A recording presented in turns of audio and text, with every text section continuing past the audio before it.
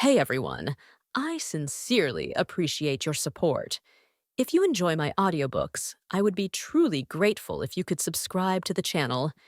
And if you'd like to support even further, you're welcome to become a Patreon member, where you can access audiobooks of novels as long as they are freely available on the internet.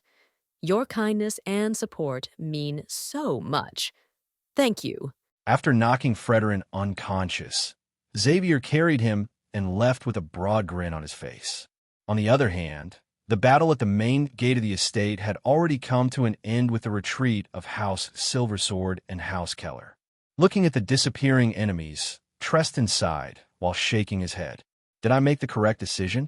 Gather the wounded and have them treated immediately. He shouted to his men. Yes, sir. They managed to repel the enemies, but they had suffered numerous casualties. Many of their warriors died, including a few knights and even elite knights. Treston didn't know if this could still be called their victory.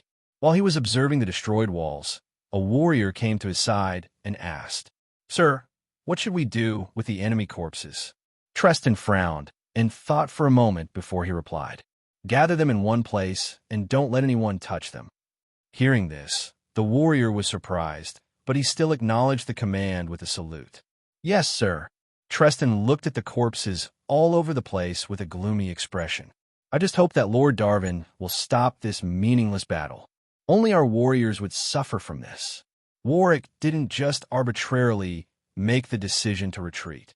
When Treston suggested it, he coincidentally saw the signal from Fredrin's group. Just then, he saw Anton Keller approaching him on horseback. Sir Warwick. The old man's face was filled with guilt and remorse. Truthfully, Warwick resented the old man. They wouldn't have to fight if he had stayed in his mansion, but Warwick knew that he was also at fault. He had underestimated the enemy's power, and it ended in tragedy. Many warriors died, including the warriors of House Silversword. Looking at the old man's face, he shook his head and waved his hand.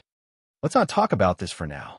We are still in enemy territory, so we must return to the estate and prepare our defenses. Anton Keller saw the grief in Warwick's eyes. He wanted to say some words of comfort, but he was too embarrassed to say it. After all, he had made the decision to attack, despite Warwick's warnings. All right, they headed back to Lanila, where they regrouped with Fredrin's team. However, they were stunned when they saw that there was only one warrior who had returned. Warwick's heart dropped when he saw this, and he quickly grabbed the only survivor in Fredrin's team. Where is Fredrin? Where is he? The elite knight was terrified by Warwick's gaze. With a trembling voice, he replied, Sir Fredrin. He stayed behind to buy us some time to escape. Warwick and the warriors of House Silversword couldn't believe their ears. Warwick subconsciously grabbed the man tighter and muttered with a blank look. How could this be? Fredrin. We encountered a transcendent knight during the rescue operation. He killed all the members of our team, and I was only lucky enough to be saved by Sir Fredrin. The elite knight grimaced as he recalled that scene. Warwick frowned. He was aware that there were 3 transcendent knights helping House Harrison. Who was it? He asked with a cold look. Xavier Coldstone. Hearing this, the face of a middle-aged man wearing a strange smile appeared on his face. If it's him, there's a chance that Fredrin is still alive. I should wait for Sir Galliner's arrival before making a decision. With Fredrin's life and death uncertain, the group returned to the estate with grim faces. Upon returning, they immediately bolstered their defenses in case of enemy retaliation. When night came, Warwick finally received the casualty report. Sir, House Keller lost 57 of their warriors. 24 of them are heavily injured and the rest are lightly injured. On our side, we lost 28 warriors. 7 are heavily injured, while the rest have minor injuries. Warwick's face darkened upon hearing this. Oh, my friend, my brother. He clenched his fists while looking at the list of casualties. You may leave. He motioned to his subordinate. The man bowed and left without saying a word. Warwick slumped into his seat and covered his face with his palm. Unknowingly, tears slid down his face as he remembered the faces of those who had died. My comrades. In the clinic of House Harrison, Darwin went to visit his injured son along with the important members of the family. When he heard that his son was in critical condition, he immediately rushed to the clinic. "Where is Richard? Where's my son?" Darwin roared at the medical personnel as soon as he arrived. "Lord Richard is still being treated, my lord." One of the medical personnel responded nervously. "Where is he? Bring me to his room," Darwin shouted. "You can't go there, my lord. The doctors and nurses might not be able to concentrate with you around. Please relax and have some faith in our medical personnel." Treston suddenly appeared. Seeing him, Darwin walked towards him and slapped him hard. "Huh, my son was harmed because of you. If you had protected him well, he wouldn't have been hurt." Darwin vented his frustrations on the old warrior. Everyone was shocked to see this. They felt pity for the old warrior, but no one dared to speak up. Treston didn't even flinch after taking that slap. It didn't hurt him in the slightest, but he felt something within him crumble. He lowered his head and apologized. "I was incompetent, my lord. It was indeed my fault. I will voluntarily step down from my position as the commander of the army to atone for my incompetence." He didn't wait for Darwin's response and left the clinic with heavy strides. Looking at the old warrior's disappearing figure, Darwin belatedly realized that he had overreacted. "Wait, Sir Treston." He called out to the old warrior, but Treston didn't look back. "Damn it." Darwin gritted his teeth and stormed inside the clinic to search for his son. Everyone felt a sense of unease all of a sudden. A rift has been formed between Darwin and Treston. After knocking Frederick unconscious, Xavier carried him and left with a broad grin on his face. On the other hand, the battle at the main gate of the estate had already come to an end with the retreat of House Silversword and House Keller. Looking at the disappearing enemies, Treston sighed while shaking his head. "Did I make the correct decision? Gather the wounded and have them treated immediately," he shouted to his men. "Yes, sir." They managed to repel the enemies, but they had suffered numerous casualties. Many of their warriors died, including a few knights and even elite knights. Treston didn't know if this could still be called their victory. While he was observing the destroyed walls, a warrior came to his side and asked, "Sir, what should we do with the enemy corpses?" Treston frowned and thought for a moment before he replied, "Gather them in one place and don't let anyone touch them." Hearing this, the warrior was surprised, but he still acknowledged the command with a salute. "Yes, sir." Treston looked at the corpses all over the place with a gloomy expression. "I just hope that Lord Darwin will stop this meaningless battle. Only our warriors would suffer from this." Warwick didn't just arbitrarily make the decision to retreat. When Treston suggested it, he coincidentally saw the signal from Frederick's group. Just then, he saw Anton Keller approaching him on horseback. "Sir Warwick." The old man's face was filled with guilt and remorse. Truthfully, Warwick resented the old man. They wouldn't have to fight if he had stayed in his mansion, but Warwick knew that he was also at fault. He had underestimated the enemy's power, and it ended in tragedy. Many warriors died, including the warriors of House Silversword. Looking at the old man's face, he shook his head and waved his hand. "Let's not talk about this for now. We are still in enemy territory, so we must return to the estate and prepare our defenses." Anton Keller saw the grief in Warwick's eyes. He wanted to say some words of comfort, but he was too embarrassed to say it. After all, he had made the decision to attack despite Warwick's warnings. All right, they headed back to Lanila, where they regrouped with Frederick's team. However, they were stunned when they saw that there was only one warrior who had returned. Warwick's heart dropped when he saw this, and he quickly grabbed the only survivor in Frederick's team. "Where is Frederick? Where is he?" The elite knight was terrified by Warwick's gaze. With a trembling voice, he replied, "Es Sir Frederick. He stayed behind to buy us some time to escape." Warwick and the warriors of House Silversword couldn't believe their ears. Warwick subconsciously grabbed the man tighter and muttered with a blank look, "How could this be? Frederick." "We encountered a transcendent knight during the rescue operation. He killed all the members of our team, and I was only lucky enough to be saved by Sir Frederick." The elite knight grimaced as he recalled that scene. Warwick frowned. He was aware that there were 3 transcendent knights helping House Harrison. "Who was it?" he asked with a cold look. "Xavier Coldstone." Hearing this, the face of a middle-aged man wearing a strange smile appeared on his face. "If it's him, There's a chance that Fredrin is still alive. I should wait for Sir Galliner's arrival before making a decision. With Fredrin's life and death uncertain, the group returned to the estate with grim faces. Upon returning, they immediately bolstered their defenses in case of enemy retaliation. When night came, Warwick finally received the casualty report. Sir, House Keller lost 57 of their warriors. 24 of them are heavily injured and the rest are lightly injured. On our side, we lost 28 warriors. 7 are heavily injured, while the rest have minor injuries. Warwick's face darkened upon hearing this. Oh, my friend, my brother. He clenched his fists while looking at the list of casualties. You may leave. He motioned to his subordinate. The man bowed and left without saying a word. Warwick slumped into his seat and covered his face with his palm. Unknowingly, tears slid down his face as he remembered the faces of those who had died. My comrades, in the clinic of House Harrison, Darwin went to visit his injured son along with the important members of the family. When he heard that his son was in critical condition, he immediately rushed to the clinic. Where is Richard? Where is my son? Darwin roared at the medical personnel as soon as he arrived. Lord Richard is still being treated, my lord. One of the medical personnel responded nervously. Where is he? Bring me to his room, Darwin shouted. You can't go there, my lord. The doctors and nurses might not be able to concentrate with you around. Please relax and have some faith in our medical personnel. Treston suddenly appeared. Seeing him, Darwin walked towards him and slapped him hard. Pa, my son was harmed because of you. If you had protected him well, he wouldn't have been hurt. Darwin vented his frustrations on the old warrior. Everyone was shocked to see this. They felt pity for the old warrior, but no one dared to speak up. Treston didn't even flinch after taking that slap. It didn't hurt him in the slightest, but he felt something within him crumble. He lowered his head and apologized. I was incompetent, my lord. It was indeed my fault.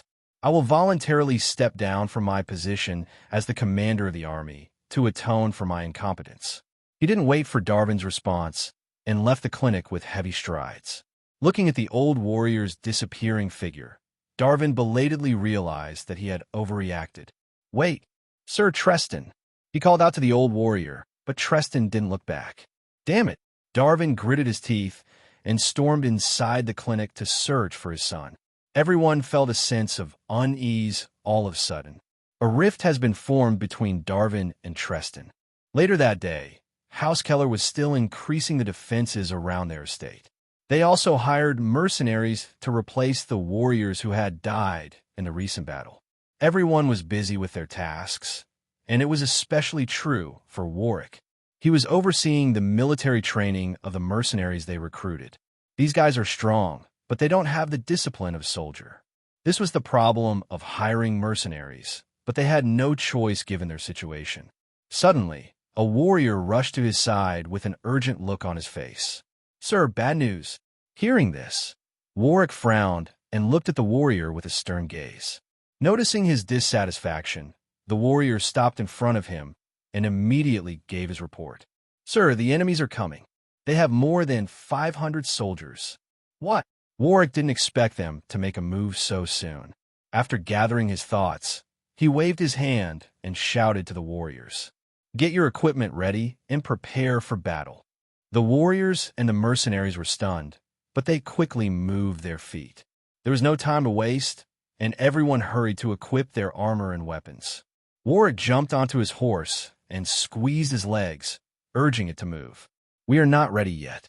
Can we even survive until our reinforcements arrive?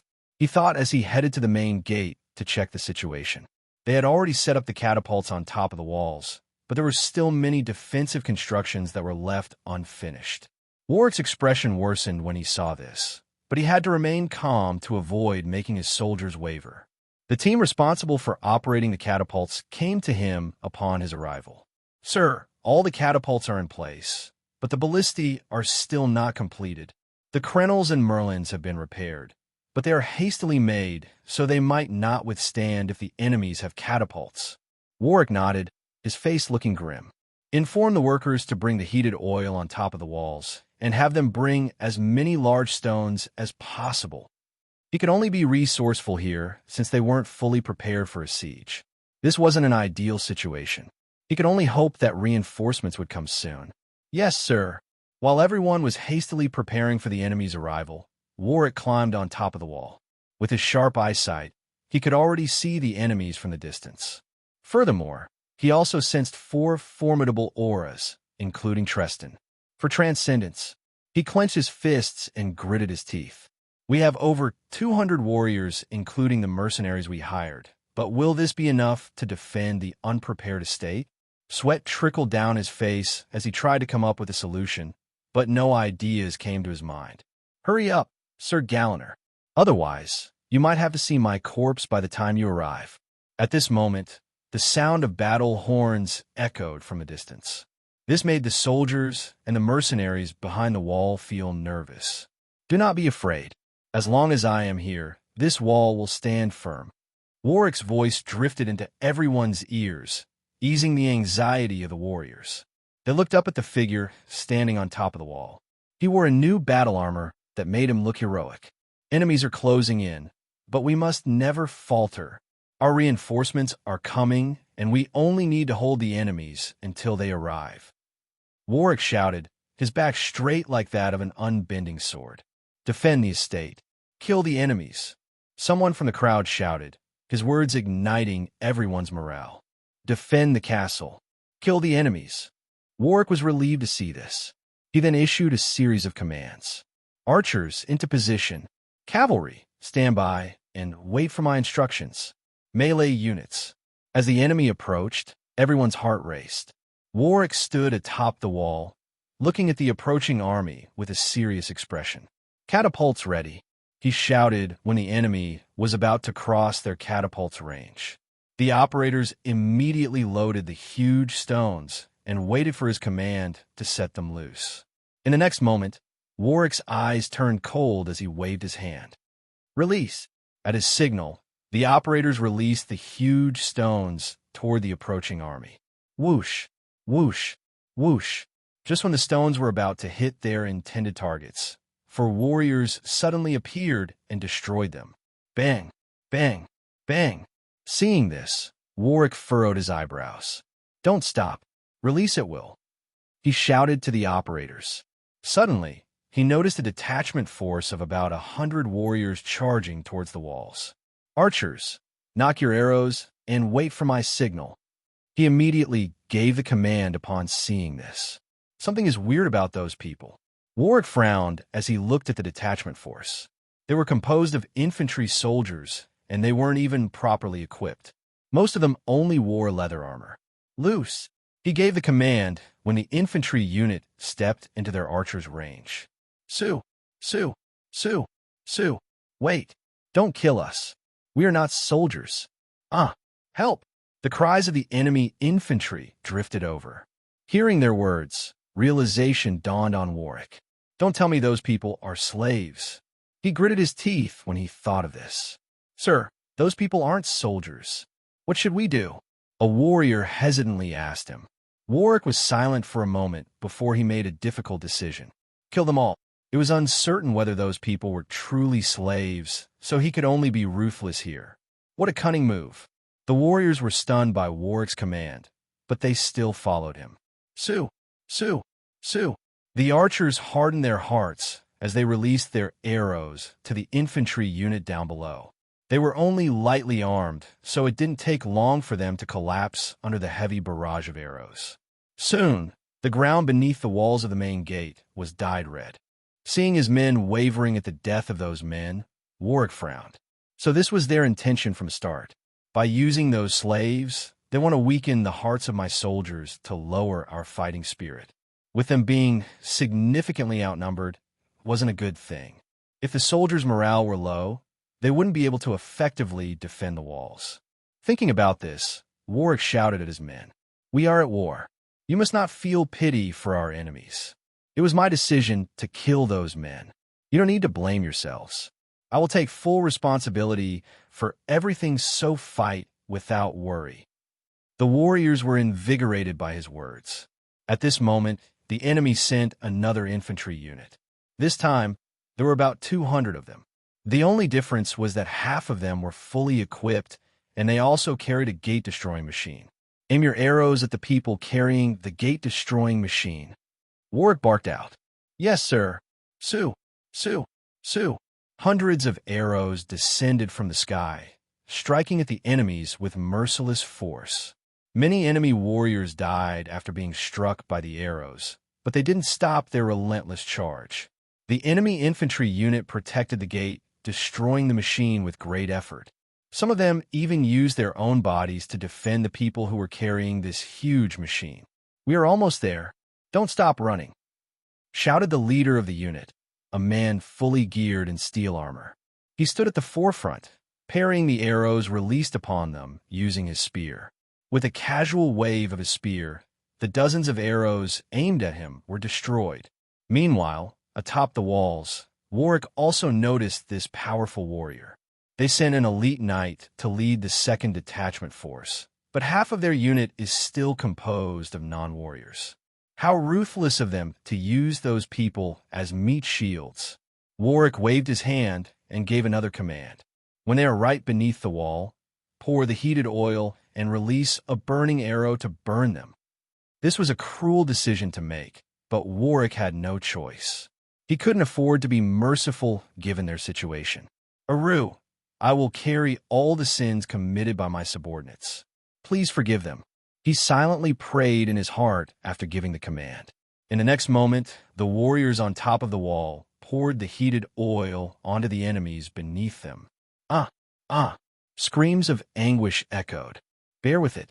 We are here to fulfill our mission. Destroy the gate. The leader of the infantry unit shouted to his men.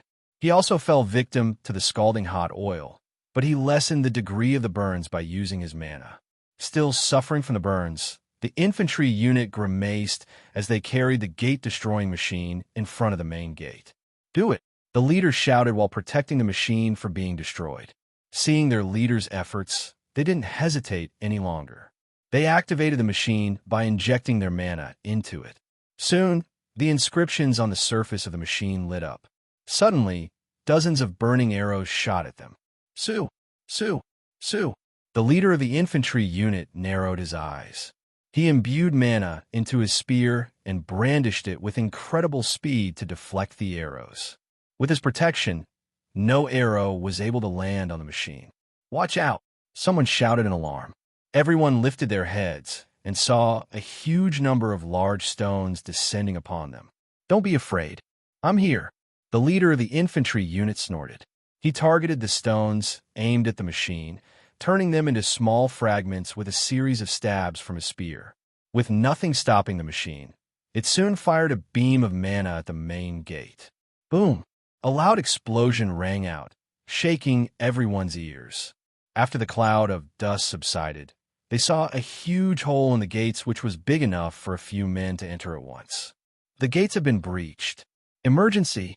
The gates have been breached. Warwick received the grave report from his subordinates. With a dark expression, Warwick issued a command. Cavalry, prepare to engage with intruders. Yes, sir. Warwick had already anticipated this. The main gate of the estate wasn't engraved with a defensive ability, so he knew that it wouldn't last for long. He turned his attention to the enemy's main army and noticed that they had finally made their move. Don't let the main army get close so easily. Release your arrows at will, he shouted. He then passed the authority to command to an elite knight of House Keller. Sir, where are you going? The man asked in surprise after getting Warwick's instruction. Warwick tapped his shoulder and replied, I need to command the cavalry unit. Stay here and try your best to eliminate as many enemies as you can. Hearing this, the elite knight nodded. I will do my best, sir. Warwick jumped down from a wall and climbed onto his horse. He lifted his double-bladed spear and shouted, The enemies are upon us. Lift your weapons and prepare to charge with me.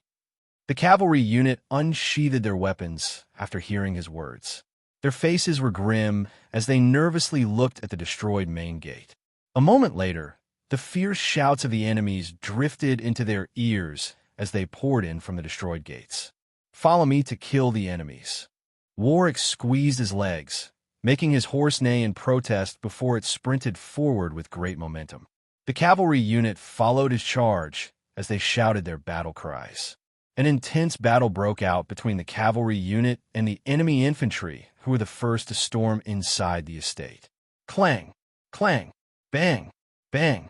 The enemy infantry unit was already a spent force, so they quickly collapsed under the hands of the cavalry unit's furious attacks. However, a small group of the infantry unit survived the assault. They were composed of less than 20 men, with the elite knight from earlier taking command. I must kill those people. With fierce eyes, Warwick urged his mount to charge towards the small group. The elite knight felt a heavy and oppressive aura locking in on him, making his heart drop. This aura must be from that person. He turned his head at the warrior charging at them with unstoppable force. He wielded a double-bladed spear, the weapon used by the famous Warwick. "It's him, Warwick," the elite knight exclaimed. "Focus your attacks on that person." He commanded his men. He rushed forward, leading his men in an attempt to stop Warwick. However, "Do you think a mere elite knight can stop me?" Warwick's indifferent voice drifted into his ears. In the next moment, a terrifying power was unleashed upon them, making their hearts palpitate with fear. Bang! With a swing of his double-bladed spear, Warwick effortlessly killed the elite knight's small team. Looking at the corpses of his comrades, the elite knight was filled with disbelief. Is there really that much of a difference between our strengths? He lifted his severely wounded body while looking at Warwick's formidable figure. With a bleak smile, he said, "You might be powerful, but can you stop 4 transcendent knights by yourself?" Warwick remained unperturbed by his words. He swung his double-bladed spear and ended the man's life. KHSHHK, a powerful elite knight, fell just like that. Warwick flicked his weapon and looked at the destroyed gates with a grim look. He could sense that the enemy's main army was about to enter. "The enemy's main army is about to enter. Rally behind me and form in defensive formation," he shouted. Hearing his commands, the warriors of House Silversword and House Keller quickly moved into formation. The mercenaries weren't used to these formations, so they moved sloppily. Warwick noticed this, but there was no time to correct them. He could only pray that those hired warriors wouldn't slow them down during the battle. Soon, the ground trembled and the partially destroyed gates were blasted into smithereens. More enemies entered, rushing in with ferocious expressions. Warwick saw a familiar figure leading the enemies. It was Tristan, the old warrior he had fought recently. Seeing him, Warwick's face fell. Just then, he sensed another powerful aura, but it didn't stop there. 2 more transcendents appeared. Warwick tightly gripped his weapon while looking at the 4 figures. "Warwick, you should surrender. There is no need for you to fight a losing battle." Tristan's voice echoed. Hearing this, Warwick took a deep breath. "Sir Tristan, I am a warrior of House Silversword, and I have been tasked to protect this estate."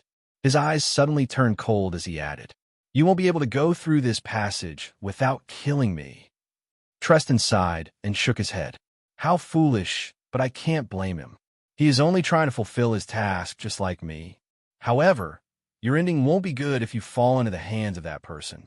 Thinking about this, he moved his gaze toward a middle-aged man who was holding a sword. It was Xavier Coldstone. "I will retire after this battle is over. I'm tired of these meaningless battles." While he was immersed in his thoughts, a weird voice suddenly drifted over. "So you're Sir Warwick. You are quite the looker, aren't you?" Warwick raised an eyebrow as he looked at the man holding a short sword. "That insignia, is he from House Coldstone? Then he must be Xavier Coldstone. Where is Fredrin?"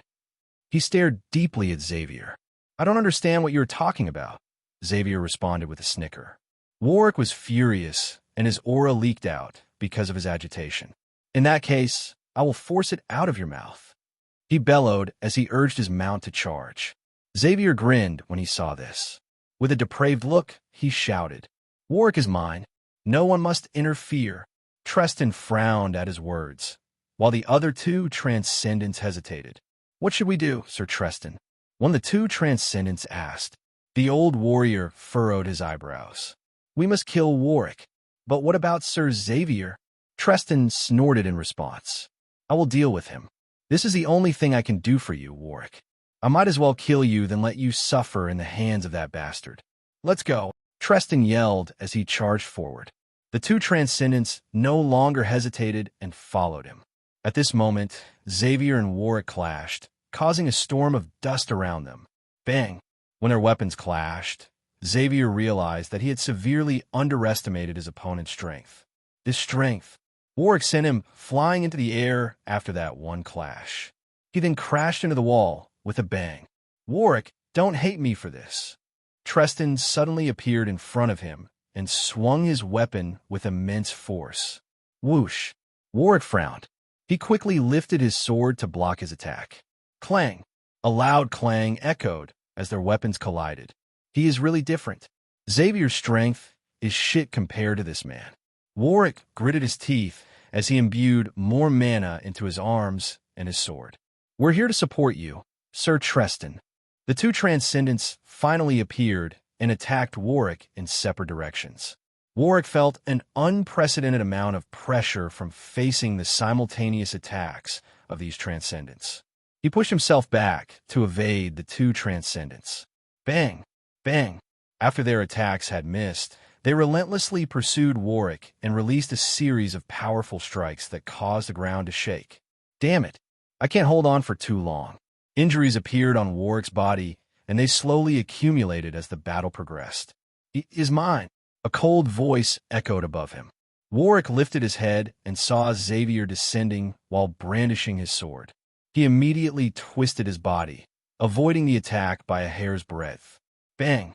Warwick looked at the four transcendents before him and felt a wave of fatigue. He tried his best to hold them back, but he had reached the limits of his stamina. I can't die just yet. A burst of fearsome power erupted from him as he released his remaining mana. Come at me. Looking at Warwick's heroic figure, the four transcendents subconsciously tightened their grip on their weapons. Stop this futile resistance, Sir Warwick.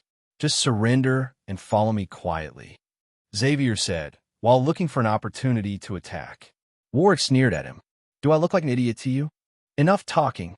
Let's end this battle now, Tristan shouted as he made the first move. He rushed towards Warwick and brandished his sword while activating its power of vibration. Whoosh! Warwick had already experienced the terror of his sword's strange ability, so he didn't choose to meet him head-on. He waved his sword and redirected Tristan's attacks. I can feel the fearsome vibrations, but my body can still handle it. Facing the old warrior, he could only try his best to minimize the damage to his body. Suddenly, he felt a sense of danger creeping behind him. He quickly pulled back his head. Whoosh! A flying dagger brushed past his face, leaving him with a minor cut. Warwick looked at the guy who had thrown the dagger and saw him grinning at him. Shit, all these guys are dangerous. He thought he only had to worry about Tristan and Xavier, but the other two were just as troublesome. They might be a bit weaker, but they have some fatal techniques in their arsenal. As the battle dragged on, Warwick's fatigue became more apparent. He had to take deep breaths every now and then. He didn't even have enough time to rest since his enemies didn't allow him to get a breather. As a result, he had been struck by powerful attacks quite frequently, which left severe injuries in his body. The worst one was a slash to his back, which almost severed his head. Soon, Warwick finally fell on his knee, gasping for breath. I'm at my limit. He lifted his head and saw that his enemies were still in great condition. They had minor cuts and injuries, but nothing life-threatening. Sir Warwick, you should have followed me obediently. You wouldn't have to suffer if you had only listened. Xavier's voice drifted into his ears. Hearing this, Warwick snorted. If you had fought me by yourself, you wouldn't be standing there right now. After saying those words, he stabbed his sword to the ground and used it as leverage to lift his weary body. Watching him struggle to stand up, Xavier let out a weird smile. You are making me feel excited. He approached the severely wounded warrior, his mind filled with evil thoughts. Your friend also rejected me, so I forced myself on him. Do you want to hear more about what happened? Xavier winked at him, making Warwick feel disgusted and furious. Warwick swayed while trying to stand upright. He then muttered in a cold voice. Humiliating a warrior of House Silversword. That was the worst decision you made. Soon, You will face retaliation that will make you beg for death. Xavier put on a scared look. Oh my, so scary. Ha ha ha. Sir Xavier, you should. Shut your mouth, old man. Don't disturb me while I do my thing. Xavier made a shooing gesture at Tristan. The old warrior's face darkened. Where were we? Xavier moved his gaze back to Warwick and walked closer to him with a faint smile. Seeing this, Warwick lifted his sword and aimed the blade at his heart. I might as well die than let this bastard humiliate me. Just as he was about to stab himself with the sword, a figure descended from above and stood between him and Xavier. Are you all right, Sir Warwick? It was an emotionless voice that made Warwick's uneasiness disappear. He looked at the tall figure and smiled with relief. You're just in time, Sir Galliner. Good. Leave this to me. Galliner replied indifferently. Xavier was stunned when he saw the massive warrior suddenly appearing in front of him. I didn't sense his presence. Who is this guy? He felt a wave of terror gripping his heart. He wanted to retreat, but when he tried to lift his feet, he realized that an invisible pressure was preventing him from moving. He felt a chill running down his spine. In the next moment, Galliner moved like a ghost and appeared next to Xavier. He then grabbed him by the neck and lifted him into the air. Xavier grabbed the pincer-like arm and attempted to escape from the man's grip, but he found himself unable to muster his strength. He couldn't breathe, and the lack of air slowly suffocated him. Ari, release me. His eyes turned bloodshot, and his face slowly turned purple. Galliner increased the strength of his grip, which made Xavier fall into unconsciousness. I won't kill you for now, he muttered coldly as he tossed Xavier aside. He then turned his head towards the three remaining transcendents. Upon sensing his gaze, the three warriors felt an unprecedented amount of fear. With sweat trickling down his face, Tristan asked, Are you Sir Galliner? His massive size and overwhelming power exposed his identity, but Tristan still wanted to confirm it. Meanwhile, the two other transcendents couldn't even utter a word. They stood like mute statues looking at Galliner with trembling eyes. They were all transcendent knights, but even without fighting, they could already sense the huge difference between their power. Just the intense aura leaking out from Galliner was enough to suffocate them. Galliner didn't respond. He walked towards the three step by step while silently gathering mana into his arms. When one of them entered his range, he swung his arm and gave the guy the most destructive slap he had received. The Transcendent Knight didn't even see him make a move. His head spun like a spinning top before it fell to the ground with a thud. His headless corpse collapsed with blood gushing out from his neck. Tristan and the remaining Transcendent Knight were terrified when they saw this. If you think you can kill me that easily, you are terribly rodash.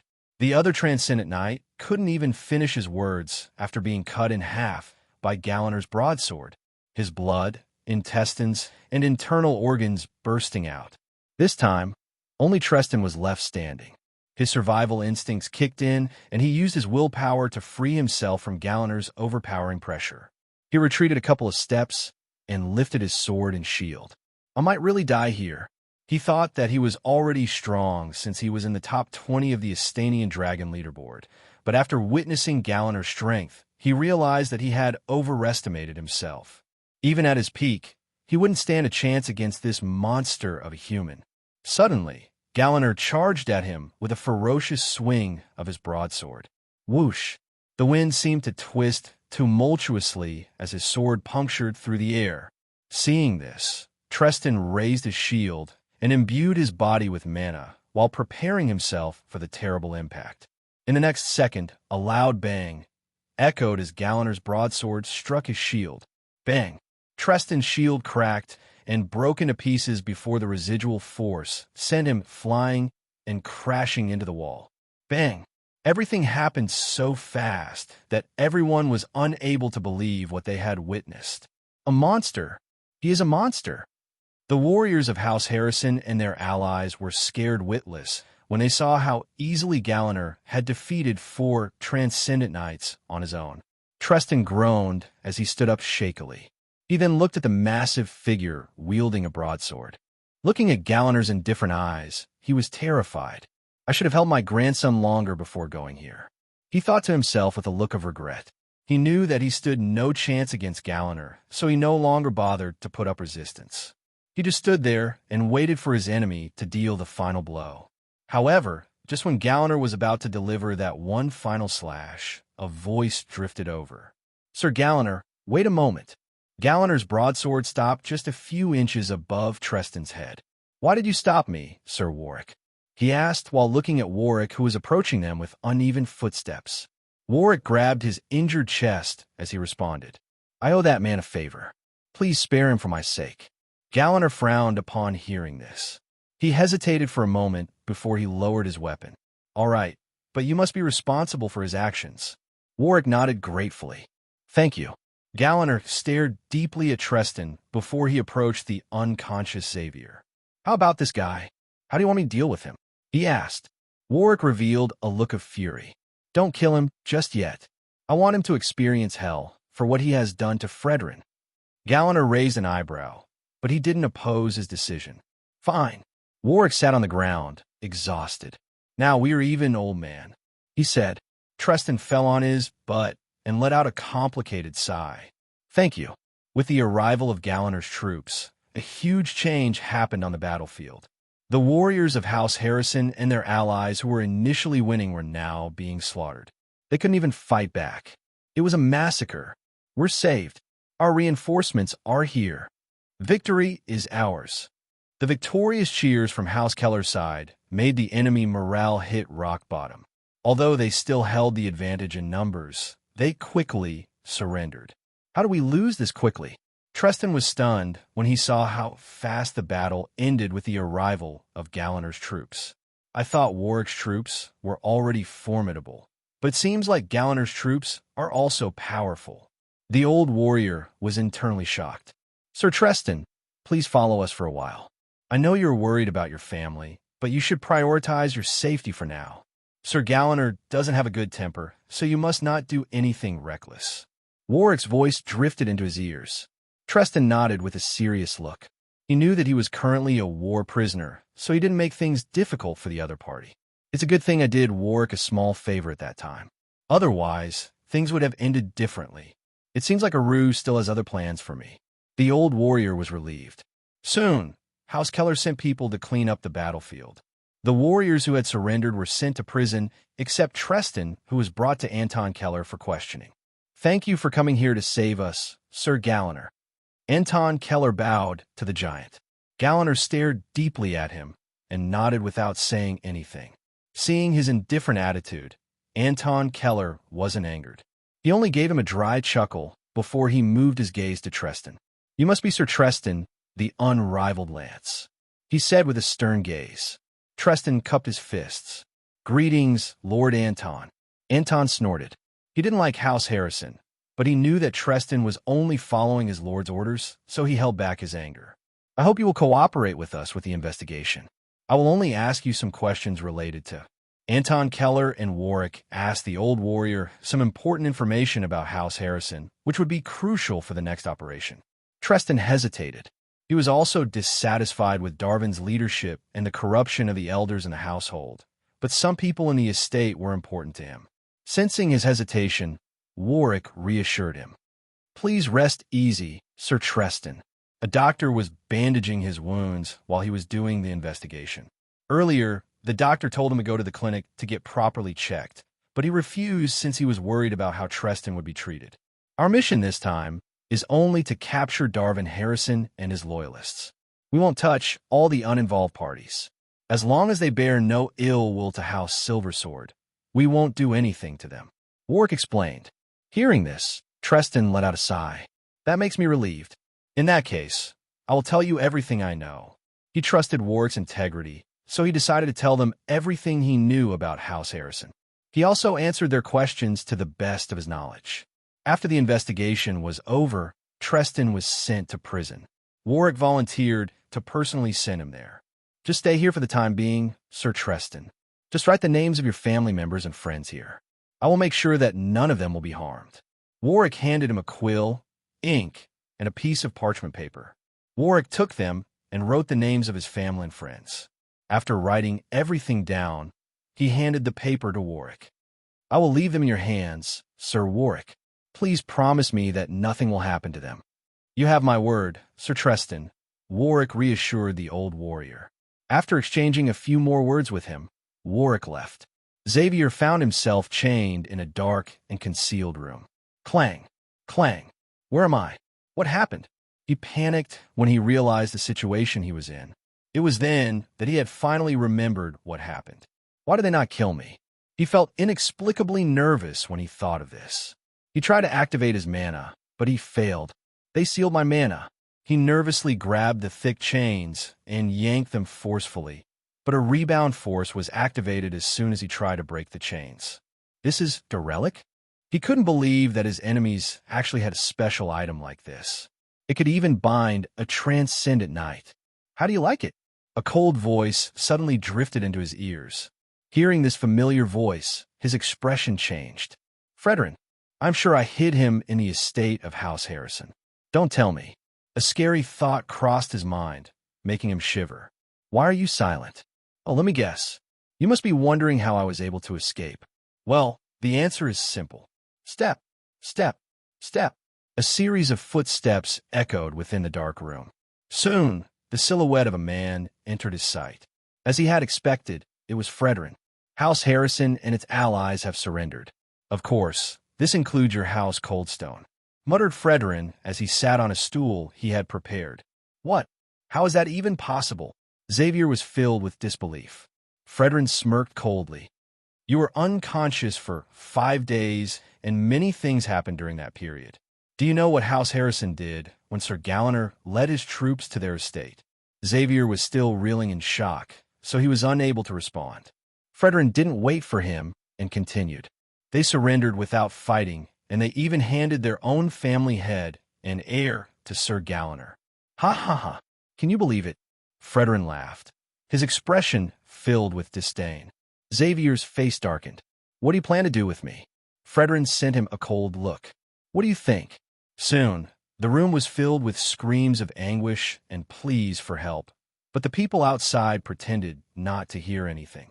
In North Pine Town, celebratory banners were hung around the town. This was because Alaric would be married to Hershey Paxley soon. Everyone was in a good mood, but the same couldn't be said for Alaric. He was inside his study, reading a letter he had received from Warwick. Owen, he was a good man. Alaric sighed and leaned on his seat with a gloomy look. This is my fault. I underestimated House Harrison. I should have sent Galliner from the start. Thinking about this, he activated his mana and burned the letter. This is a wake-up call for me. I must never underestimate my enemies again, no matter how weak they look on the surface. He vowed to himself that he would never make the same mistake. 5 days later, in the clinic of House Keller, Warwick was chatting with the patients when a messenger came to him to give his report.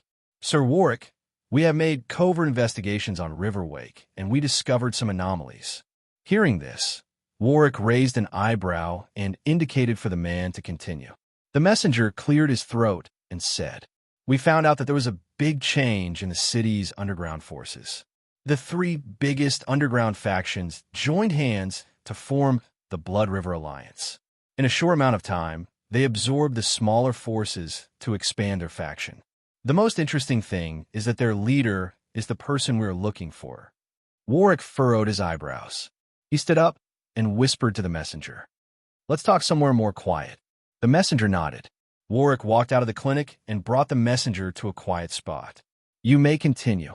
Yes, sir. The messenger looked around to make sure that no one was nearby before he spoke. We have confirmed it, sir. The leader of the Blood River Alliance is Liam Paxley. Also, we discovered that he had changed into another identity. He bribed a fallen nobility and Warwick smiled in contempt upon hearing this. The bug finally revealed itself. Is Galliner already aware of this? He asked the messenger. The man scratched his head and replied with a nod of his head. Sir Galliner was the first one to hear this information, sir. He hesitated for a moment, but when he noticed Warwick's dissatisfied face, he gritted his teeth and said, Sir Galliner said that you should stay at the clinic and recuperate. He also said that he will take care of this matter by himself. Hearing this, Warwick smiled bitterly while shaking his head. Since he doesn't want me to get involved, then I will obediently stay here.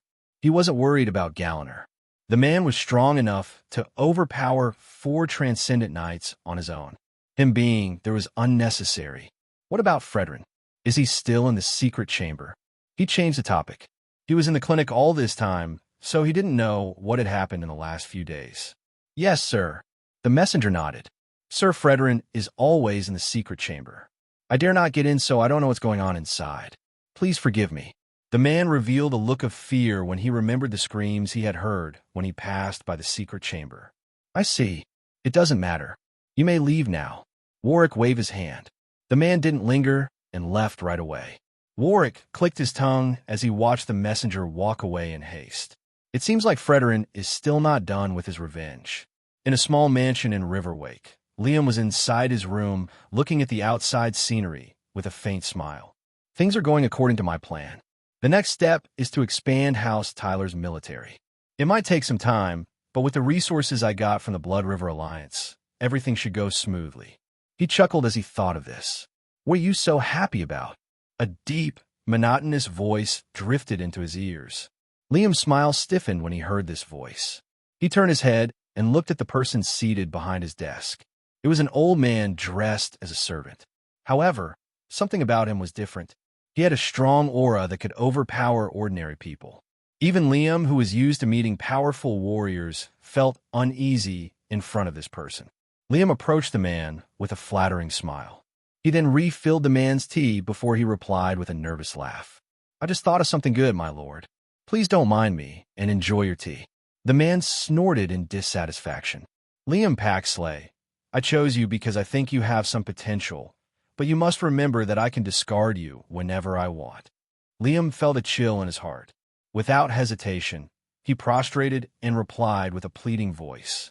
Please don't abandon me, Lord Dalton. I will do everything you want. Just give me some time to complete my objectives. The old man named Dalton shook his head. My patience is limited. I will give you 3 more days. If you're still not ready by then, I will consider it as you breaking your promise. The old man stood up and gave him a deep look before he left. Liam didn't dare insist on making him stay. After the old man left, he paced around the room while rubbing his temples. 3 days? How can I complete everything in 3 days? He wants me to abandon my revenge. Impossible. Just then, he suddenly heard a violent explosion outside the mansion. Liam frowned and rushed to the window to take a look at the situation. What happened? His face darkened when he saw a large army approaching them. The warriors of the Blood River Alliance couldn't resist their attack and easily crumbled. Those flags. House Silversword. His heart dropped when he saw the flags carried by the invaders. Who exposed my whereabouts? Who is it? Damn it. Liam didn't bother to change into a new set of clothes. He hastily stepped out of the room and headed to the basement where a secret passage was hidden. While trying to escape, he happened to encounter the lord of House Tyler. What's going on? Why are the warriors of House Silversword attacking us? Liam was already in a bad mood, and seeing this man wasting his time, his mood worsened. Shut your mouth, he shouted and slapped the man in his moment of rage. The lord of House Tyler lost his footing after being slapped by Liam. With a single misstep, he fell down the stairs head first and accidentally cracked his skull. Looking at the dying man, Liam's eyes were cold. You shouldn't have blocked me, old man, he muttered before he headed straight to the basement. It should be somewhere around here. Liam traced his hands on the wall, searching for that mechanism to trigger the hidden passage. He could already hear the sounds of battle getting closer, making him feel more anxious. Damn it, where is it? Just when he was about to go crazy, his hand suddenly pressed something unusual. Found it! The bookshelf behind him parted, revealing a hidden door. Without hesitation, Liam pushed the door open and entered the hidden passage. This passage will lead me outside the estate. Other than that old man for House Tyler, no one else knows this secret route. Liam navigated the dark passageway, dimly illuminated by torches. To prevent anyone from discovering him, he even masked his footsteps and controlled his breathing. It was a long run that took him more than 30 minutes. I'm almost there. He could already see the door at the end of the passageway. With one quick sprint, he rushed to the door and pushed it open. The first thing he saw was a forest filled with trees. "I'm out." He was excited. "I knew you would escape through this door." An indifferent voice drifted into his ears, scaring him out of his wits. "Who's there?" Liam turned around and saw a giant warrior wearing a demonic mask. When their eyes met, Liam felt an oppressive aura that forced him to kneel. It was a pressure so overwhelming that it almost made him piss his pants. "Step, step, step. Sir Galliner told me to wait here for you." The masked giant muttered. "Even Galliner is here." Liam knew who Galliner was. As the leader of the biggest underground faction in Riverwake, he was privy to the major events that occurred in the past few months. Galliner was someone he had always feared. "Wait, did Alaric send you to capture me? I can pay you double what he paid you." Liam lifted his head as he tried to negotiate with the other party. The masked warrior stopped in front of Liam and stared at him in amusement. "So this is how pathetic you look when you beg for your life. Liam, you son of a bitch. Because of you, I was forced to separate from my family." Liam's face fell when he heard this. "Shit, who is this guy? Who are you?" he asked hesitantly. The masked warrior's eyes were bloodshot, and it looked like he would kill Liam on the spot, but quickly he took a deep breath to calm his agitation. After gathering his senses, he grabbed Liam like he was lifting a little toy as he muttered, "You provoked the wrong person, Liam, and now you will have to pay for the crimes you have committed." Those were the last words that Liam heard before he lost consciousness. A few days later, Liam found himself locked up inside a prison cell.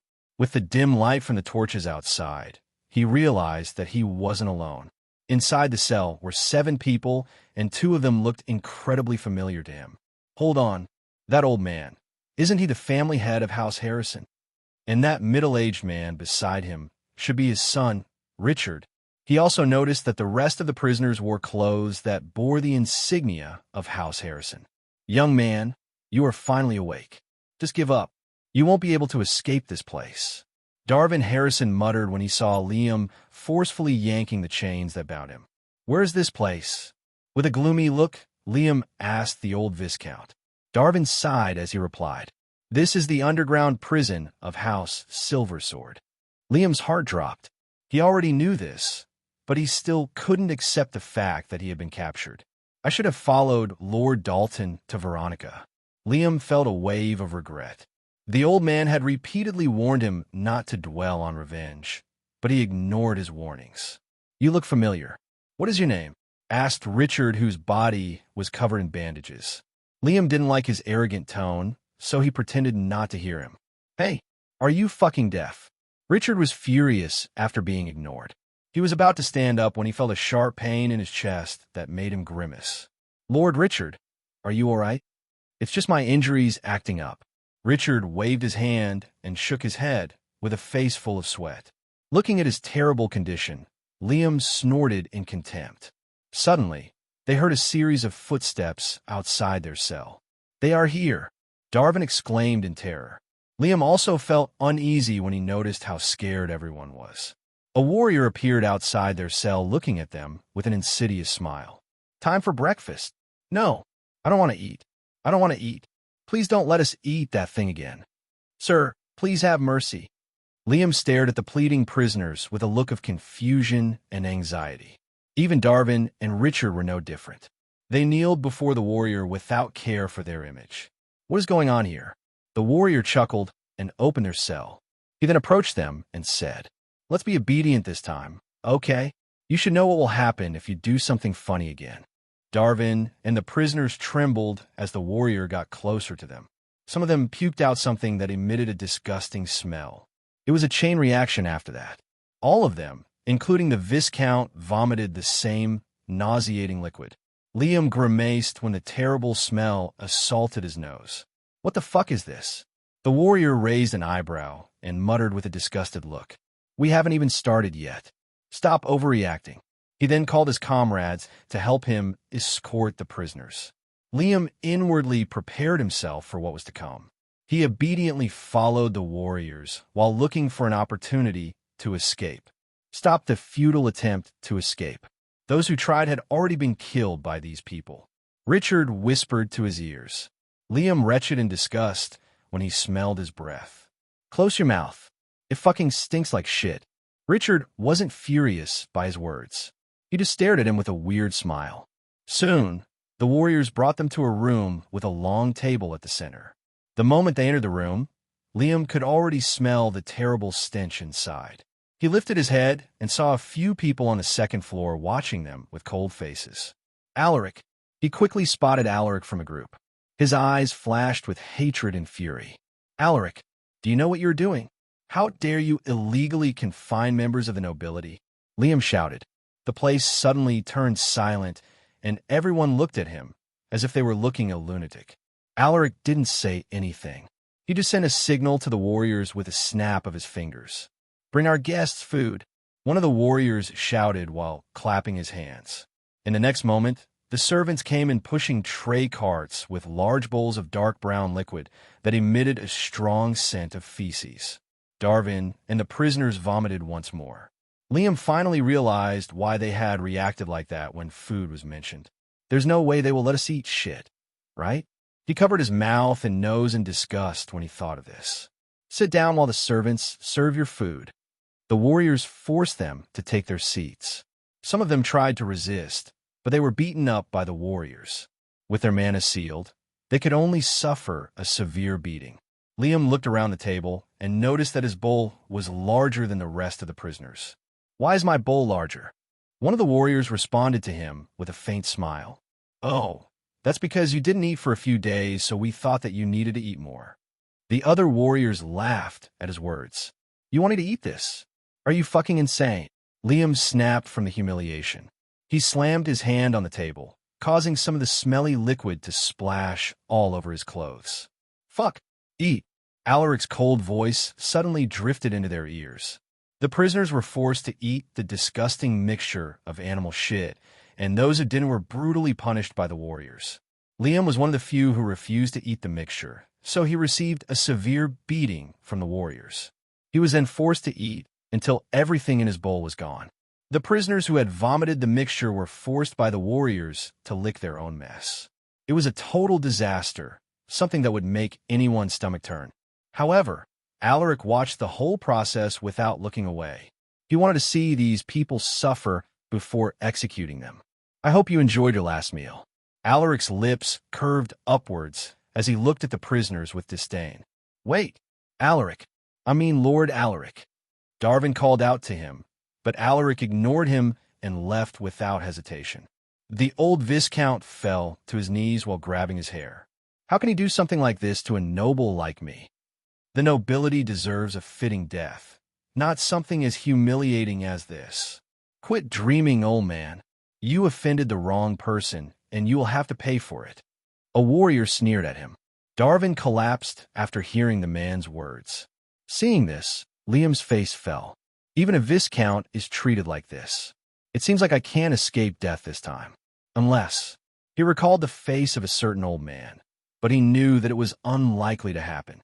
Soon, the warriors took the prisoners outside to await their execution. Alaric headed to the training grounds after watching his enemies suffer. Seeing them suffer, such humiliation filled him with glee, but it wasn't enough to quell the fury in his heart.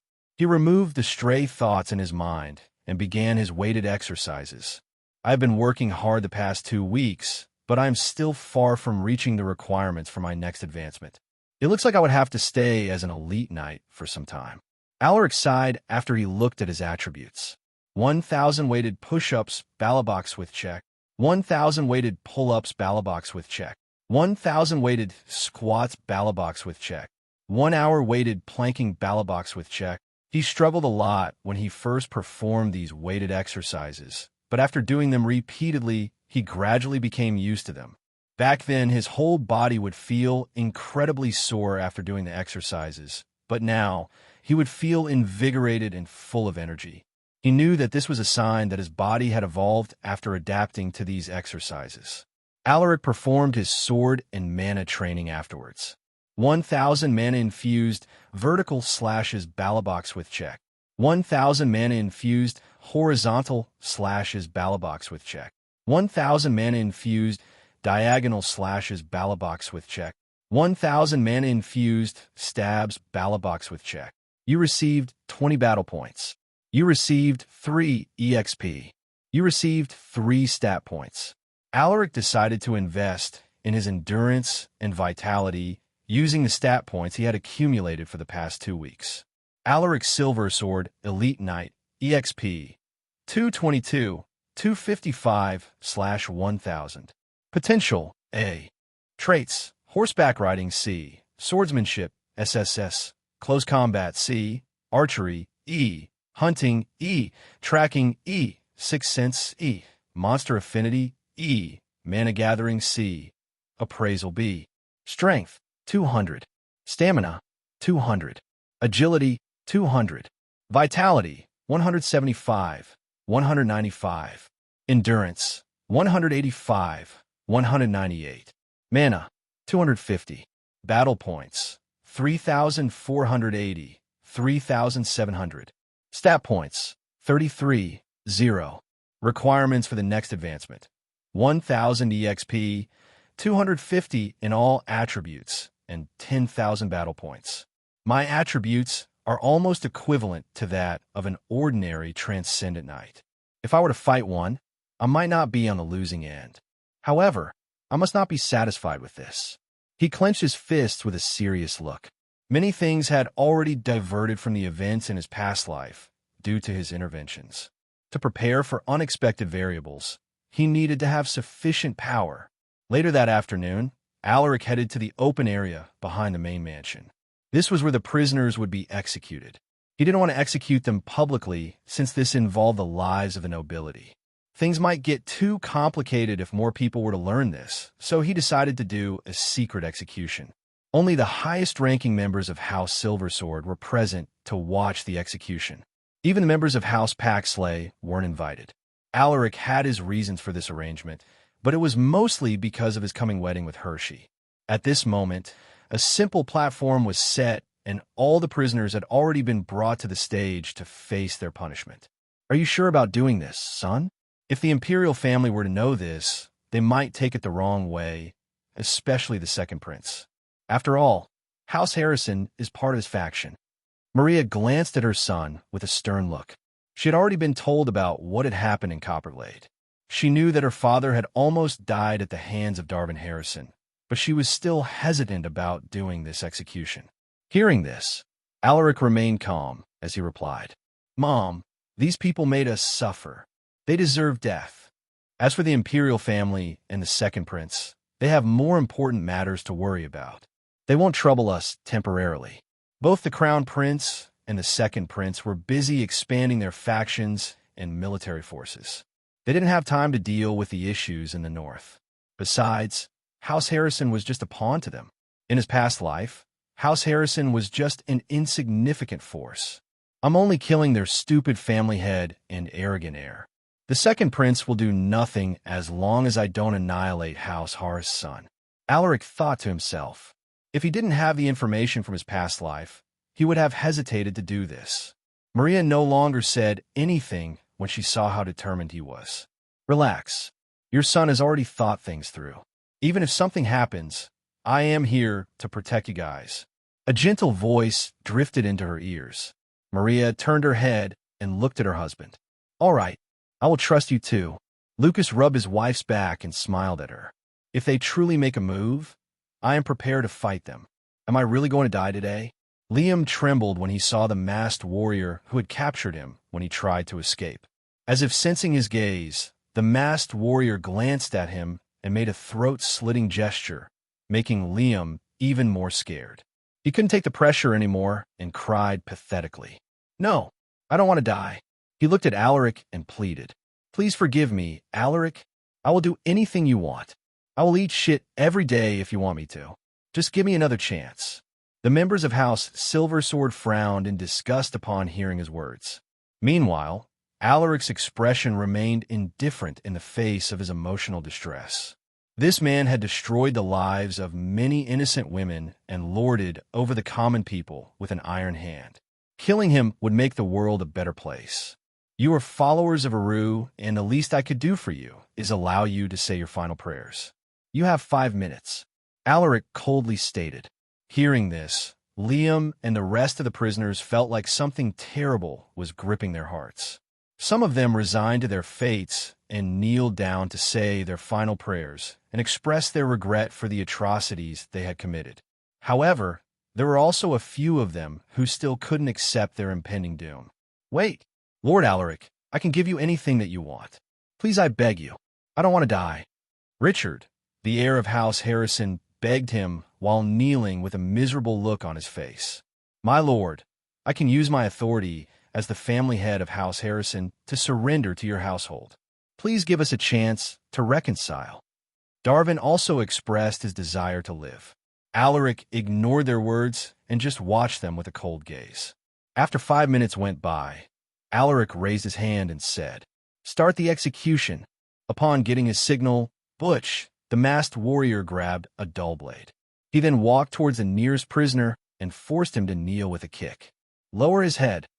He instructed the warriors who were there to assist him with the execution. The warriors didn't dally.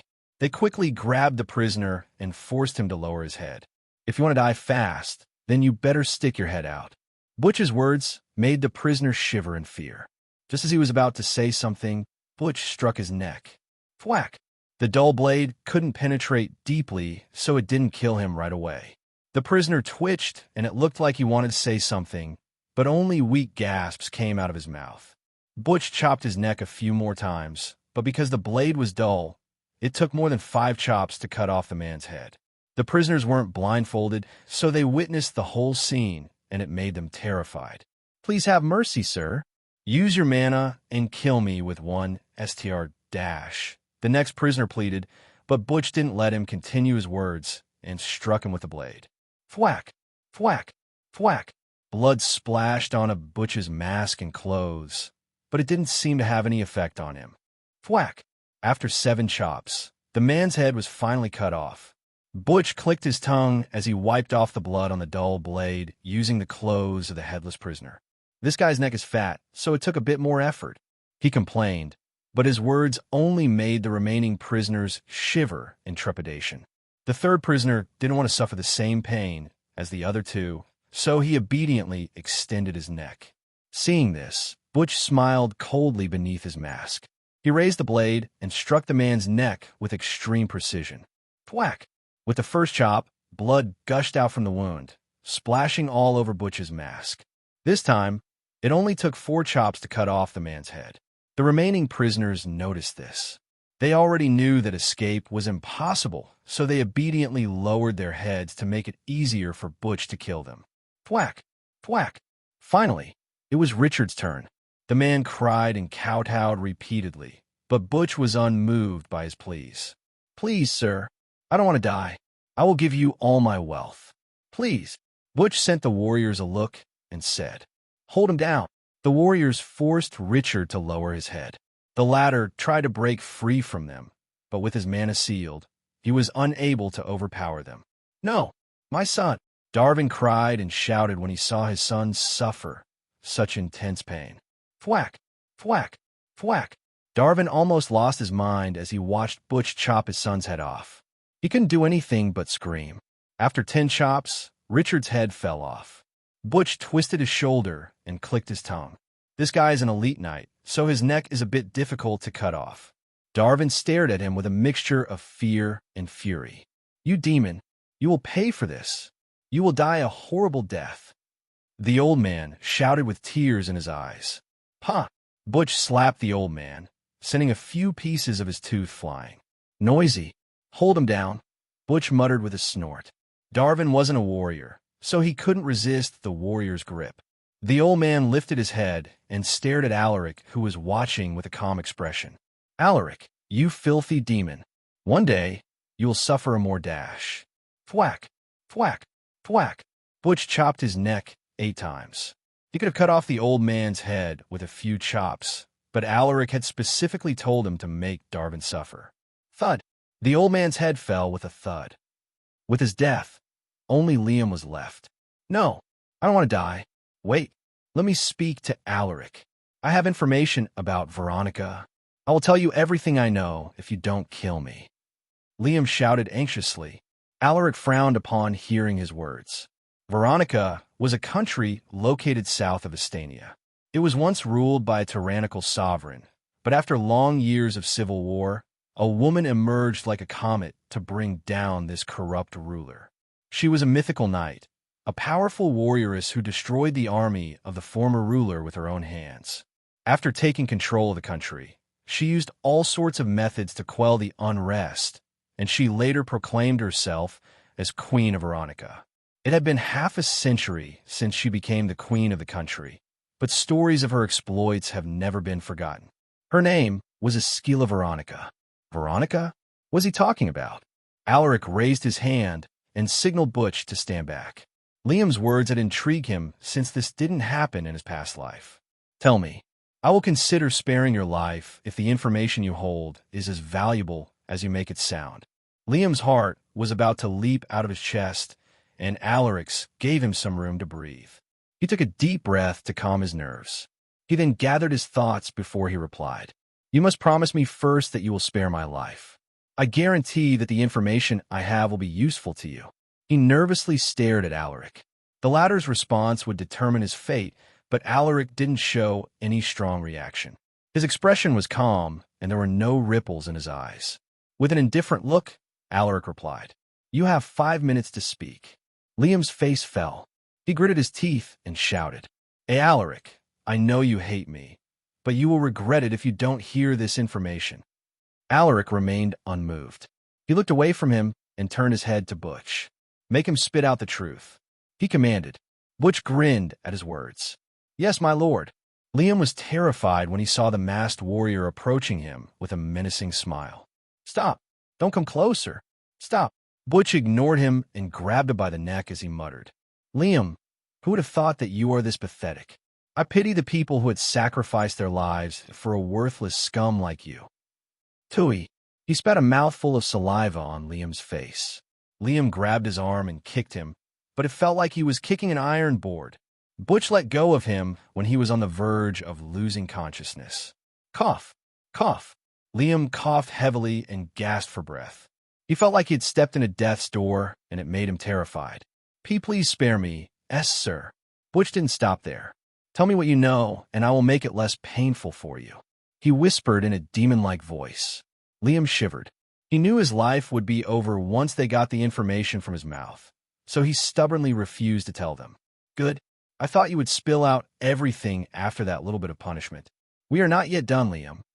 Butch's voice drifted into his ears like a demon's whisper. In the next moment, Butch let him experience all sorts of torture methods, each one being more cruel than the other. The spectators grimaced as they watched the whole scene. Liam's screams echoed for the next half an hour until his voice turned into hoarse gasps and weak whimpers. Kill me. I will tell you everything I know. Just kill me. Liam uttered with blood, tears, and snot covering his whole face. Hearing this, Butch tapped his shoulders and smiled. You should have said this from the start. There was no need for you to suffer like this. Liam almost fainted when he heard the mockery in his voice, but he pretended not to notice it. He just wanted to end this suffering. There is a high-ranking person from Veronica hiding here in the north. I don't know his exact identity, but I am sure that he is at least a transcendent knight. He approached me recently and invited me to join their faction, but KK. Before he could finish his words, Liam's head suddenly bulged as if air was being pumped into him. He grabbed his head and looked like he was in severe pain. What's going on? Alaric jumped on top of the platform and rushed to his side to take a closer look at his condition. Wait, Alaric, you guys get away from him. Lucas' urgent shout drifted into their ears. Hearing this, Alaric and the others quickly reacted. They jumped off the platform and retreated into a safe distance. At this moment, Liam's head exploded with a bang. Blood and brain matter splattered all over the platform.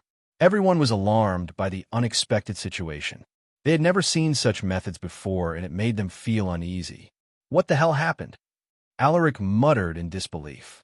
Lucas didn't respond and rushed to the platform to inspect Liam's corpse, his face looking grave. This aura. He felt a trace of unusual aura from Liam's corpse, and it was something he had never seen before. This looks like a curse-type integrated trait. When he made this discovery, he scanned the whole estate with his mana, but he didn't discover anything out of the ordinary. Only a three-ringed B-Soul Master could do something like this. To think that there is actually someone that dangerous hiding in the north. Just what is their intention? Father, did you discover something? Asked Alaric, who had appeared by his side. Lucas frowned as he nodded. I'm not sure just yet, but I think that this ability is a curse-type integrated monster trait, and they should be a three-ringed Beast-Soul Master. Alaric furrowed his eyebrows. His assumptions weren't that far off from Lucas' guess. Could it be done by the person that Liam has mentioned earlier? That seems to be the case. They only killed Liam when he was about to disclose their faction, so it must be related to them. Lucas nodded in agreement. What is going on here? Is this really related to Veronica? But I don't remember a renowned expert in that country who has a curse-type integrated monster trait. Alaric felt that things had become more complicated. He already had his hands full with stopping the civil war in Astania, and now another variable had appeared. Not to mention that there had been reported sightings of barbarians near Turtle Fort. Son, it is better to keep this matter a secret for the time being. I will send my people to make a covert investigation on this organization. Just leave this matter to me and focus your attention on your upcoming wedding. Lucas tapped his shoulder. Alaric nodded at his father's words. Yes, Dad, but you must be careful. You don't need to remind me. Lucas chuckled while shaking his head. And so, Liam's unusual death was kept as a secret. Everyone who had witnessed it was warned not to disclose what happened. Underscore. Mission complete. Rewards: 1,000 battle points, 50 EXP, random trade upgrade card X1, rare weapon card X1. Underscore. Alaric Silver Sword Elite Knight, EXP, 255, 305/1000. Potential: A. Traits: Horseback Riding C, Swordsmanship SSS, Close Combat C, Archery E, Hunting E, Tracking, Sixth Sense E, Monster Affinity E, Mana Gathering C, Appraisal B. Strength 200, Stamina 200, Agility 200, Vitality 195, Endurance 198, Mana 250, Battle Points 3,700 for 1,700, Stat Points 0. Requirements for the next advancement: 1,000 EXP, 250 in all attributes, and 10,000 battle points. Alaric received a notification from the system, indicating that he had completed his mission. He got some amazing rewards this time, including one random trade upgrade card and the rare weapon card which he hadn't gotten before. Do you want to use the random trade upgrade card? Yes, no. Alaric clicked yes. Congratulations. Your trait tracking, E, has been upgraded to tracking D. Alaric's mouth twitched in dissatisfaction when he saw what had been upgraded. Of all the traits I have, why does it have to be tracking? What's wrong? Why do you have that kind of expression? Lucas asked when he saw the sudden change in Alaric's facial expressions. Alaric shook his head and waved his hand. It is nothing, Dad. I just thought of something. Please excuse me. I still have things to do. He couldn't wait to use the rare weapon card, so he excused himself. Lucas watched his son leave with a frown.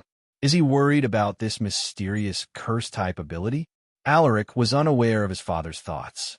He headed straight to his study and told the servants not to let anyone go inside without his permission. Do you want to use the rare weapon card? Yes, no. I wonder what I will get this time. I hope it is something useful. Upon clicking yes, a brilliant light flashed before him. When he opened his eyes, he saw a huge broadsword that was almost as tall as him. The blade was almost 2 inches thick and with a width equivalent to 2 hands. Alaric grabbed the floating broadsword, and the first thing he noticed was its enormous weight. This thing is heavy. It should be around 100 kilograms. Even an elite knight like me would feel tired after swinging this thing a few times. Alaric swung it a few times, and he felt the muscles in his arms tightening due to the sword's weight. Whoosh! Whoosh! This broadsword is definitely not ordinary, but this is not suitable for me. He had the SSS rank swordsmanship trait, but he preferred using shorter swords for convenience. Furthermore, using a broadsword this heavy would require massive strength and high stamina. I can give this to Galliner. This sword is a perfect match for him. Rare broadsword. Sharpness, 35. Durability, 65. Let's test out its engraved ability first. Alaric imbued mana into the sword and casually swung it. Whoosh. Hold on. This ability, he was stunned by the broadsword's engraved ability. It was actually a knockback ability, and a powerful one at that. Every time he swung the broadsword, Alaric could feel the immense knocking power it possessed. Whoever would get hit by this sword would be thrown away if they weren't careful or prepared. This would definitely increase Galanor's power manifold. Alaric's eyes lit up. He could already imagine Galanor wielding the broadsword on the battlefield, sweeping the enemies with each strike. The thought of it made him excited. This is a fitting reward for him since he took care of the House Harrison issue, and he even captured Liam. Alaric rubbed his chin. As for Warwick, he made a questionable decision of saving House Keller's employees, which resulted in many casualties. Although it was because of my grandfather's foolishness, he is also to be blamed. After making up his mind, Alaric summoned Galanor to his study. A moment later, Galanor entered and bowed to him. "My lord, what are your orders?" Alaric beckoned to him and pointed at the seat in front of his desk. "Sit down." Galanor nodded, took his seat, and waited for Alaric to speak. Alaric smiled at him and said, "You did great this time, Sir Galanor. You completed the task I gave you, so you deserve a reward." Hearing this, Galanor replied, "I'm only doing my job, my lord." Alaric chuckled and put the broadsword on the table. "This is a weapon I had prepared for you. I think you are the most suitable person to use it, Sir Galanor." Galanor stared at the broadsword with great interest. He could tell from a glance that it was a relic. "My lord, this sword. Just take it. You deserve it, Sir Galanor." Alaric motioned for him to take the sword. Galanor no longer refused. He took the broadsword and immediately felt a strong connection with it. The sword was perfect in his hands, as if it was custom-made for him. The weight was just right, and it was perfect for his sword style. Seeing him fiddling with the sword, Alaric said, "It hasn't been named yet. Why don't you give it a name?" "Can I really give it a name, my lord?" Galanor asked hesitantly, while gently running his fingers through the surface of the blade. Alaric nodded with a faint smile on his face. "Of course. The sword is yours from now on, so you should be the one to name it." Galanor rubbed his chin and said after a moment of thought, "In that case, I shall name it Despair." Alaric raised an eyebrow. He thought that Galanor would give it an imposing name, but the name he gave was quite ordinary. "Is there any meaning behind this name, Sir Galanor?" Galanor scratched his head and replied with a hint of embarrassment. "My reason is simple, my lord. I want my enemies to know that when I use this broadsword, only despair awaits them." "I see. You may leave and familiarize yourself with your new sword." Alaric chuckled. It might sound simple, but it displayed Galanor's domineering spirit and confidence in his strength. Hearing this, Galanor lowered his head. "Thank you for the reward, my lord. I will cherish it." He then left with quick footsteps, looking incredibly eager to practice with his new weapon. After he left, Alaric remembered another important matter. "I should visit Mount Tedra. My grandfather has never left the mountain since those warriors were buried." Alaric stepped out of his study and headed to Mount Tedra. The mountain had already become an important place in the estate. Many warriors and even the residents of the town would come to visit to pay their respects to the fallen heroes. The area around the mountain was tightly guarded by the warriors of House Silversword. Every visitor had to be inspected before they were allowed entry into the sacred mountain. When Alaric arrived, the guards were stunned. "My lord." The warriors stopped the inspections and stood neatly in front of him, greeting him with the utmost respect. "Greetings, Lord Alaric." Alaric waved his hand and nodded his head to acknowledge their greeting. "Proceed with your tasks.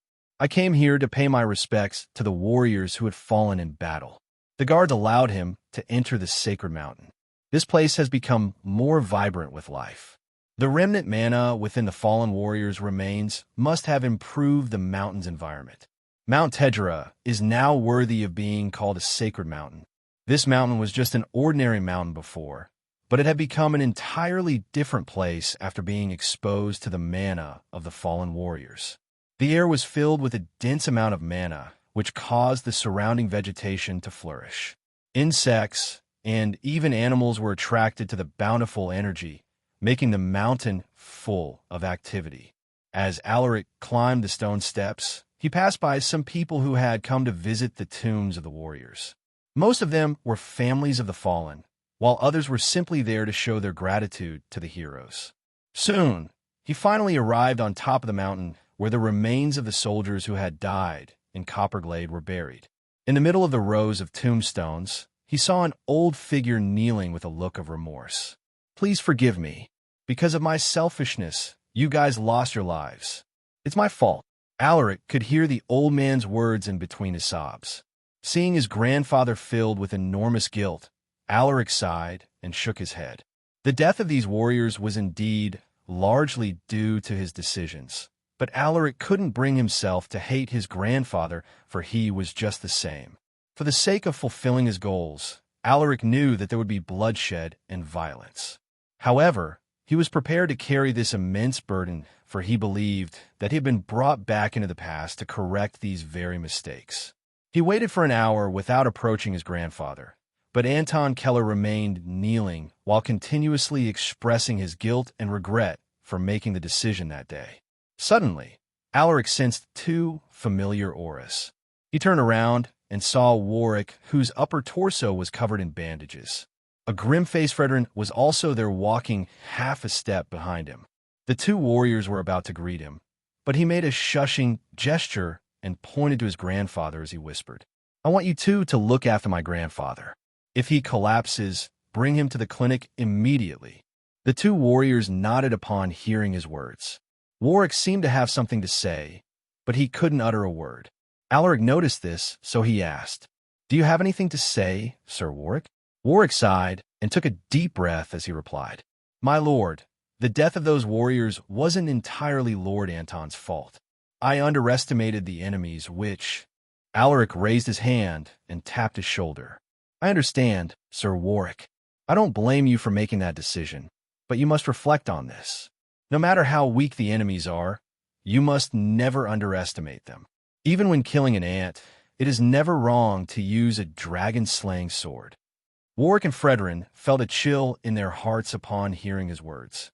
"Yes, my lord, I will remember your words." Warwick saluted. Alaric was pleased with his response. He then moved his gaze to Fredrin and asked, "How are you, Sir Fredrin?" He had been told about the terrible experience that Fredrin had endured under the hands of that bastard, Xavier.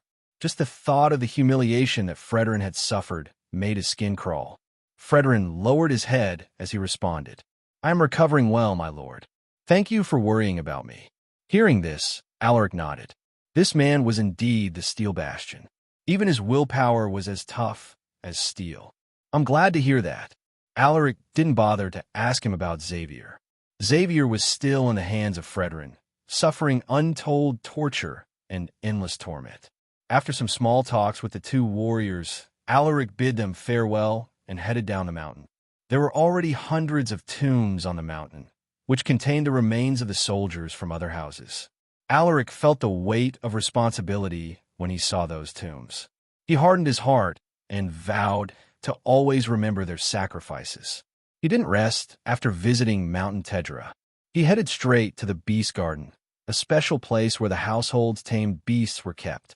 The saber-fanged wolves and the frost horses were also brought to this place to get proper care.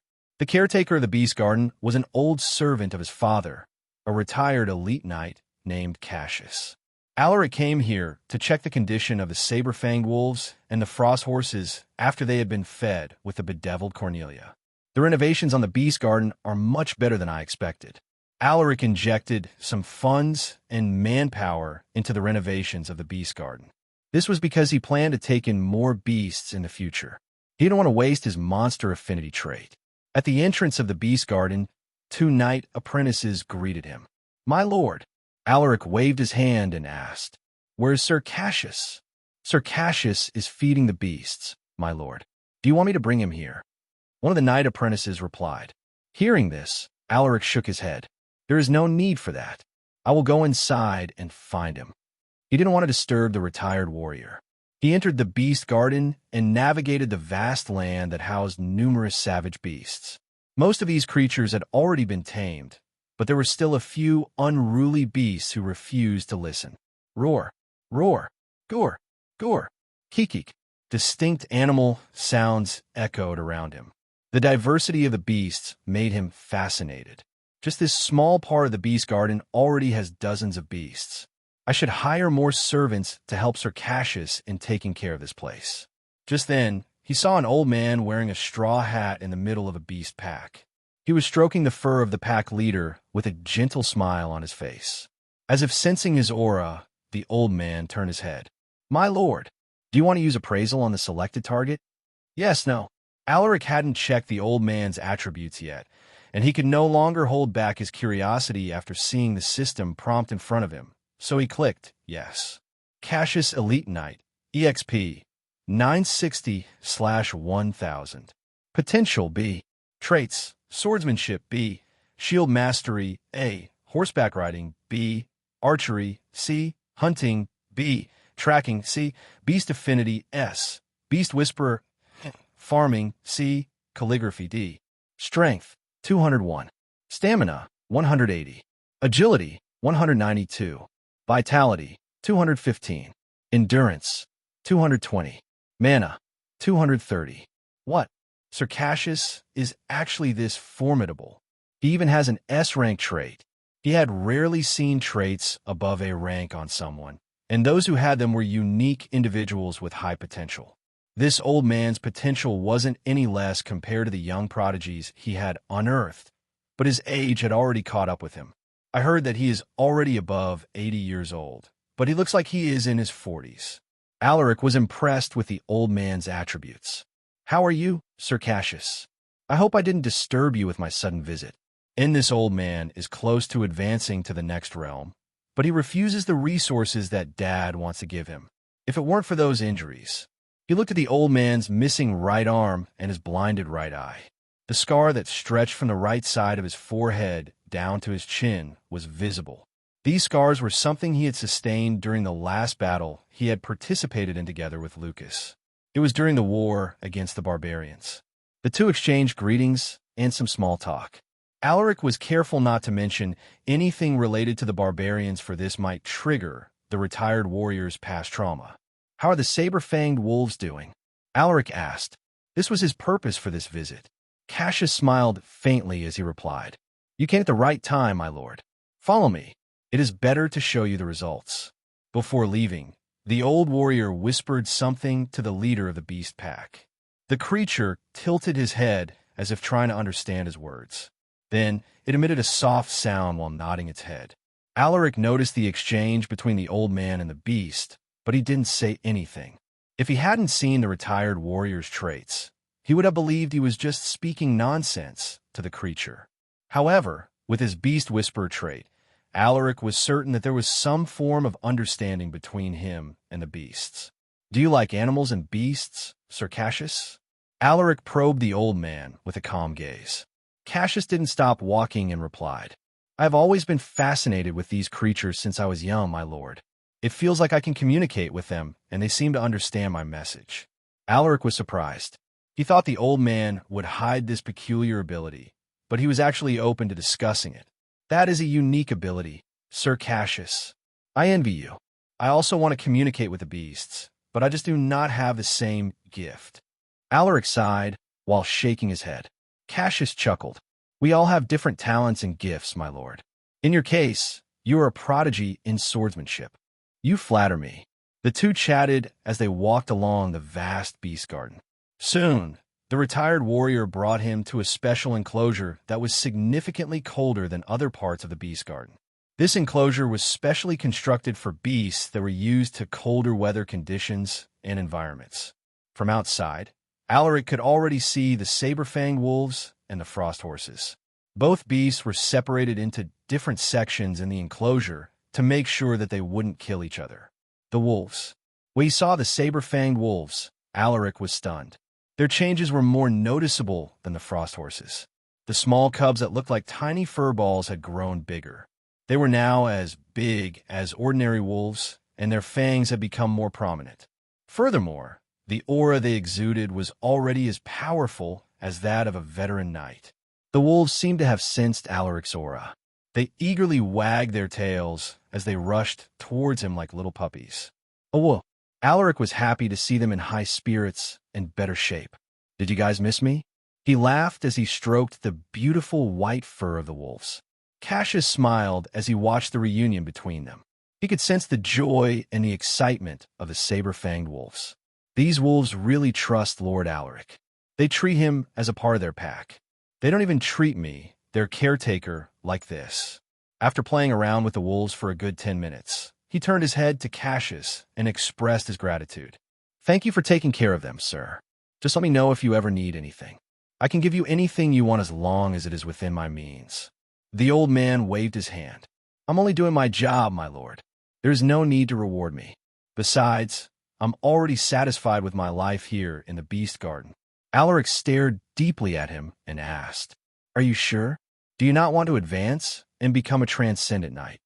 The old man's smile suddenly turned cold. He then shook his head and let out a heavy sigh.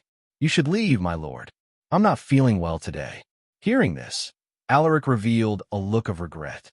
It was apparent that the old man was still affected by the traumatic experience he went through during the battle against the barbarians.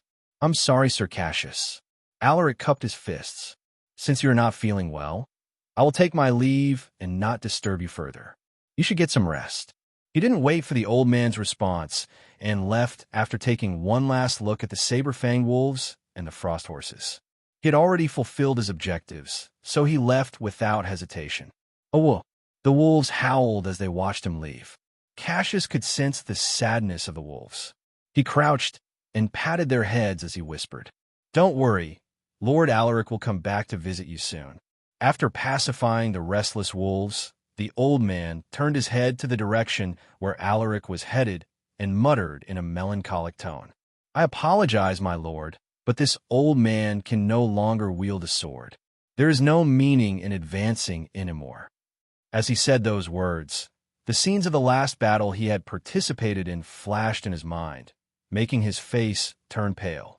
He groaned as he grabbed his head, his shoulders trembling. Since he had survived that battle, he would always have nightmares of that day.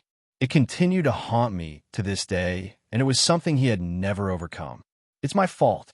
If it wasn't for me, my comrades." The old man fell to his knees and sobbed quietly. Meanwhile, outside Turtle Fort, Franklin's team was ready to search for traces of barbarians. They had stayed in the fort city for a few days to get some information, but the city guards weren't able to provide sufficient details. "Do barbarians really look scary?" Wolf asked, unable to hide his curiosity. He had only seen them in portraits and paintings, but he had never seen one in person.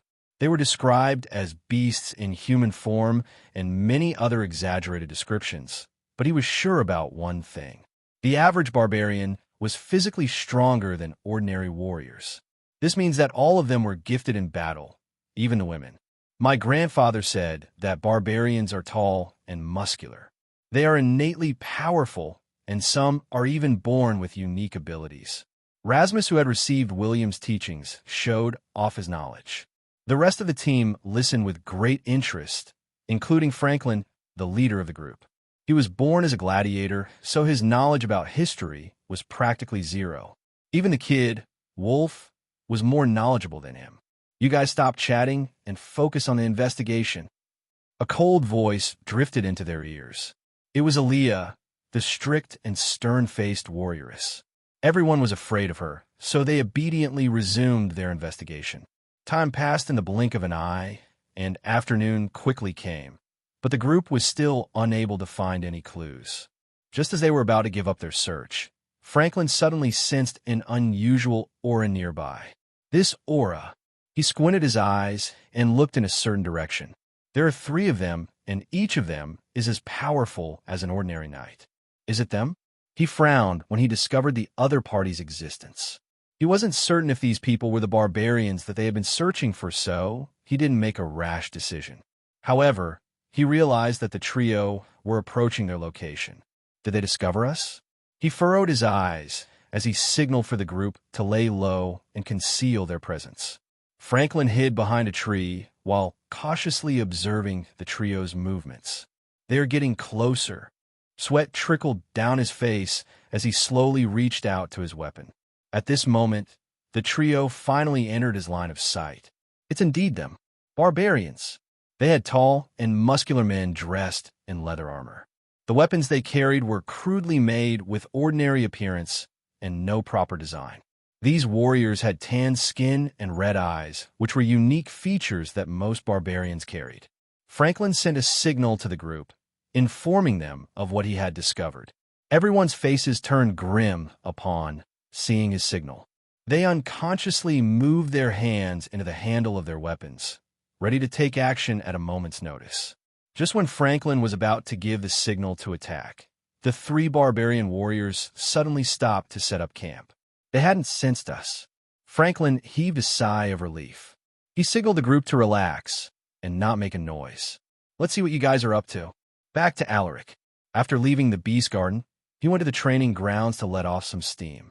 He had already completed today's daily mission, so he didn't perform the usual weighted exercises and mana-infused sword training. I should try practicing other sword styles.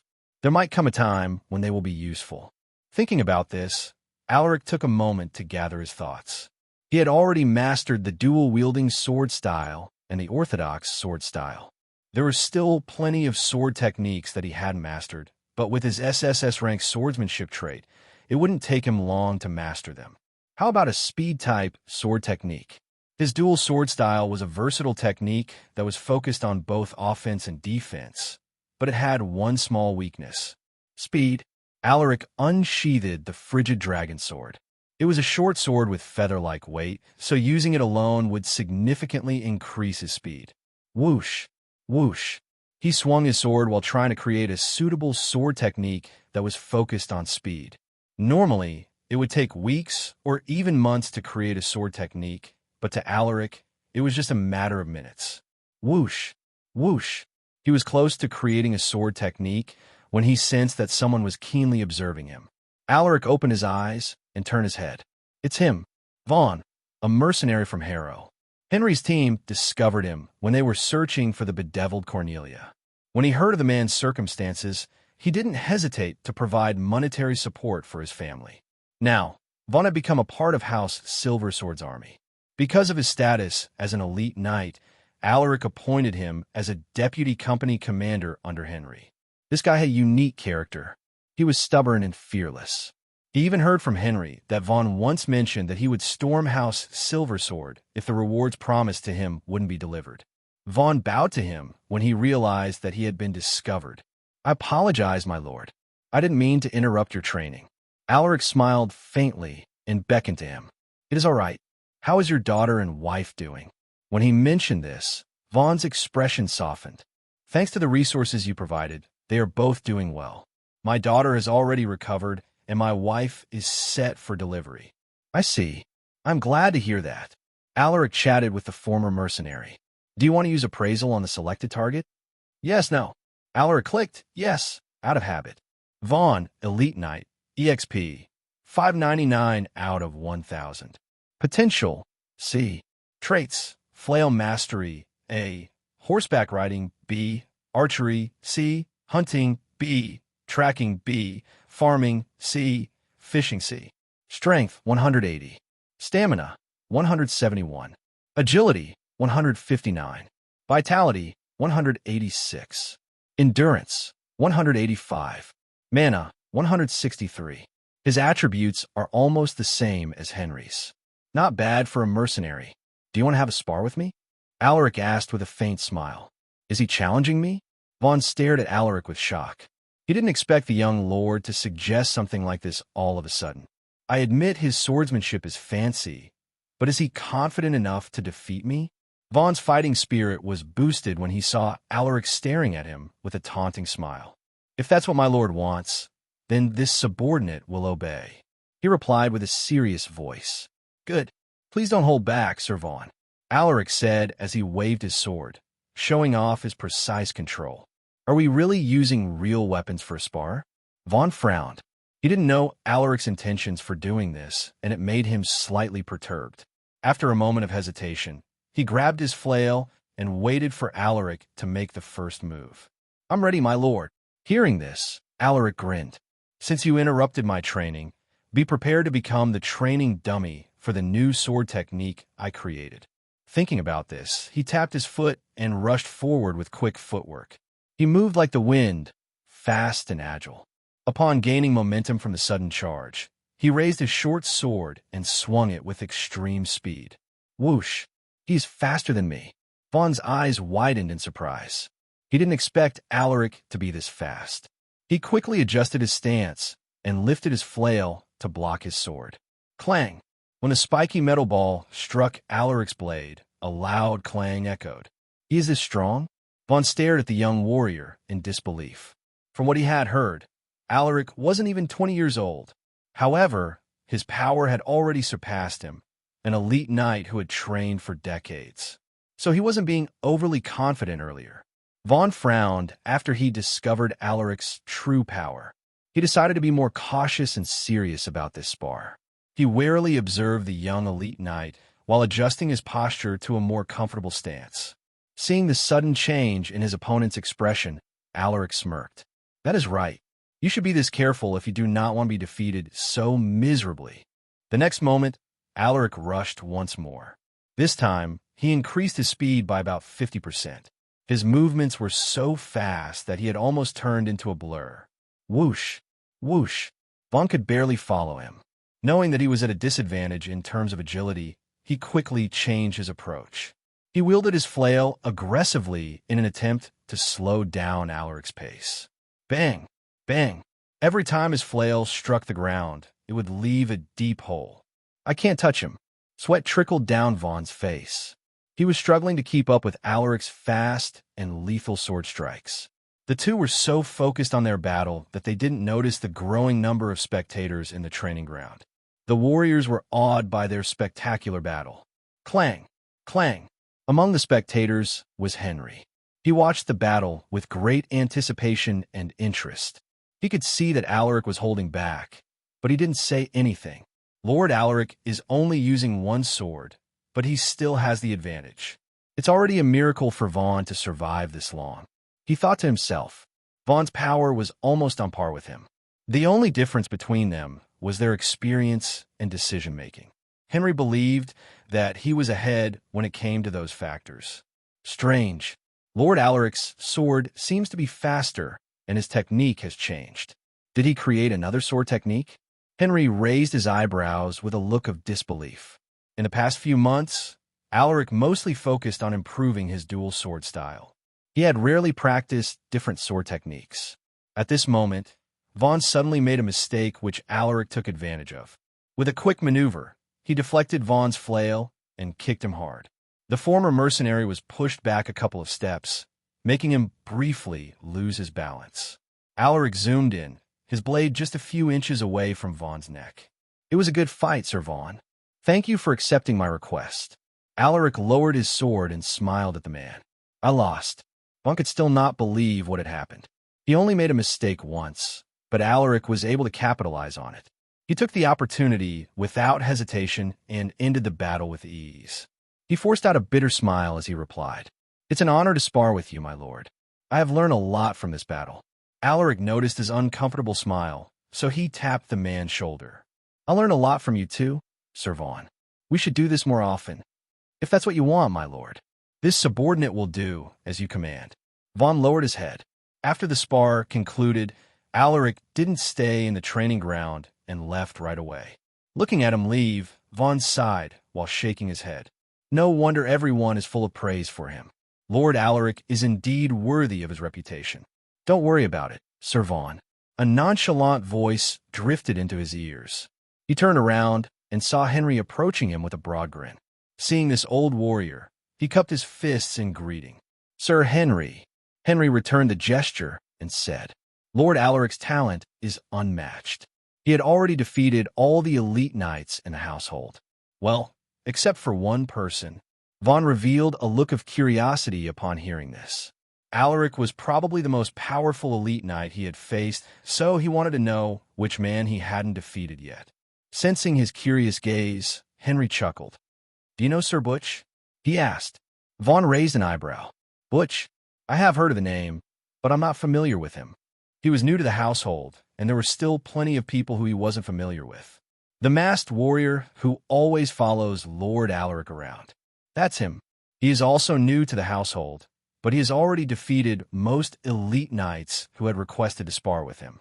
He had also fought with Lord Alaric, but their battle would always end in a draw.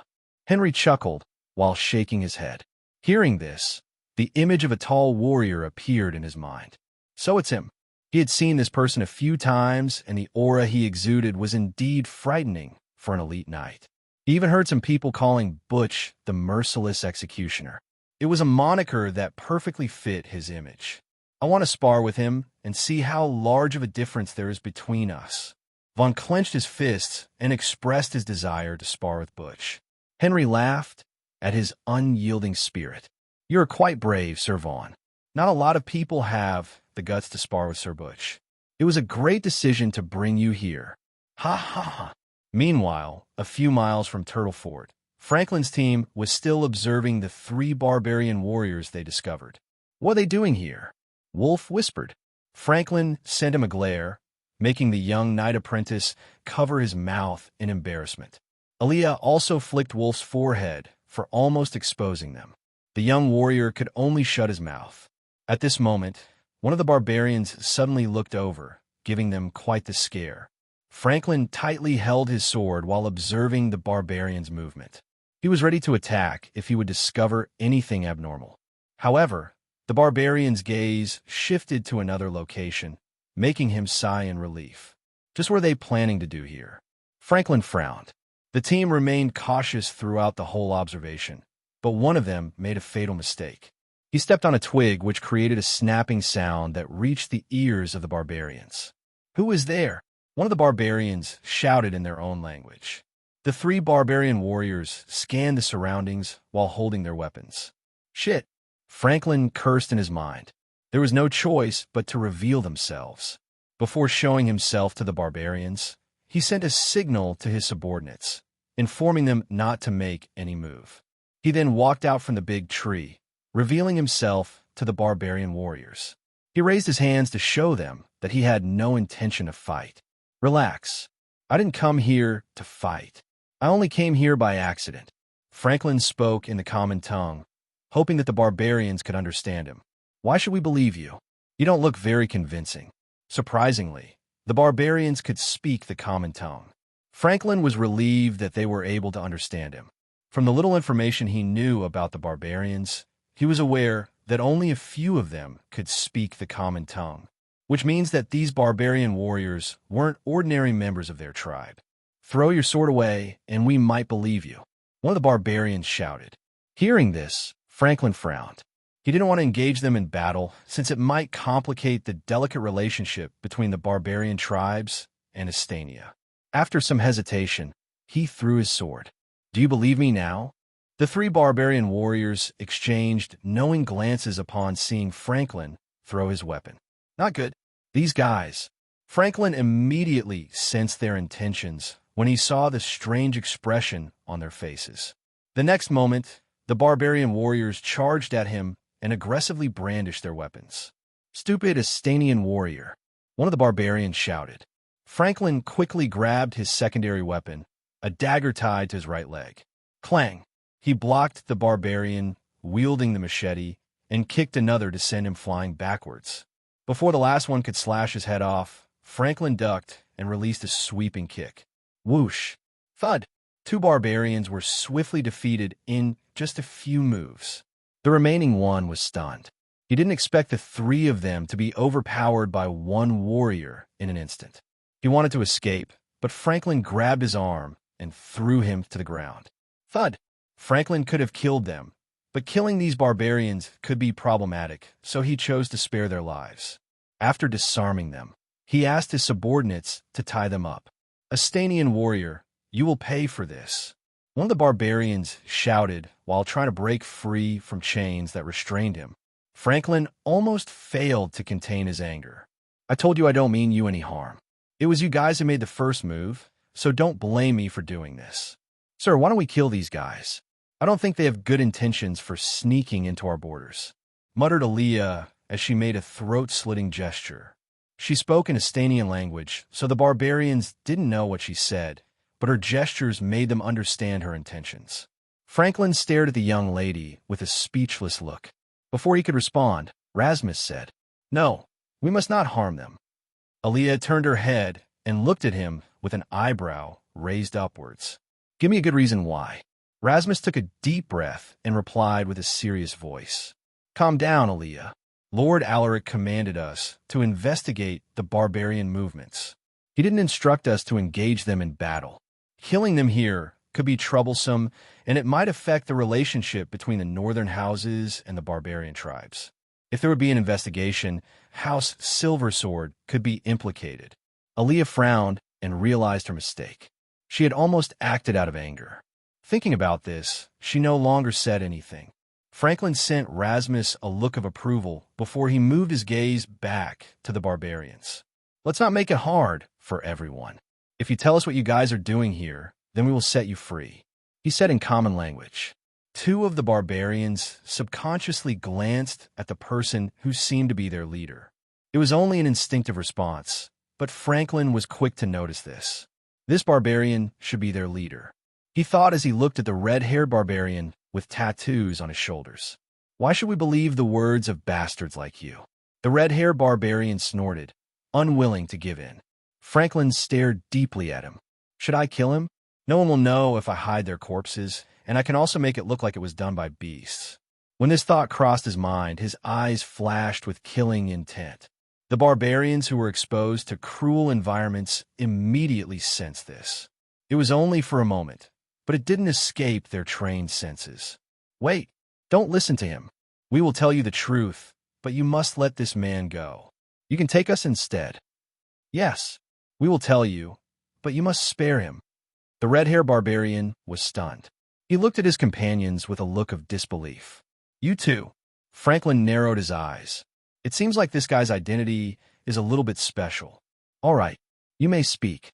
If you tell me the truth, I will let him go." He nodded.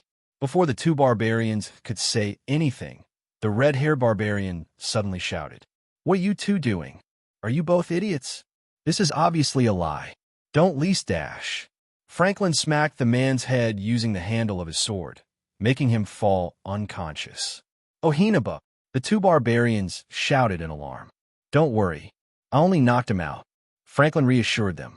Hearing his words, the two barbarians immediately inspected their leader's pulse, and they were relieved to know that nothing happened to him. "Now tell why you guys are here." Franklin's voice drifted into their ears. The two barbarians hesitated for a moment. "Can you guarantee his life?" one of them said while pointing at the unconscious barbarian. Franklin nodded. "As long as you tell me the truth, I promise that I will spare his life." Hearing this, the two finally revealed the truth. "One of our chief's sons was captured by your people, so we came here to investigate his whereabouts. But we can't get close to your territory because there are a lot of strong warriors preventing us from entering." According to them, the second son of their tribe's chieftain was captured, so they sent their warriors to track the kidnappers. But they were a bit too late. The kidnappers managed to enter Turtle Fort before they could rescue the chieftain's son. They tried to bypass the security, but they were easily spotted by the experts of Turtle Fort, so they could only linger outside the fortress city. Franklin frowned. This matter was more troublesome than he had thought. Someone actually dared to capture a barbarian tribe leader's son. "I must report this to my lord." Franklin knew that this could cause a major battle between the northern houses and the barbarian tribes if things weren't handled well. However, this matter hasn't been verified yet. These guys might be lying to him to save themselves, so he didn't believe everything they told him. "I see." Franklin thought deeply, but he didn't know what to do. "Sir, how about we bring them to the estate and ask Lord Alaric's opinion?" Rasmus suddenly interjected. Hearing this, Franklin rubbed his chin.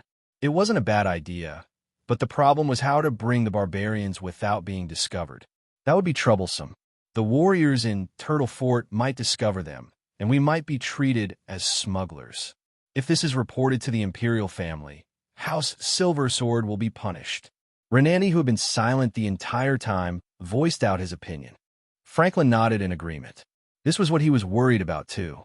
Then why don't we just send people to report the situation to Lord Alaric while the rest of us wait here? Aaliyah suggested. It's your call, Sir Franklin. Everyone stared at Franklin, waiting for his decision. Franklin took a deep breath and contemplated his choices carefully. After a few minutes of silence, he finally made his decision. We will release them and return to North Pine Town to report the situation to Lord Alaric. He knew the feeling of being deprived of freedom, and he felt that it was wrong to forcefully take these men with them. Although their words hadn't been investigated yet, he was willing to take the blame. The three young warriors seemed to have expected this. They smiled and gave him a respectful salute. Yes, sir. Franklin looked at the barbarians and said, We will investigate the situation first. If it turns out to be true, I will help you guys search for your chief's son. The barbarians didn't expect to hear this. They were already prepared to be executed, so they didn't know how to respond. Without waiting for their answer, Franklin signaled his subordinates to release them. Rasmus and the others followed his instructions to remove the barbarians' restraints. Why are you helping us? One of the barbarians spoke. Franklin stared at him and calmly replied, Because that is the right thing to do. The barbarians were stunned.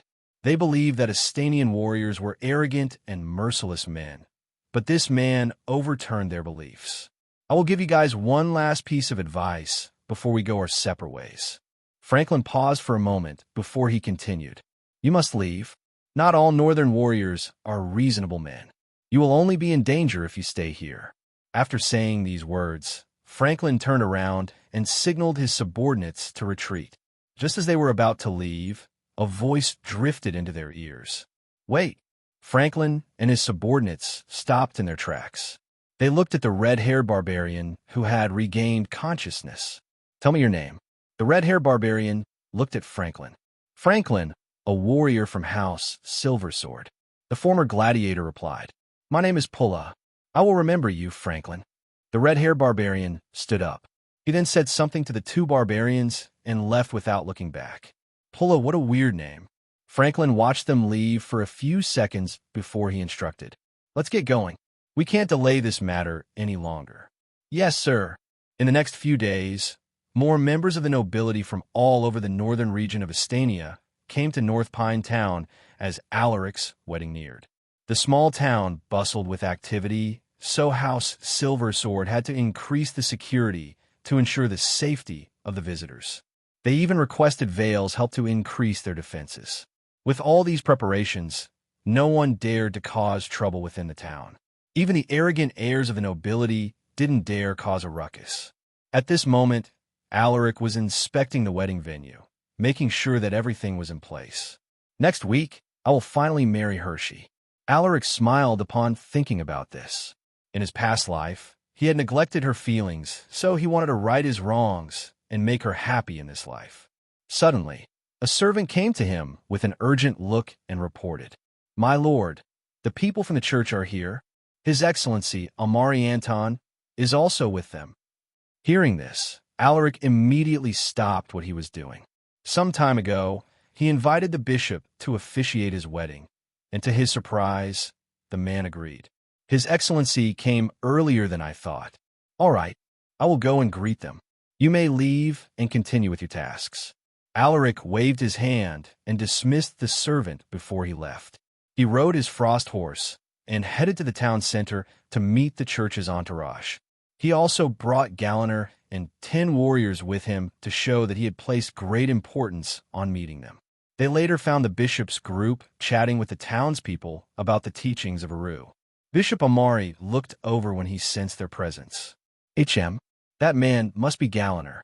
The bishop was momentarily shocked when he sensed Galliner's formidable aura. He even had a feeling that he would lose if he would have to fight this man. Alaric didn't dare be disrespectful. He jumped off his horse and bowed to the bishop, cupping his fists. Galliner and the warriors also got off their horses and greeted the bishop. Greetings, Your Excellency. Greetings, Your Excellency. Bishop Amari Anton smiled faintly. You didn't have to come all the way here to greet me, my lord. I know you are busy with your wedding preparations. How could I do that? Alaric and the bishop exchanged pleasantries. Your Excellency, I have already prepared your accommodations. How about we take you there first? We can continue our conversation later. Alaric suggested with a smile. All right then. I will have to trouble you with leading the way. The bishop nodded with a gentle smile.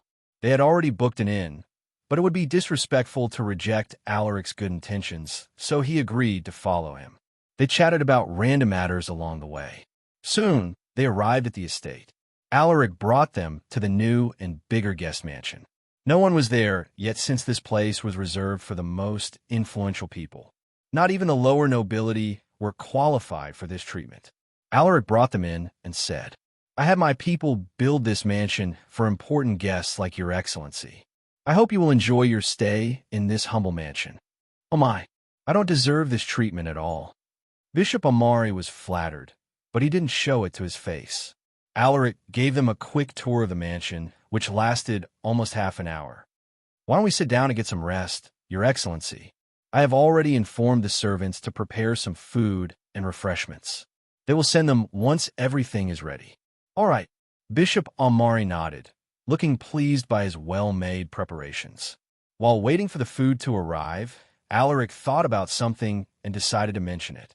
Your Excellency, have you heard about the recent sightings of barbarians near Turtle Fort? Bishop Amari's face turned serious upon hearing this. As one of the highest-ranking members of the church, he was privy to the major events that took place within the empire, so he was aware of this matter. I have indeed heard of this. He didn't deny it. Alaric already expected this, so he wasn't surprised. What do you think are their intentions for revealing themselves after a few decades of silence? The bishop stared at the young heir with a deep look. Is he probing me? The church had a huge network of information, but there was no detailed report about the recent barbarian sightings. After a moment of silence, the bishop shook his head and replied with an apologetic tone. I'm sorry, my lord, but I'm also not sure about their intentions. I see. What a pity. Alaric sighed with a look of regret. This matter was bothering him all this time, but the people he had sent to investigate the situation hadn't returned yet. Alaric changed the topic to liven up the atmosphere. Their food also arrived a moment later, and the serious mood became lively once more. However, a messenger suddenly came and whispered something to his ears. My lord, Sir Franklin and his team have returned. Hearing this, Alaric raised his eyebrows. Speak of the devil. He came at the right time. Alaric smiled and excused himself. Something important came up, Your Excellency. If there is anything that you need, do not hesitate to inform me. I will take my leave first. Please excuse me. He bowed to the bishop and left with his subordinates. Amari glanced at their departing figures with a look of interest. I wonder why he left in such a hurry. Meanwhile, Alaric had already left the guest mansion. He headed straight to the main mansion where Franklin's group was waiting. As soon as he arrived, Franklin and his team immediately greeted him. My lord, we apologize for the delay. It took us a while to investigate the situation. Franklin explained. Alaric waved his hand and asked, What did you find out? With a serious expression, Franklin cleared his throat before he responded. We discovered the reason behind the barbarians' movements near Turtle Fort. It turns out that Franklin told him about what he had heard from the red-haired barbarian named Pulla. He also told Alaric his opinion about the situation. Alaric tapped Franklin's shoulder and said, You have done well, Sir Franklin. Killing those men would have caused harm to our relationship with the barbarian tribes, and we might even be investigated by the imperial family. However, we still need to verify whether this information is true. Mission: Save the captured barbarians. Mission difficulty: Normal. House Coldstone broke the peace treaty between the barbarian tribes and Astania. They captured a group of young barbarians, including the son of a barbarian chieftain. Save them to prevent the situation from escalating into a full-blown war. Rewards: 600 battle points, 20 EXP, 10 stat points. Alaric furrowed his eyebrows when he saw the mission details. So this matter is related to House Coldstone. It must be the doing of that bastard, Xavier. Only someone like him would do something like this. Alaric was furious. This peace was something that his father and numerous warriors had fought hard to achieve, But one household actually dared to destroy this hard-earned peace. Summon Fredrin here at once, Alaric instructed in a cold voice. Sensing his anger, Franklin didn't dare waste any time and responded right away. Yes, my lord.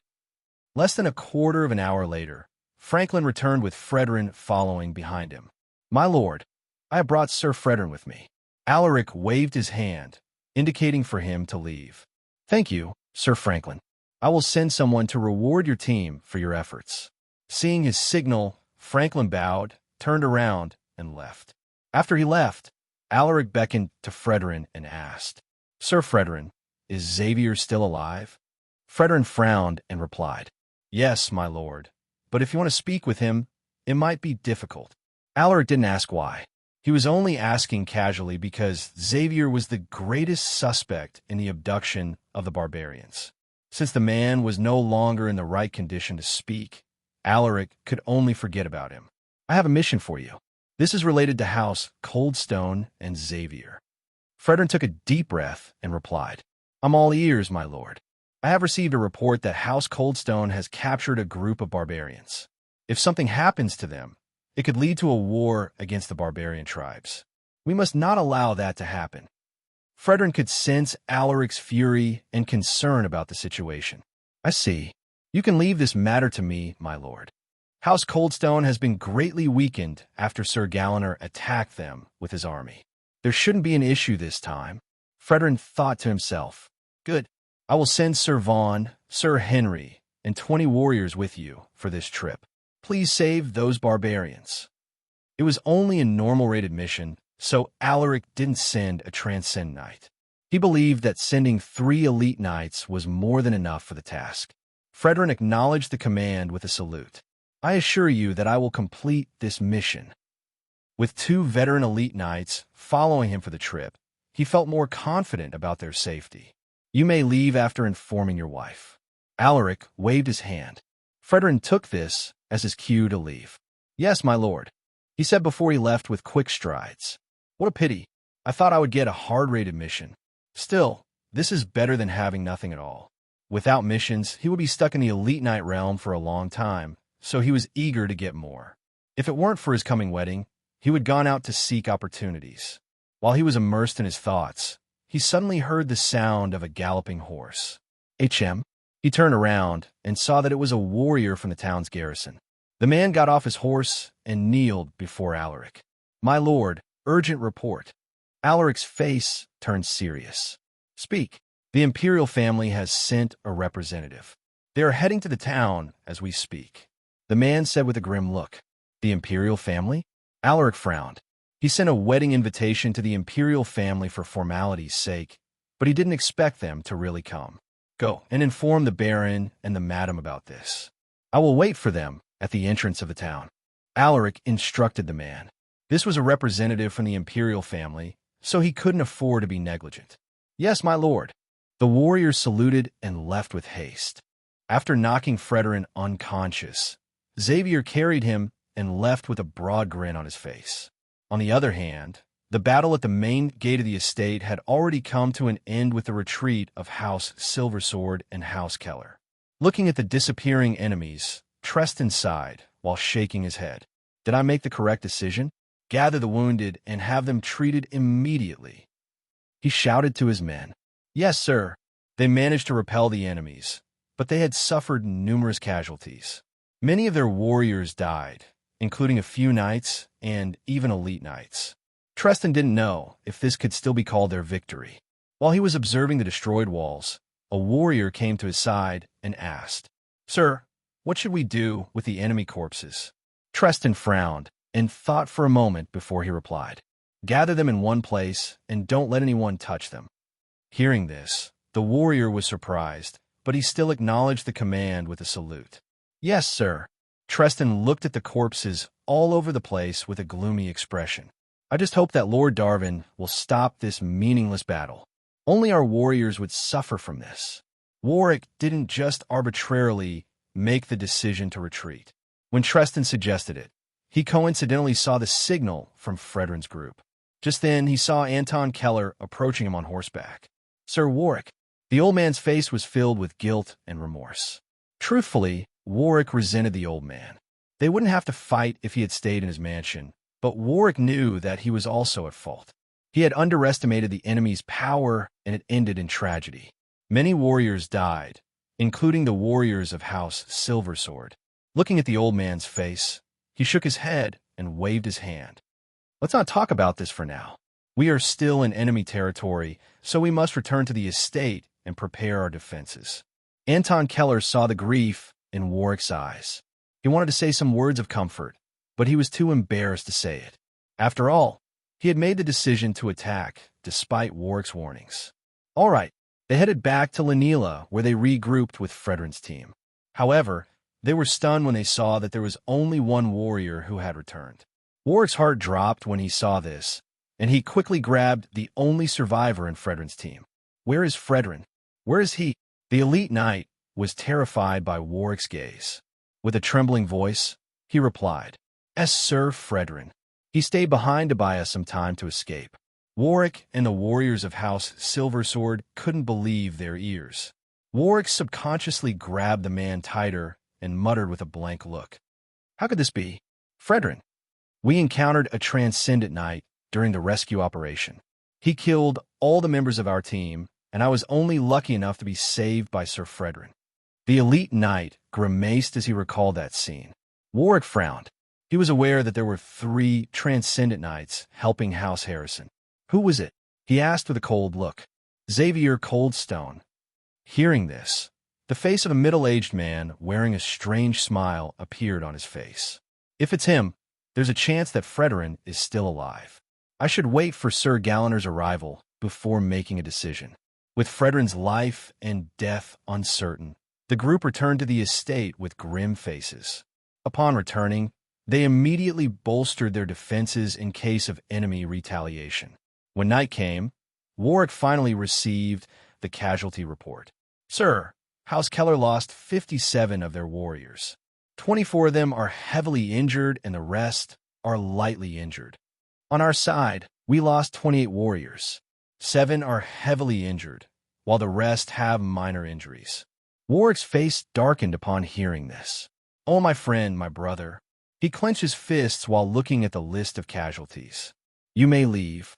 He motioned to his subordinate. The man bowed and left without saying a word. Warwick slumped into his seat and covered his face with his palm. Unknowingly, tears slid down his face as he remembered the faces of those who had died. "My comrades." In the clinic of House Harrison, Darvin went to visit his injured son along with the important members of the family. When he heard that his son was in critical condition, he immediately rushed to the clinic. "Where is Richard? Where's my son?" Darvin roared at the medical personnel as soon as he arrived. "Lord Richard is still being treated, my lord." One of the medical personnel responded nervously. "Where is he? Bring me to his room." Darvin shouted. "You can't go there, my lord. The doctors and nurses might not be able to concentrate with you around. Please relax and have some faith in our medical personnel." Treston suddenly appeared. Seeing him, Darvin walked towards him and slapped him hard. "Huh, my son was harmed because of you. If you had protected him well, he wouldn't have been hurt." Darvin vented his frustrations on the old warrior. Everyone was shocked to see this. They felt pity for the old warrior, but no one dared to speak up. Treston didn't even flinch after taking that slap. It didn't hurt him in the slightest, but he felt something within him crumble. He lowered his head and apologized. "I was incompetent, my lord.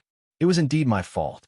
I will voluntarily step down from my position as the commander of the army to atone for my incompetence." He didn't wait for Darvin's response and left the clinic with heavy strides. Looking at the old warrior's disappearing figure, Darvin belatedly realized that he had overreacted. "Wait, Sir Treston." He called out to the old warrior, but Treston didn't look back. "Damn it." Darvin gritted his teeth and stormed inside the clinic to search for his son. Everyone felt a sense of unease all of a sudden. A rift has been formed between Darvin and Treston. After knocking Fredrin unconscious, Xavier carried him and left with a broad grin on his face. On the other hand, The battle at the main gate of the estate had already come to an end with the retreat of House Silversword and House Keller. Looking at the disappearing enemies, Tristan sighed while shaking his head. Did I make the correct decision? Gather the wounded and have them treated immediately. He shouted to his men. Yes, sir. They managed to repel the enemies, but they had suffered numerous casualties. Many of their warriors died, including a few knights and even elite knights. Tristan didn't know if this could still be called their victory. While he was observing the destroyed walls, a warrior came to his side and asked, Sir, what should we do with the enemy corpses? Tristan frowned and thought for a moment before he replied, Gather them in one place and don't let anyone touch them. Hearing this, the warrior was surprised, but he still acknowledged the command with a salute. Yes, sir. Tristan looked at the corpses all over the place with a gloomy expression. I just hope that Lord Darwin will stop this meaningless battle. Only our warriors would suffer from this. Warwick didn't just arbitrarily make the decision to retreat. When Tristan suggested it, he coincidentally saw the signal from Frederin's group. Just then, he saw Anton Keller approaching him on horseback. Sir Warwick. The old man's face was filled with guilt and remorse. Truthfully, Warwick resented the old man. They wouldn't have to fight if he had stayed in his mansion, but Warwick knew that he was also at fault. He had underestimated the enemy's power, and it ended in tragedy. Many warriors died, including the warriors of House Silversword. Looking at the old man's face, he shook his head and waved his hand. Let's not talk about this for now. We are still in enemy territory, so we must return to the estate and prepare our defenses. Anton Keller saw the grief in Warwick's eyes. He wanted to say some words of comfort, but he was too embarrassed to say it. After all, he had made the decision to attack, despite Warwick's warnings. All right, they headed back to Lanila, where they regrouped with Frederin's team. However, they were stunned when they saw that there was only one warrior who had returned. Warwick's heart dropped when he saw this, and he quickly grabbed the only survivor in Frederin's team. Where is Fredrin? Where is he? The elite knight was terrified by Warwick's gaze. With a trembling voice, he replied, Sir Fredrin. He stayed behind to buy us some time to escape. Warwick and the warriors of House Silversword couldn't believe their ears. Warwick subconsciously grabbed the man tighter and muttered with a blank look. How could this be? Fredrin. We encountered a transcendent knight during the rescue operation. He killed all the members of our team, and I was only lucky enough to be saved by Sir Fredrin. The elite knight grimaced as he recalled that scene. Warwick frowned. He was aware that there were 3 transcendent knights helping House Harrison. Who was it? He asked with a cold look. Xavier Coldstone. Hearing this, the face of a middle-aged man wearing a strange smile appeared on his face. If it's him, there's a chance that Fredrin is still alive. I should wait for Sir Galliner's arrival before making a decision. With Fredrin's life and death uncertain, the group returned to the estate with grim faces. Upon returning, they immediately bolstered their defenses in case of enemy retaliation. When night came, Warwick finally received the casualty report. Sir, House Keller lost 57 of their warriors. 24 of them are heavily injured and the rest are lightly injured. On our side, we lost 28 warriors. 7 are heavily injured, while the rest have minor injuries. Warwick's face darkened upon hearing this. Oh, my friend, my brother. He clenched his fists while looking at the list of casualties. You may leave. He motioned to his subordinate. The man bowed and left without saying a word. Warwick slumped into his seat and covered his face with his palm. Unknowingly, tears slid down his face as he remembered the faces of those who had died. My comrades. In the clinic of House Harrison, Darwin went to visit his injured son along with the important members of the family. When he heard that his son was in critical condition, he immediately rushed to the clinic. Where is Richard? Where's my son? Darwin roared at the medical personnel as soon as he arrived. Lord Richard is still being treated, my lord. One of the medical personnel responded nervously. Where is he? Bring me to his room. Darwin shouted. You can't go there, my lord. The doctors and nurses might not be able to concentrate with you around. Please relax and have some faith in our medical personnel. Tristan suddenly appeared. Seeing him, Darwin walked towards him and slapped him hard. Huh, my son was harmed because of you. If you had protected him well, he wouldn't have been hurt. Darvin vented his frustrations on the old warrior. Everyone was shocked to see this. They felt pity for the old warrior, but no one dared to speak up. Tristan didn't even flinch after taking that slap. It didn't hurt him in the slightest, but he felt something within him crumble. He lowered his head and apologized. I was incompetent, my lord. It was indeed my fault. I will voluntarily step down from my position as the commander of the army to atone for my incompetence. He didn't wait for Darvin's response and left the clinic with heavy strides. Looking at the old warrior's disappearing figure, Darvin belatedly realized that he had overreacted. Wait, Sir Tristan. He called out to the old warrior, but Tristan didn't look back. Damn it! Darvin gritted his teeth and stormed inside the clinic to search for his son. Everyone felt a sense of unease all of a sudden. A rift has been formed between Darvin and Tristan. Sensing her worry, Lucas grabbed her hand and whispered, Relax. Everything will be all right. I'm sure they will hold back their strength. Maria sighed and responded, I hope so. At this moment, Alaric cupped his fist to Alan to show the man some respect. The Imperial Guard reciprocated the gesture with a light bow. Please excuse my rudeness, my lord.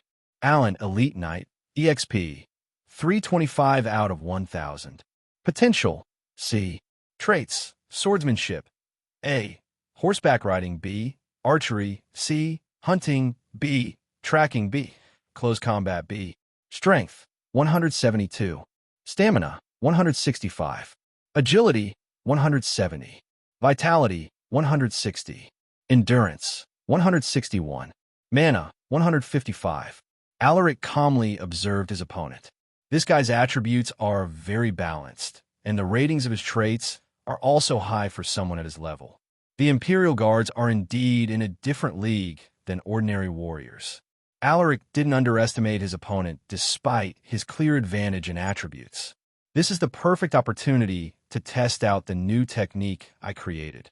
Thinking about this, he slowly unsheathed his short sword. As soon as he revealed his sword, the spectators felt a sudden drop in the temperature. His opponent, Alan, was the first to notice this, and it made him feel pressured. He could tell at a glance that Alaric's sword was a relic. He unsheathed his sword and adjusted his stance. If Alaric would make his move, he was prepared to take action. A few seconds passed, but both warriors didn't seem to have the intention to initiate the attack. What a careful man. Alaric smirked. He decided to make the first move. He rushed forward and released a casual swing. Whoosh! It was an attack that used half of his strength, a probing move meant to determine his opponent's strength and reaction speed. Alan didn't disappoint him. He grunted as he lifted his sword to parry Alaric's probing attack. Clang! Sparks flew in all directions after their weapons clashed. His swordsmanship is already impressive, but his footwork still needs some improvement. Alaric thought to himself. Clang! Clang! Both warriors didn't use their mana. It was a pure contest of strength and swordsmanship. From the perspective of ordinary people, it looked like they were on even footing, but to the skilled warriors, they could clearly see who held the upper hand. He's strong. I can barely parry his sword, and I'm already using most of my physical strength. Alan was stunned. He realized that his opponent wasn't even using his full power. So this is the strength of Alaric's Silversword. He is truly worthy of his title, the Hidden Dragon of the North. News about the recent orc subjugation had already spread to Kadira, and this had increased the reputation of House Silversword's warriors, including Alaric himself. He had received many nicknames from the residents, but there was one name that everyone agreed was perfect for him, the Hidden Dragon of the North. The princess and her subordinates were shocked by Alaric's prowess. His abilities had far exceeded their expectations. Suddenly, Alaric ended the battle with a slash that cut Alan's sword in half. Alan stared at his broken sword in disbelief. Although it wasn't a relic, it was a weapon carefully crafted by the blacksmiths of the imperial family. However, such a durable sword was destroyed by Alaric without even using his mana. Still reeling in shock, he looked at the young warrior and asked, How did you do that, my lord? Alaric sheathed his sword and replied with a light smile. I just hit your sword on the same spot. He made it sound easy, but everyone knew how difficult it was. Alan was flabbergasted. With a wry smile, he shook his head. I lost, he muttered. Everyone clapped their hands for the performance of both warriors. Splendid fight, Princess Irish exclaimed while clapping her hands. Everyone could see the excitement on her face. Raise your head, Sir Alan. Losing to Lord Alaric is not embarrassing. You just need to train harder and improve your skills. The princess said to the downcast Imperial Guard. Yes, Your Highness. Alan responded with a bow. The princess' visit was outside their expectations, but House Silversword was quick to make the necessary adjustments to the security. They couldn't allow anything to happen to her. Otherwise, they would have to face the wrath of the imperial family. In the next few days, more visitors arrived in the town. Some had even come from other regions, but everyone was aware of these people's intentions. The sudden surge of foreigners brought pressure on the security personnel of the town. To lessen their burden, Lucas asked for military support from their allies. At this moment, Alaric was playing chess with the princess together with a group of young heirs from various noble, martial, and merchant households. The atmosphere was harmonious, and it seemed like everyone was on good terms on the surface, but Alaric knew that there were some people present who were part of the Second Prince's and Crown Prince's factions. You lost again, Lord Alaric. The princess giggled after making Alaric fall into her trap. Alaric smiled wryly while shaking his head. You should play with someone else, Your Highness. I'm really not good at this. He had no talent for playing chess or even any kind of board game. He wasn't bad at them, but he wasn't good either. Princess Irish shook her head and sent him a teasing glance. No, I like playing with you. You're just bullying me since I'm a newbie. Alaric didn't want to play with her anymore. He had already lost 5 times in a row against her. Fine, I will not force you. The princess no longer insisted.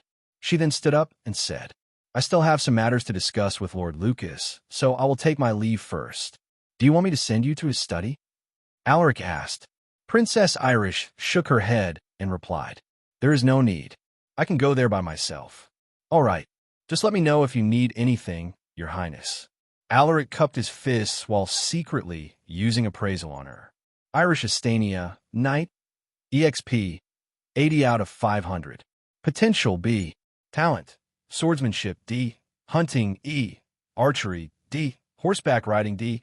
Calligraphy B. Painting B. Dancing C. Beast Whisperer D. Chess B. Go C. Business management C. Fast learner B. Strength 27. Stamina 32. Agility 31. Vitality 29. Endurance 28. Mana 31. Her attributes are mediocre, but she has a wide array of traits. I wonder what she would like to discuss with Dad. The princess didn't sense his scrutiny and left with her bodyguards.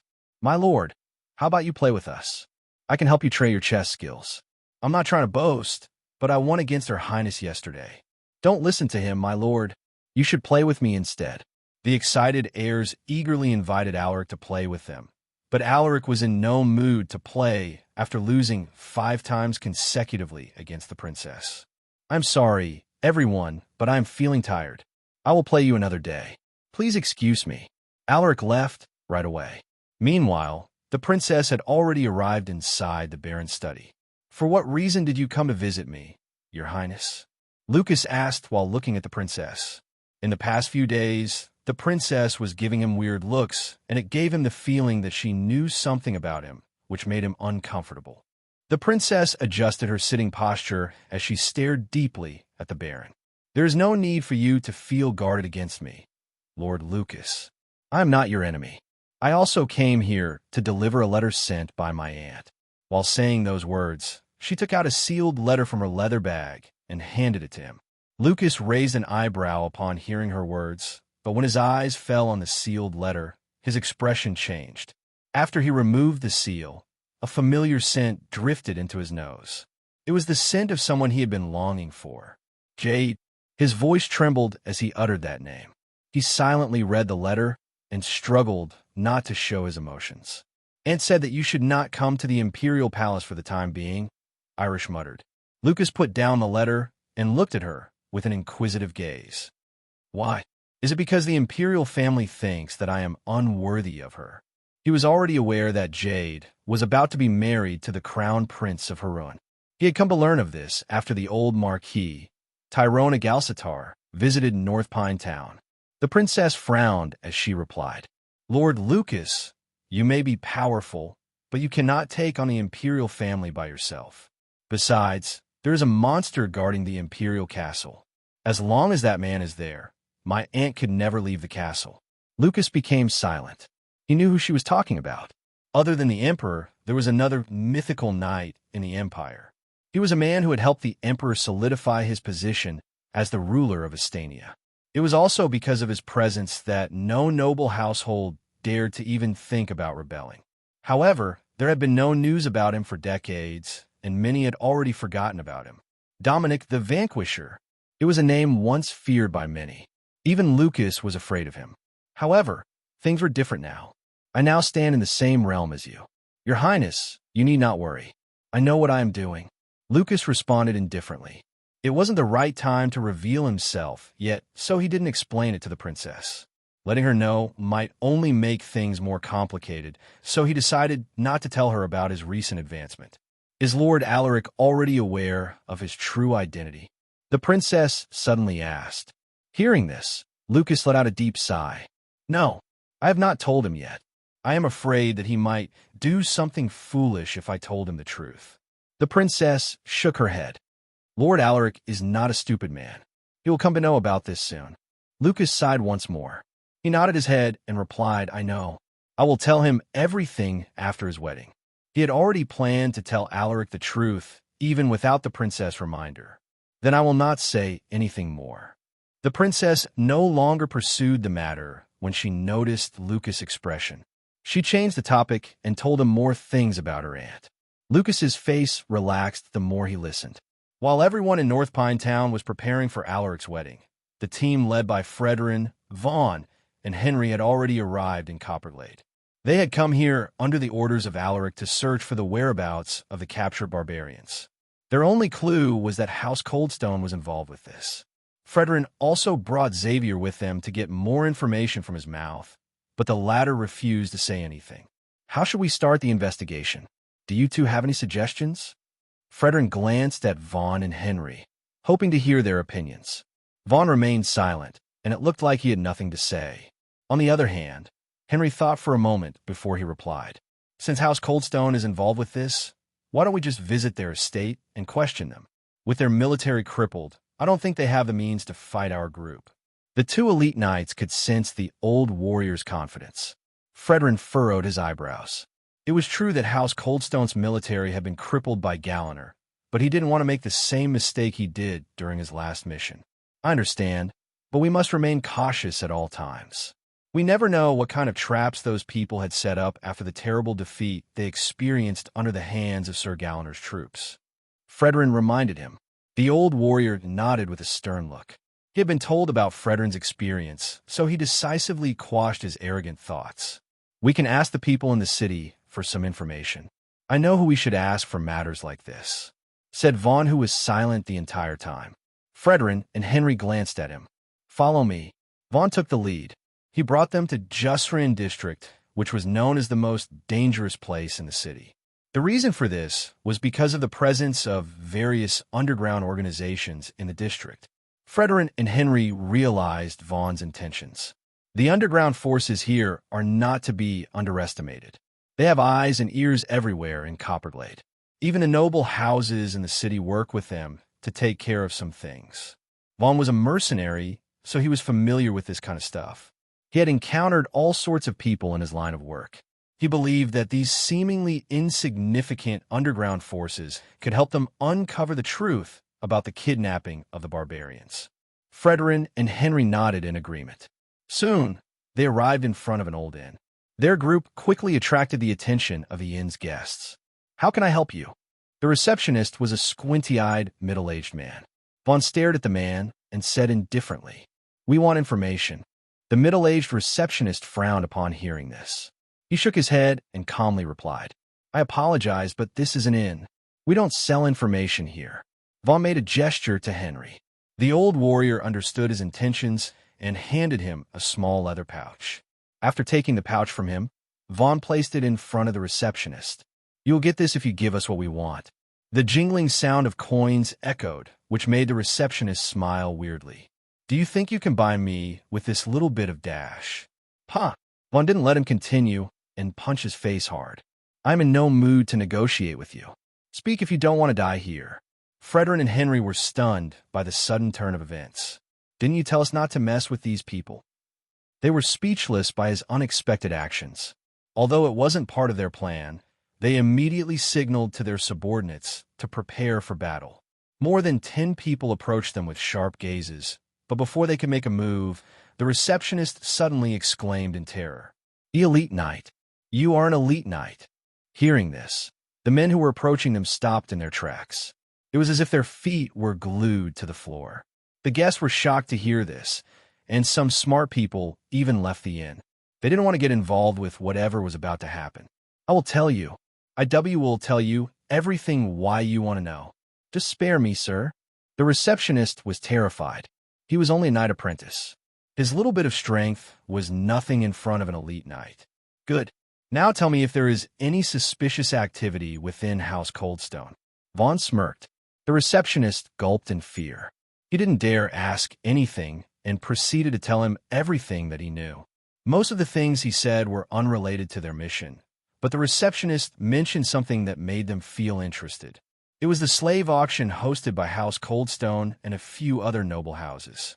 According to the receptionist, many aristocrats and rich merchants would come to join the event. "That's all I know, sir." The receptionist nervously glanced at them. He looked at the inn's guards, but they pretended not to notice his gaze. Vaughn tapped the man's shoulder and warned him, "Next time, don't act like you're some kind of big shot." "Yes, sir." The receptionist nodded his head repeatedly. "You didn't see us here. Do you understand?" Vaughn stared deeply at the man. "Yes, sir. Nothing happened here. I didn't see anything." The receptionist was smart enough to understand his intentions. "Good." Vaughn smiled faintly. He grabbed a gold coin from the leather pouch and tossed it to the receptionist. "I can't believe that many northern houses are actually involved in this slave auction, though I'm not surprised that House Harrison is involved in this." Frederick muttered in a cold voice. "Also, haven't you guys noticed that there is a connection between those houses?" Henry asked with a serious voice. Vaughn stared at him with furrowed eyebrows, while Frederick frowned in contemplation. "Now that you mention it, I think there's indeed a link between the houses involved," Frederick exclaimed when he realized what Henry meant. "Most of them are related to the Grand Duke." Henry nodded, his expression grim. Indeed, the Grand Duke was also a member of the imperial family. He was the younger brother of the current emperor, a peak transcendent knight who held great authority in Astania. He was also the second prince's strongest supporter. If the Grand Duke is involved in this matter, could it be related to the second prince too? Everyone was stunned when Frederick mentioned this. The Grand Duke's involvement was already shocking, and if the second prince was also behind it, it could shake the entire empire once the news leaked out.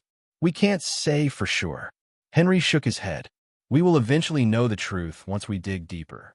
He added, "The mission that they thought was easy turned out to be extremely complicated. Now, they were uncertain if their group was strong enough to complete the task. Our mission is only to save the captured barbarians. You two shouldn't think of anything else." Vaughn reminded them with a stern look. Frederick frowned at his words. But how could we turn a blind eye to this? He remembered the humiliation and suffering he had endured after he and his wife were captured by slave traders. Thinking about all the innocent people who had to go through the same thing filled with rage and sympathy. Vaughn stared deeply at him. It hasn't been long since he joined House Silversword, so he was still not familiar with Frederick, but looking at him filled with righteous indignation, he now had some understanding about the latter's personality. So there are still righteous people in this cruel world. I thought Sir Henry was an anomaly, but it seems like the warriors of House Silversword share the same personality. "All right, you two. That's enough. We shouldn't argue here." Henry stood in between them. "Sir Vaughn is right. Although it is infuriating to know that many innocent people are being sold as slaves, saving them is not what we came here for." The old warrior shook his head. We must prioritize our task before thinking about other matters. As for this slave auction, I will send a letter to Lord Alaric and ask for his opinion on how we should deal with it." Henry's words made Frederick calm down. Due to his past experiences, he failed to control his emotions. Thinking about this, he cupped his fists. "I wasn't thinking straight. Thank you for your reminder, Sir Henry." The old warrior waved his hand. "Let's not dawdle here. We still have things to do. Let's move out." "Yes, sir." Meanwhile, in another part of Copperglade, a minor district called Wilkin Ridge. This district was normally quiet, but today the streets were filled with droves of carriages driving around. Most of the residents didn't know what was going on, but the well-connected ones were aware that a major event was about to happen. At this moment, inside the most magnificent building in the district, a 5-story establishment called Crimson Pavilion. Many guests have gathered, most of them hailing from aristocratic backgrounds. While enjoying the drinks served to them, everyone formed groups to make more connections. It was just like a banquet held for the nobility. However, all these people didn't come just for this. Their objective was to get their hands on the auction slaves. I heard that House Harrison will join this year's event, and their new family head is also going to attend. House Harrison? Who cares about them? They are nothing now after they had provoked House Silversword. Why do they have to provoke that household? How foolish. Henry and the others who had concealed themselves heard this conversation, but they didn't give much of a reaction. To infiltrate this establishment, they bribed one of the guards. They also wore masks to cover their faces. There were some guests who had covered their faces, so they didn't stand out much. "It's positive, Sir Henry. The receptionist didn't lie to us," Frederick whispered after a close observation of the guests inside the establishment. Henry nodded and replied, "Just lay low and don't stand out. We still haven't found the captured barbarians, so we must keep looking before the auction begins. I suggest that we move in pairs. Moving as a group will only attract attention." Vaughn suggested. Frederick and Henry agreed with him, so they instructed their subordinates to move separately. After another half an hour, more and more guests arrived, but they still hadn't found any clues about the captured barbarians. Suddenly, the sound of a hammer being struck echoed. Hearing this, Henry and the others frowned. It was the sign that the auction was about to start. Everyone silently regrouped and headed to the seats they had agreed beforehand. At this moment, a scantily clad young woman walked towards the center of the stage. Her sexy figure and beautiful face immediately attracted everyone's attention. "Good day, everyone. I will be your host for this year's auction. You could just call me Lala." The young woman introduced herself in a seductive voice. Many perverted nobles from the audience were excited to see her. Some even cheered loudly without shame. Looking at the excited crowd, the scantily dressed Lala smiled alluringly. "Many of you have come from afar, so I won't waste your time further. With the quality of the products this year, I believe that you won't regret coming here." With her announcement, the audience exploded into cheers and applause. "Is this the filthy world of the nobility?" Vaughn, who was watching the excitement, sneered. "The first product for this event is the illegitimate daughter of Viscount." Lala introduced the first slave to be auctioned. It was a young girl who looked to be 11 or 12. She looked terrified as the servants brought her onto the stage. She wanted to escape, but she knew that it was impossible with all the guard around. She scanned the audience, searching for someone who could help her, but she saw no sympathy in their eyes. All she could see was the desire to own her, and it made her even more afraid. The young girl shivered as she listened to the people bidding for her. 200 gold coins going once. 205 gold coins. 210 gold coins. Tears slid down the young girl's cheeks. She felt alone and helpless. "Aru, is this my fate? But I don't want to become someone's plaything." While she was praying for a miracle, the final bid for her was announced. 225 gold coins for this young girl. Sold. A wave of cheers and applause followed, but the excitement of the audience was like a death sentence to the young girl. Seated in the audience's seat, Frederick could hardly control his fury as he watched this scene. "I'm sorry. I'm useless. I can't even help a young girl." Frederick gritted his teeth, his aura almost leaking out. Luckily, Henry was sitting next to him. The old warrior tapped his shoulder and said, "Just bear with it, Sir Fredrin. I'm sure Lord Alaric and Lord Lucas will not turn a blind eye to this."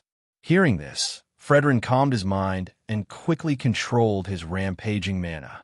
He then looked at the old warrior and nodded. "Yes, sir." Henry sighed in relief. Good thing I suggested sitting next to him. Otherwise, we would have been exposed. While they were exchanging glances, the next slave was introduced. This time, it wasn't an illegitimate child of the nobility, but the son of a commoner. However, there was something special about this kid. He possessed a soul mark, a sign that he had the talent to become a beast soul warrior. Fierce bidding followed for the poor young boy. Unlike the little girl from earlier who could only serve as a maid or a concubine, this boy had the potential to become a major pillar of a household. Everyone competed to gain ownership of a young boy. 350 gold coins. 355 gold coins. The nobles had deep pockets, and they all felt that bidding for this future beast-soul warrior was worth it. For these reasons, everyone unhesitatingly put up their bid. That boy isn't even 10 yet, but these people are already thinking of using him for their own benefit. Beneath his mask, Fredrin gritted his teeth. Soon, the bidding for the boy concluded. 1,100 gold coins for the young boy. Sold. It was a steep price, but the final bidder didn't even feel a hint of regret. Everyone, our next product is a little bit special, so you better prepare yourselves. Lala smiled mysteriously as she signaled to the servants to reveal the next slave. The servants brought a cage covered with a cloth onto the stage. Everyone watched as the servants unveiled the slave inside the cage. Behold, our third product is a young girl from the Black Eagle tribe. The crowd was stunned when they saw the slave behind the veil. It was a black-haired young girl who was about 14 or 15 years old. She had beautiful facial features, but the most shocking thing about her was the pair of black eagle-like wings on her back. It is actually a barbarian from the Black Eagle tribe. Indeed. Furthermore, her strength is already comparable to Knight's, which is almost impossible for someone her age. The higher-ups of the Crimson Tower really made great efforts this time. To think that they would actually capture someone from the barbarian tribes.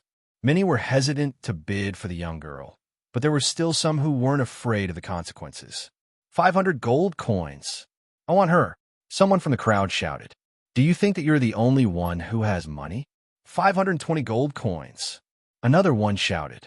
Despite the dangers of owning a barbarian slave, some people still raise their bids for the young girl. Filthy humans, you will pay for this. Once the members of my tribe are made aware of your... The young barbarian girl couldn't continue as she was remotely electrocuted by the special chains on her neck and limbs. These chains were crafted using mithril, and they were also engraved with a strange ability called subjugate. Whoever was wearing these chains could be punished by the one who held the controller. No one cared about the young barbarian's complaints as they continued the bidding process. Finally, after almost a quarter of an hour, the final bid was announced. 3,675 gold coins. Sold. Congratulations to the guest from. Fredrin and the others exchanged glances. So they are indeed being auctioned illegally. These bastards. Henry, who was calm the entire time, cursed under his breath. Sir Henry. Fredrin's trembling voice drifted into his ears. The old warrior turned his head and saw Fredrin shaking from anger. Calm down, Sir Fredrin. Just wait a little bit more. Once the auction is over, we will start the rescue operation. He whispered to the agitated elite knight. I know, but I will not be lenient to those bastards. Fredrin muttered through gritted teeth. Henry didn't say anything more. He was also furious, and he shared the same sentiment with Fredrin. You are not the only one who plans to kill them, Sir Fredrin. The old warrior thought to himself. Meanwhile, the next slave was already brought to the stage. With the appearance of a barbarian among the auction products, the atmosphere inside the venue became unusually cold. The auction proceeded with the audience feeling a mixture of emotions. Some felt nervous because of the barbarian's appearance, but others excitedly joined in on the fun. 3 more slaves followed after the girl from the Black Eagle tribe was put up for bidding. The next one after that was another barbarian, but this time it was from another tribe. It was a red-haired barbarian with a muscular physique. To prevent him from escaping, his limbs were tied with special chains. As soon as he was revealed to the audience, everyone gasped in shock. This was because this barbarian was an elite knight. Despicable humans. The red-haired barbarian shook with anger as he glared at the gathered crowd. If I break free from these chains, I will turn this place into a bloody mess. I will tear your limbs and crush your skulls. Arg! The red-haired barbarian shook with pain. He gritted his teeth, refusing to bend. But even with his incredible willpower, he still succumbed to the power of subjugation. Everyone was amazed by the barbarian warrior's resilience. It was also because of this that a wave of bidding followed. 3,000 gold coins going once. Are there still any bidders for this elite knight barbarian warrior? I bid 3,020 gold coins. 3,040 gold coins. While everyone was bidding for the barbarian, Henry and Frederick exchanged stern glances. I'm pretty sure that this guy is our main rescue target, the old warrior whispered. Frederick nodded in agreement. They didn't have a picture of their target, but based on the description given by Franklin, the red-haired barbarian was a perfect match. We will proceed according to plan, Frederick remarked. Amen. The old warrior didn't object to this. According to Franklin, this red-haired barbarian held significant status in his tribe, so the group unanimously agreed to prioritize his safety. The auction continued for another hour, and within this time frame, 3 more barbarians were put up for bidding. At this moment, the host, Lala, introduced the final slave. Everyone, for our final product this year, I dare say that all the products combined aren't even worth half his total value. There was a collective gasp from the crowd when she said those words. All the slaves auctioned so far were worth more than tens of thousands of gold coins. This means that this final product was worth at least 100,000 gold coins. This amount of money wasn't small even for the aristocrats, so everyone was curious to know what kind of slave would be revealed. Looking at the expectant gazes of the audience, Lala smiled enchantingly. Please bring the product on the stage. At her cue, 4 knight-level warriors came in, carrying a metal cage covered in a veil. The crowd watched in anticipation as the warriors brought the metal cage onto the stage. Unveil the product. Lala nodded to the warriors. One of the warriors grabbed the cloth and pulled it down hard, revealing the person within the cage. It was a man who seemed to be in his 30s. He looked no different than a human. The only difference was that he had a pair of goat-like horns. His skin was also noticeably darker with a hint of purple. That is a demonkin. Someone shouted in disbelief. Demonkins were a race of demi-humans who lived in the harsh region beyond the enchanted woodlands. They were beings who possessed extreme power and overwhelming physical strength. The most shocking thing about them was that some of them could wield the power of knights and be soul warriors simultaneously. That is indeed a demonkin, but he is only a warrior. Too bad. Even so, demonkins are rare and they are perfect tools for combat. Not to mention that this one is a transcendent knight. Indeed, no wonder there was big hype about this year's auction. It turns out that the Crimson Tower had prepared something this special. Everyone was excited. The region beyond the enchanted woodlands was said to be a no-man's land. It was an unexplored territory. Getting this demonkin would provide them with information about this region, and everyone was after this valuable information. A fierce bidding war began after the demonkin was revealed. 10,000 gold coins. I bid 11,000 gold coins. My house will bid 11,500 gold coins for this demonkin. While everyone was bidding for the demonkin, Frederick and Henry had serious expressions on their faces. How did they capture a demonkin of this level? The old warrior couldn't believe it. Frederick shook his head, similarly baffled by the unexpected appearance of the demonkin. It must have taken them an army of dozens led by a transcendent knight. He guessed. It was only a rough guess on his part, but even with an army of that size, they would still suffer heavy casualties against a transcendent-level demonkin. That was how powerful these creatures were. The bidding price had already shot up to tens of thousands of gold coins, but the audience didn't slow down in putting up their bid. Henry furrowed his eyebrows as he observed this harbinger of death. The demonkin's whole body was restrained, But even with many special chains restricting its body, the old warrior still felt a wave of fear. These people are really playing with fire.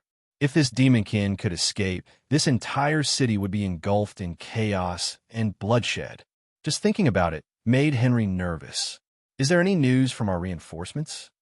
Fredrin suddenly whispered. Hearing this, Henry shook his head, looking incredibly solemn. They still haven't sent me a word. It would be difficult for their group alone to fend off all the forces involved. A few days ago, after they received the information from the receptionist, they sent a letter to Alaric informing him about the situation.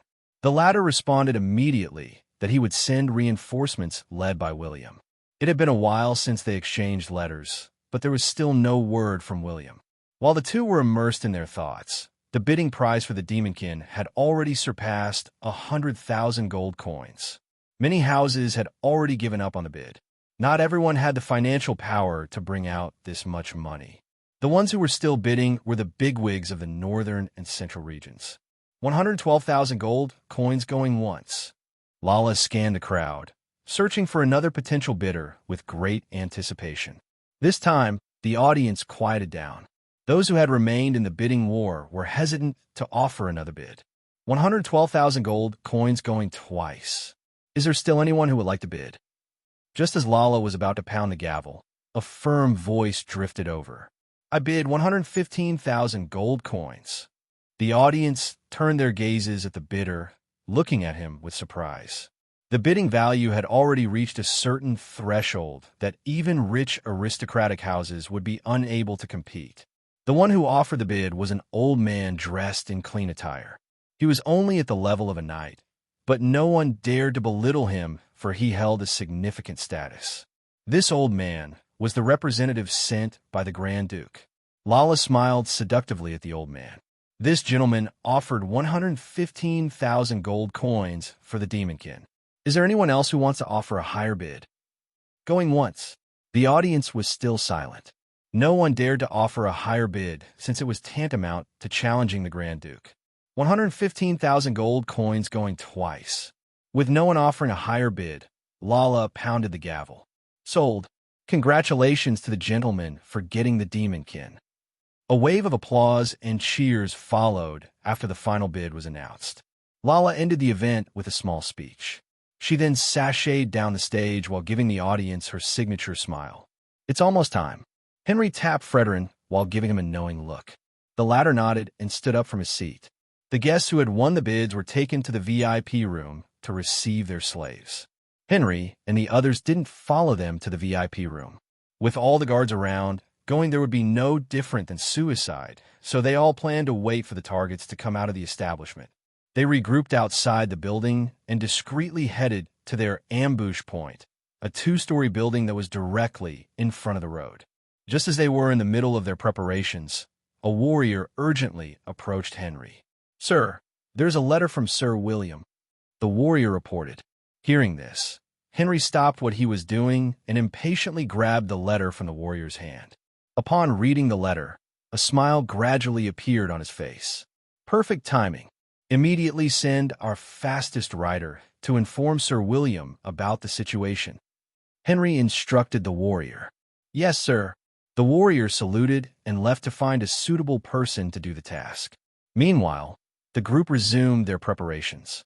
For this rescue mission, the plan was to target the people who bought the barbarians. It was a plain and simple ambush plan with no complicated setup. Go and move into your designated spots. Remember, our goal is only to rescue the barbarians. There is no need to fight them to the death. Henry gave a series of commands and also reminded them of their objective. Yes, sir. Everyone quickly moved into action. 3 teams moved separately with the elite knights leading each team. Forming smaller teams in an ambush was more effective because it would be much easier for each team to move around and retreat. The 3 teams hid in different locations to maximize their coverage of the area. At this moment, on top of an old 4-story building, Fredrin's team was observing the road with unblinking eyes. The road is clear, sir. It seems like those representatives from the noble houses are planning to stay in the district for a while. one of his subordinates reported after a simple inspection of their target area. Hearing this, Frederick nodded as he commanded, "Keep your eyes peeled and immediately inform me if you notice any movement." "Yes, sir." 2 excruciatingly long hours went by, but there was still no movement from the various noble houses. Frederick's team was still in peak condition, but if they had to wait longer, it would take a toll on his subordinates. To prevent them from losing focus, he decided to divide the team into 2 batches with one resting while the other was on the lookout. More time passed, and nightfall came. There were fewer people on the streets, and visibility was low due to the absence of proper light systems in the district. Suddenly, a figure appeared next to Frederick to give an urgent report. "Sir, one of our targets is coming." Frederick raised an eyebrow and asked, "Which one is it?" The warrior immediately responded, "It's the one who got the girl from the Black Eagle tribe." Frederick furrowed his eyebrows. "Wake everyone up and tell them to get ready." "Yes, sir." As they waited, they could already hear the sound of a marching entourage. The people who bid for the girl from the Black Eagle tribe were from a barony in the northeast. They had 30 people in their group with an elite knight as their commander. It was a decent-sized team, enough to deter bandits or criminals. "We only have 6 people on our team, so we must make this quick," Frederick reminded his subordinates. "Yes, sir." With them being outnumbered, they would be in a tough spot in a prolonged battle, so this was the best option for them. A few minutes later, the target finally entered their vision. All of them are cavalry riders. 10 are defenders, and the rest are melee fighters. Their commander is that guy wearing a feathered helmet. Frederick silently analyzed the target's strength. He then gave a hand signal to his team, telling them to take out their crossbows. For this mission, everyone came prepared. They were equipped with their main weapons, and they also brought crossbows with them. Their battle armor had also been repaired and upgraded, making them less vulnerable to blade-inflicted wounds. Frederick made a hand gesture, a sign for the team to take aim. "Shoot your crossbow bolts," Frederick commanded as soon as the targets stepped within their range. "Sue, Sue, Sue, Sue." As they had agreed beforehand, they targeted the weaker warriors first to even out their numbers. In the next moment, 5 warriors fell from their horses. Enemy attack. The enemy commander was quick to react. He gave a series of commands to prevent his subordinates from falling into a state of panic. They surrounded the carriage where the young barbarian girl was held while keeping their eyes open for the next wave of attacks. Seeing this, Frederick made another hand gesture. "Cover me. I will go down alone." He didn't wait for his subordinates to respond as he jumped down from the building with a quick leap. Whoosh! As soon as he revealed himself, the enemies were alerted. "Who are you? Why are you targeting us?" The enemy commander glared at Frederick, who was currently wearing a mask. The latter didn't hide his aura, so he could sense his formidable strength. They were both in the elite knight realm, but compared to this mysterious masked warrior, he felt that he was significantly weaker. Frederick didn't respond. He calmly approached them as he unsheathed his sword and shield. Shirring. The enemy commander was threatened by his presence, so he immediately commanded 5 of his subordinates to attack him. "The 5 of you, follow me to attack that guy." "Yes, sir." The sound of galloping horses echoed as the enemy commander led a small unit to charge toward Frederick. However, before they could get closer to him, he suddenly sensed danger from above. "Look out! There are more of them! Sue! Sue! Sue! Sue! Thack! Thack! Thack!" With his quick warning, 4 of his subordinates were able to evade the crossbow bolts, but there was one unlucky fellow who was shot in his shoulder and fell off his horse. The enemy commander gritted his teeth and shouted, "Stay behind me. We need to kill that man first." "Yes, sir." Frederick remained calm as they approached him. He quietly imbued mana into his sword and shield. He then planted his feet firmly on the ground. The enemy commander was stunned by this. The masked warrior actually stood his ground without intending to retreat. "Are you underestimating me?" He roared furiously as he brandished his halberd. Whoosh! Seeing his attack, Frederick immediately lifted his shield. Bang! What? The enemy commander was startled. He attacked with all his strength, and even used the momentum of his charge in that swing. But the masked warrior actually managed to block it with ease. Fredrin didn't remain idle after blocking the halberd. He swung his sword, forcing the enemy commander to deflect it with the shaft of his weapon. Clang! The shaft of his halberd was coated with steel, making it sturdier and more durable. The force behind Fredrin's casual swing made him recoil, and even his horse was forced to take a couple of steps back. This guy is strong. Just who is he? At this moment, his subordinates had already arrived. They attacked Fredrin in various directions, not giving him the opportunity to retreat. Fredrin snorted beneath his mask. So weak. He smoothly evaded the attacks that he couldn't block while also releasing a few slashes. Whoosh! Whoosh! Clang! Clang! My hand! One cavalry rider fell from his mount after having his dominant hand cut off. Fredrin didn't stop there. He used his shield to crush another warrior's skull. KKHSHHK. In just a blink of an eye, 2 knights had been taken down with one dead and another one severely injured. Sue! Sue! Sue! Another wave of crossbow bolts was released, killing another warrior. This time, only the enemy commander and one lucky survivor remained. They were both shocked by the quick turn of events. Realizing that they had encountered a formidable foe, the enemy commander shouted, "Retreat immediately. Protect the representative at all costs."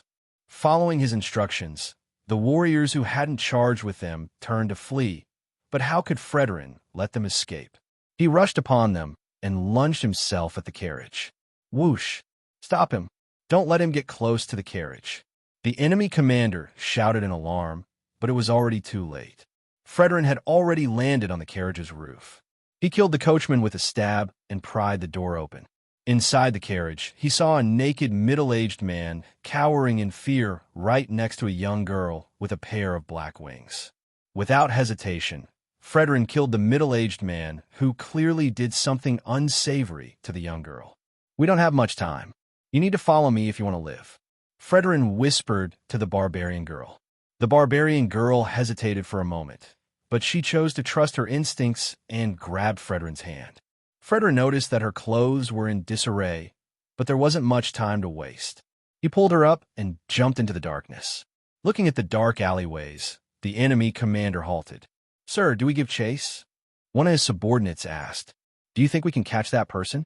The enemy commander sighed. The person he was supposed to protect was killed, and even the barbarian girl they had gotten from the Crimson Tower was taken away from them. "Gather our comrades' bodies. We need to report this to the other houses and seek help from them." Their only option now was to ask for support from other households. Fredrin took the barbarian girl to the agreed-upon meeting spot, a small house they had bought from a commoner family. "Who are you?" The girl from the Black Eagle tribe glanced warily at Fredrin. Although this person saved her, she wasn't aware of his motives. Fredrin didn't take off his mask since the situation was still unpredictable. He carefully observed the surroundings, and it was only when he made sure that no one suspicious was nearby did he respond to the girl. "I will tell you once all your people are here." He spoke in common language, so the barbarian girl understood him. "What do you plan to do with us?" She was still suspicious of this masked warrior. To be precise, she no longer trusted humans. Fredrin frowned while looking at the girl. "I understand that you're feeling suspicious, but please trust me. We don't mean you any harm. In the meantime, please wait patiently while my comrades are saving the rest of your people. Once everyone is gathered, I will explain everything to you." Hearing this, the girl no longer asked anything and just nodded her head. Fredrin noticed that she was uncomfortable because of the special chains, so he took out a cutting tool from his bag and said, "Let me help you with that. This can cut those chains." The girl didn't move and allowed him to cut off the chains. Clang! Clang! Once everything was removed, she felt an unprecedented sense of relief and comfort. Those chains weighted her down and prevented her from using her mana. Now that they had been removed, she felt lighter. He doesn't seem to have any ill intentions, but can I really trust this human? He didn't even show me his face. Should I escape now? Thinking about this, she looked around, searching for a possible escape route. However, as if knowing what was on her mind, a calm voice suddenly drifted into her ears. "Don't even think about escaping if you want to leave this place alive." She glanced at the masked human in alarm and blurted out, "What do you mean?" Fredrin walked to the window side and beckoned to her. Come and take a look at the situation outside. The barbarian girl furrowed her eyebrows. With a hesitant look, she slowly walked towards the window and looked through the small gap opened by the masked human. Outside, she could see dozens of human warriors roaming around as if searching for something. As you can see, they're looking for us. If you step out of this house, you will be captured by those people, and they will send you to the guys who bought you from the tower. Fredrin told her, his words making her feel a sense of anxiety. After knowing the situation she was in, she no longer said anything. She just sat in the corner, looking listlessly at the ceiling. Fredrin didn't say anything and waited for his subordinates to arrive. About half an hour later, his subordinates finally arrived, panting heavily as they entered the house. I thought we would be caught, one of them exclaimed as he slumped into a chair, looking incredibly exhausted.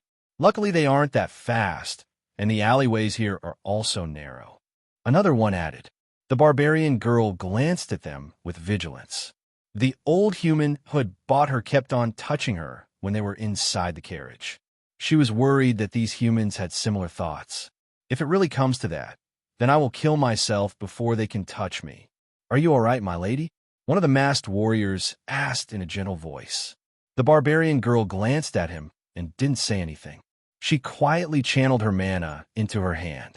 If they would do something to her, she was prepared to take her own life. Fredrin noticed the fluctuations of mana, but he decided not to intervene. With his speed, he could stop her before she could do something. What is this kid planning to do? Don't be nervous. The warrior who had spoken took off his mask. It was a middle-aged knight with a kind face. Once our reinforcements are here, we will take you out of this place and bring you back to your family. Hearing this, the barbarian girl raised her eyebrows in surprise. Are you telling the truth? Of course. The middle-aged knight nodded gently. The barbarian girl didn't trust him immediately. Why are you helping us? What will you gain from this? The middle-aged knight chuckled as he replied with a voice filled with reverence. Because our Lord is merciful. The other masked warriors nodded in agreement. The barbarian girl was confused by his response. Looking at her baffled look, the middle-aged knight asked, What's your name, my lady? The barbarian girl glanced at the kind, middle-aged knight and hesitated to reply. You don't need to tell me if you don't want to. The middle-aged knight smiled before he wore his mask again. He then turned around, and just when he was about to walk away, My name is Astania. The middle-aged knight smiled beneath his mask and left. Astania, is it? One more of your people is coming. You tell him the situation. Fredrin calmly spoke. Before she could respond, the door was pushed open by another group of masked warriors. You guys are here? No wonder the district security is panicking outside. One of the people who had arrived said. Fredrin tapped the man's shoulder and pointed to Astania. Bring the kid to her. She will explain the situation. Henry looked at the girl in surprise, wondering what had happened before they arrived. Although he was curious, he didn't bother to ask. All right. The old warrior signaled his subordinates to bring the young barbarian they had rescued to Astania. Astania watched everything in silence. Are they really going to help us leave this place? While she was deep in thought, the masked warriors brought a teenage barbarian to her and told her to explain the situation. Astania, can we really trust these men? The young barbarian boy asked her with a strong feeling of vigilance. Astania shook her head and replied, I'm not sure, but we have no choice. They have a lot of people on their side, so escaping from them is also impossible. Let's just wait and see. While Astania exchanged words with the young barbarian, Fredrin saw that the district security was searching the nearby houses. They're searching every house. This place isn't safe anymore. We need to head to the next hiding spot and wait for Servon's team. Fredrin suggested with a serious tone. No one disagreed with his decision. Before leaving the house, they removed their traces to prevent anyone from tracking them. Where are they bringing us? The young barbarian nervously asked Astania. Do you think I know? Stop asking and help me think how we should escape. Astania replied, her eyebrows furrowed. She noticed that the masked warriors were very methodical in their actions. They followed a strict form of hierarchy, and each person carried an important role. In the face of such an orderly group, she didn't even know how they could escape. "So you guys are here. Do you think you can escape from us?" A furious voice suddenly drifted over. Adishah looked up and saw a muscular middle-aged warrior holding a pair of battle axes. He wore leather armor with a steel breastplate, a light choice for someone with his build. "You guys go. I will take care of this guy," Fredrin shouted to the group. The muscular middle-aged warrior sneered. "Did you think I came alone?" As his words fell, more warriors poured in, covering all their escape routes. "Shit," Henry cursed under his breath when he realized that they had fallen into a trap. "Don't panic. Stick together and protect the barbarians," Fredrin instructed when he noticed everyone's uneasiness. The group was composed of veteran warriors, so they quickly reacted to the situation upon hearing his commands. They formed a tight circle with the two barbarians in the middle to ensure their safety. Looking at them, the muscular middle-aged warrior waved his hand and shouted, "Kill them all, and take the barbarians." As soon as his words fell, his subordinates immediately charged towards Fredrin and the others, attacking them in all directions. "Turtle formations," Fredrin issued a command. Everyone held their shields in front of them to form an impregnable formation with almost no targetable area. Even the space above their heads was covered, making it impossible for an arrow to penetrate their defense. As the enemies neared, Fredrin shouted once more, "Spears forward!" Caught off guard, the enemies were unable to evade or block their spears. One by one, they collapsed, and they weren't even able to get close to the turtle-like formation. What kind of cowardly tactics is this? Furious, the muscular middle-aged warrior lunged himself forward, choosing to lead the next wave of attack. With him in front, his subordinates were no longer flustered. "Follow closely behind me. We will destroy this turtle-like formation," the enemy commander shouted. Seeing this, Fredrin furrowed his eyebrows. Stopping normal warriors was easy, but against stronger enemies, their formation wouldn't last long. "I will stop him. You guys stay within the formation while I kill the enemy commander." Fredrin stepped out without waiting for their response. He then rushed to the enemy commander with his sword and shield. "You're one brave motherfucker." The muscular elite knight snorted when he saw Fredrin stepping out of the formation. "Kill him," he commanded his subordinates as he brandished his battle axes with fearsome force. Whoosh, whoosh. He is more powerful than the guy I fought earlier, but he is still nowhere near Sir Henry's level. Fredrin assessed his enemy's strength with a glance. He then raised his shield to block the attacks and used his sword to deflect another. Clang, clang. The muscular elite knight was stunned. The guy didn't even flinch after taking on both his axes. "No wonder you are brave. It turns out you have some abilities, but I'm not your only opponent," he muttered with a sneer. In the next moment, more warriors came to attack Fredrin. Whoosh, whoosh, clang, clang. Fredrin calmly evaded those he couldn't block. He then released a powerful sweeping slash that killed 3 warriors. "So strong. Watch out." The muscular elite knight couldn't believe his eyes. They had already surrounded the enemy, but they couldn't even injure him. Is this guy really an elite knight? Sweat trickled down his face as he continued his relentless attacks. His mana was being quickly depleted, but he hadn't even landed any substantial damage. In a moment of distraction, he received a stab in his chest, making him stagger backward. He groaned as he watched the lone enemy killing his subordinates with great ease. "We can't win here. I need to escape." Thinking of this, he turned around and retreated while applying pressure on his wound. Suddenly, a flail came to his sight, making him feel a wave of fear. He quickly evaded by bending his body to the side. Whoosh!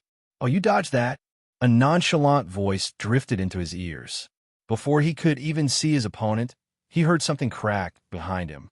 To his horror, he realized that it was actually his back being struck by the flail. The muscular elite knight flew like a rag doll and crashed into a nearby house, his fate unknown. Bang! Vaughn didn't spare him a glance and looked at the situation of the other group. The enemies had lost their commander, so there was confusion in their ranks. Fredrin's group killed them one by one. There were a few who managed to escape, but they didn't give chase. "Sir Vaughn, you're here." Fredrin was glad to see him. Vaughn nodded and said, "This is not the right place to talk. Let's get going before enemy reinforcement arrive." "All right, let's go."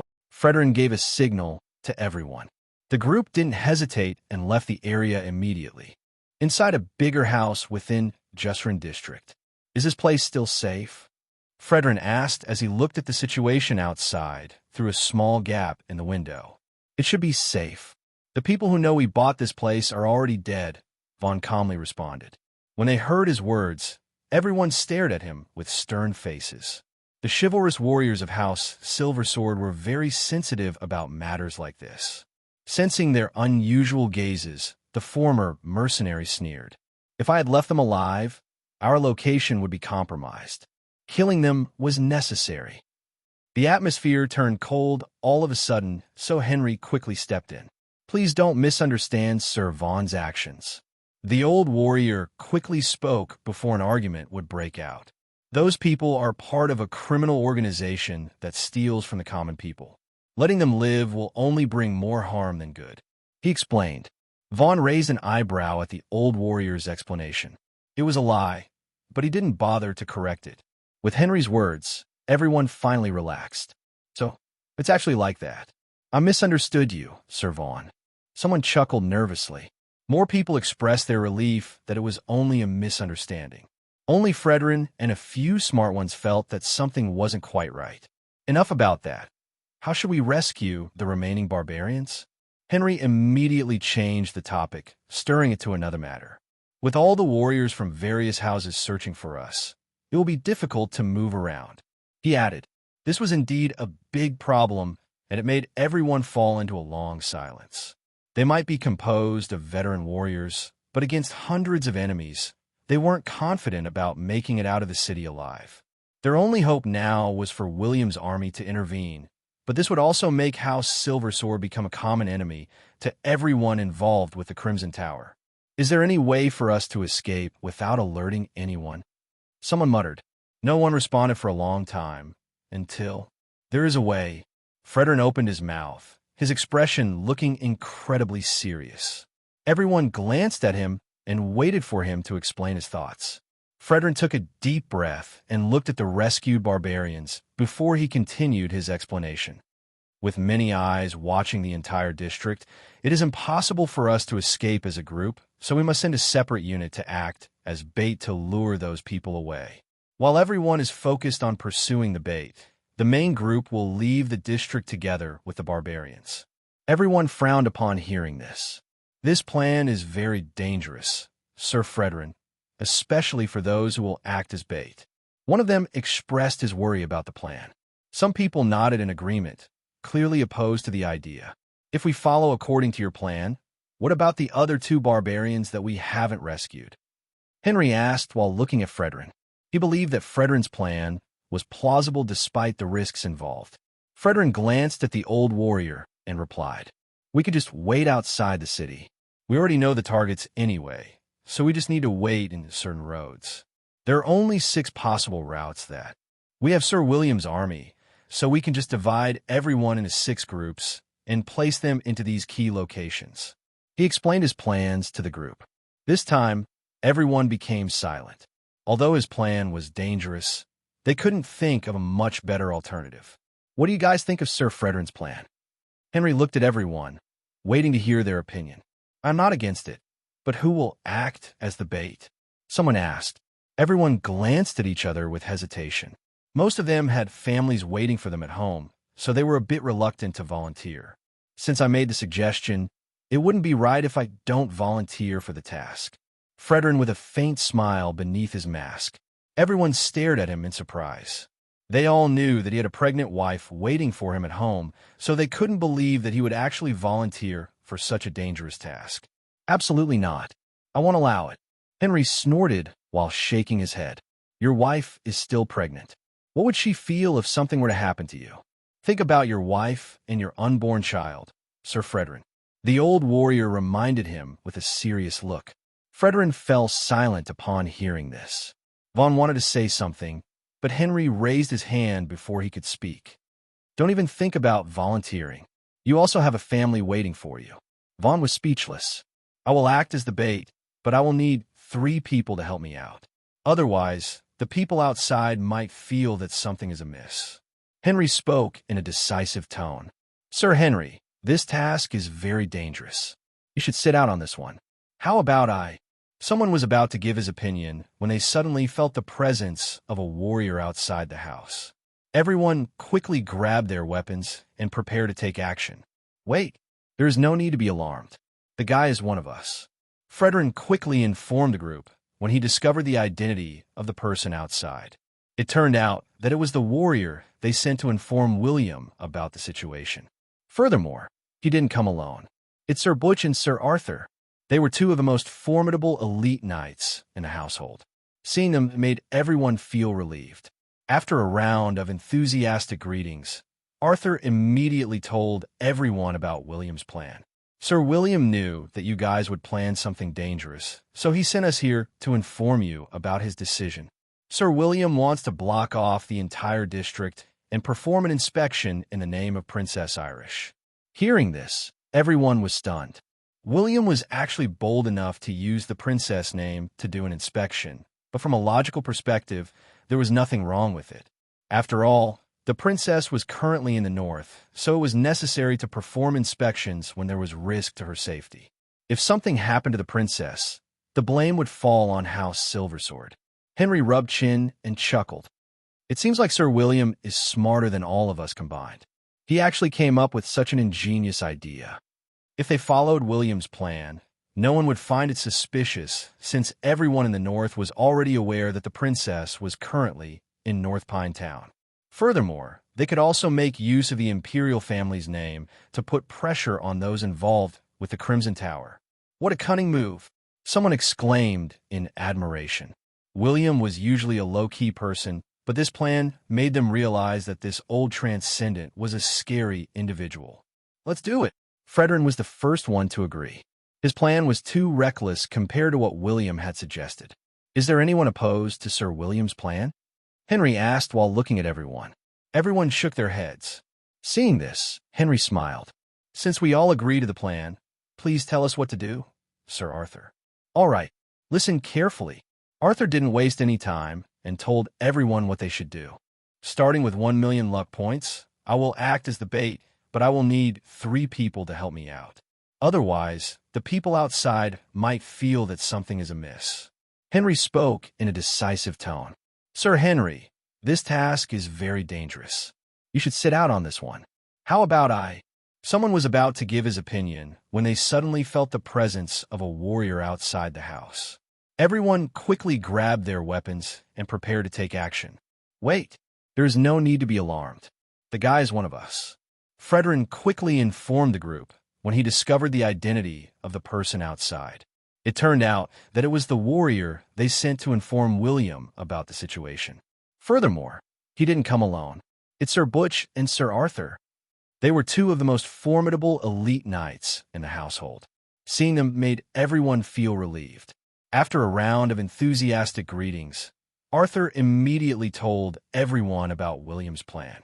Sir William knew that you guys would plan something dangerous, so he sent us here to inform you about his decision. Sir William wants to block off the entire district and perform an inspection in the name of Princess Irish. Hearing this, everyone was stunned. William was actually bold enough to use the princess name to do an inspection, but from a logical perspective, there was nothing wrong with it. After all, the princess was currently in the north, so it was necessary to perform inspections when there was risk to her safety. If something happened to the princess, the blame would fall on House Silversword. Henry rubbed chin and chuckled. It seems like Sir William is smarter than all of us combined. He actually came up with such an ingenious idea.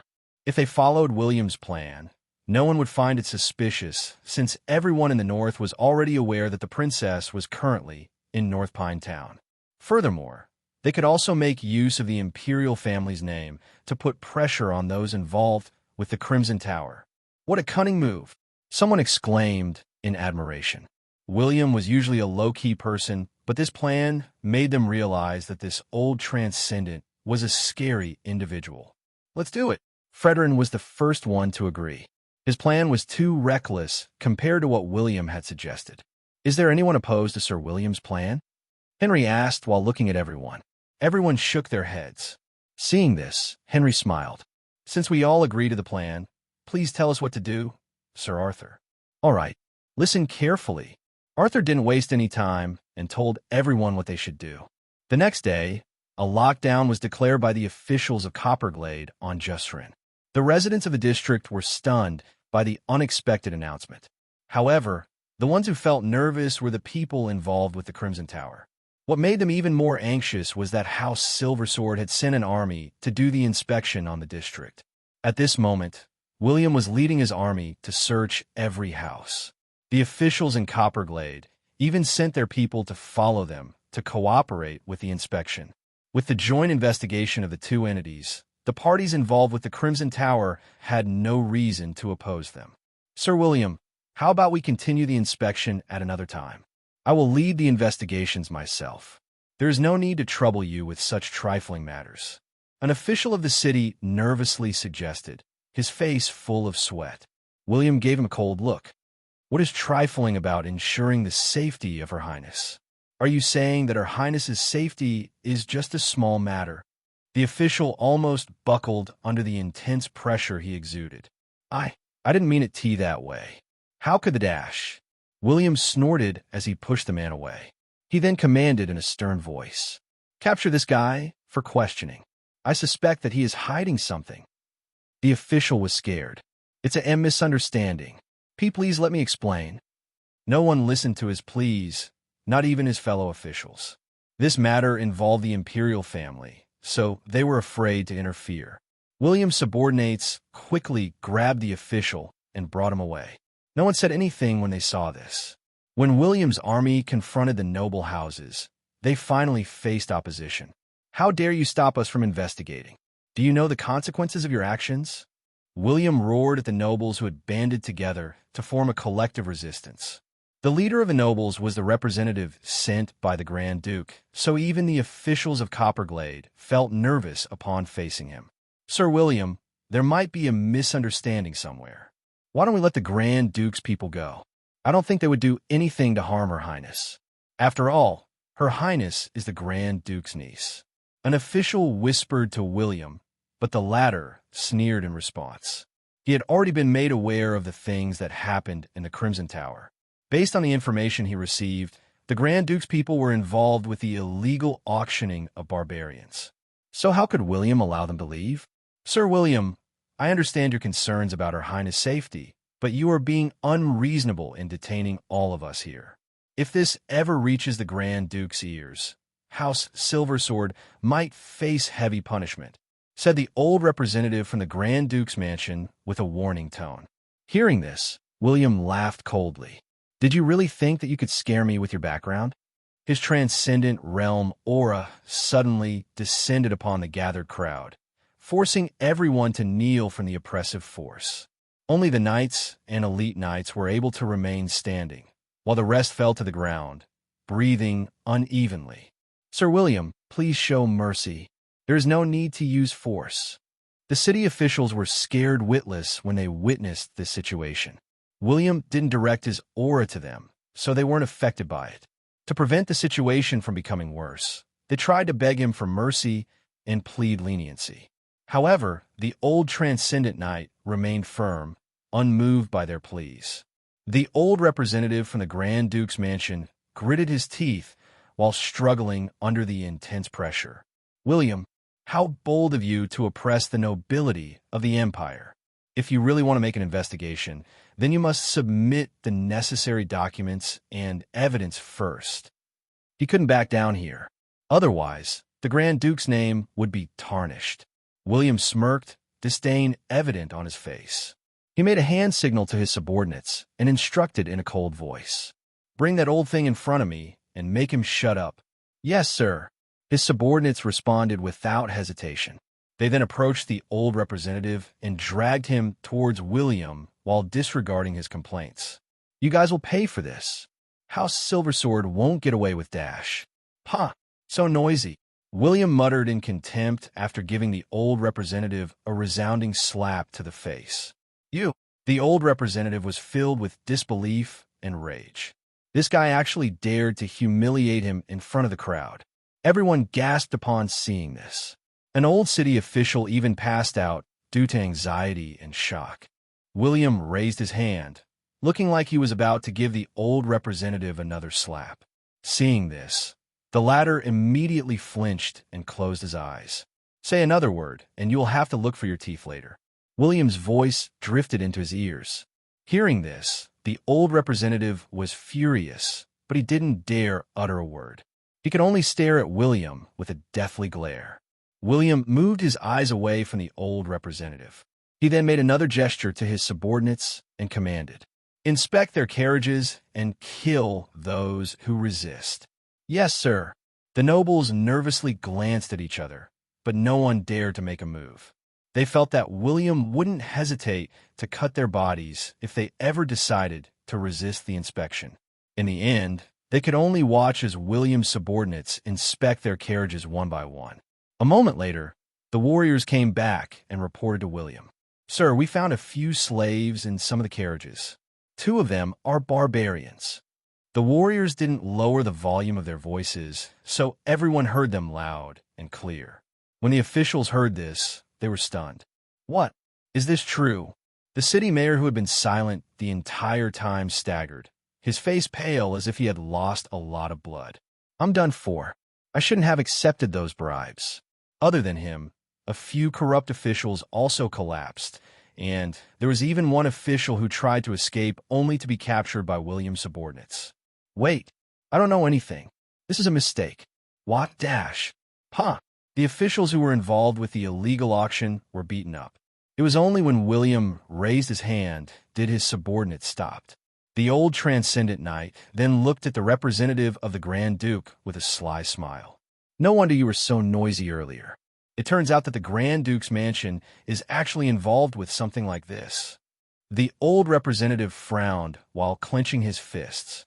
If he could, he would have punched William's face, but he knew that it was impossible with the huge difference in their strength. "I must not let them besmirch the reputation of the Grand Duke. I must do something." Thinking about this, he immediately opened his mouth. The Grand Duke doesn't know anything about this. His only choice here was to sacrifice himself to save his lord's reputation. William narrowed his eyes. Detain this man and bring these people to be questioned. This guy didn't even hesitate to take the blame for his master. The warriors of House Silversword captured the nobles and temporarily detained them to be interrogated. Now that the truth has been revealed, the officials and the city defense force no longer hesitated to offer their support in the investigation. Meanwhile, William went to take a look at the slaves they had rescued. Among them, the first one he noticed was the Demonkin. This guy's aura was so strong that it even made him feel threatened. A transcendent Demonkin. Are these guys insane? They actually enslaved something like this. The Demonkin was bound by special chains, making it impossible for him to move without anyone's support. But despite this, William still felt an inexplicable feeling of fear. His instincts were telling him that this Demonkin was way more powerful than him. The old transcendent knight quickly pulled his gaze from the Demonkin and looked at the red-haired barbarian. This guy should be the primary rescue target. After observing the rescued slaves, he sent a signal to his subordinates, telling them to bring everyone into a safe place. The warriors had no problem with escorting the slaves, but they hesitated to get close to the Demonkin. "Sir, what about that guy?" One of the warriors asked hesitantly, knowing that his subordinates were uncomfortable with escorting the Demonkin. William could only volunteer for the task. "I will take care of the Demonkin. You guys can go ahead." He waved his hand dismissively. "Yes, sir." There were a lot of things to do due to the complicated nature of the situation. There were many aristocrats and powerful figures involved with the Crimson Tower, so William told the officials to be thorough with the investigation. While the nobles and the people involved were being interrogated, William summoned Frederin's group to another location to gather all the rescued slaves in one place. It was already noon when Frederin's group arrived.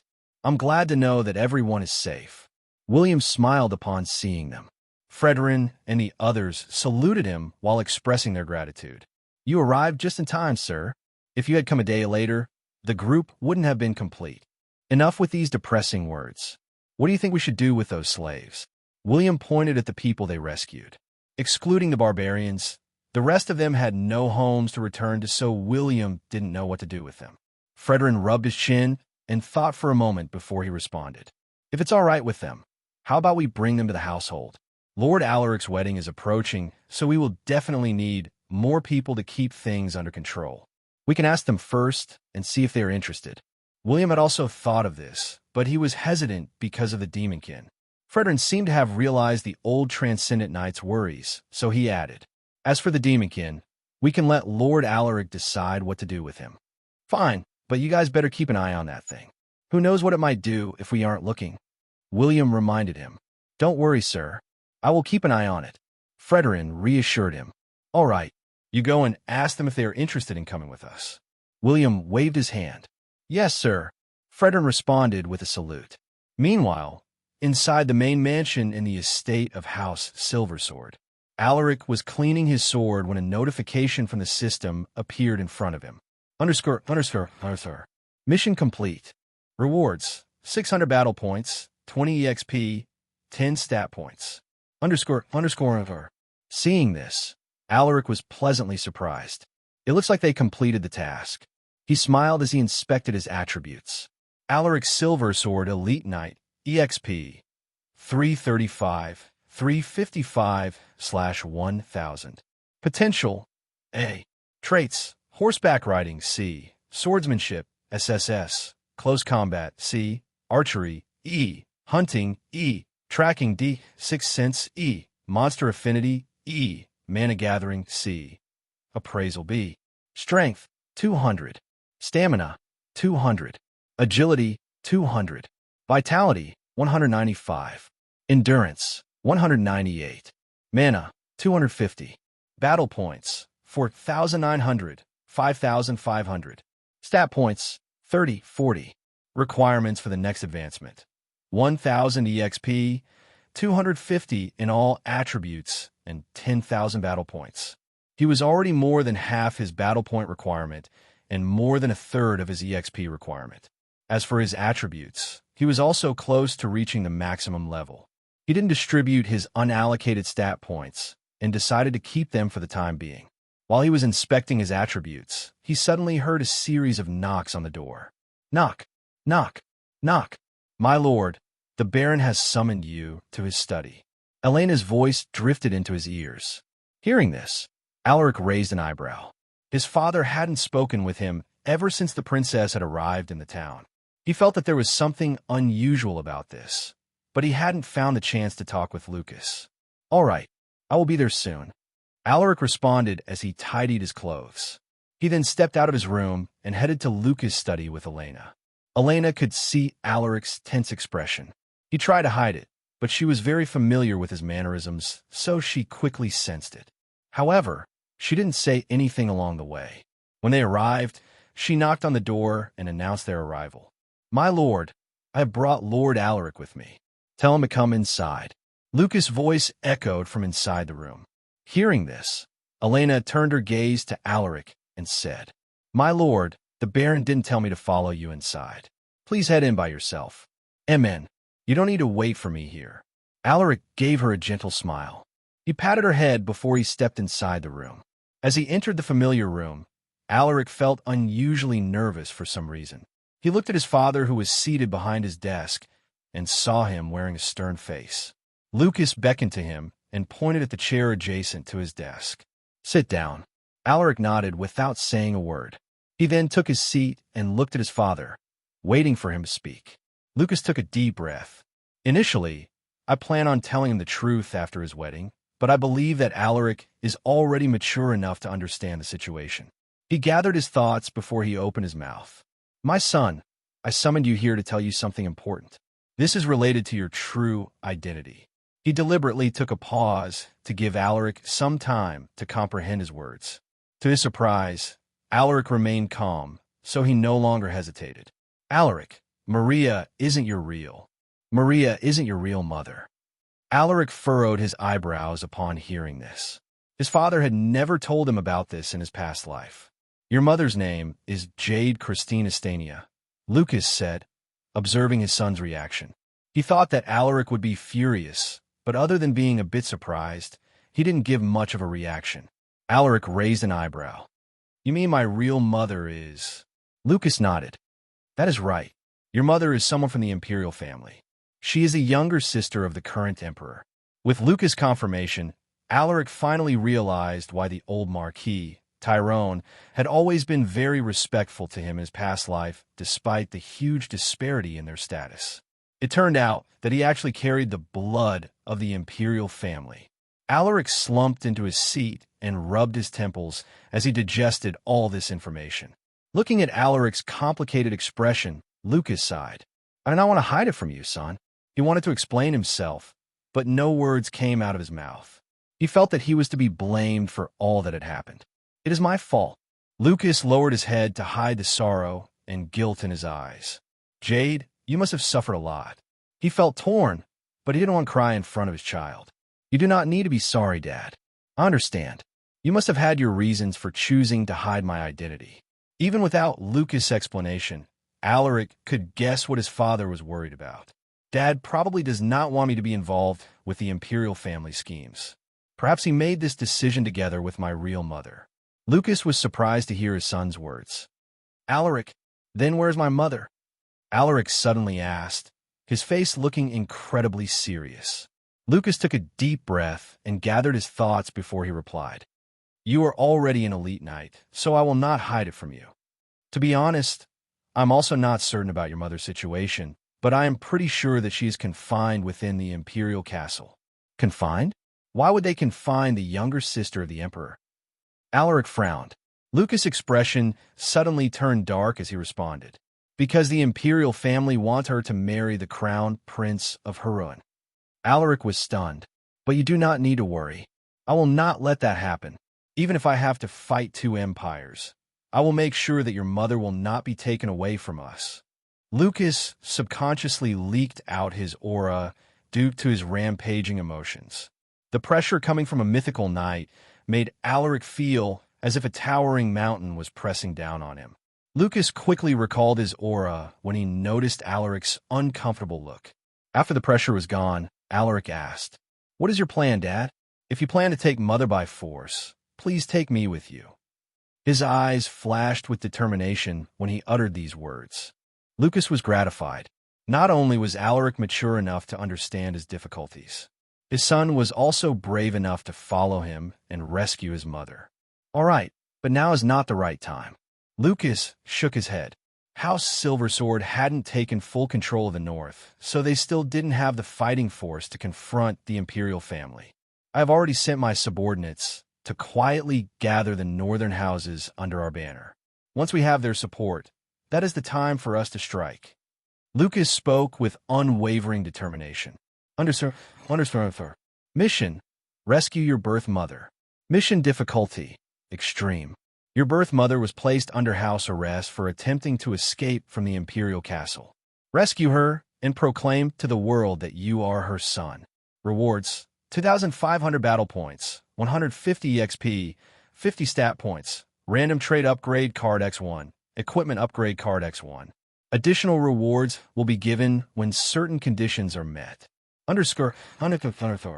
Alaric narrowed his eyes when he saw the notification from the system. Learning his true identity actually gave him a mission, an extreme rated one at that.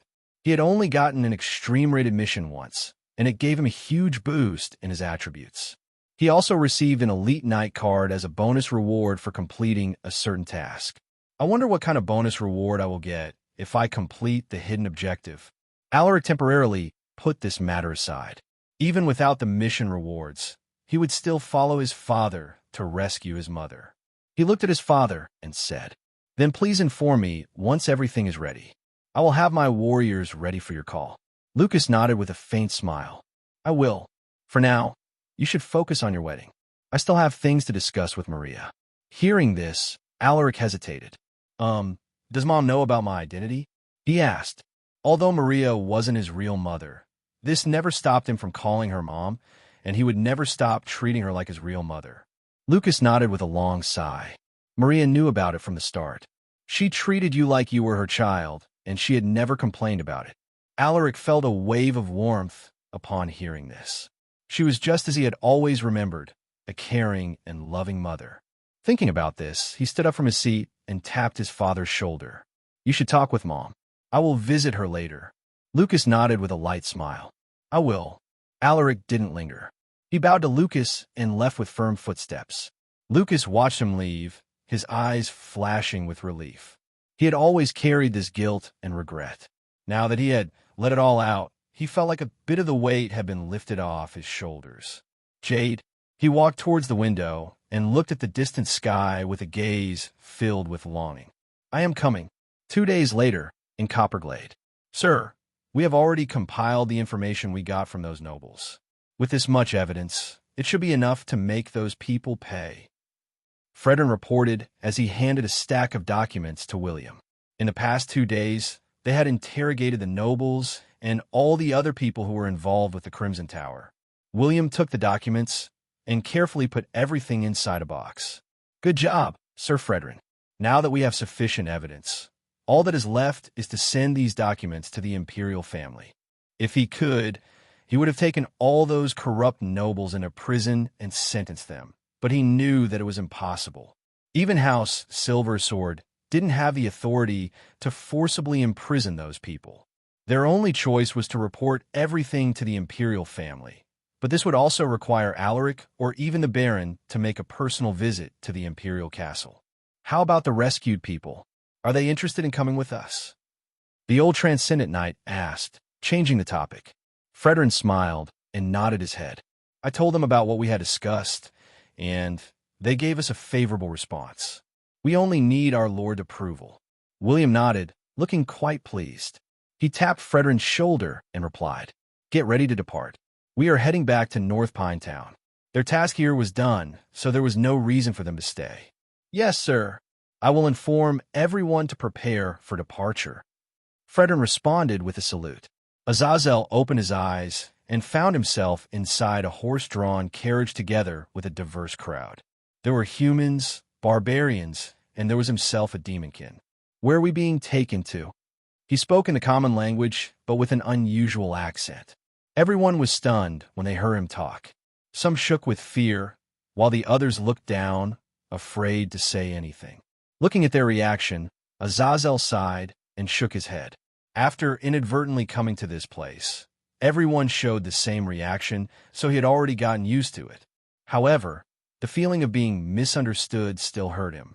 He closed his eyes and leaned to make himself more comfortable. His limbs were tied, so he couldn't adjust his posture properly, and this made him feel uncomfortable. Do you need help, my lord? A gentle and meek voice drifted into his ears. Azazel opened his eyes and looked at the person who had spoken, his eyes shaking with surprise. No one had ever taken the initiative to speak with him. Everyone was afraid of him, and not one person dared to look at him in the eye. Well, except for the little girl in front of him. She was tiny and looked emaciated, probably from malnutrition. A pitiful girl. Are you speaking to me? He asked, looking at her in doubt. He still couldn't believe that she was talking to him, so he asked for confirmation. The young girl nodded, albeit with a nervous expression. Why, yes, my lord. I see. Azazel could barely move, so he used his fingers to make hand gestures to the girl. Can you help me sit properly? I can't move well with all these restraints. The young girl nodded. She went to his side and helped him adjust to a more comfortable sitting position, but she found herself unable to lift him. So heavy, she used all the strength she could muster, but she was unable to help him, making her feel embarrassed. I'm sorry, my lord. I can't. Azazel stared at the young girl in amusement. She was weak, terribly so, but she still tried to help him. Why did you try to help me when you are this weak? The young girl was ashamed, but she still responded.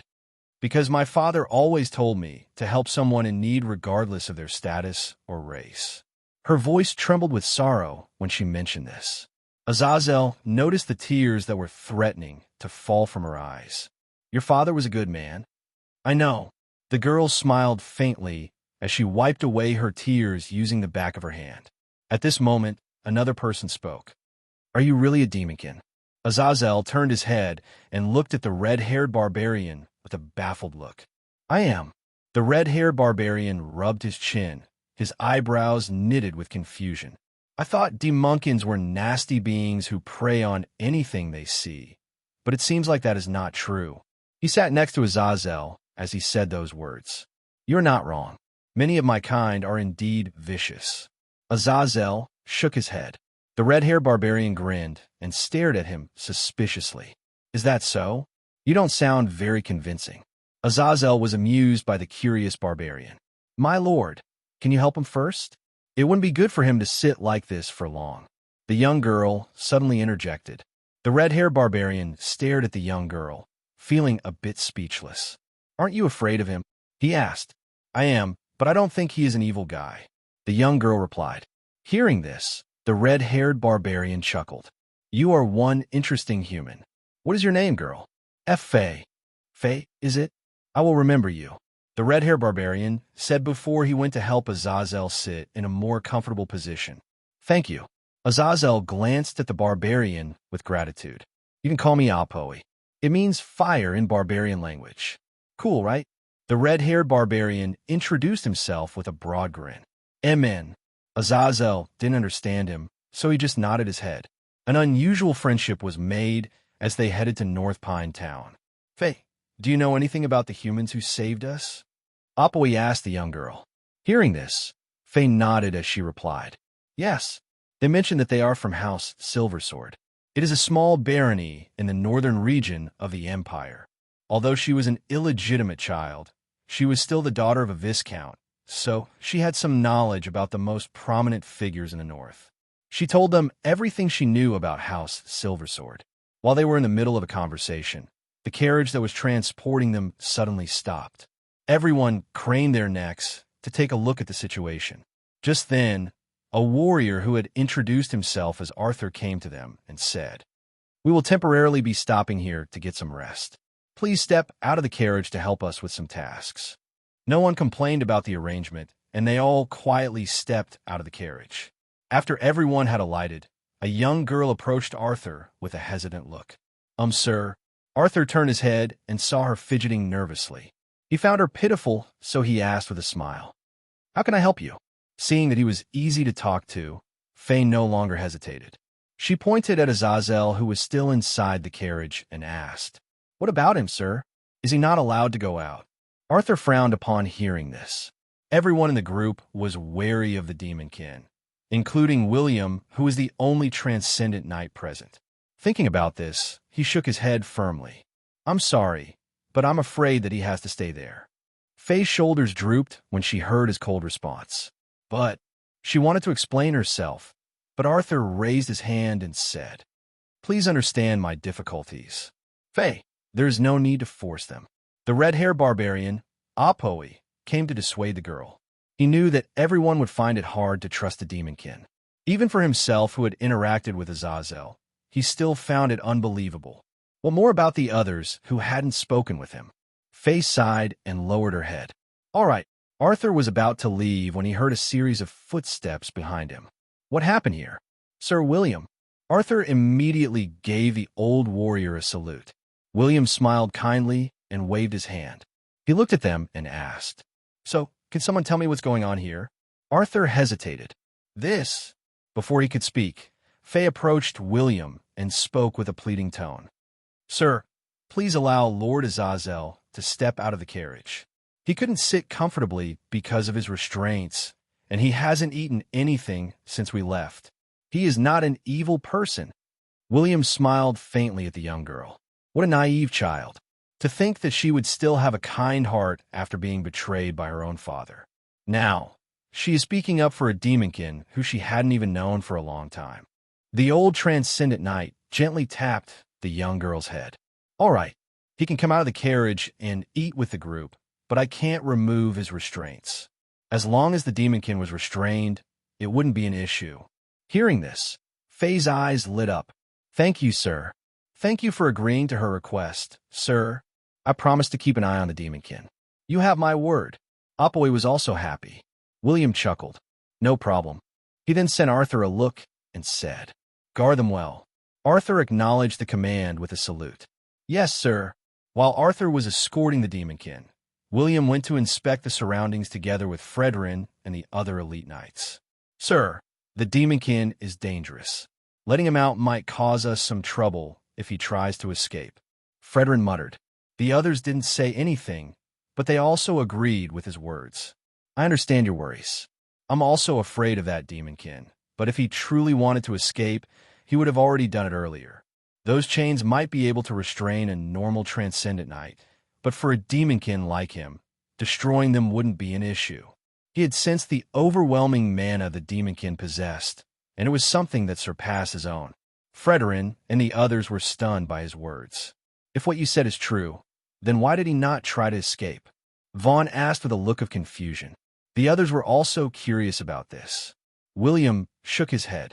We all have stories to tell, and that demonkin is no different. If you are that curious, why don't you ask him yourself? Vaughn was speechless by his response. At this moment, Arthur had already brought Azazel to the temporary camp where all the other rescued people were gathered. As soon as they arrived, most people left in a hurry. There were a few who stayed, but they moved further from Azazel, clearly out of fear. Wait here. I will bring you guys some food, Arthur said before he walked away to get their food. After he left, Faye looked at Azazel with pity and asked, Are you all right, my lord? Do you want us to help you sit more comfortably? Azazel glanced at the young girl. He had never received this kind of care from anyone before, not even from his own family. I'm fine. Thank you. Faye smiled faintly. I see. That's good to hear. Apoe chuckled and remarked teasingly. Look at you acting so tough. Azazel didn't say anything and just closed his eyes, pretending that he didn't hear him. Apoe's smile stiffened upon seeing this. He felt that this demonkin was way different than what was told to them about demonkins. His curiosity towards Azazel increased, making him more interested in getting to know more about him. Hey, Azazel, he called out, disregarding honorifics. Azazel opened his eyes and looked at the barbarian. What is it? Apoe stared deeply at him and asked, What do you plan to do if House Silversword decides to set you free? Hearing this, Faye, who was listening, perked her ears. Azazel was taken aback, not because he was surprised by the question, but because he couldn't give him an answer. After about 10 seconds of silence, he shook his head. I also don't know, but do you really think that they will allow a demonkin to roam freely? You make a good point. Apoe shrugged. If it was me, I would definitely lock you up to prevent my people from panicking. How could you say that, Lord Apoe? Lord Azazel is a kind man. He will never hurt anyone. Faye was dissatisfied with Apoe's casual remarks. Apoe forced out a smile, but he didn't say anything. What a naive girl. With this kind of mindset, it would be easy for others to fool her. Faye, you must not blindly trust other people. What they show you might not be their true self. They could be hiding their sinister side beneath their fake smiles. Azazel sternly warned the young girl. Faye looked at him in surprise. This was the first time he had spoken to her in such a serious manner. Even you, my lord? Azazel looked away from her and stared at the horizon. Not even me. As he uttered those words, he recalled the experiences he had gone through before he arrived at this place. The people he had trusted but betrayed him, his family who had discarded him, and his friends who had tried to kill him. Everything was still fresh in his mind. Somehow, Apoe could sense the complicated emotions from his tone, but Faye was still too young to understand the implications behind the demonkin's words. Food is here. What are you guys talking about? A voice suddenly drifted into their ears. They turned around and saw Arthur holding a box filled with all sorts of food. Apoe, who had been starving since earlier, approached him with a grin. Let me help you with that, sir.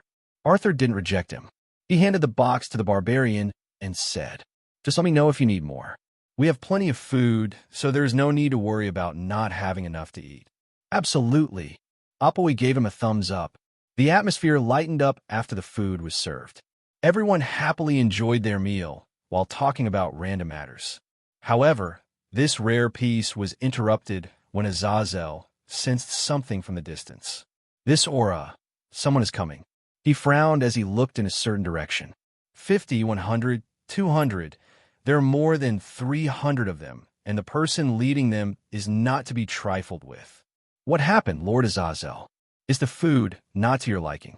Faye asked when she noticed that Azazel had suddenly stopped eating. Apoi also looked at him with a baffled expression. Azazel didn't respond. He kept his gaze in the same direction, his eyes flashing with vigilance. Suddenly, William appeared in front of them with a whoosh. The old transcendent knight's expression was heavy as he muttered, "Someone is coming, and they don't seem to have good intentions." "What?" Arthur was the first one to react. With a wave of his hand, William commanded, "Bring the civilians to a safe place and tell our warriors to prepare for battle." "Yes, sir." Knowing that the situation was dire, Arthur didn't linger and left to inform the group. "You guys better stay here. Don't leave, or we won't be able to protect you." Arthur warned Faye and the other rescued slaves. "What's going on, sir?" one of them asked with an anxious look. With a grim expression, Arthur replied, "Enemies are coming, hundreds of them. That many." Everyone was stunned, disbelief written all over their faces. "Sir, I will help you." Apoi volunteered, his voice filled with determination. His pride as a warrior wouldn't allow him to hide behind his benefactors. Hearing this, Arthur immediately rejected him with a shake of his head. "No, our task is to ensure your safety. I understand your willingness to help, but I can't allow you to take such risks." Apoi clenched his fists unwillingly. Arthur didn't linger and left without hesitation. After he left, Faye asked with concern, her shoulders trembling from fear. "What should we do?" It wasn't just her. Everyone else was also afraid. "It must be them. They must be warriors sent by those evil nobles," muttered Adisha, the girl from the Black Eagle tribe. Hearing her words, everyone panicked. They had faced all sorts of abuse under the hands of those people, so they were afraid to fall into their hands once again. "Don't panic. We have Sir William on our side. He is a transcendent knight. Even if we are outnumbered, our side has more skilled warriors." Apoi muttered, hoping to convince everyone to remain calm, but his words didn't offer much help. "We can only trust them." Faye closed her eyes and brought her hands together to offer her prayers to Aru. "Aru, please guide Sir William and the others. Protect them and give them strength." Seeing this, the others who followed the same religion also prayed to Aru. Meanwhile, Azazel silently assessed the strength of the enemies. 2 transcendent knights and 10 elite knights. Can they handle those warriors by themselves? His eyebrows knitted into a frown when he discovered the presence of multiple powerful warriors on the enemy side. This might be a tough battle for them. If there is no choice left, then I might have to destroy these restrictions to protect Faye and Apoi. His eyes flashed with profound light as he thought of this. At this moment, William's army had already formed a defensive line. Although the enemy attack was sudden and took them by surprise, William's troops had undergone strict military training, so they were able to hastily form this defensive maneuver. "Sir, everyone is ready," reported Geoffrey, the former captain of a mercenary group who was now William's subordinate. See Chapter 98 for reference. William nodded. He made a hand gesture and shouted, "Archers, take aim and wait for my signal." Upon hearing his command, the archers immediately took aim, knocking their arrows into their bows. Soon, the enemy forces had finally entered their sights. Their vanguard unit was composed of 100 cavalrymen, while the rest were infantry soldiers. William narrowed his eyes as he silently measured the enemy's distance. Once they stepped into their archers' range, he forcefully swung his hand and shouted, "Release! Sue! Sue! Sue!" Dozens of arrows fell from the sky, but the enemy cavalry didn't even stop their charge. They raised their shields to protect their heads. Most of them survived, but there were still some who were struck by the arrows, making them fall off from their mounts. Seeing that the enemy was undeterred by the barrage of arrows, William's gaze hardened. "Continue firing your arrows. Cavalry, unsheathe your weapons and prepare to charge." He issued another command while pulling out his sword. A few more of the enemy cavalry fell, but there were still over 80 of them who weren't affected by the arrows. William no longer hesitated. He raised his sword, squeezed his legs, and bellowed, "Warriors of House Silversword, charge with me." William led the charge. urging his horse to rush towards the enemy's centermost formation. I have to destroy their formation to give us the advantage. Thinking about this, he searched for the enemy's commander while quietly imbuing mana into his sword. Found you. He locked his eyes on the person leading the enemy cavalry. It was a warrior wearing full steel armor. He held a spear on his right and a shield on his left. His transcendent aura burst out with overwhelming intensity. William didn't falter in the face of this formidable opponent.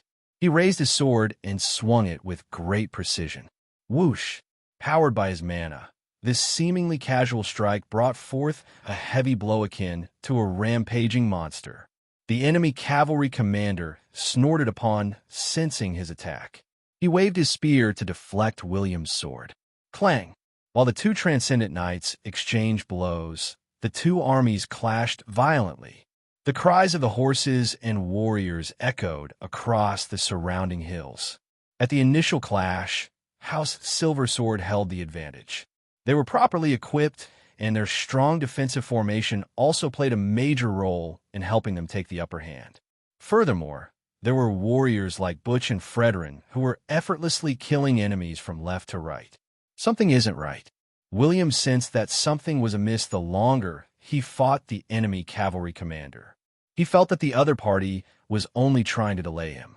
Thinking about this, he scanned the surroundings and saw the enemy infantry soldiers approaching them from both sides, clearly intending to sandwich them.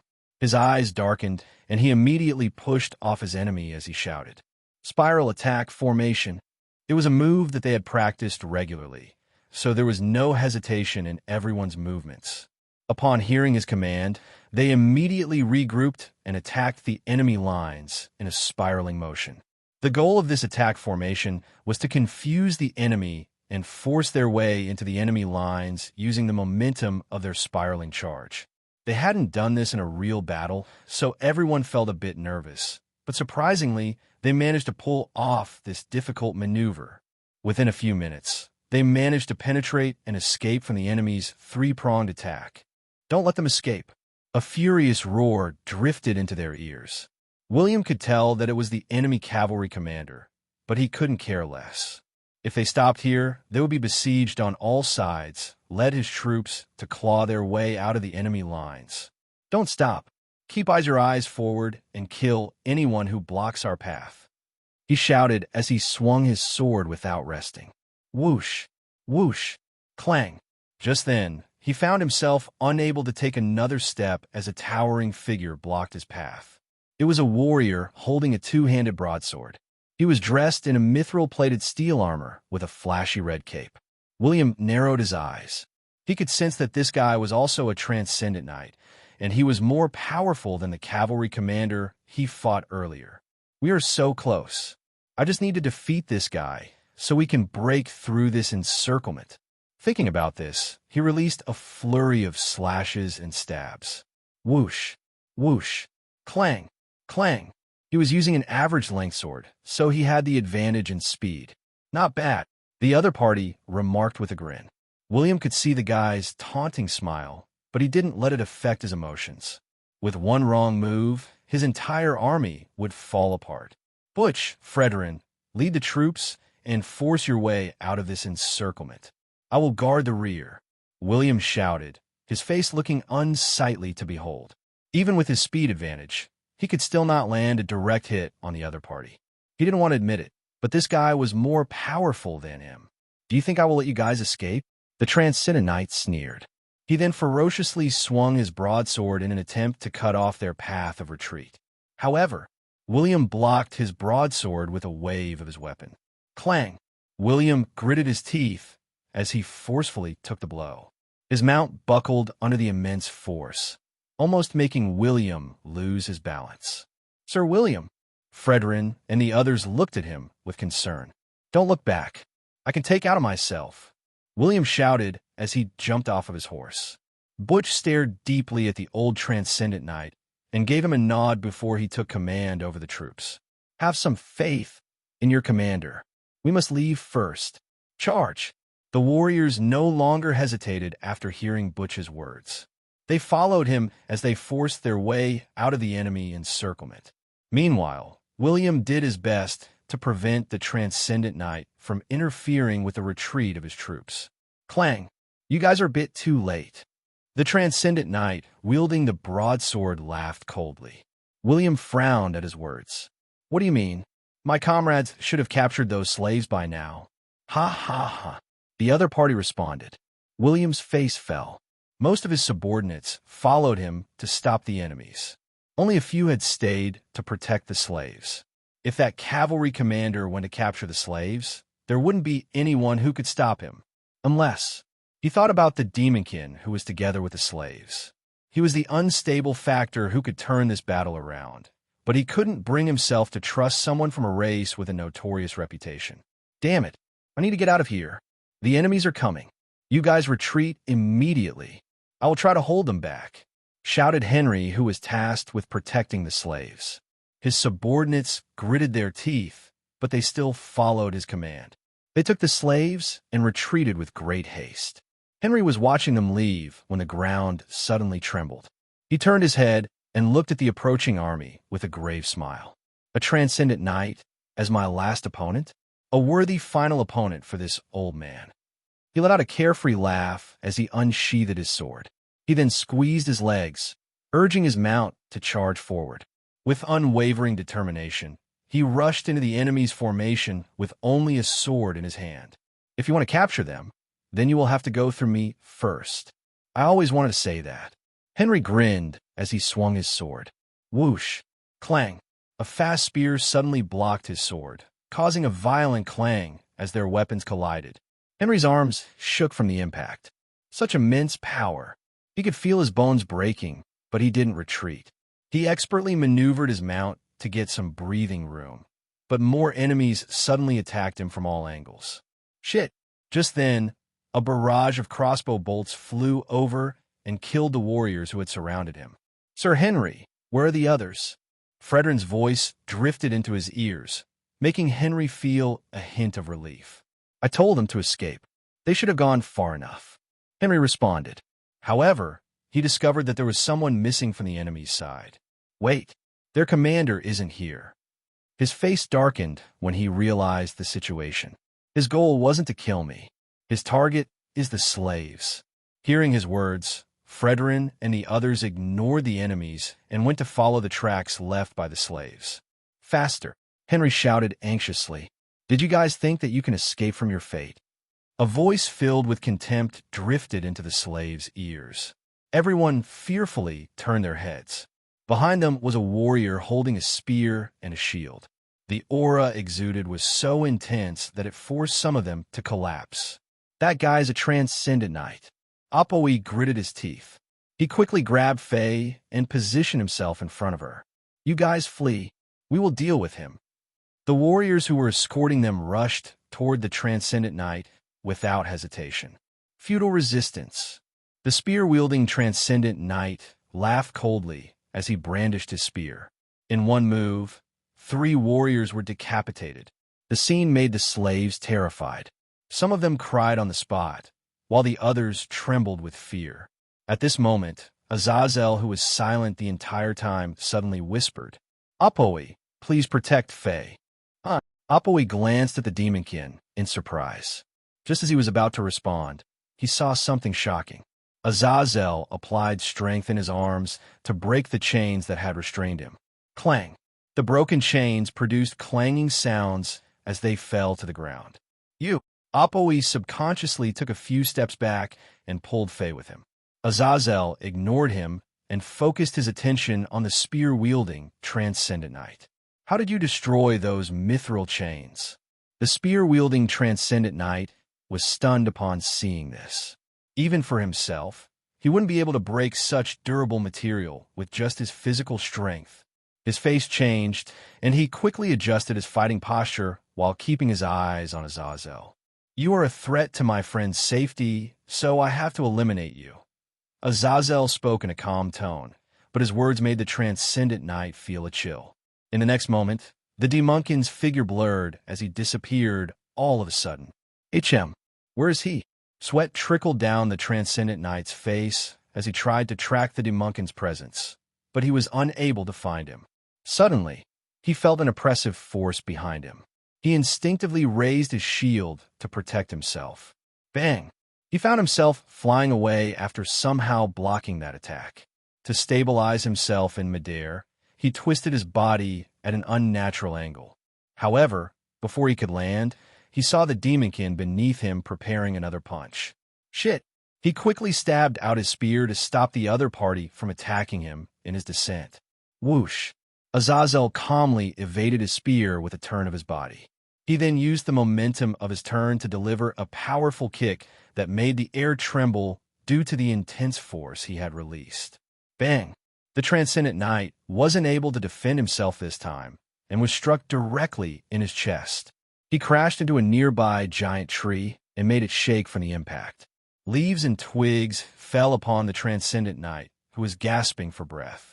The kick was so powerful that it broke his ribs and punctured his lungs. What insanely strong physical strength.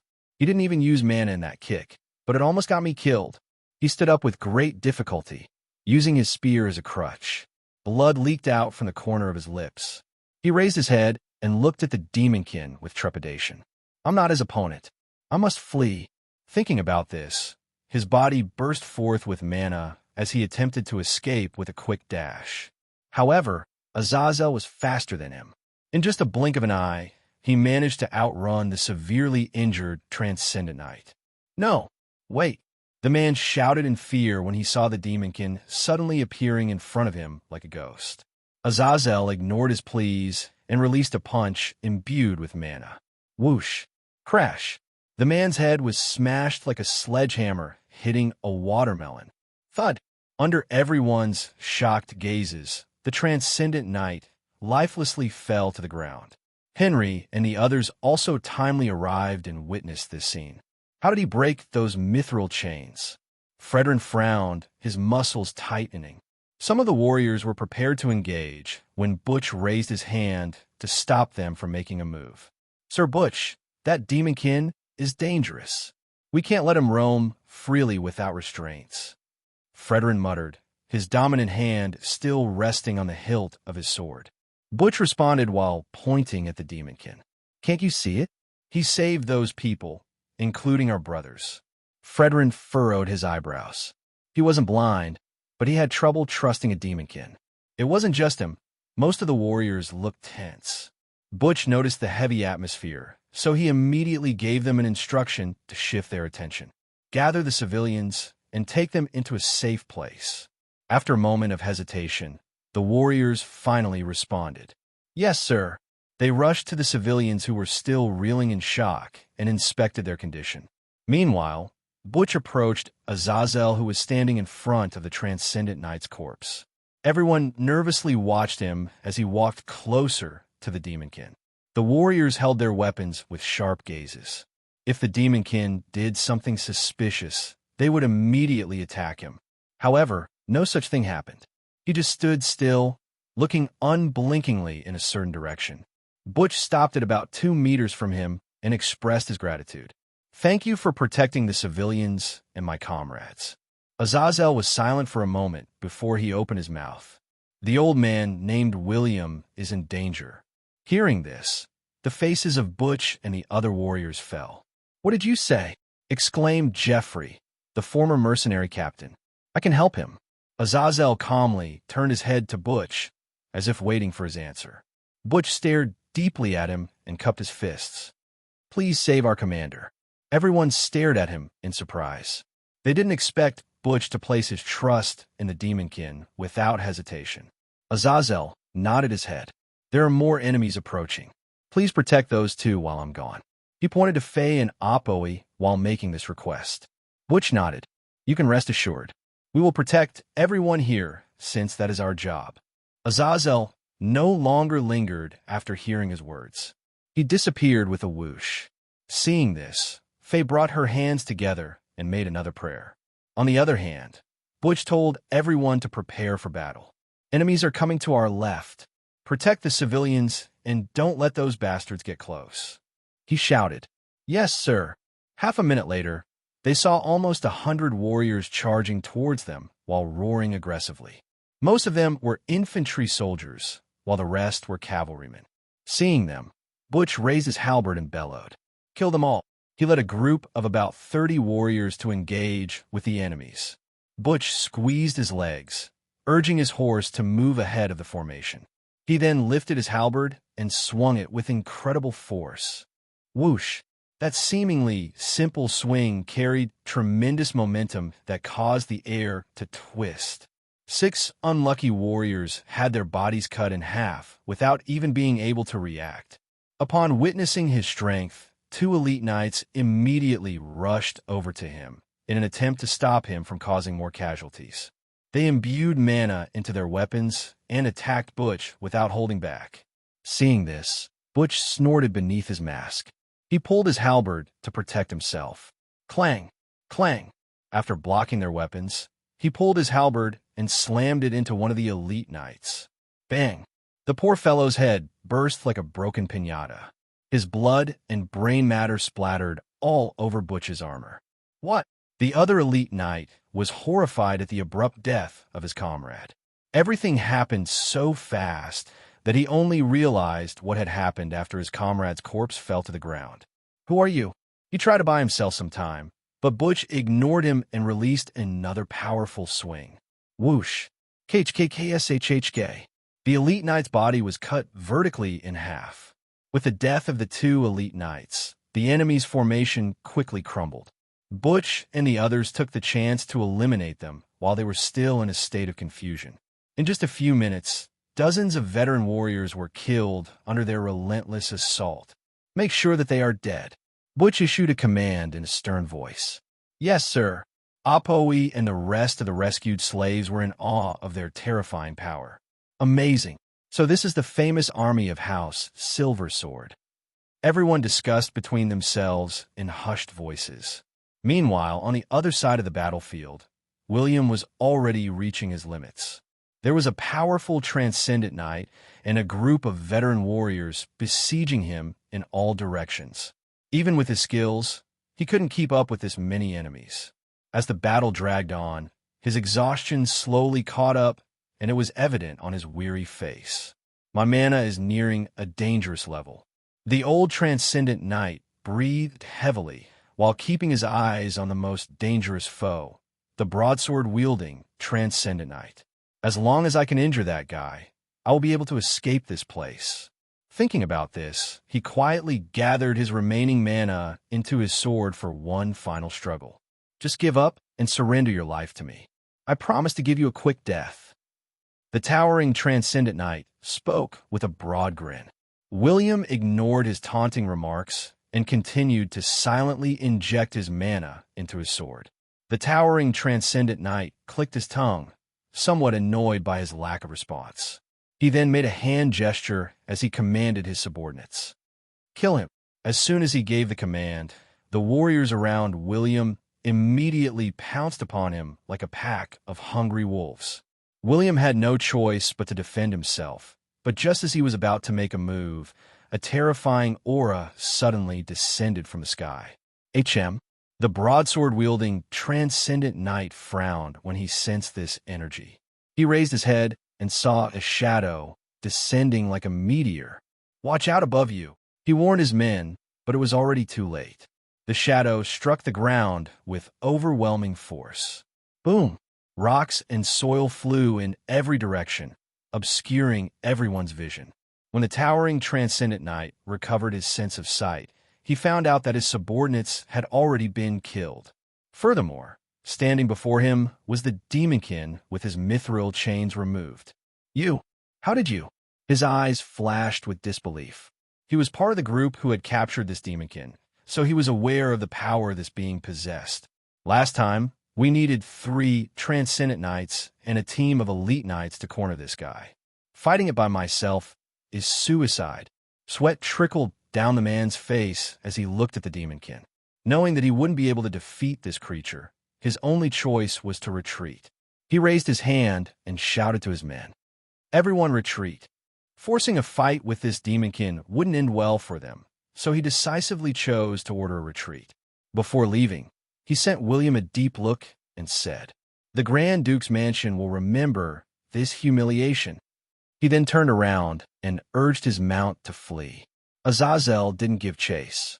To him, the life and death of those humans held no significance. "Thank you." A weak voice drifted into his ears.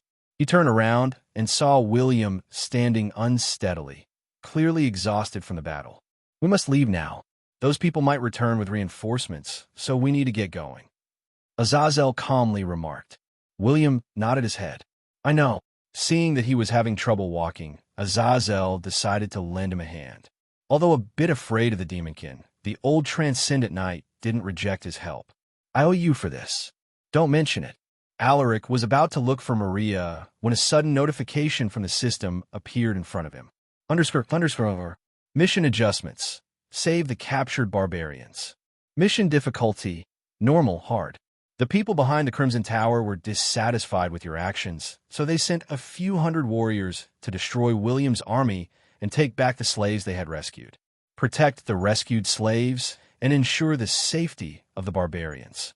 Additional rewards: 1,000 battle points, 50 EXP, random trade upgrade card. Underscore. Alaric was taken aback. The mission information has been updated. This had also happened to him once before during the battle against the Goblin colony in the Enchanted Woodlands. So the mission details and difficulty could also change depending on the situation. When he realized this, his expression became grim. "Let's put this matter aside for now. I need to speak with Mom first." Alaric closed the cyan screen with a thought and adjusted his emotions. He took a deep breath and gathered his thoughts before he went to continue searching for Maria. "Son, is there something you need?" Maria smiled faintly at Alaric. She had the same loving smile she always had, but something was a bit different about her today. Alaric could see a tinge of sadness and anxiety in her eyes. Alaric pretended that he didn't notice anything and greeted her with a smile. "I just want to check on my pregnant mother and see how she is doing." Maria's eyes faltered upon hearing this. She let out a soft sigh and muttered, "But I'm not your..." Before she could continue her words, Alaric gently hugged her and whispered in a quivering voice, "You will always be my mom. That will never change." Maria had always treated him like her own son, and she had never despised him for this even once. With the sacrifices she made and the silent pain she endured all these years, Alaric couldn't even begin to imagine it. Unknowingly, tears slid down from the corners of his eyes. Maria's selfless actions made him emotional. Maria noticed that he was crying, so she gently rubbed his back. "I'm so happy to hear that, my son." Alaric never thought that he would cry like this again after his regression. The mother and son chatted for hours. They talked about the past and the future that they looked forward to. "Son, how about you go and visit your grandfather again?" Maria changed the topic. Hearing her mention this, Alaric furrowed his eyebrows. "Is he still there?" he asked. Maria nodded with a long sigh. Ever since he came to North Pine Town, he had never missed a day. She was getting increasingly worried about her father's health. She tried to talk with him about it, but he never listened and continued to visit Mount Tedra every day. Alaric was also aware of this. He had even sent his subordinates to look after the old man in case something happened. Anton Keller had always blamed himself for the warriors who had died in Copperglade. He felt that he was fully responsible for everything. Because of his extreme guilt, he visited their tombs on top of Mount Tedra to kneel and apologize to them. He had never missed a day since he arrived in North Pine Town. "All right, I will talk with him later." Alaric nodded and reassured his mother. After some small talk, Alaric bid Maria farewell and stepped out of the mansion. "My lord, where are you headed to?" Elena's voice suddenly drifted into his ears. Alaric turned around and saw her going down the stairs in a hurry. Seeing this, he immediately reminded her to be careful. "That was dangerous, Elena.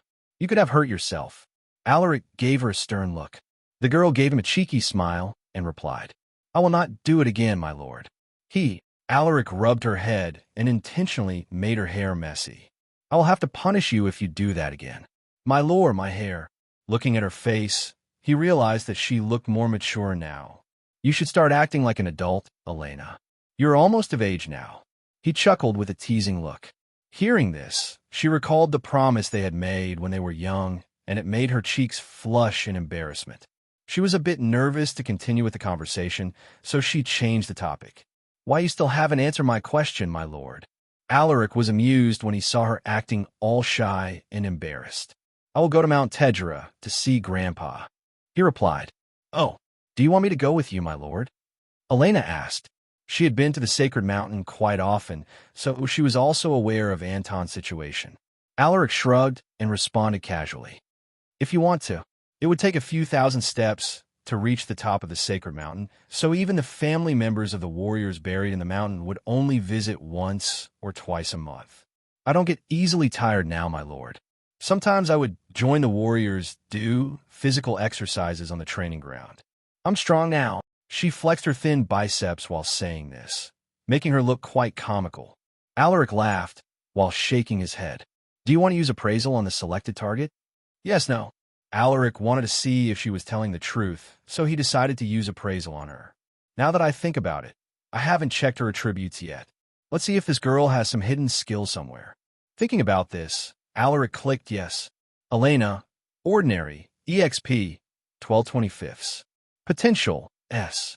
Traits, cooking, S. Farming, B. Tailoring, tea-making, E. Laundry, B. Painting, swordsmanship, F. Strength, 6. Stamina, 8. Agility, 4. Vitality, 5. Endurance, 3. Mana, 10. Alaric was stunned when he saw her attributes. She had a bunch of housework-related traits, but surprisingly, she had an F-rank swordsmanship trait. However, the most shocking thing was her S-rated potential. "No way. My lord, why are you looking at me like that? Is there something on my face?" Elena asked when she saw Alaric staring at her with an unusual gaze. Alaric faked a cough and looked away from her. "It's nothing. Did you learn swordsmanship from someone?" He randomly asked. "How did she learn swordsmanship this fast? I didn't even see her train." Elena was surprised. How did you know, my lord?" "I told Aaliyah not to tell anyone, including you." She realized that she had misspoken, so she quickly covered her mouth. Alaric glanced at her. "So you were secretly learning from Aaliyah?" That, yes." Knowing that she couldn't hide the matter anymore, she could only nod her head. "I didn't mean to hide it from you, my lord. I just want to give you a bit of surprise. This girl..." Alaric smiled at her words. "You do have potential, but are you sure about learning swordsmanship?" Elena put on a serious look as she replied. "Yes. I also want to protect you, my lord. I always feel uncomfortable every time you leave the town, so I decided to learn swordsmanship from Aaliyah." "You must have worked really hard to convince a stubborn girl like Aaliyah to teach you." Alaric smiled faintly. He could already imagine the difficulties she faced just to get Aaliyah to teach her swordsmanship. Elena pouted upon hearing this. "I did a lot of things just to make her teach me," she murmured resentfully. Elena's shocking potential came as a surprise, but Alaric was worried about letting her join the army. Their next battles would only get more dangerous, and he didn't want her to go through that kind of hell. "Elena, since you have chosen to learn swordsmanship, do you intend to join the army?" He stared deeply at her with a grave look on his face. Looking at his serious expression, Elena responded cautiously. "If it's necessary, then I don't mind joining the army, my lord." She could tell that Alaric was worried for her, making her feel a wave of warmth in her heart. "Elena, war is cruel. You might have to kill someone if you choose to join the army. Are you prepared for that?" Alaric's voice drifted over. "That..." Her face turned pale, but she clenched her fists and looked at him with determination. She had already thought of this when she decided to learn swordsmanship.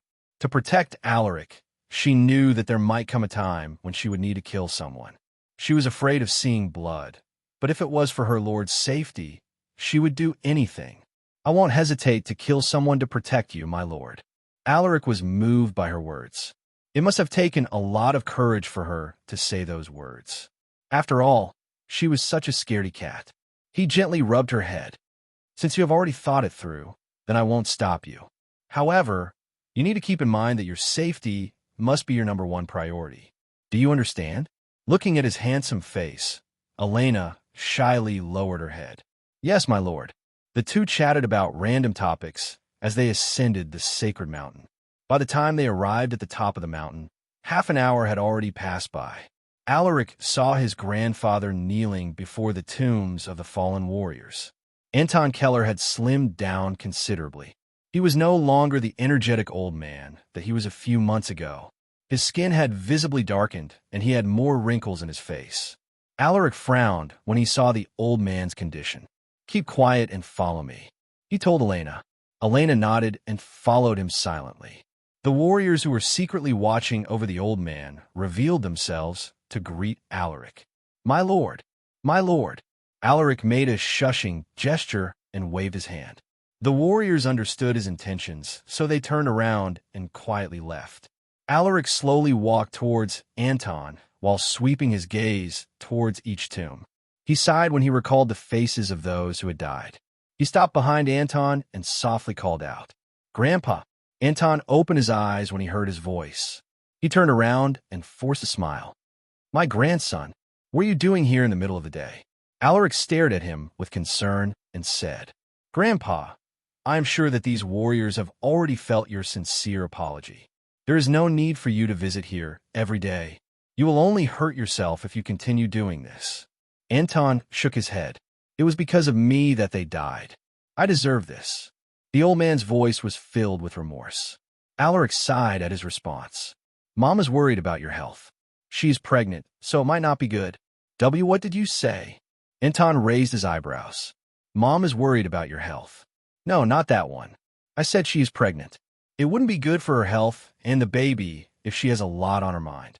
Alaric could only use this tactic to convince his grandfather. Anton felt a multitude of emotions. "So my daughter is pregnant." No one informed him about this, so he was shocked by the news. Alaric nodded and smiled. "Amen. According to the doctors, it will be a girl." Anton suddenly became emotional. "So I will be getting a granddaughter soon." "Grandpa, if you want to watch your granddaughter grow up, you must keep your body healthy." Alaric gently tapped the old man's shoulders before he helped him to get up.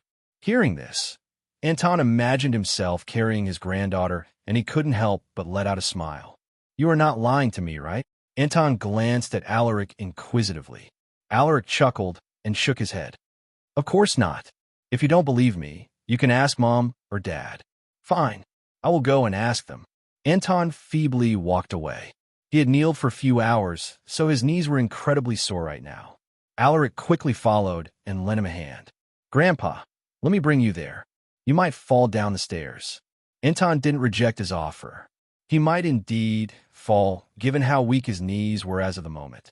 Elena and the warriors quietly followed them. They hadn't even reached halfway down the mountain, and Alaric noticed that Anton's legs were shaking, so he decided to carry the old man. Anton stared at Alaric and thought, "My grandson is no longer the rebellious youngster that he was a few years ago. Who would have thought that the little kid from back then would become such a reliable man?" He mumbled with a gratified smile. "You are making me embarrassed, Grandpa." Alaric chuckled at the old man's words. A while later, they finally arrived in front of the mansion. Anton, who had been carried all the way, quickly jumped off from Alaric's arms and eagerly stepped inside the mansion. Seeing the depressed old man look so excited made Alaric and Elena feel relieved. "My daughter, where are you?" Anton's excited voice echoed inside the mansion, making the servants do a double take in surprise. After Anton learned his daughter was pregnant, he no longer climbed the sacred mountain as he had in the past few weeks. He became more conscious of his health and even participated in some physical activity to keep himself fit. 5 days later, the troops sent to Copper Glade finally returned with the people they rescued from the Crimson Tower. Alaric had already received a letter about the events that happened in the city, but he still told William to give him a report of the situation. William recounted everything that occurred without skipping any details. "That was what happened, my lord." Alaric frowned as he rubbed his chin. To think that the Grand Duke is actually involved with this kind of illegal activities. The Grand Duke was a member of the imperial family, and he wielded immense power and authority within the empire. So why did he risk his reputation to establish the Crimson Tower? Alaric thought hard, but he couldn't understand why the Grand Duke made such a choice. He sent William a look and asked, "Have you guys found out if the second prince is also behind the Crimson Tower?" William shook his head. I have sent a few of my men to investigate in the capital, but it would take some time before they could get any information. Alaric already expected this. Information related to the imperial family was difficult to obtain, so he didn't blame William for it. All right, now for the next matter, where is the demonkin? When he first read the letter that there was a demonkin among the rescued slaves, he couldn't believe it. Those guys were hardly discovered in the enchanted woodlands, since they lived on the opposite side of this seemingly endless forest. Hearing this, William made a hand gesture to the warrior standing quietly behind him. Seeing his signal, the warrior saluted and left the room. A moment later, he returned with someone wearing a cloak that made it hard for others to see their appearance. My lord, this is the demonkin who saved our lives. His name is Azazel. William gave him a short introduction.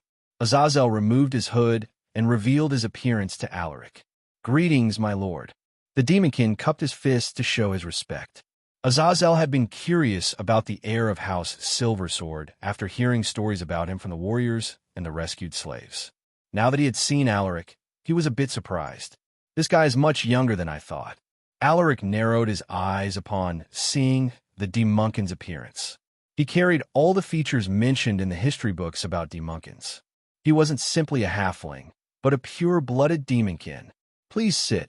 Alaric motioned him to sit down. Hearing this, Azazel looked at the chair he had pointed and calmly took his seat.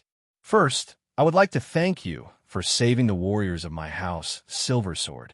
Alaric expressed his gratitude while sneakily using his appraisal on him. Azazel, Transcendent Knight, EXP 3499/5000. Potential S. Traits: Devour SS. Fast Recovery S. Berserk S. Close Combat S. Hunting S. Assassination S. Tracking Horseback Riding A. Danger Perception B. Strength 397. Stamina 309. Agility 369. Endurance 205. Vitality 217. Mana 250. His attributes were almost the same as Galenar's. Alaric was shocked, but he didn't show it to his face. I was only returning the favor. You don't need to thank me for it. Azazel shook his head and waved his hand. Are demonkins supposed to be this polite? Alaric stared deeply at Azazel. This guy seemed to be different than most demonkins described in the history books. Is there something that you want? You can ask me anything. As long as it is within my reach, then I will get it for you. Azazel shook his head. I don't need any material things, but there is one thing that I hope you can do for me. Alaric raised an eyebrow. Oh, please tell me. Azazel took a deep breath before he replied. I hope that you will protect Faye and give her a stable life. She is a girl neglected by her family, so I'm afraid that it would be hard for her to adapt to a different environment. I hope that you can promise me this. Faye. Alaric furrowed his eyebrows. He vaguely remembered reading that name from William's report. All right, that is a simple matter. I already planned on giving those rescued from the Crimson Tower a stable source of income and temporary accommodation. You can rest assured, he said with a faint smile. Thank you for granting my request. Azazel cupped his fists and lowered his head to express his gratitude. Alaric waved his hand. It is something that I should do. There was a brief moment of silence after that, and it was Alaric who broke the silence with another question. What are your plans now, Sir Azazel? Azazel was stumped by this question. He thought for a while, but he still couldn't come up with an answer. To be honest, I don't know what to do. He truthfully said. Alaric smiled upon hearing this. How about this? You can stay in the town for a month to look for your answer. Once the month ends, you will visit me again to give your answer. This demonkin has an S-rank potential and an array of high-rated traits. Getting him to join the household would be awesome, but I can't be forceful about it. Alaric planned to get him attached to the town. Once the 1-month limit he gave was over, Azazel would find it hard to leave.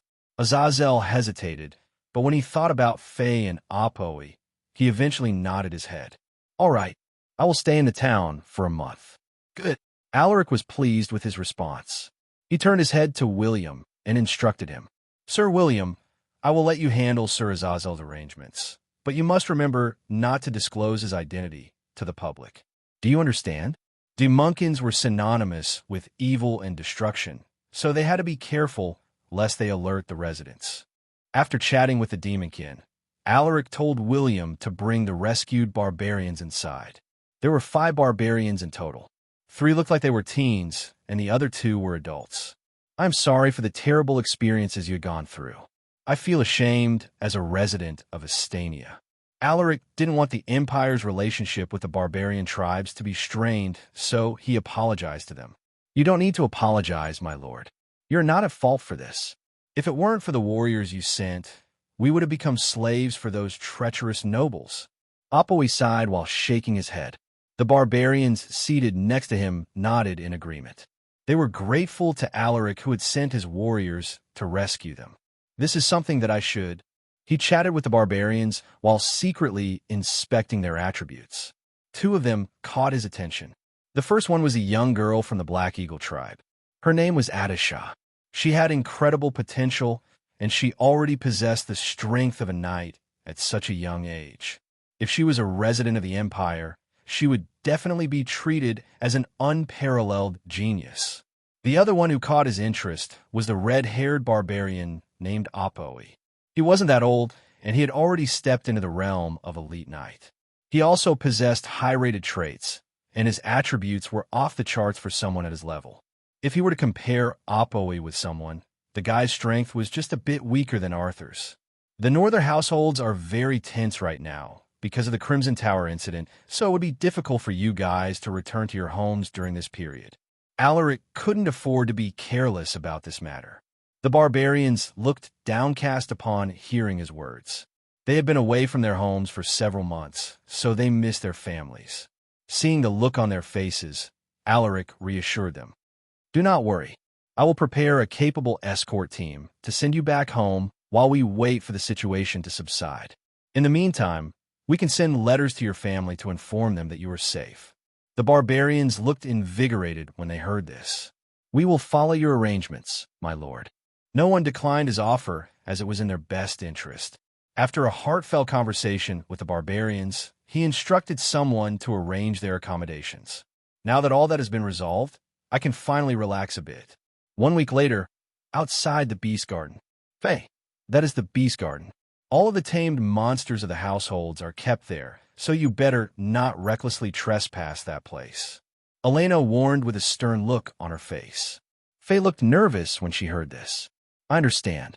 Relax. Elena chuckled when she saw how nervous she was. There's a strong warrior looking after the Beast Garden, so even if there is an accident, it will be handled right away. She explained. Hearing this, Faye's expression eased up. That's good. At this moment, an old man dressed in simple clothes suddenly caught her attention. Elena, who is that gentleman?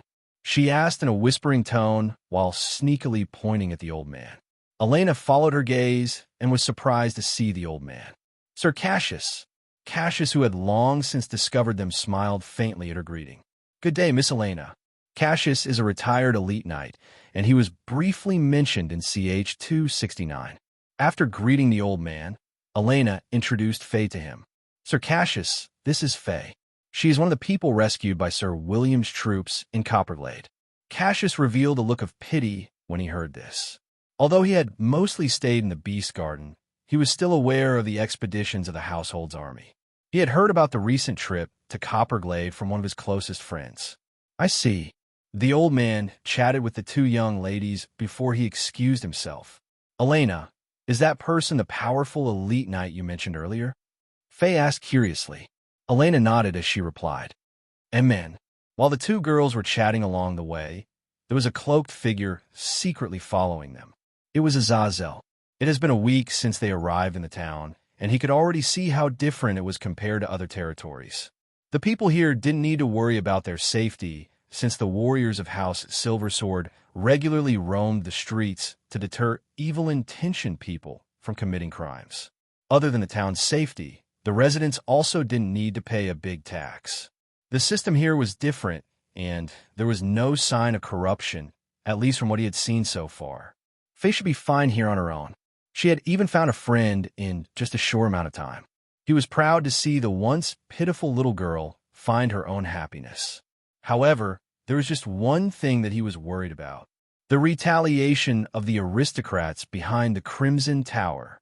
Given House Silversword's military power, they certainly had the means to dominate the north, but in the face of numerous noble houses, even such a powerful household would be destroyed. I will stay for a while more and make my decision before the time limit that Lord Alaric had stipulated. He thought to himself. While he was following the two ladies, he belatedly found out that they were heading back to the main mansion. Just then, a giant suddenly appeared before him and raised his hand, gesturing for him not to take another step. The main mansion is off-limits for outsiders. Azazel realized his mistake, so he cupped his fists in apology. I understand. He then turned around and left without hesitation.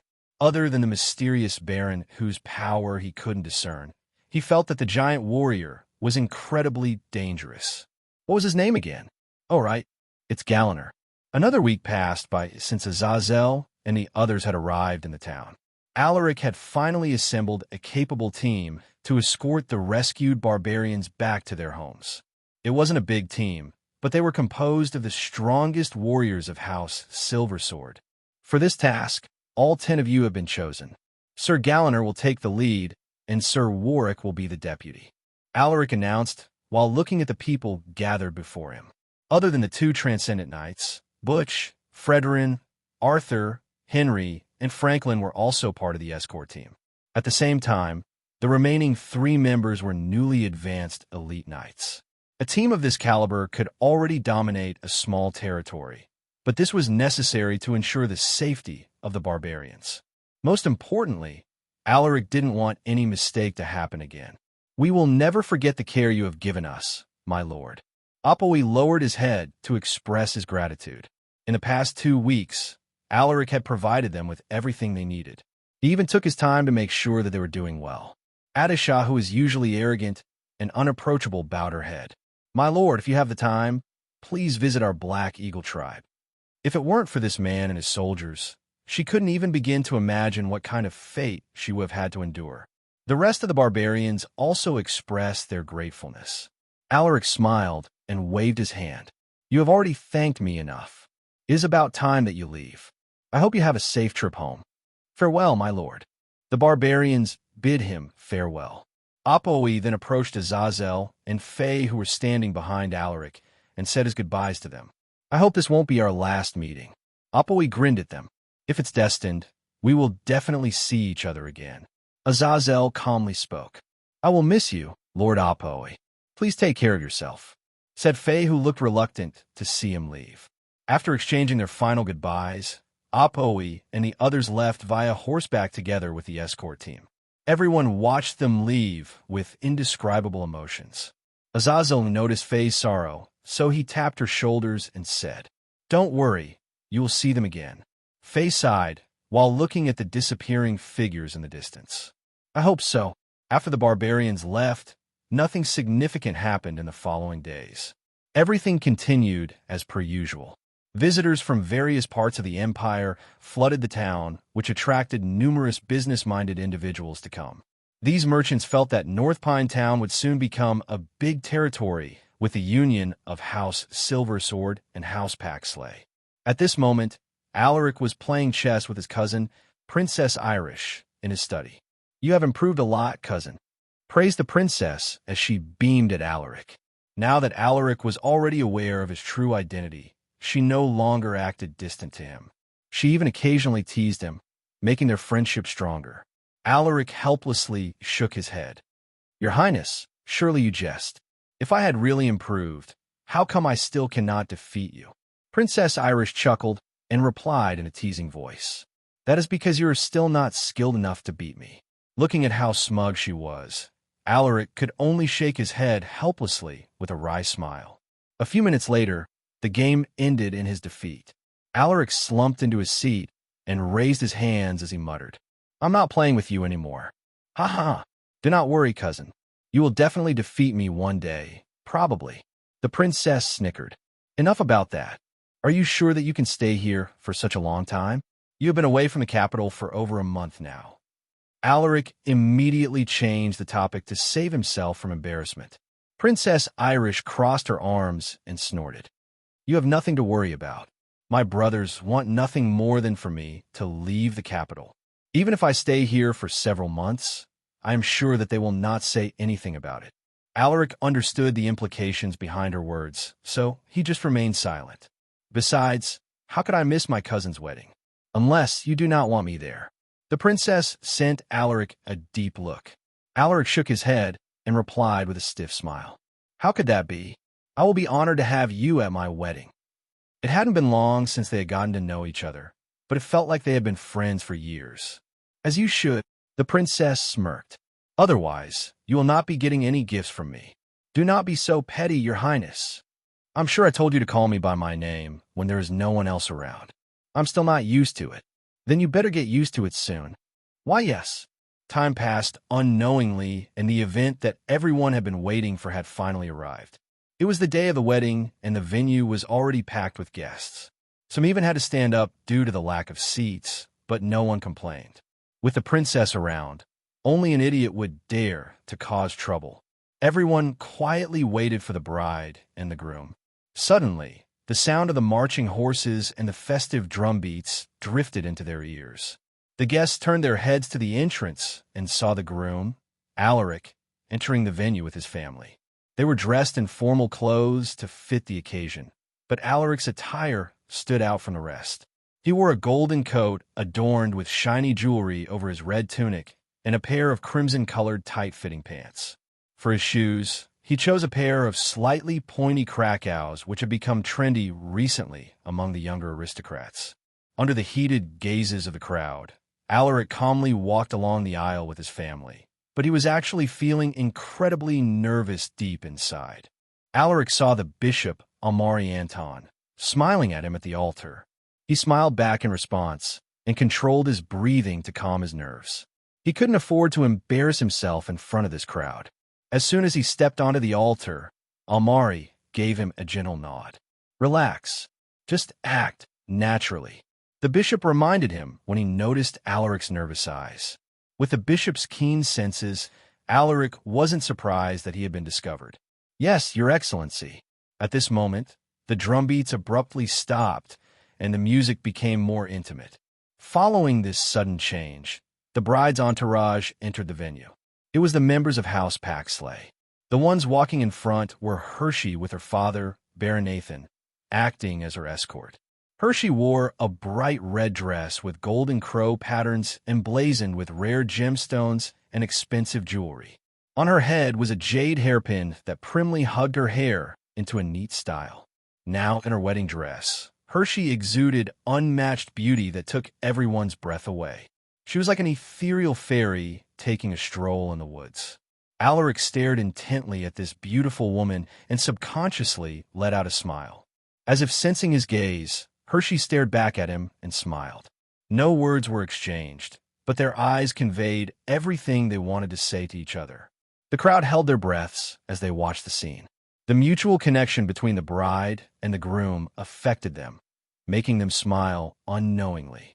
The moment Hershey stepped beside him, Alaric whispered, "You look perfect like always." Hershey blushed at his words. "You too. You look amazing." Almari Anton pretended not to hear the little exchange between the two. He made a hand gesture to the crowd, a signal for them to rise in preparation for the recital of the religious scriptures. Seeing his signal, everyone rose from their seats. The bishop cleared his throat and recited the opening passage. "Welcome, family and friends. We are gathered here today to witness," Aru once said. The recital of the scriptures went on for almost 30 minutes. It was then followed with the exchange of vows between the bride and the groom. Alaric had prepared for 2 lifetimes for this very moment. He stared at Hershey with undisguised love as he said his promise. "From the moment we first met, I already knew that you would become an important part of my life." He spoke the words he couldn't tell her in his past life. Each word and every sentence contained 2 lifetimes of longing and love. His sincere voice moved the crowd. They never thought that the swordsmanship genius would be this romantic. Some young ladies even cried, clearly swept by the atmosphere. "Today I give you my heart, my soul, and my everything. I will always After Alaric's speech, it was finally Hershey's turn to speak. Her eyes were still glistening with tears, clearly moved by Alaric's promise. It was a fateful encounter. Hershey's voice trembled as she recited the opening words of her speech. I offer you my unwavering love and commitment. When she ended her speech, the crowd erupted into applause and cheers. For the next part, the bride and the groom exchanged rings. This was a symbolic gesture to represent the vows that they had exchanged today. It was a symbol of bond that would constantly remind them of the promises they made. After exchanging wedding rings, a special ceremony followed. It was the candle-lighting ceremony, which would signify the union of the two houses. The crowd watched with great anticipation as the members of House Paxley and House Silversword lit the candles. Soon, the wedding venue was illuminated with flickering crimson light from these special candles. Baron Nathan laughed heartily as he shook hands with Lucas. "Ha ha! Please take care of us from now on, my lord." Nathan beamed at Lucas. The latter smiled and nodded. "Naturally, we are family now, so it is our responsibility to take care of each other." The two barons exchanged words under the heated gazes of the crowd. This ceremony marked the beginning of a strong friendship and alliance between the houses. Most of the northern houses' representatives were already thinking about how they would pledge their support to the two houses. After the candle-lighting ceremony, Almari Anton gestured to the crowd to keep quiet with a raise of his hand. The old bishop swept his gaze at the guests and announced with a smile, "I now pronounce you husband and wife." As soon as he made this announcement, the audience eagerly clapped their hands and cheered to show their support for the new couple. "Congratulations, Lady Hershey. Congratulations, Lord Alaric. Congratulations to the new couple. May you be blessed with many fortunes and success." Almari Anton raised his hand once more. He then glanced at the couple and smiled as he said, "You may now kiss the bride." Hearing this, Hershey blushed as she stared at the man before her. She had been dreaming of this moment, and it had finally happened. Looking at her emotional expression, Alaric held her hands, squeezing them lightly to calm her nerves. He then hugged her and brought his face closer to her to plunge a passionate kiss on her cherry-red lips. Hershey closed her eyes and drowned herself in the kiss. The crowd cheered once more. Some even made teasing noises at the couple. A minute went by just like that, but the couple didn't seem to have the intention to separate from each other, so Almari faked a cough to remind them about the situation. Hershey shyly pulled her head while staring straight into Alaric's eyes. "You are mine now," Alaric whispered in a cheeky tone. "Amen." Hershey hummed in response, feeling incredibly sweet and excited.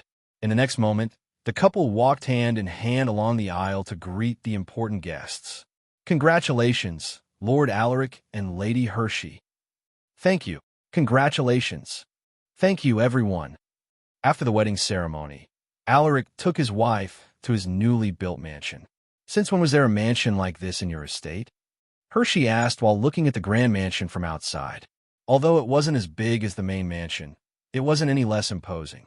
Furthermore, she also noticed that the outer walls of the mansion were inscribed with some sort of abilities. Unfortunately, she wasn't a beast soul warrior, so she couldn't identify what kind of abilities they possessed. As if knowing her thoughts, Alaric explained with a proud look. "Those walls are inscribed with a defensive ability called Mana Barrier. I had to beg the bishop to get his friend to inscribe this defensive ability, but it was worth it. From what that guy told me, this Mana Barrier he inscribed could withstand the strength of a transcendent knight." While he was thinking about that, he brought Hershey inside the mansion. The first thing that greeted them was the glittering chandelier decorated with crystal sculptures. "Whoa, you really put a lot of effort into designing that chandelier," Hershey remarked. Alaric shook his head and smiled faintly. "It is a gift from Her Highness. To tell you the truth, most of the furniture in this mansion are gifts I got from her." "The princess?" Hershey glanced at him suspiciously. "You have been really close with her from what I heard." Alaric could sense the jealousy in her voice. He smiled and took her in his arms as he whispered in a teasing voice, "Are you by any chance jealous?" Hershey found herself melting in his arms. I am not," she responded in a weak voice. Alaric gently rubbed her head and kissed her forehead. Don't worry. There is nothing going on between us. Besides, she is family, so being with her is out of the question. Hershey was confused by his words, so she asked with her eyebrows knitted into a frown. Family? What do you mean? Alaric didn't answer right away. He suddenly lifted her, giving her quite the shock. What are you doing? Alaric smirked and carried her up the stairs. I will tell you everything in the bedroom. Hershey blushed when she realized his intentions, but she didn't stop him. She just looked away from him in embarrassment. Alaric quickly headed to the master's bedroom and gently placed her on the bed. He then removed his upper garments while looking at the shy beauty with unconcealed desire. My wife, I will try to be as gentle as possible, he whispered as he planted a kiss on her lips before she could even respond. Amen. Hershey yelped in surprise, but she didn't push him away. She hugged him tightly and drowned herself in the passionate kiss. As the fire in their bodies intensified, Alaric could no longer hold back. He removed Hershey's dress while kissing every inch of her skin. His warm breath and his gentle kisses made Hershey feel stimulated. Alaric no longer hesitated when he noticed the look in her eyes. He removed his pants, revealing his erect spear. My wife, I will put in now. He held his stiff shaft and aimed it directly into her slit. Amen. A soft moan leaked out of Hershey's mouth. She felt something being torn. It was painful, but the pain soon turned into indescribable pleasure. Pa! Pa! Pa! The room was soon filled with grunts and moans. An hour later, Alaric finally stopped thrusting his hips after Hershey begged him for mercy. Looking at her exhausted and sweaty face, Alaric smiled apologetically. My wife, I promise I will not go overboard next time. Hershey was still breathing heavily, her face red from the intense exercise. You said that you would be gentle, but you did not stop for an hour. It feels numb down there. She complained with a pout. Alaric hugged her and whispered sweet nothings, but his members suddenly stood up after coming in contact with Hershey's naked body. Hershey and Alaric glanced at each other. The latter smiled in embarrassment as he said, Wife, how about we do it one more time before we get some rest? Hershey couldn't bear to reject him, so she nodded with a helpless look. All right, but you must be gentle this time or I will cry. Alaric eagerly nodded his head. Yes, I promise. The next day, Alaric was awakened by the light coming from the window. He rubbed his eyes and stretched his limbs before he turned his head to Hershey, who was still in deep sleep. I really overdid it last night. I should ask the warriors to find some nourishing and pain-relieving herbs for her. He caressed her face and gave her a kiss. The sudden touch woke her up. Hershey wearily opened her eyes. Her entire body was screaming with pain, and she could hardly move around. When she recalled what happened last night, she immediately sent Alaric a resentful look. Alaric laughed awkwardly and got off the bed, intentionally revealing his fit body and his dangling member. Looking at the stone-hard spear that destroyed her last night, Hershey was terrified.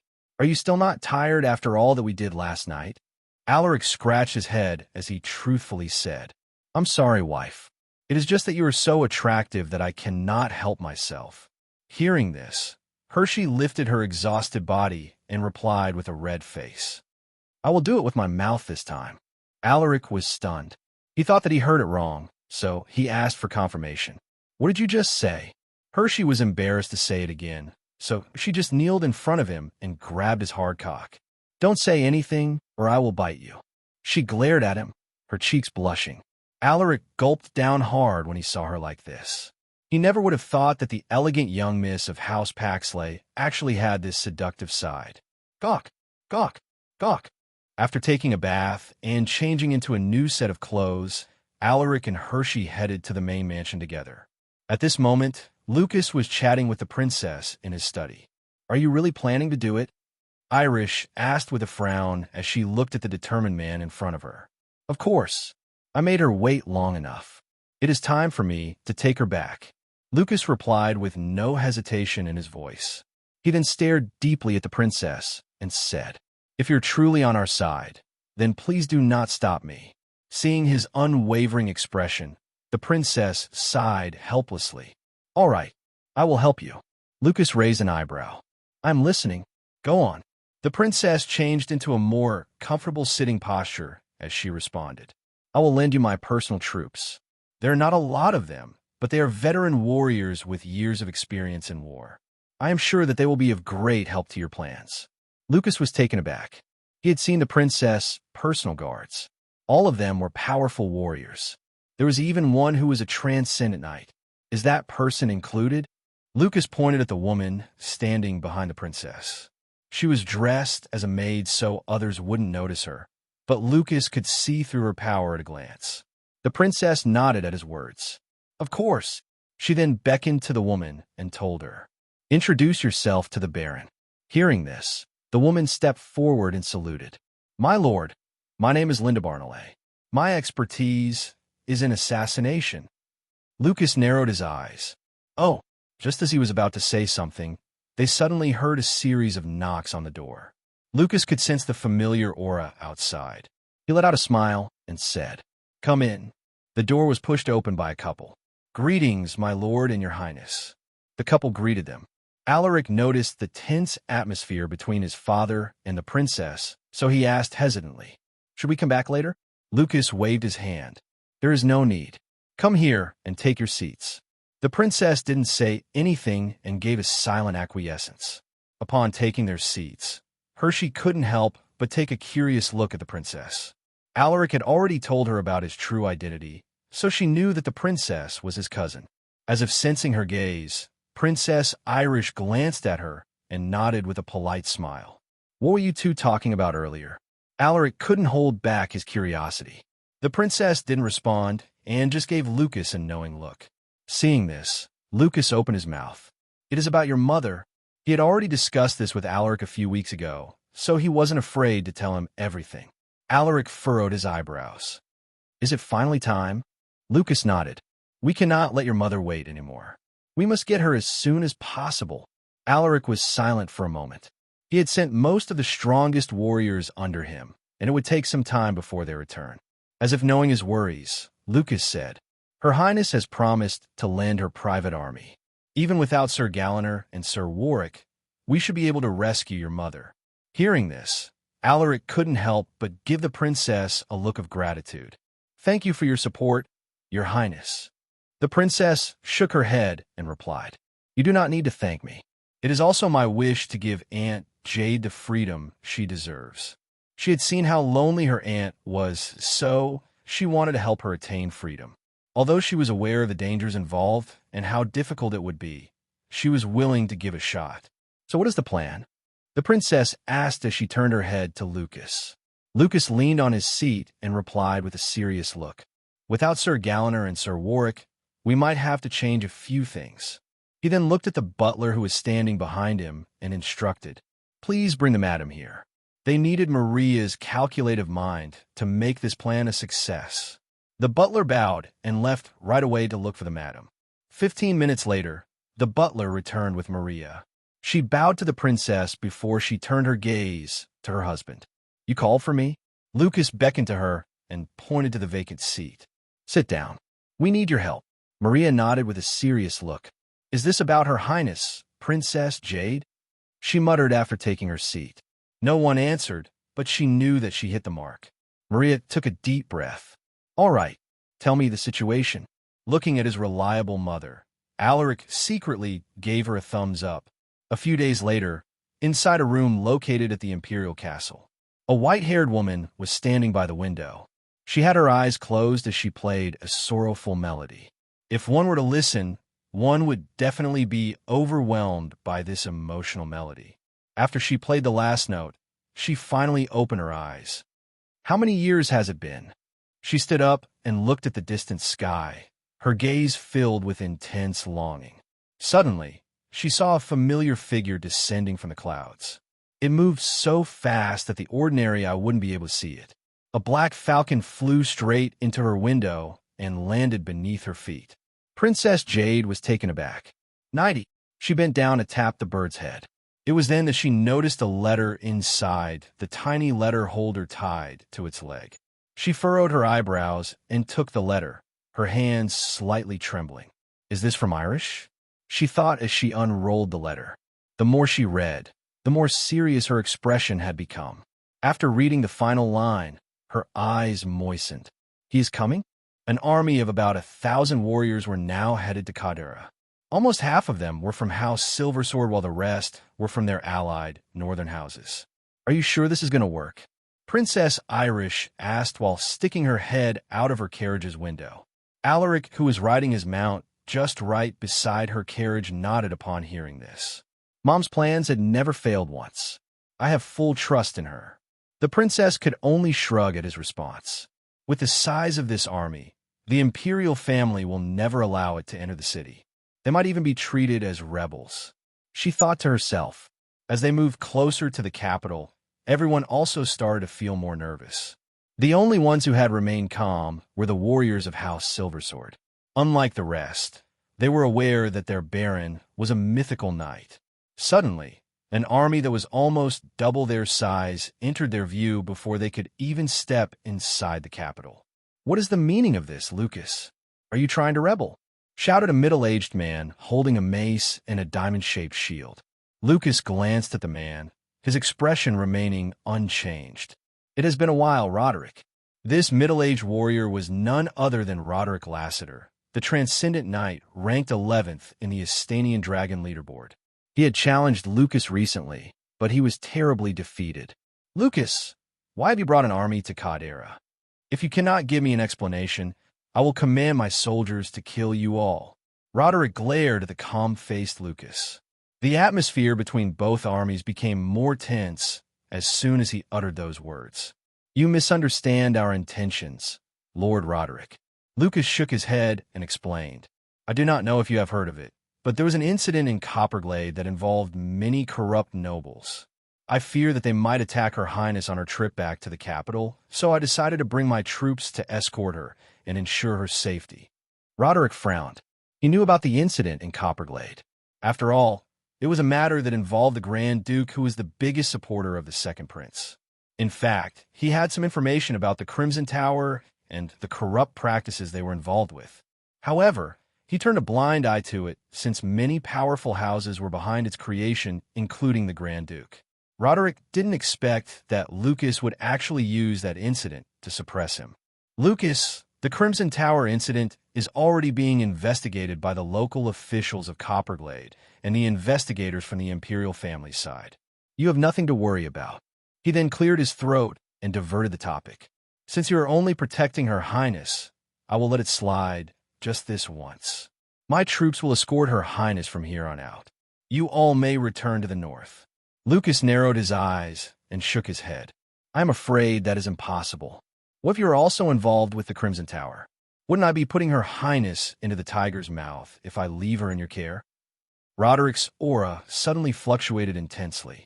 "Lucas Silversword, are you saying that you do not trust me?" He was the maternal grandfather of the second prince, so he was used to the respectful gazes of the crowd. He had never heard anyone speak to him in such a manner. Lucas didn't say anything, as if to silently admit to Roderick's words. Roderick was furious. "Lucas," just as he was about to issue a command, an annoyed voice suddenly drifted into everyone's ears. "Which bastard is disturbing my sleep?" Everyone was speechless when they heard this familiar voice. Those who were from the capital were very familiar with it, including Roderick. "Your Highness." Roderick raised an eyebrow as he looked at the imperial carriage behind Lucas. Princess Irish stuck her head out while angrily pointing at him. "Move out of the way. How dare you stop me from going home?" Roderick's mouth twitched. Only the princess would dare to be this rude to him, but there was nothing he could do about it. He forced out a smile and said, "Your Highness, I am afraid that we cannot allow these troops to enter the capital. It might cause unrest among the civilians, so this is as far as they can go. My troops will escort you safely for the remainder of the journey. I assure you that nothing will go wrong, and even if assassins will come, they cannot go past our defenses." He spoke with great confidence. Princess Irish frowned. She didn't expect Roderick to be this troublesome. "No, I feel more safe with Lord Lucas' troops. There is no need to trouble you." Roderick's face darkened. This was the same as indirectly saying that Lucas' troops were stronger than his soldiers. He was about to snap when a figure stepped forward right at this moment. It was Andre Thompson, the right-hand man of the second prince and the transcendent knight, who was ranked 5th in the Astanian dragon leaderboard. Andre Thompson cupped his fists to the princess and said, "I am glad to see you safe, your highness. Since you wish for Lord Lucas to escort you to Caldera, we will not stop you, but he can only bring 100 warriors at most. Otherwise, the imperial family might misunderstand the situation. I hope you understand." Princess Irish took a deep breath and clicked her tongue in annoyance. Another troublesome guy is here. Unlike Roderick, who was only known for his strength, Andre was famous for his wisdom. He was the brains behind the second prince's faction. The princess was afraid that Andre would see through their ploy, so she didn't know how to respond. Agree to his demands. A voice drifted into her ears. Feeling surprised, she subconsciously glanced at Alaric, but the latter acted as if he hadn't said anything. Realizing his intentions, Princess Irish nodded. "All right, we will follow Lord Andre's arrangement. Thank you for your trust, your highness." Andre beamed as he gave her a salute. He then made a hand gesture to Roderick, informing him to vacate the road. Seeing this, Roderick nodded and instructed his soldiers to make way. Meanwhile, Lucas selected the strongest warriors from his troops. "We are ready to depart, your highness," Lucas informed the princess after making his selection. The princess nodded and shouted, "Let's go." Lucas sent Andre and Roderick a deep look before he commanded the 100-man army to move. "I will bring 500 soldiers to follow them. You stay here and keep an eye on their remaining troops," Andre instructed with a stern voice. Roderick nodded his head. "All right, send me a signal if something goes wrong," he reminded. Andre didn't linger. He led 500 soldiers to follow Lucas' group to Caldera. "Just what are you planning to do here, Lucas?" He pondered deeply, but he still couldn't understand why Lucas would suddenly bring his troops to the capital at this moment. With the ongoing battle for the throne behind the scenes, the presence of a third force would only make things more complicated. "I hope he did not come here to make a mess. Otherwise, that person might be alerted." Andre shivered when thought about the powerhouse hidden in the imperial castle. As soon as they arrived at the entrance of the capital, their presence quickly attracted the attention of the civilians. "That flag, isn't that the flag of House Silver Sword? It seems like they came here to escort that imperial carriage. I wonder who is inside. I heard that Her Highness, Princess Irish, went to North Pinetown recently to attend Lord Alaric's wedding. The person inside the carriage should be her. Lord Andre is also with them. Just what happened out there for them to bring out this many warriors to protect Her Highness? Haven't you guys heard about the incident in Copper Glade? I heard that there was a..." The civilians discussed among themselves as they watched the imposing entourage skip the queue. No one dared to complain, for this was just one of the many perks that was given to the nobility. Upon stepping inside the city, Andre blocked their path and said with an amicable smile, "Lord Lucas, we will take it from here. The capital is protected by the Imperial Army, so you can rest assured that no one would dare to harm Her Highness here." He spoke in a friendly manner, but anyone with brains would be able to tell that he was indirectly telling Lucas to fuck off. Lucas knew that he was intentionally provoking him, so he just chuckled in amusement. "Lord Andre, since we are already here, we would like to stay at the nearest inn.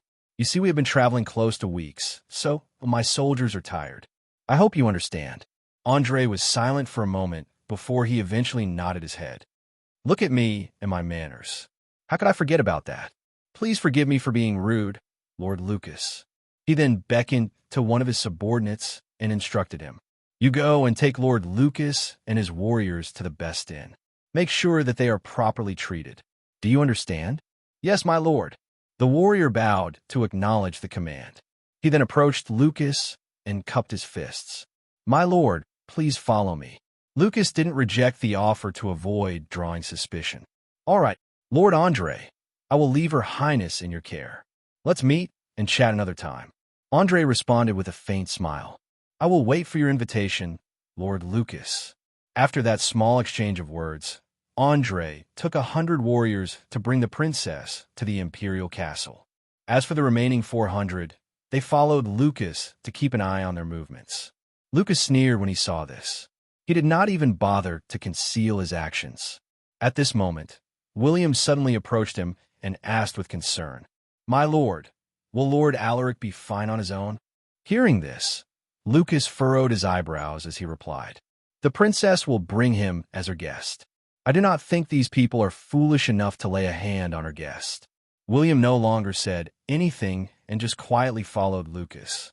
Meanwhile, Alaric was following the princess's carriage on his horse. He came alone, so Andre didn't think much of it, but he still instructed a few of his men to keep an eye on him. Lord Alaric.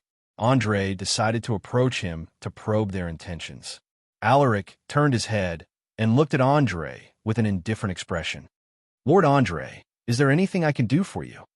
Andre chuckled and tapped his shoulder. "Don't be so stiff.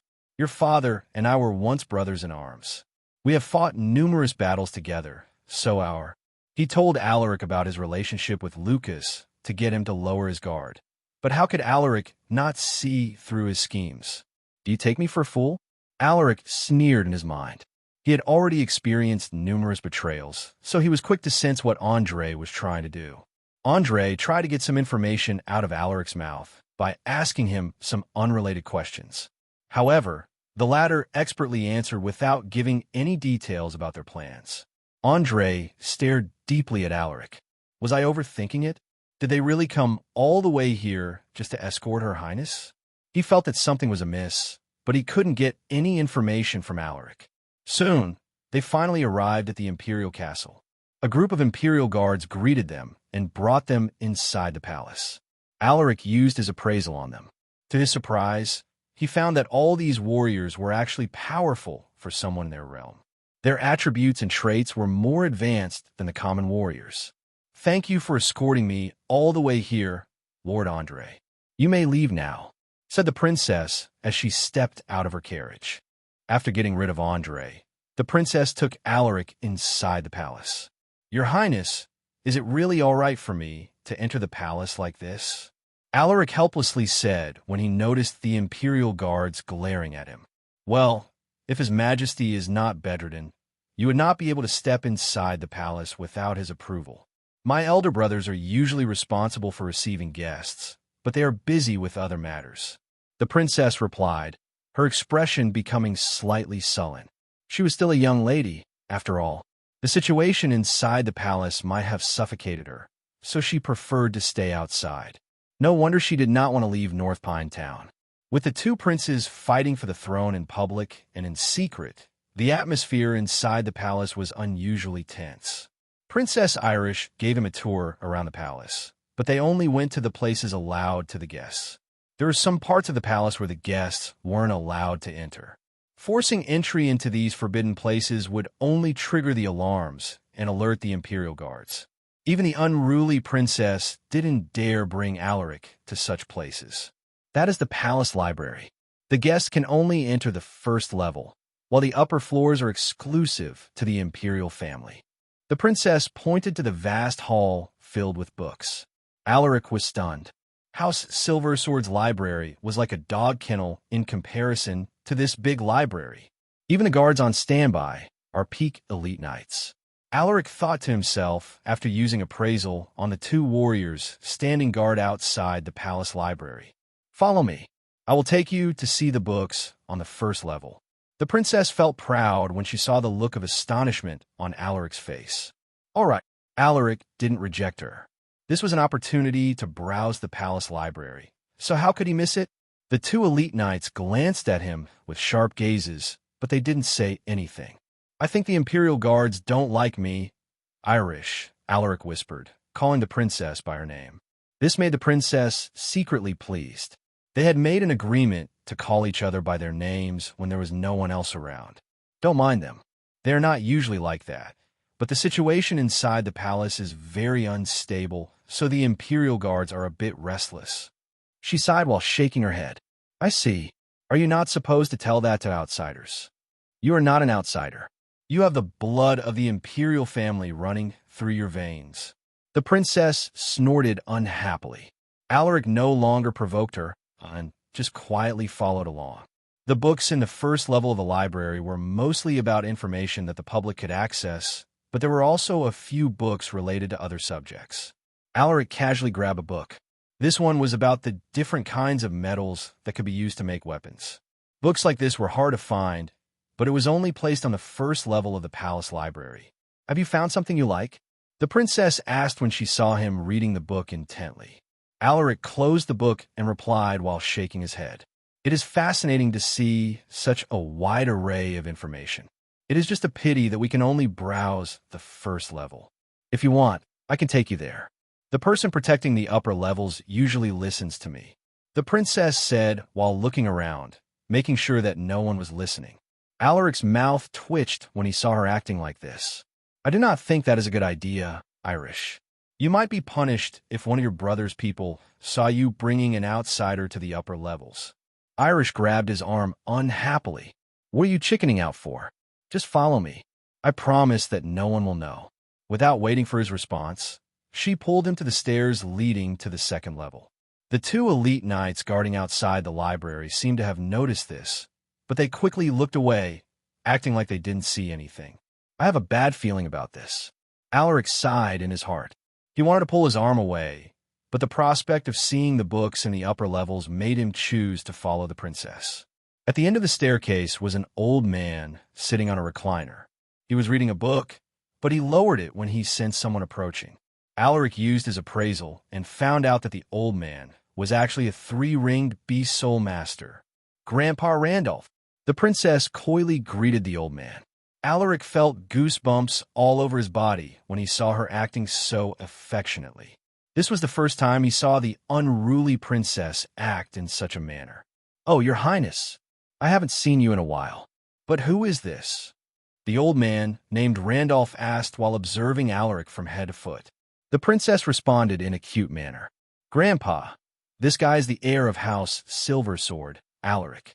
He is my friend, and I wanted to bring him here to read a few books. Randolph furrowed his eyebrows upon hearing this. Your Highness, outsiders aren't allowed on this floor. I apologize, but I cannot let him enter without. Grandpa Randolph, please. Irish stared at the old man with a pleading look. How could you use that move on me, Your Highness? Alaric watched the two in silence. The relationship between the two was similar to that of a grandpa and his granddaughter. Fine. I was sleeping here, so I didn't see you too, but I will wake up in 6 hours, so you better leave by then. Randolph went back to his recliner and pretended to sleep. You are the best, Grandpa Randolph. I promise to bring you some delicious treats the next time I visit. Irish happily said before she grabbed Alaric and dragged him inside the second level. After they left, the old man opened his eyes and muttered in a helpless tone. I can only do this much for you, Your Highness. I can't even follow you outside. Alaric carefully inspected the books on shelves. Unlike the ones on the first level, the books here had less wear and tear, mostly likely because only the imperial family was allowed to browse through them. These books, aside from a forgotten history of the empire, there are also books about the insights of powerful ancient warriors. Alaric's face turned serious. To a martial arts fanatic, this place was like heaven. What do you think about the books here? The princess beamed when she saw the look of surprise on his face. The palace library is indeed a haven for knowledge. We do not even have these kinds of books in our library. Alaric shook his head. Hearing this, the princess looked around and approached him with a sneaky smile. I can give you a copy of some of the books here. Alaric was interested, but he rejected her offer. That is very tempting, but we have more important matters to take care of. The princess clicked her tongue unhappily. Boring. Other than his curiosity for the knowledge in the upper levels of the palace library, his main reason for following the princess here was to memorize the layout. He believed that this information would come in handy once they began with the rescue operation. In the next 2 hours, the princess brought Alaric to the upper levels, which had 3 floors in total. He casually browsed through the books, but he didn't find something that grabbed his attention. Suddenly, he noticed that there was a staircase leading to another floor. Didn't you say that this is the last level? Then where does that lead to? The princess followed his gaze, and her face turned serious all of a sudden. I cannot take you there. She shook her head firmly. That is one of the forbidden places in the palace. Only His Majesty can go there, she explained in a stern voice. Alaric suddenly frowned. He could feel an oppressive aura at the end of the staircase, and it was so powerful that he had to release his mana to shake off the sense of oppression. This feeling, it is even more intense than Galaner's aura. We need to leave, Your Highness. I think there is someone up there who doesn't want to see me here. Beads of sweat trickled down his face. The princess raised an eyebrow. What do you mean? Looking at her baffled face, Alaric realized that he was the only one affected by the aura. This must be a warning for me. Alaric took a deep breath and persuaded the princess to leave with him. However, just as they were about to leave, a series of footsteps suddenly drifted into their ears. Alaric subconsciously paused his steps while the princess turned around. Lord Dominic? The princess muttered in a trembling voice. You must be the son of that man. You do resemble him. A cold, almost robotic voice echoed in the silent hall. Alaric turned around and looked at the person who had spoken. It was a man with graying hair who looked to be in his mid-40s. His gaze was unfathomable like that of the abyss, but the one thing that stood out about him was his prosthetic right arm, which was made from some kind of metal. Do you want to use appraisal on the selected target? Yes, oh. Yes. Error. The target's power is immeasurable. Alaric was stunned. His appraisal had only failed once since he got it, and it was when he used it on his father, who had just become a mythical knight at that time. Is this person also a mythical knight? Alaric felt a chill running down his spine. He took a deep breath to calm his nerves. He then politely bowed to the man. Greetings, my lord. I am Alaric Silversword, son of Lucas Silversword. He could only hope that the man wouldn't do anything to him. Otherwise, the whole plan that his mother had orchestrated might fall apart. His mind raced as he thought about how he could safely leave this tricky situation. I know. You almost look like him when he was young. The man named Dominic remarked indifferently. He then turned his head to the princess and said, Your Highness, no one is allowed to bring outsiders here. But since this is the first time you made such a mistake, I will let you off this time. The princess, who was usually confident in herself, meekly lowered her head. This will not happen again, Lord Dominic. Dominic waved his hand and muttered in a cold voice. You must leave. Yes, my lord. Hearing this, the princess immediately grabbed Alaric's arm and left with haste. Dominic watched them leave without blinking, and when he could no longer see them, he muttered, Are you sure about this decision, Your Majesty? Once they take Princess Jade from the palace, the Empire of Arun would definitely complain. It might even spark a conflict between our two nations. A soft sigh echoed. Meanwhile, Alaric and the princess were unaware of what was happening on the top level of the library. They rushed down the stairs, afraid that Dominic would punish them. The old man, Randolph, who was dozing off, was taken aback when he saw the princess and Alaric running down the stairs with great haste. Your Highness, why are you in such a hurry? You shouldn't be running while going down the stairs. Grandpa, I will visit you again soon. The princess waved her hand without looking back. Randolph was baffled. Why are they in such a hurry? Suddenly, a thought crossed his mind. They couldn't have discovered the secret on the top floor, right? Sweat trickled down his face when he thought of this. Just then, a dignified voice suddenly drifted into his ears. Randolph, come up here. Hearing this, Randolph immediately rose to his feet. Your Majesty, without hesitation, he went up the stairs while nervously wiping off the sweat on his face. Lucas' presence in the capital made the noble houses feel uneasy. Many of them wondered why he suddenly came without warning. What was his motive? What was he trying to achieve? No one could answer these questions, which made everyone feel even more restless. At this moment, the Crown Prince, Exler, was leisurely drinking with his trusted confidants when he received news about this. Interesting, he mumbled with a faint smile. He then looked at the people gathered inside the room and announced, Everyone, why don't we take this chance to visit the Shield of the North? Upon hearing his words, everyone discussed them among themselves. House Silversword was an unstable factor that could tip the balance between the forces of the Crown Prince and the Second Prince. Lucas himself was a formidable warrior who had managed to fight the fifth strongest in the Astanian Dragon leaderboard almost equally, not to mention the powerful warriors under his command.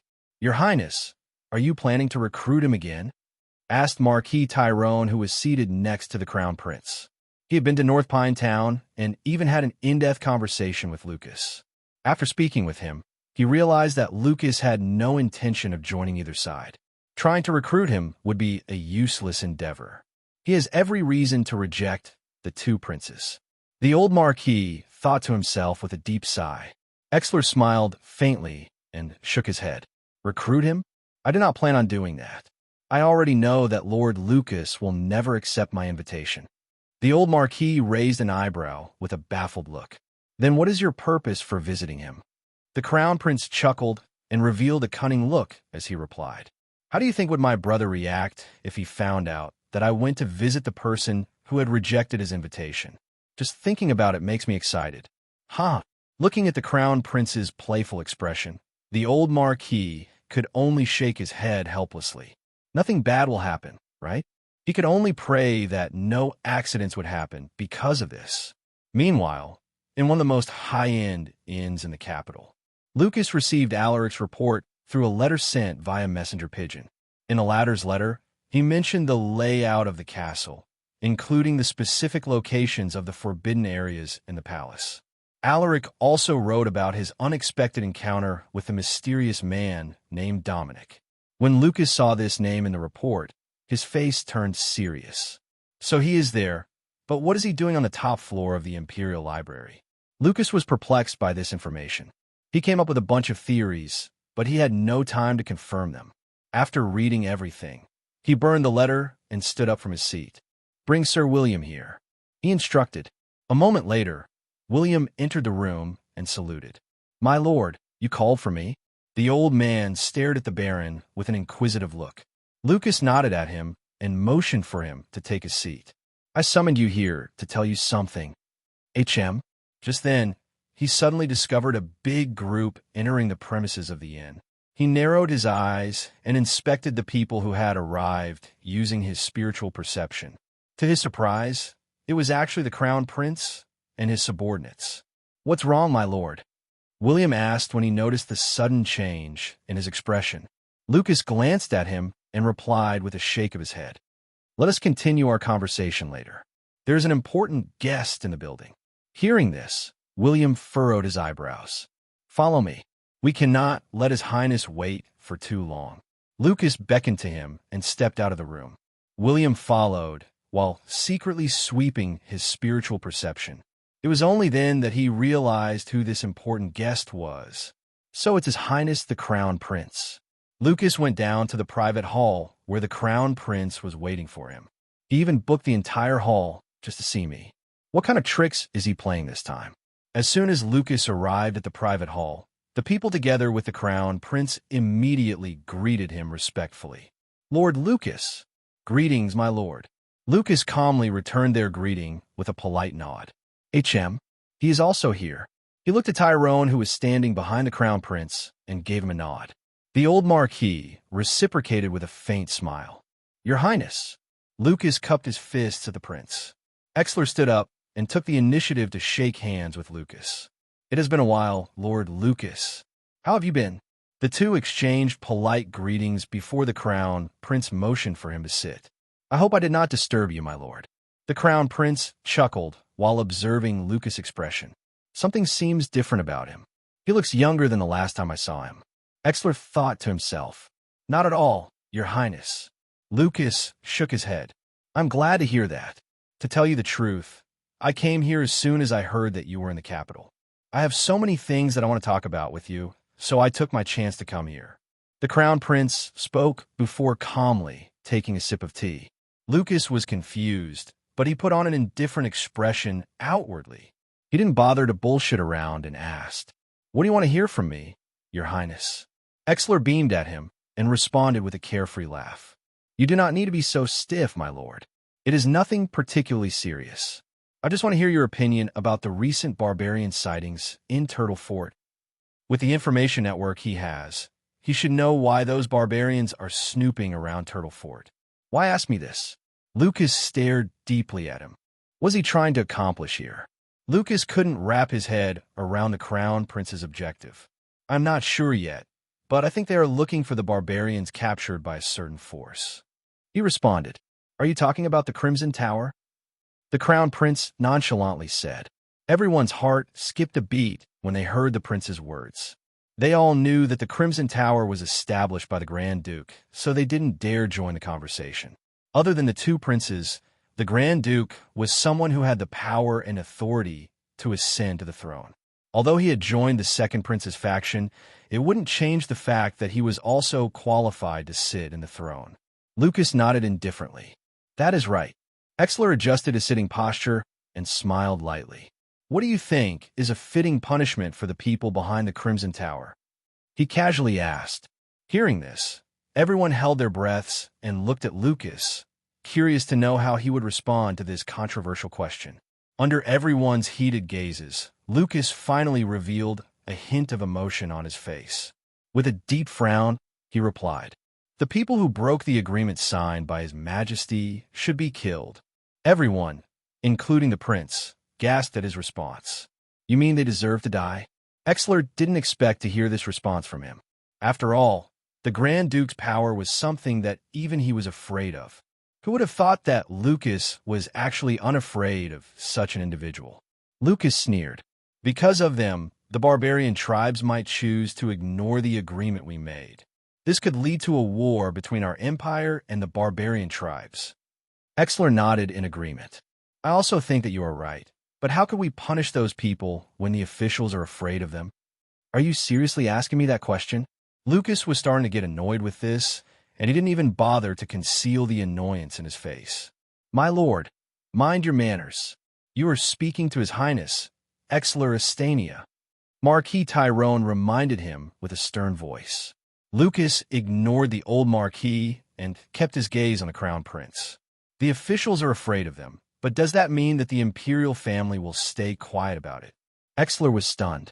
It wasn't just him, everyone was also flabbergasted. Lucas was actually scolding the Crown Prince in front of everybody.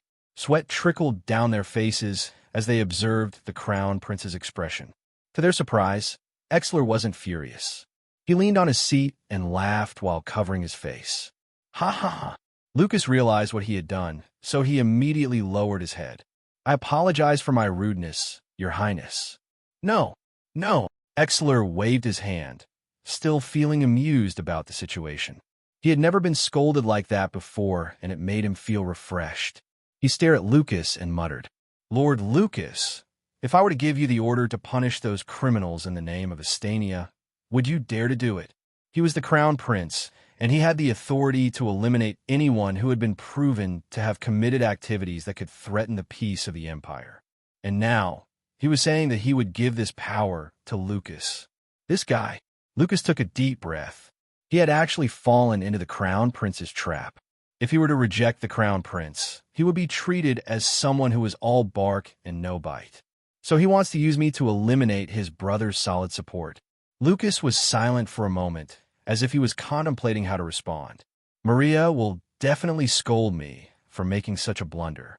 He sighed deeply before he finally answered, "If you give me the resources, I will be your sword to eliminate the plague that is destroying Astania." Everyone hissed at his response. Meanwhile, the Crown Prince let out a broad grin. "You are indeed a loyal subordinate of the Empire, Lord Lucas. If only everyone is as righteous as you. Very well, I will give you the troops and the supplies you need. Kill those involved with the Crimson Tower." Looking at the prince's expression, Lucas knew that there was no turning back anymore. This is not part of the plan, but if I have His Highness's direct orders, I will have a more justified reason to bring my troops inside Caldera. He weighed the pros and cons before giving his confirmation. After a moment of silence, he opened his mouth.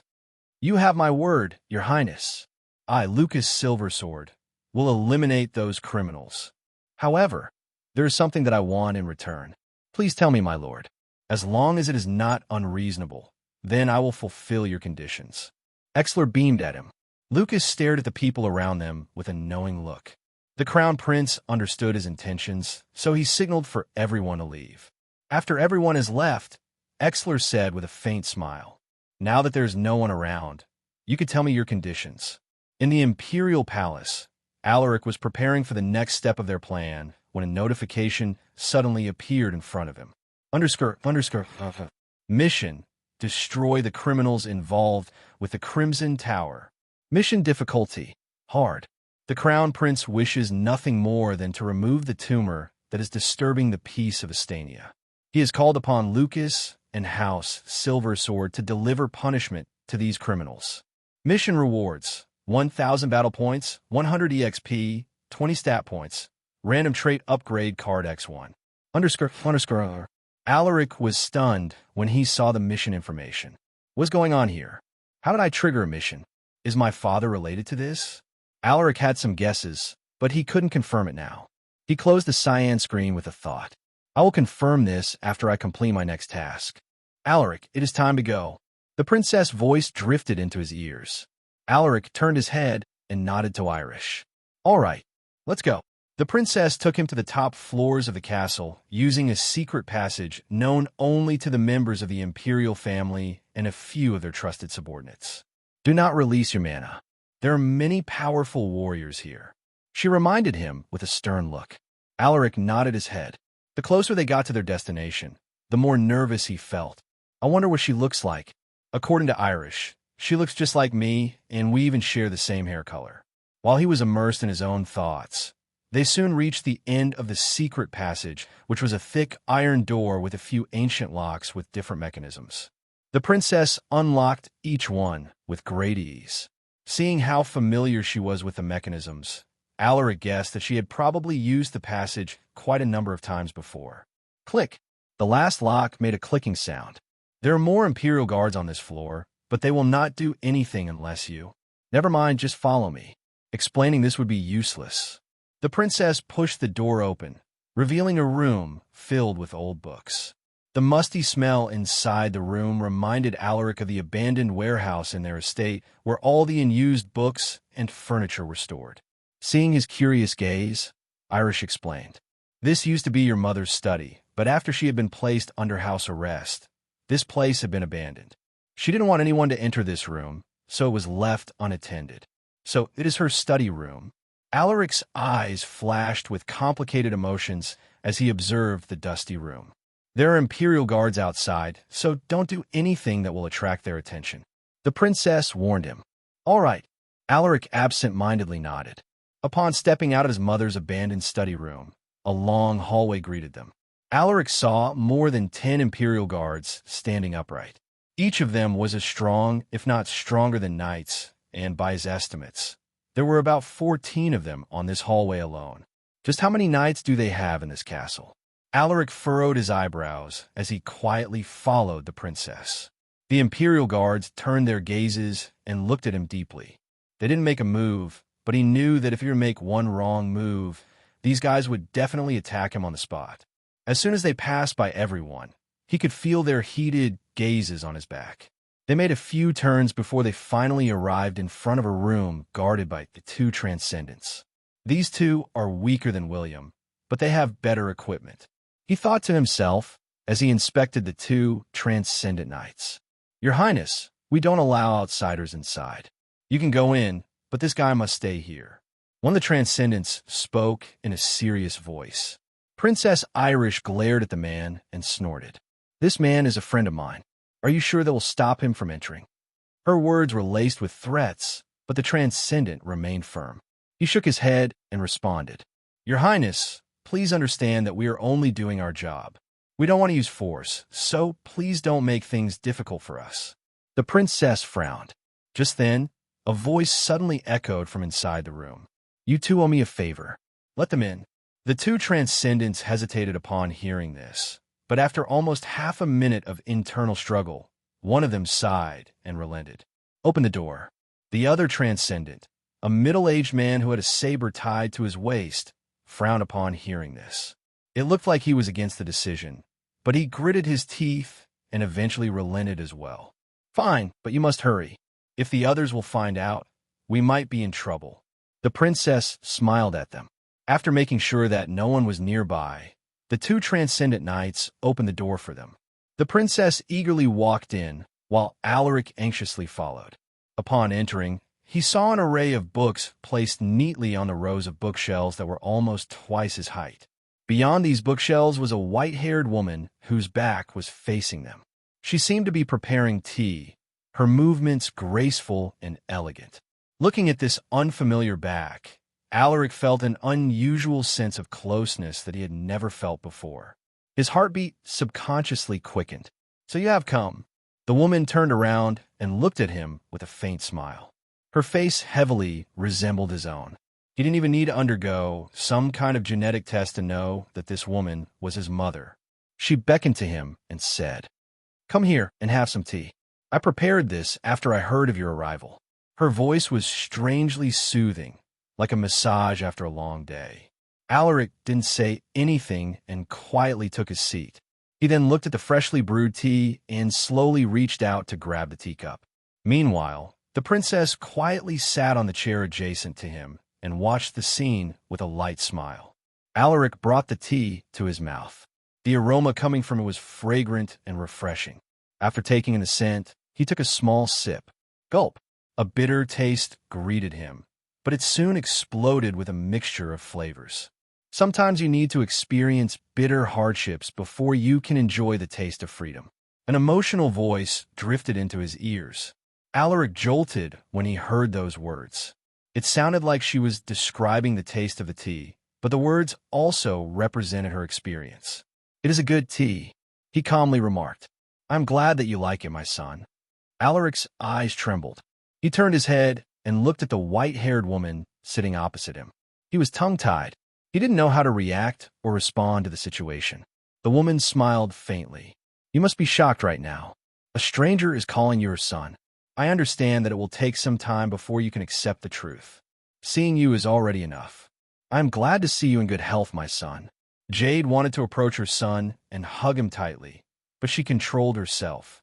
Alaric lowered his head and took another sip of tea. The explosion of flavors calmed his agitated heart. Just as he was about to say something, an urgent voice suddenly drifted over. "I apologize for interrupting your conversation, but you must leave now. A few Imperial guards are coming for an inspection." Hearing this, Alaric sighed and stood up from his seat. Not even 2 minutes had passed, but his first meeting with his mother was already interrupted.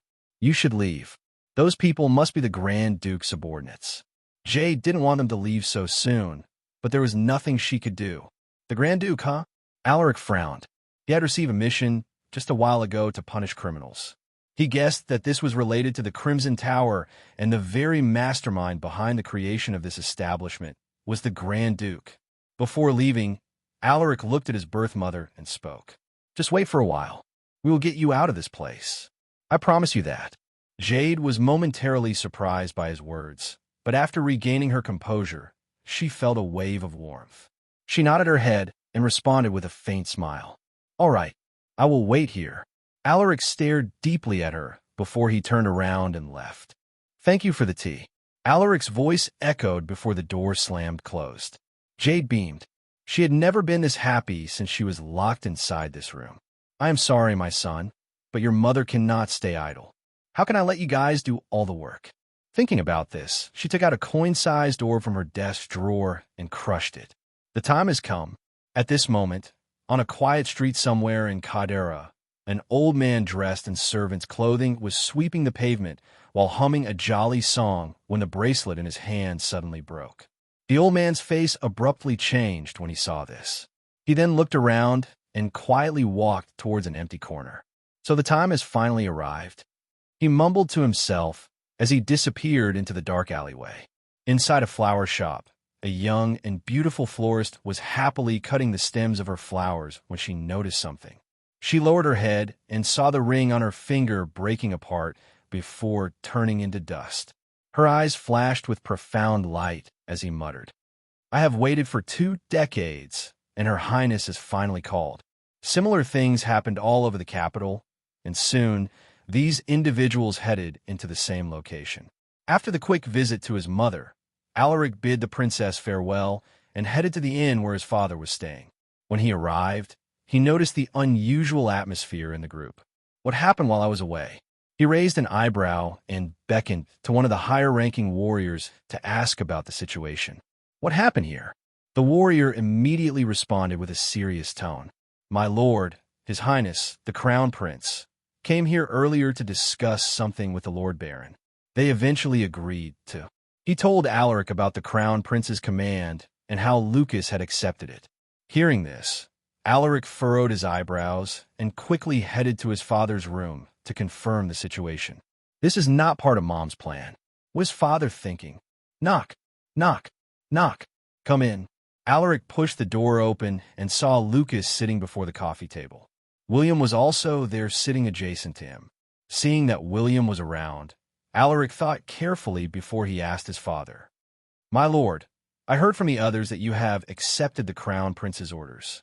What is going on here?"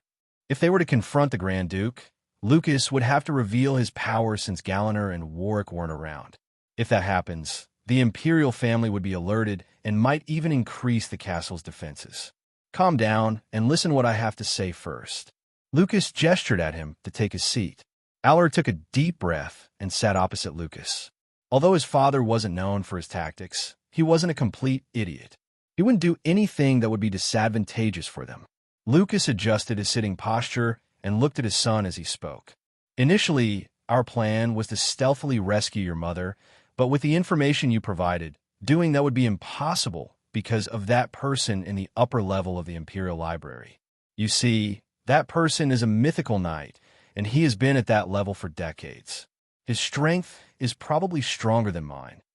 Alaric frowned upon hearing this. Lucas was right. With a guy named Dominic guarding the Imperial Castle, rescuing his mother would be impossible without being discovered. "I made an agreement with His Highness." Lucas' words made Alaric surprised. "You mean to say?" "His Highness agreed to release your mother if we can eliminate the Grand Duke," Lucas said in a serious voice.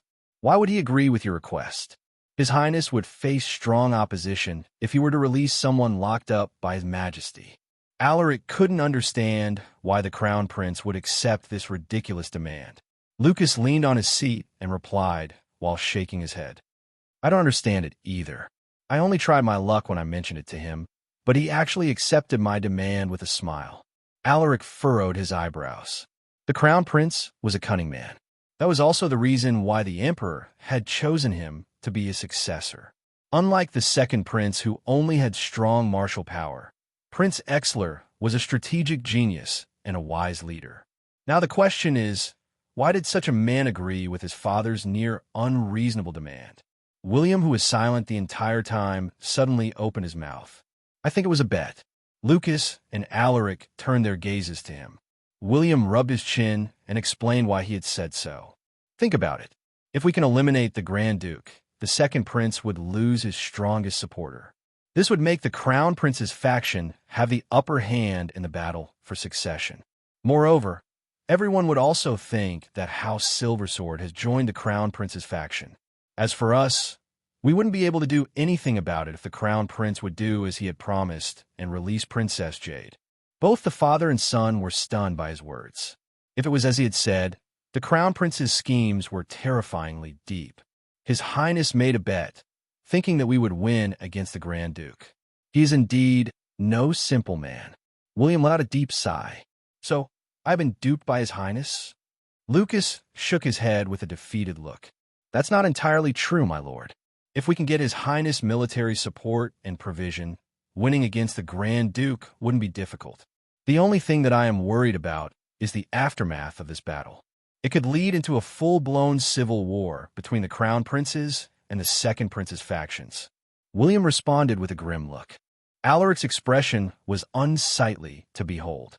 The events that happened in his past life had taken a drastic change.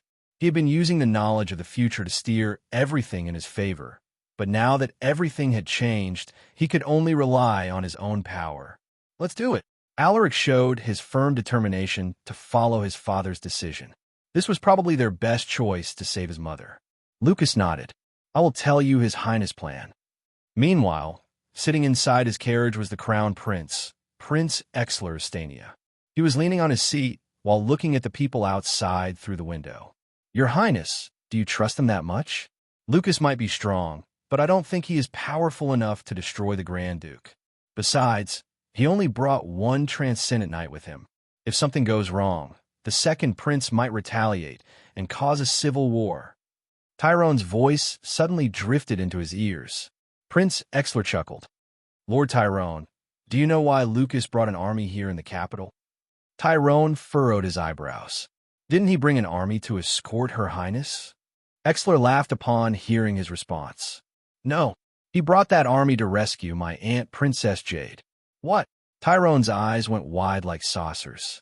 Do you think a determined man like him wouldn't be able to defeat the Grand Duke? Exler smirked. A few days later, beneath a mountain outside Caldera, House Silversword and their subordinate houses had temporarily set up camp to wait for the promised military support and provisions. They had been waiting here since yesterday, so everyone was bored out of their minds.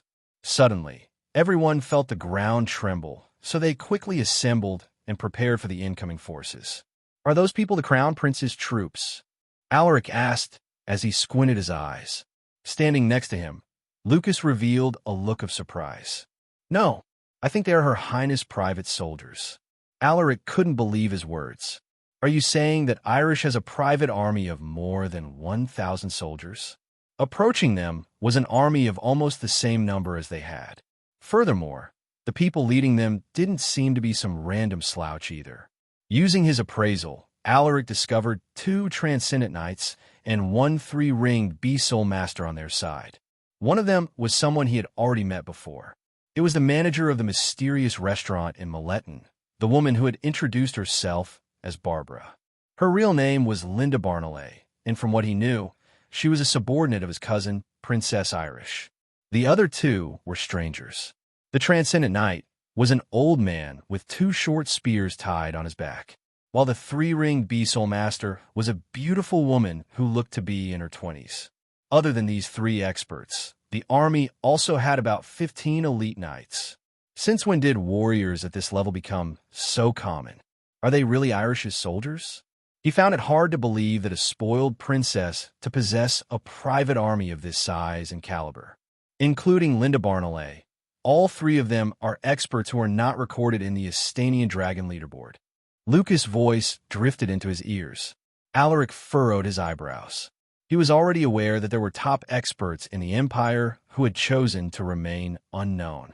He had seen a few of them in his past life when he had joined the Crown Prince's faction. At this moment, the 1,000-man army halted in front of their camp. Their 3 commanders stepped forward and gave Lucas a salute.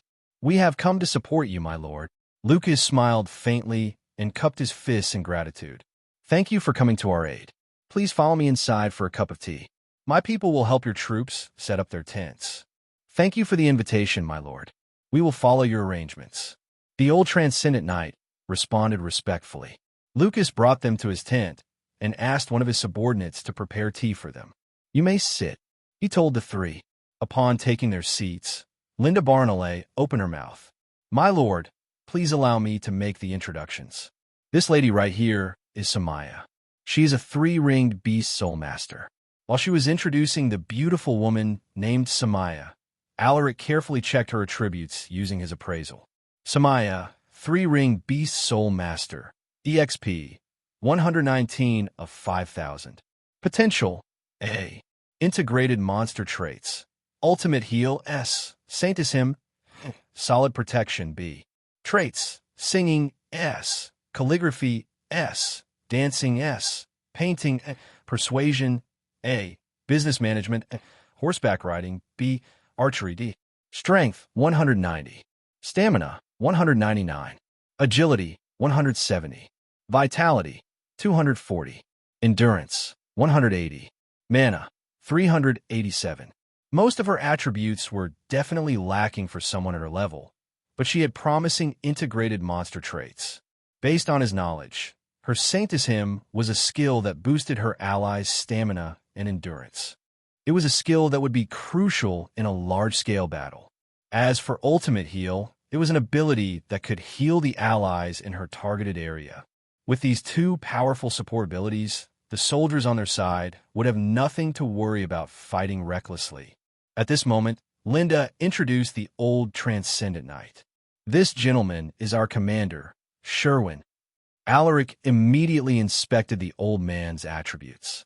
Sherwin Transcendent Knight, EXP, 4,101 of 5,000. Potential, B.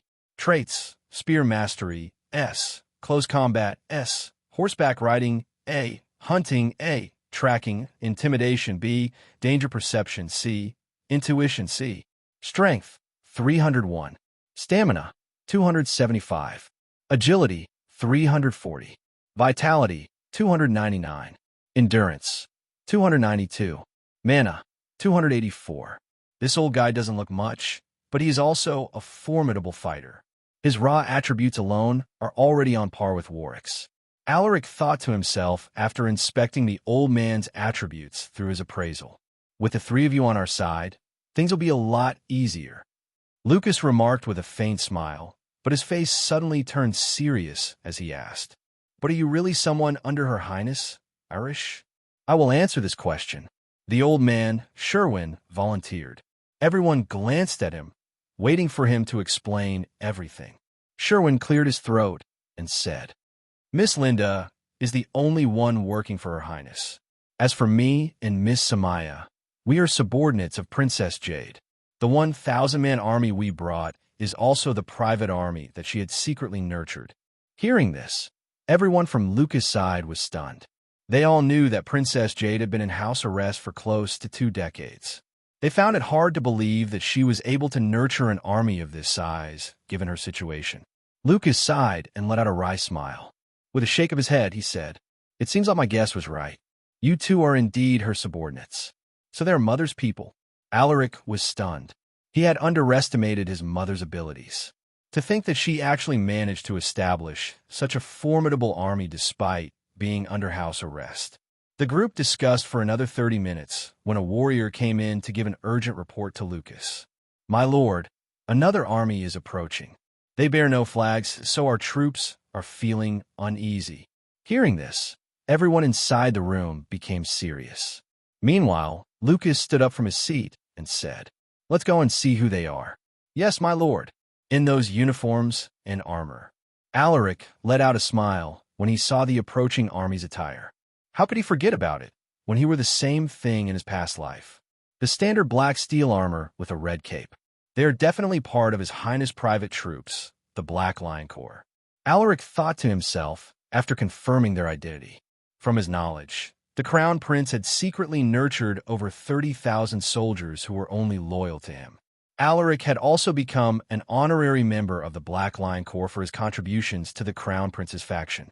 Thinking about this, he immediately informed everyone not to worry. "Relax, everyone. They are His Highness troops," he shouted, his words making the tension disappear. He then looked at the approaching army and made a rough estimate of their numbers. There are about 2,000 soldiers. Based on the current timeline, His Highness should have around 10,000 warriors in his Black Lion Corps. This means that this is a fifth of his private troops. While he was quietly observing the Black Lion Corps, four cavalrymen stepped forward and cupped their fists to Lucas. "Greetings, Lord Lucas." One of the four, a muscular warrior who had a gigantic axe strapped on his back, introduced himself with an indifferent tone. "I am Rendon, the commander of the 3rd Brigade of the Black Lion Corps. These 3 are my deputies." Alaric was stunned to see this person. He actually sent Rendon. In his past life, Rendon was the 2nd strongest warrior in the Crown Prince's faction. He quickly used his appraisal to check the man's attributes. Rendon, Transcendent Knight, EXP, 4,275 of 5,000. Potential, A. Traits, Pain Tolerance, S. Overwhelming Strength, S. Axe Mastery, S. Close Combat, S. Horseback Riding, S. Hunting, S. Tracking, A. Archery, B. Danger Perception, C. Intuition, C. Strength, 429. Stamina, 286. Agility, 255. Vitality, 371. Endurance, 401. Mana, 199. Oh my. To think that His Highness would actually send the current ranked 14th in the Astanian Dragon leaderboard for this mission. I am honored. Lucas laughed heartily as he shook hands with Rendon, who had jumped off his horse. Alaric wasn't surprised to hear this. In his past life, Rendon had replaced the inactive Amari Anton and took his spot to become the top 6 in the Astanian Dragon leaderboard. After a few rounds of pleasantries, Lucas brought the commanders of the Black Lion Corps to his tent for a discussion.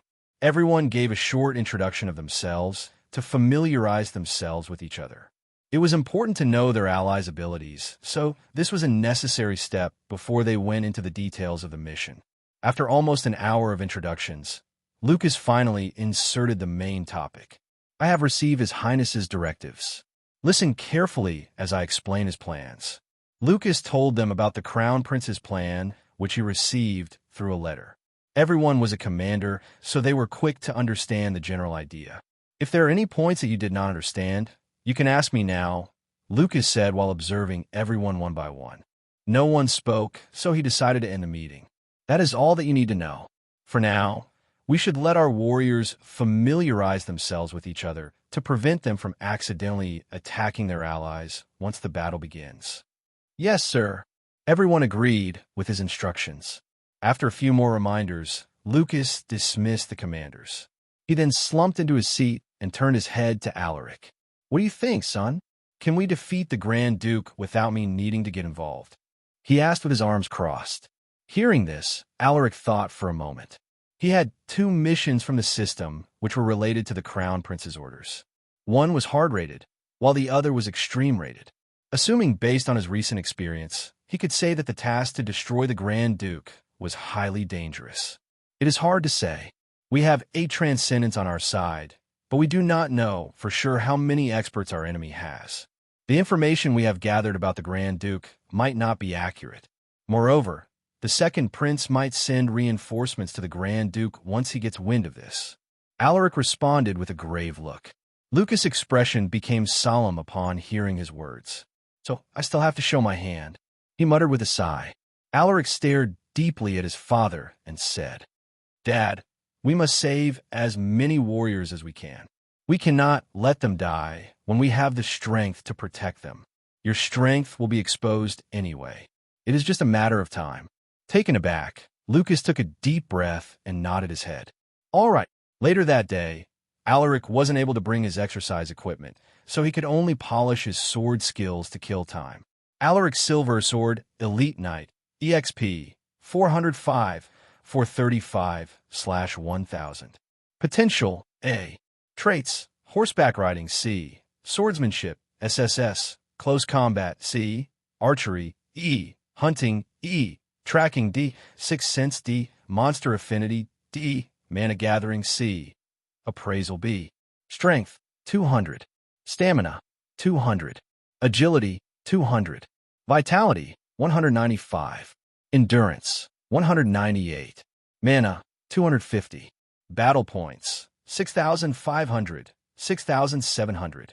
Stat points, 70. Requirements for the next advancement: 1,000 EXP, 250 in all attributes, and 10,000 battle points. He managed to upgrade his Sixth Sense to D grade after using the random trait upgrade card he got from the last mission. This trait was very useful, and it helped him save his life during crucial moments. Now that it has been upgraded, Alaric felt more confident about his survivability. Now that I think about it, this should be the perfect time to use my stat points. Alaric thought to himself, in a large-scale battle, stamina is important, so I should max this out first. Stamina, 200, 250. After using 50 stat points on his stamina, he was now left with 20 stat points. Alaric thought for a moment before making a decision. Let's go with this.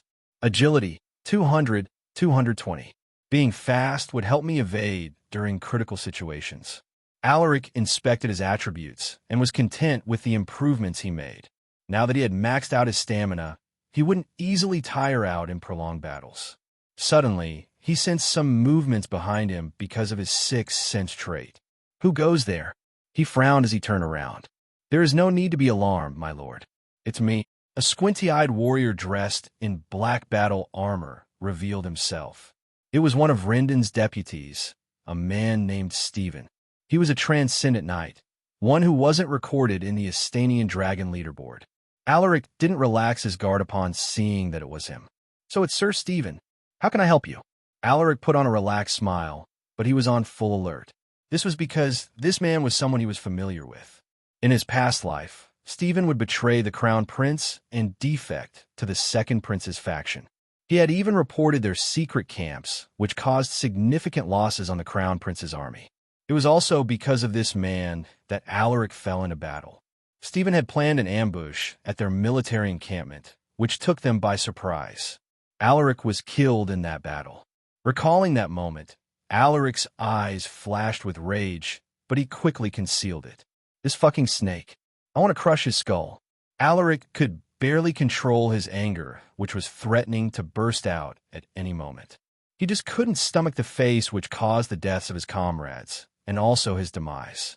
Stephen didn't seem to notice the unusual reaction. He smiled faintly as he approached Alaric. "My lord, I apologize for disturbing your sword training. I was fascinated with your technique, so I couldn't help myself but observe at a closer distance." Hearing this, Alaric chuckled, but he was seething rage deep inside. "You don't have to apologize, Sir Stephen. If you want, I can show you more." Stephen waved his hand and shook his head with a look of embarrassment. "How could I trouble you, my lord? It's just a small matter. There is no need to be embarrassed." Alaric insisted. Seeing that he wouldn't take no for an answer, Stephen finally relented. "All right, please show me your sword techniques, my lord." When he said this, he failed to hide the contempt in his eyes. He was quick to hide it, but Alaric had already seen through his farce. "If I didn't know about the future, I would have fallen for your acting." Alaric showed off some of his moves, but he only displayed his most common techniques. However, this common technique made Stephen flabbergasted. He was also a swordsman, and Alaric's technique had already surpassed his own understanding of the sword. No wonder others call him a swordsmanship prodigy. So they weren't just baseless rumors after all. Stephen's expression turned serious after Alaric displayed his techniques. In just that one quick session, he even felt that he had comprehended something. "I thought that Lucas was the only one we need to be careful of in the north. Who would have thought his son is also a dangerous person? I need to report this to the second prince. Excellent sword skills. You have truly opened my eyes, my lord. I learned a lot from your demonstration." Stephen beamed at him. "Haha, you flatter me, sir." Alaric chuckled. This guy is only second to my uncle when it comes to acting. He thought to himself, "I need to leave now, my lord. I still have things to do. Thank you for showing me your sword techniques." Stephen excused himself. Alaric didn't force him to stay and nodded. "No problem. I hope you can show me your techniques next time, sir." He jokingly said. "Of course." Stephen didn't linger and left in a hurry. Looking at his strange behavior, Alaric guessed that Stephen was most likely on the second prince's side by now. This guy must have purposely chosen to stay in the crown prince's faction to act as a spy for the second prince. Should I report him to the crown prince? Alaric furrowed his eyebrows. Stephen was never discovered in his past life. When his betrayal was revealed, it was already too late. "I will not let you succeed this time, you damnable bastard." He temporarily set aside the thought of reporting Stephen. He didn't have evidence of the man's betrayal, so it would only backfire on him if he reported him now. "I should make a name list of all the spies hidden in the crown prince's faction, but how should I give it to his highness without making him suspicious?" Alaric rubbed his temples. Thinking back, it was because of those traitorous bastards that the crown prince's faction suffered innumerable losses. There is still plenty of time before they would make a move. I just need to keep an eye on them and send the name list to his highness when the time is right. Alaric sorted his thoughts and temporarily put the matter aside. A moment later, he resumed his sword training. Later that midnight, in the Grand Duke's mansion, a man who seemed to be in his late 50s unrolled a letter he had recently received. This was sent by one of our spies. His expression changed drastically when he read the contents of the letter. "They want to attack me." He burned the letter furiously. "So you want to kill your uncle using Lucas? If you think that you can defeat me so easily, then I will let you know how terribly wrong you are, your highness." His rage was evident in his voice. He took a deep breath to calm down before he summoned his right-hand man. A few minutes later, a man dressed in shiny steel armor kneeled before him. "My lord, I await your command. Recall our troops and have them ready for battle." Hearing this, The man in shiny steel armor was momentarily surprised. "Yes, my lord." A few days later, the loud war drums suddenly reverberated, awakening the soldiers who were still sleeping. Everyone hurriedly got up to put on their armor and to prepare their equipment. At this moment, Alaric had already assembled his troops with the rest of the battalions. "It is about time," Alaric thought as he looked at Lucas, who was standing in front of the gathered soldiers. After everyone had gathered, the expressionless Lucas jumped onto his mount and shouted in a booming voice, "Let us depart at once." "Yes, my lord." The soldiers responded sonorously. With more than 4,000 troops marching, the ground shook vigorously. Their intimidating presence scared monsters and humans alike, allowing the army a peaceful journey with no obstacles in their path. The Grand Duke's estate was located in a vast territory sitting next to the capital, Grataja. Due to its abundant resources and large population, it could already rival the major cities in the empire. However, unlike other cities which were jointly controlled by a few noble houses, Grataja was solely controlled by the Grand Duke. Grataja was just a small village that was once part of Cadera, but it had grown into a massive territory with considerable wealth and power. The person who had made this possible was the Grand Duke, Lloyd Astania. After almost half a day of marching, the army finally saw the towering walls of Grataja. Lucas raised his hand and observed the defenses of the territory. "They are well prepared. How did they know that we would attack today?" He could see ballistas and mana cannons atop the walls. There were also hundreds of archers ready to rain them with arrows. Alaric was right. It seems like what he said about there being a traitor is true, but who could it be? Is it one of the commanders sent to help us? Thinking about this, he turned his head and swept his gaze at the transcendence behind him. "My lord, please give us the command. We will attack the gates as soon as you give the instructions." Rendon spoke with unshakable confidence. Hearing this, Lucas shook his head. With the enemy this prepared, attacking the gates would only result in heavy casualties. "Calm down, Sir Rendon. As you can see, the enemies are more prepared than we have thought. We need to think of a way to besiege the gates without suffering heavy losses." Rendon realized his mistake and lowered his head. "You are wise, my lord." Lucas turned his gaze back to the walls while racking his brain. "Now, how should we deal with this?" While he was pondering his options, a warrior came to his side and reported, "My lord, Lord Alaric wishes to speak with you." Lucas' eyes lit up when he heard this. "Bring him here." The warrior left and returned a moment later with Alaric. Alaric saluted and opened his mouth. "My lord, we should follow His Highness' plan." He had already anticipated this, so he formulated a follow-up strategy for this very situation. Lucas quietly listened while recalling the strategies written in the Crown Prince's letter. What Alaric had said was indeed recorded in the letter. "However, if we follow the plan, I will have to—" "I see. I understand now." Realization dawned on him. It was as if he had found the final piece of a puzzle. Lucas no longer hesitated. He put on his helmet and issued a command. "I will destroy the gates by myself." Once the gates are destroyed, everyone must charge at once. They were stunned upon hearing this. They were aware that Lucas was formidable, but to destroy the gates of Grataja on his own, they felt that it was impossible. Lucas ignored their baffled gazes. He didn't wait for them to respond and urged his mount to charge. "Hiya! Hiya!" Is he really planning to destroy the gates on his own? The Transcendents hesitated as they watched their commander rush towards the gates by himself. Excluding the warriors of House Silversword, no one was aware of Lucas' true power. Just then, a heavy tyrannical aura descended like a storm. What is this immense power? This is not something a Transcendent Knight could wield. While everyone was reeling in shock, Rendon exclaimed in disbelief, "Lord Lucas is a mythical knight." As soon as his words fell into their ears, the soldiers were in an uproar. Mythical knights were beings of unrivaled strength. They have the power to dictate the life and death of an empire. Stephen almost shat his pants when he heard this. Mythical knight. He is actually a mythical knight. His eyes shook with terror. The reason he defected to the Second Prince's faction was because he had seen Prince Giovanni's power. He was also supported by many powerhouses and great families. However, a single mythical knight was enough to destroy those people. Luckily, I haven't left the Crown Prince's faction yet.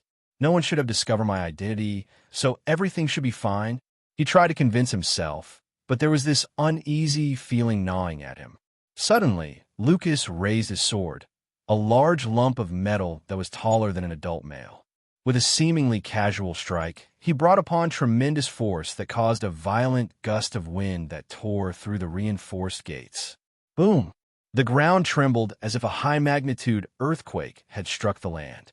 Due to the immense power released by Lucas, a big portion of the walls fell apart along with its reinforced gates that were supposed to be impregnable.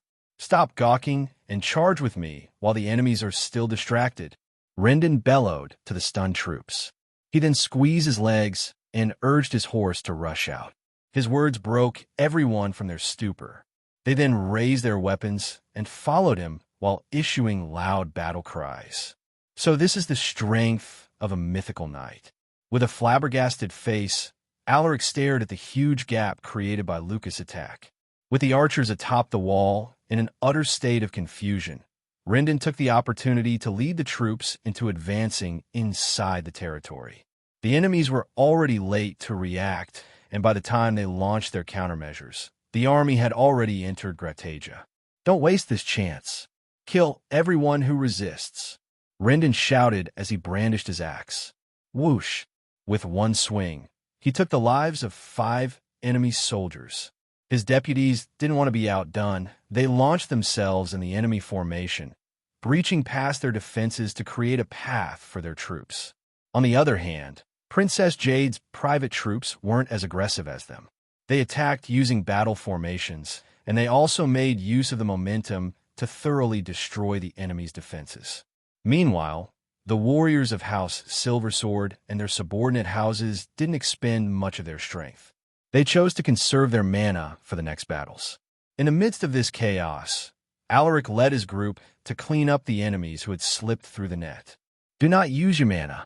Conserve your energy, Alaric shouted, reminding his subordinates not to be careless. Entering Gratagia was just the first step of their plan.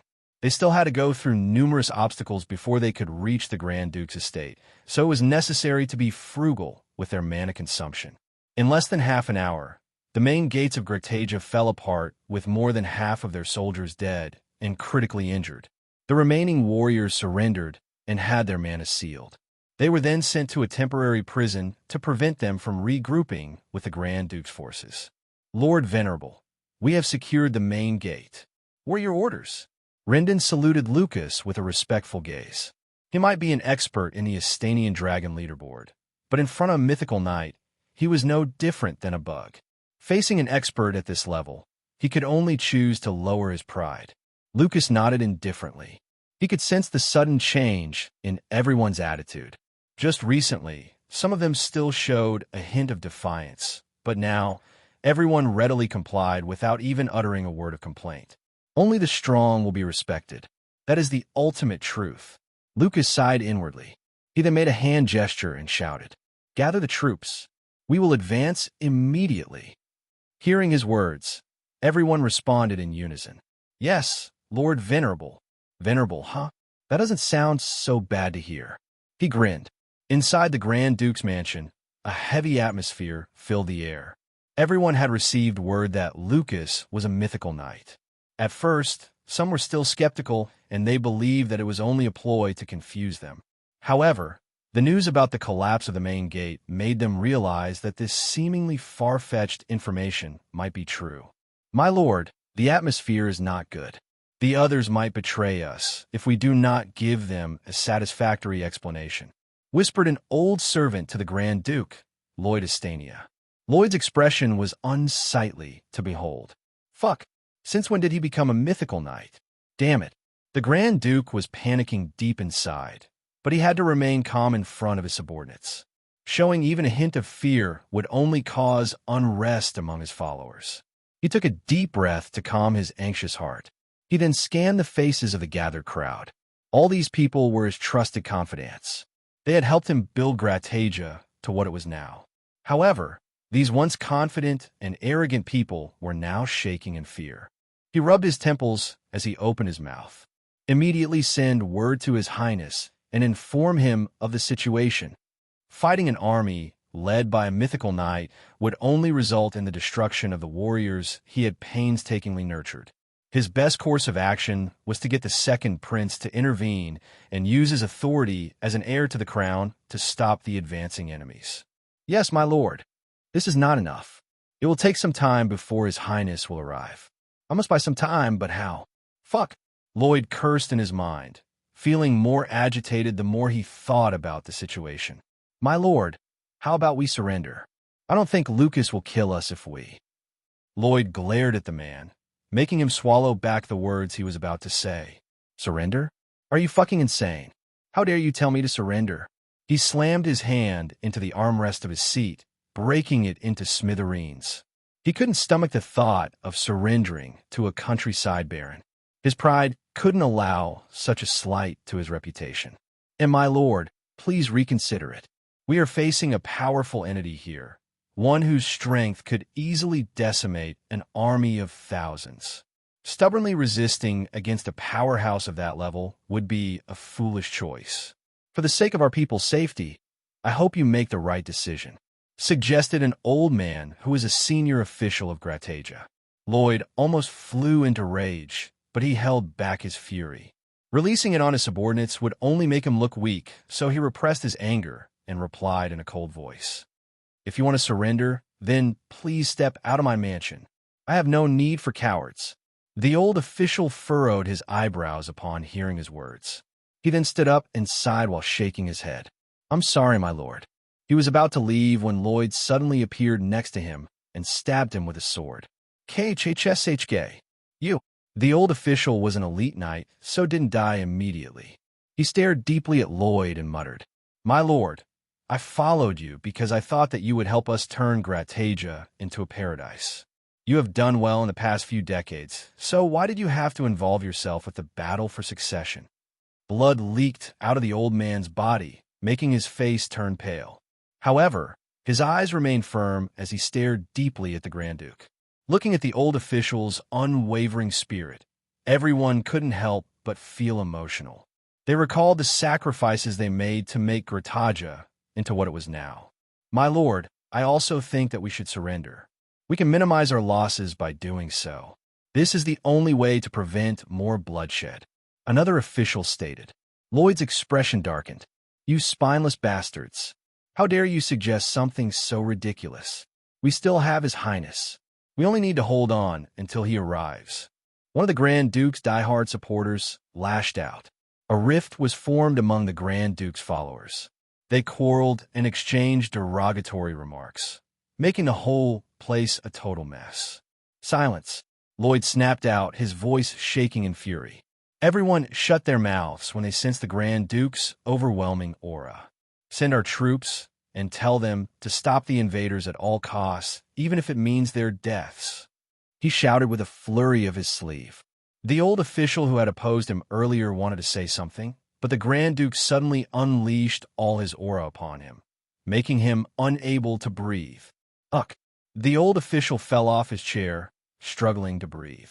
A few people wanted to help him, but they were afraid to face the Grand Duke's wrath, so they chose to look away. What are you waiting for? Pass my instructions immediately. The Grand Duke roared. Why, yes, my lord. Everyone quickly left to deliver his message to the troops. After everyone cleared the meeting room, the gloomy-faced Lloyd punched the wall. Bang! The thick concrete mixed with other durable materials broke apart, leaving a huge hole in the wall. Lucas' silver sword. If you want to kill, then I will drag you to hell with me. Meanwhile, Lucas' troops faced another resistance from Grataja's armed guards. They were the elites of the territory tasked to protect the land. Unlike the garrison guards who had protected the main gate, these warriors were battle-hardened. My lord, they seem to be the elite guards of Grataja. How should we deal with them? Rendon asked in a low voice. Lucas surveyed the enemy formation. They also had Transcendence on their side, but they were still lacking compared to his troops, which had top experts like Rendon and Sherwin. Lucas didn't respond immediately. He was the commander, so he had to make the final call. They are citizens of Astania. Must I really kill them? He hesitated. No, there is no need to kill more innocent people. Only the Grand Duke must pay for his crimes. Thinking about this, he said, there is no need for meaningless bloodshed. I will take care of this. Stay here and wait for my command. Rendon lowered his head and didn't say anything. After making his decision, Lucas slowly approached the enemies. His eyes were terrifyingly calm. Trespassers, leave our territory at once, shouted the commander of Gratage's armed guards, a warrior at the transcendent realm. However, his warning didn't faze the expressionless Lucas. He pulled the reins, signaling his horse to stop. He then shouted, the Grand Duke, Lloyd Astania, broke the agreement we made with the barbarian tribes. For the sake of fulfilling his twisted desires, he kidnapped barbarians and other helpless victims and auctioned them to an illegal establishment he had created. For the sake of this evil man, do you truly wish to wield your weapons against me? The soldiers of Gratage waved upon hearing his words. They had already heard of rumors about the events that happened in Copperglade. Initially, they all thought that it was ridiculous. No one wanted to believe it, but the sudden attack on Gratage was clearly aimed at the Grand Duke, which made them recall those rumors. Did the Grand Duke really kidnap the barbarians? Did he really establish the Crimson Tower? Is it worth it to serve such an unscrupulous man? While they were hesitating, Lucas' voice drifted into their ears. We are warriors of Astania, and it is our duty to protect the people. Although we are divided into several territories, we share the same origin. We have a common goal to defend our empire. However, the man you serve caused us to be misunderstood by the barbarian tribes. Because of his greed, Astania might once again be engulfed in the flames of war. Is it the kind of man that you wish to serve? Lucas revealed his mighty aura after saying those words, but he didn't use it to oppress the warriors. He just displayed his unrivaled strength to tell them that he could kill them if he wanted to. He is forcing us to make a choice. The commander of Gratage's armed guards shivered when he sensed Lucas' aura. There is no mistake. He is a mythical knight. My lord, we will follow your command. Just give us the word. A voice echoed in his ears. It came from a young warrior he had carefully trained. He was a promising talent with great dreams. Looking at the young warrior's face, the commander of Gratage's armed guard sighed. Many promising youths will die if I choose to fight the enemies, but I have already sworn an oath to the Grand Duke. He fell into a dilemma.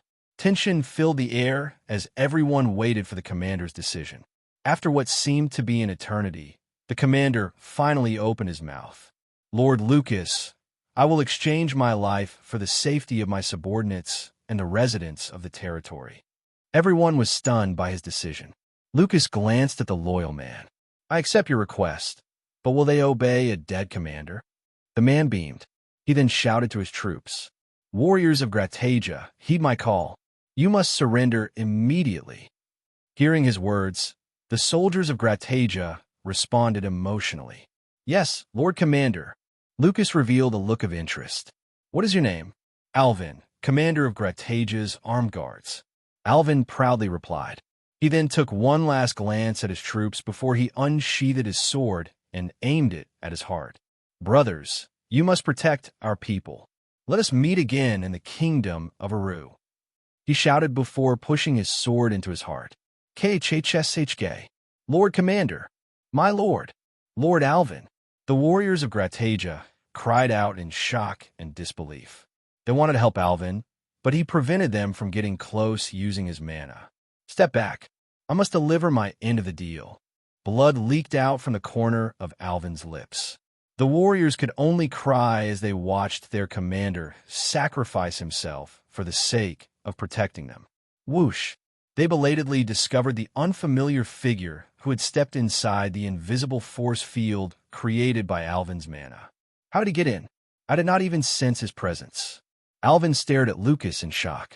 You could have chosen to surrender together with your people. Why die for the Grand Duke? Lucas asked while staring deeply at Alvin, who was now on his knees, slowly losing his consciousness. Alvin grinned at his words. I swore an oath. I am only fulfilling that promise. He spoke with great difficulty. Lucas shook his head, and muttered with regret.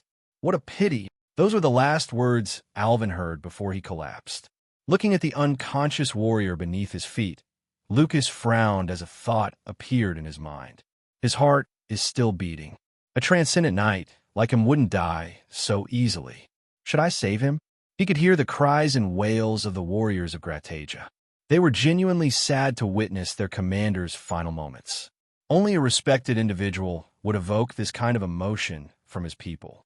While Lucas was hesitating, he suddenly heard the sound of a galloping horse. He lifted his head and saw Alaric approaching at lightning speed. "Alaric, my lord, we must save that man," Alaric shouted with an urgent look. Hearing this, Lucas was baffled, but his son's words gave him the final push to make his decision. With a wave of his hand, he sent a stream of mana into the dying Alvin. He then slowly pulled out the sword that stabbed his heart. "What are you doing?" The warriors of Grataja were alarmed when they saw his actions. One observant fellow noticed what he was doing and stopped his comrade from making a commotion. "Wait, he is helping the Lord Commander." Everyone settled down when they heard this. Lucas ignored them and focused his attention on protecting Alvin's heart. He has lost a lot of blood, and his heart is also damaged. My mana can only temporarily stop the bleeding. We need someone with a strong healing ability to restore his heart. Lucas thought after seeing Alvin's condition through his spiritual perception. "My lord, I brought Miss Samaya with me. She has a powerful healing ability." Alaric's voice drifted into his ears. Lucas was delighted. He beckoned to Samaya and told her, "His life is in your hands, Miss Samaya." "I will do my best, my lord." Samaya nodded with a serious expression. She then got down and activated one of her integrated monster traits, Ultimate Heal. It was an ability that she had gotten from a rare spirit monster called Forest Fairy. This ability wasn't like the common healing skills, which could only heal minor wounds and internal bleeding. With enough mana and some natural elixirs, she could even help someone regrow a lost limb. Samaya carefully imbued her mana into the wound. Golden light emerged from her hand and seeped into Alvin's damaged heart. Looking at her focused gaze, everyone watched with great anticipation. Standing behind her, Alaric quietly observed her movements. With this level of healing, she might be able to help our warriors who had lost their limbs. He was fascinated by her remarkable healing ability. "It's done." Samaya heaved a sigh of relief as she wiped off the sweat on her beautiful face. He just needs to get some rest. Once he has recovered the blood he lost, he should be able to wake up by then, she explained with a gentle smile. The warriors were smitten by her charming smile. Samaya glanced at the man who had spoken and replied, "It will depend on him, but with the constitution of a transcendent knight, he should wake up in 2 or 3 days." "That's good to hear. By the way, do you have a boyfriend?" Samaya ignored the infatuated men and stood behind Alaric. Sensing the sharp gazes of the warriors, Alaric cursed in his mind. "A bunch of simps." He cleared his throat and said, "If you want your commander to recover quickly, I suggest that you bring him somewhere comfortable." Hearing this, the warriors no longer lingered. They took the unconscious Alvin and carefully carried him away. Before leaving, they bowed to Lucas to convey their gratitude. Looking at the retreating soldiers, Lucas asked, "Why did you want to save him?" Alaric knew that it was a question meant for him, so he replied with a faint smile, "I just thought that he is worth saving." In his past life, Alvin was one of the most powerful generals under the Second Prince's command. He was still an unknown warrior when he first stepped into the battlefield, but after multiple victories, he had taken a spot in the Astanian Dragon leaderboard. Lucas raised an eyebrow at his casual response, but he didn't ask further. He had also thought of saving the man for his strong character. There is no time to waste. Inform the troops to march. He instructed with a stern voice. "I obey your commands." Alaric smiled as he lowered his head. In the Grand Duke's mansion, Lloyd Astania received the news about the soldiers' decision to surrender. "What did you say?" He flew into rage, and he almost killed the messenger on impulse. The messenger didn't dare raise his head. He cowered under Lloyd's terrifying aura as he replied in a shaking voice. "And my lord, Lucas' army is approaching the estate as we speak." Lloyd felt a sense of unease. What about the preparations on Thomas's side? he asked while concealing his agitation. The messenger quickly responded. Sir Thomas is awaiting the arrival of Lucas' troops. The soldiers under him are also prepared to fight. Hearing this, Lloyd was a bit relieved. Thomas was a transcendent knight who had sworn allegiance to him a long time ago. He was also the current 25th in the Astanian Dragon leaderboard. Thomas should be able to buy me enough time until reinforcements from His Highness' side will arrive. Lloyd narrowed his eyes as he stared at the horizon. The sky was bright, but he felt that there was a gloomy cloud casting over him. I did not like this one bit. Should I escape? The thought crossed his mind, but he quickly quashed the idea. He didn't want to be remembered as the man who had abandoned his territory to save his own skin. Suddenly, another messenger arrived bearing urgent news. My lord, there is word from His Highness, he exclaimed. Lloyd was pleasantly surprised to hear this. What did he say? I didn't dare read the letter, my lord. Here is the message he sent. The man presented the letter sent by the second prince. It still bore the seal, which signified that it hadn't been tampered with. Lloyd immediately removed the seal and opened the letter. Upon reading the contents, his face took an abrupt change. No way. Is that bastard planning to abandon me after getting all those benefits? Giovanni, you ungrateful bastard. The Grand Duke tore the letter and burned it with his mana. His sudden outburst of fury scared the two messengers. They didn't even dare utter a word, afraid that they would be on the receiving end of his wrath. Lord Venerable, according to our scouts, Thomas is guarding the outer walls of the Grand Duke's estate, Rendon reported with a stern look. Thomas might be ranked lower than him in the Astanian Dragon leaderboard, but he had never fought with the man before, so he didn't know what kind of hidden trump cards he had. Lucas didn't give much of a reaction and just asked with a calm tone, how many soldiers does he have?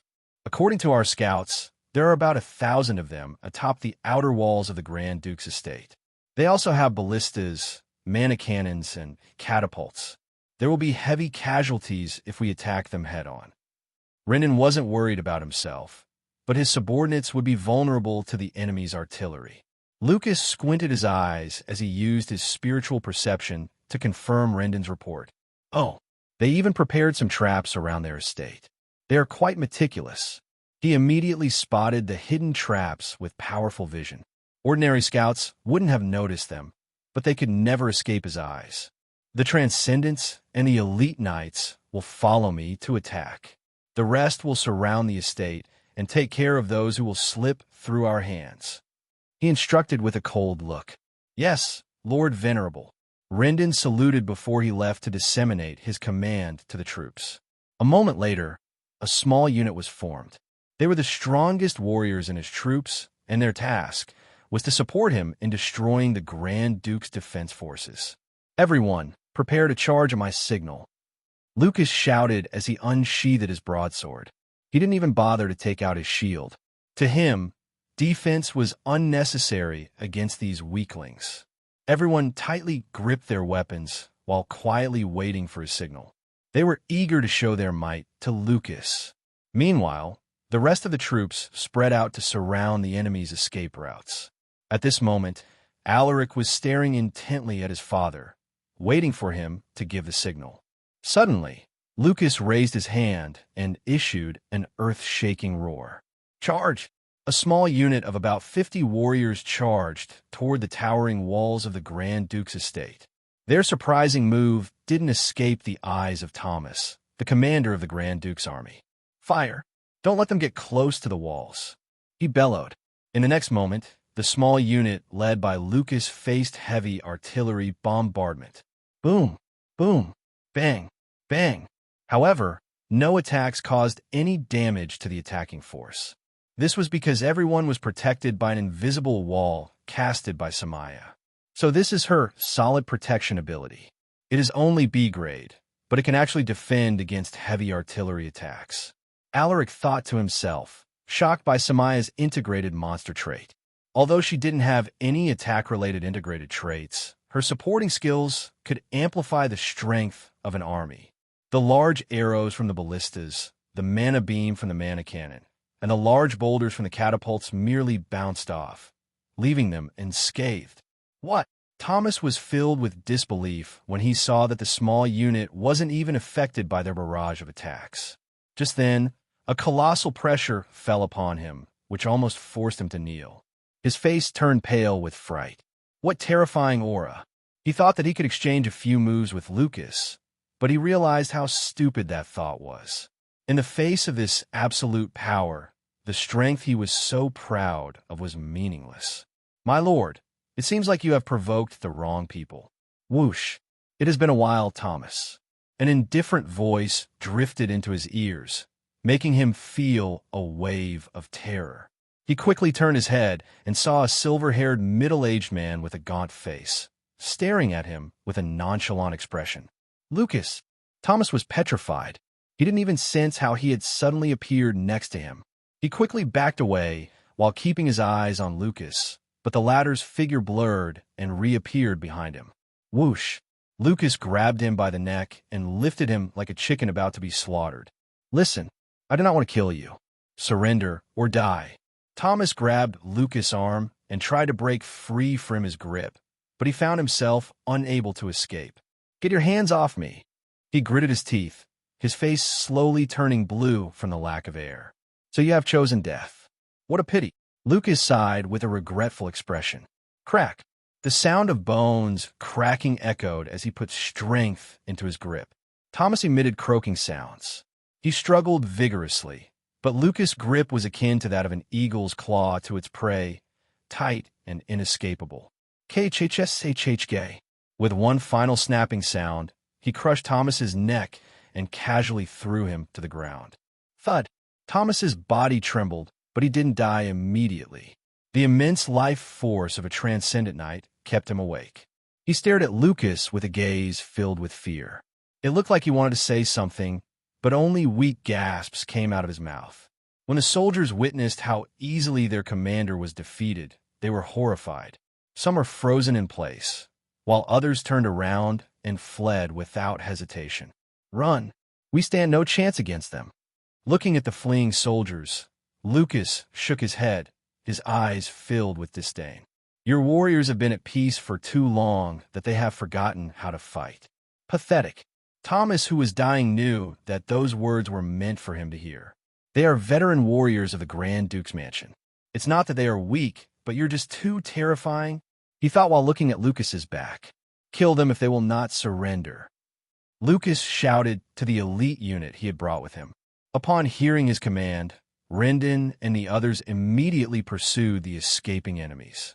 Those who didn't surrender died under their blades. Some warriors resisted, but how could they stop a unit composed of transcendents and elite knights?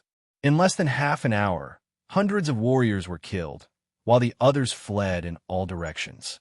"Lord Venerable, a few managed to slip away, but our troops should be able to handle them," Rendon reported respectfully.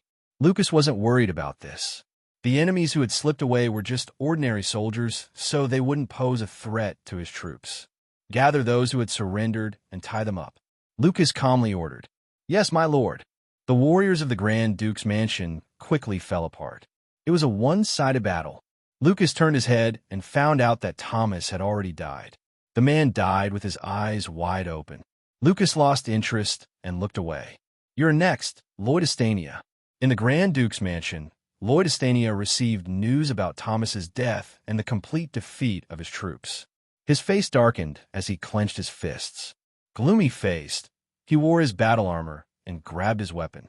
He then stepped out of the mansion and waited for Lucas to arrive. "My lord, please, I beg you. You must surrender immediately. Otherwise, you will only be killed," cried out the old official who had strongly opposed his recent decisions. "My lord, I also think that we shouldn't fight. Even Sir Thomas was killed without being able to fight back. Only death awaits us if we choose to resist," another one exclaimed with a look of agitation. Everyone was scared out of their wits. However, Lloyd merely snorted in response. "If you want to surrender, then leave immediately. I will never submit." Everyone could see his trembling shoulders, which betrayed his emotions. Suddenly, they saw a figure descending from the sky. It was a middle-aged man with a gaunt face. He He had a faint smile on his lips, and the look of contempt was evident in his eyes. Lloyd, 2 decades have passed, but you have never changed. You are still the same pathetic man you were before. Lucas muttered in a mocking voice. Lucas! The Grand Duke was furious. He felt humiliated, but not one of his trusted subordinates spoke up for him. Lucas slowly approached him with steady steps. Each step he took was like a hammer that struck Lloyd's chest, filling him an unprecedented feeling of terror. Are you going to stab me with that sword? Lucas sent him a disdainful look. Lloyd's legs trembled as he stubbornly glared at Lucas. He wanted to move his hand, but he found himself frozen like a statue. He didn't want to admit it, but he was terrified. Lucas, you cannot touch me. I am His Majesty's younger brother. You will face retaliation from the imperial family if something happens to me. He blurted out in a trembling voice. Lucas sneered at his words. He tapped the Grand Duke's shoulder and clicked his tongue. Lloyd, stop fooling yourself. We both know what is happening. The second prince has abandoned you. The crown prince wants you dead, and His Majesty's people are silent. Do you really not know what is going on? Sweat trickled down the Grand Duke's face as soon as he heard this. He knew that Lucas was telling the truth, but he didn't want to accept it. His face contorted with fury. With an ear-piercing scream, he made a surprise attack on Lucas, stabbing him with his sword. Die! Lucas calmly raised his hand and stopped the Grand Duke's sword between his fingers. Lloyd widened his eyes in disbelief. He had imbued most of his mana into that attack, but Lucas actually stopped it so effortlessly. He gritted his teeth and released his remaining mana in a last-ditch attempt to injure Lucas. However, Lucas didn't even flinch. He exhaled a breath and looked at Lloyd with unconcealed mockery. Trash! Lloyd's sword broke in half when Lucas applied more strength to his fingers. What? He stood rooted to the ground as he looked at his broken sword. He actually broke a relic with his bare hands. The Crown Prince told me to bring you back to him alive, but I think killing you is a better choice. Lucas's chilling voice suddenly echoed. The Grand Duke could no longer hide his fear. He forced out a smile. Lord Lucas. He wanted to say something, but Lucas gripped him by the neck. Do you know how I killed Thomas? Lloyd couldn't speak due to the pressure being put on his neck. He could only utter choking sounds. He also tried to gather his mana and extricate himself from Lucas, but he was unable to break free. Flailing around, he stared at Lucas with a pleading look. Uck, KKK, HKK. With a demonic smile, Lucas muttered. I snapped his neck.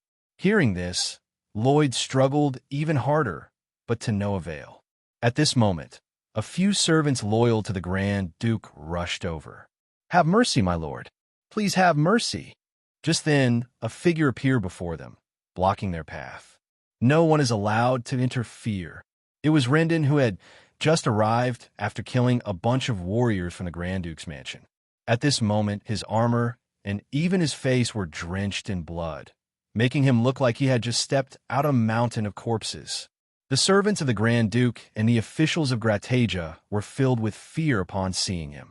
They didn't dare take another step forward, afraid that this devil incarnate would misunderstand and kill them. Meanwhile, Lucas suddenly added more strength to his grip. The Grand Duke, who was already struggling to breathe, convulsed harder. His face slowly turned blue, and his veins protruded, looking like they were about to burst at any second. Crack! A cracking sound echoed, making everyone shiver in trepidation. They turned heads over and saw the Grand Duke with his head tilted to the side, frothing at the mouth. Lucas was disgusted when he saw the Grand Duke making such a mess.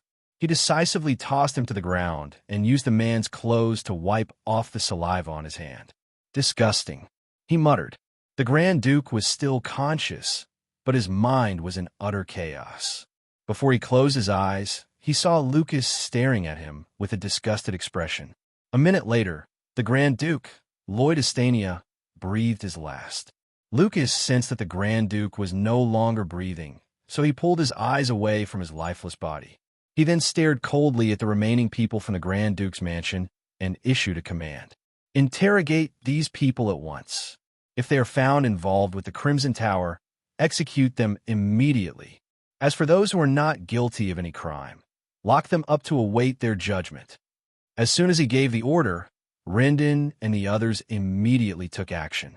Yes, Lord Venerable. In the next half an hour, Rendon led everyone to capture the Grand Duke's people. They were then interrogated individually.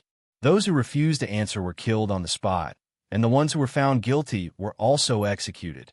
Surprisingly, there were some people who were not involved with any criminal activities, so the warriors tied them and locked them into prison. At this moment, Alaric was interrogating someone when a notification popped up in front of him. Mission complete. Rewards: 1,000 battle points, 100 EXP, 20 stat points, random trade upgrade card X1.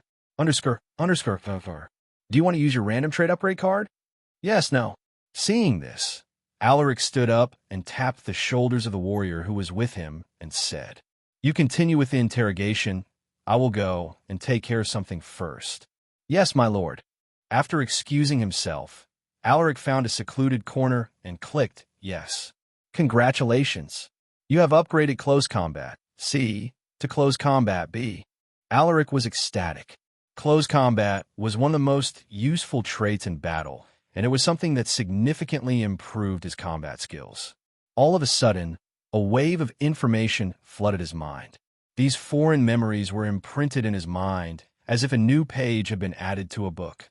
The feeling, although nothing new to him, still made him greatly surprised and fascinated. Amazing! He quickly pulled the cyan screen with a thought to check his progress. Alaric Silver Sword Elite Knight EXP 435 535/1000. Potential A.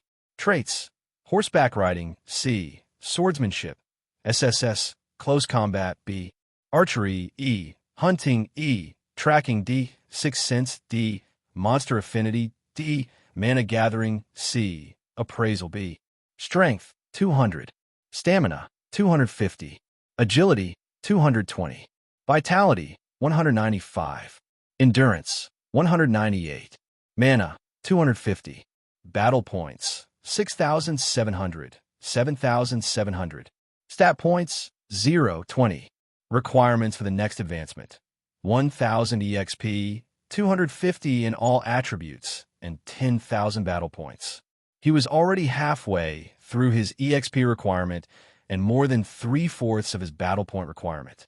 Just a few months had passed since he had become an elite knight, but he was already close to advancing again. The thought of his own breakthrough speed made Alaric feel a bit scared and excited. "My lord, what are you doing over there?" A voice filled with confusion suddenly drifted into his ears. Hearing this, Alaric closed the cyan screen and turned his head. "Sir Stephen." It was Stephen, the sly snake. Stephen, who was unaware of his thoughts, smiled faintly. "You look so happy, my lord. You must be thrilled after defeating the Grand Duke." His voice was filled with flattery. Alaric gave a nod and replied with a strange smile. "Who would not be happy? We destroyed someone who had betrayed the Empire.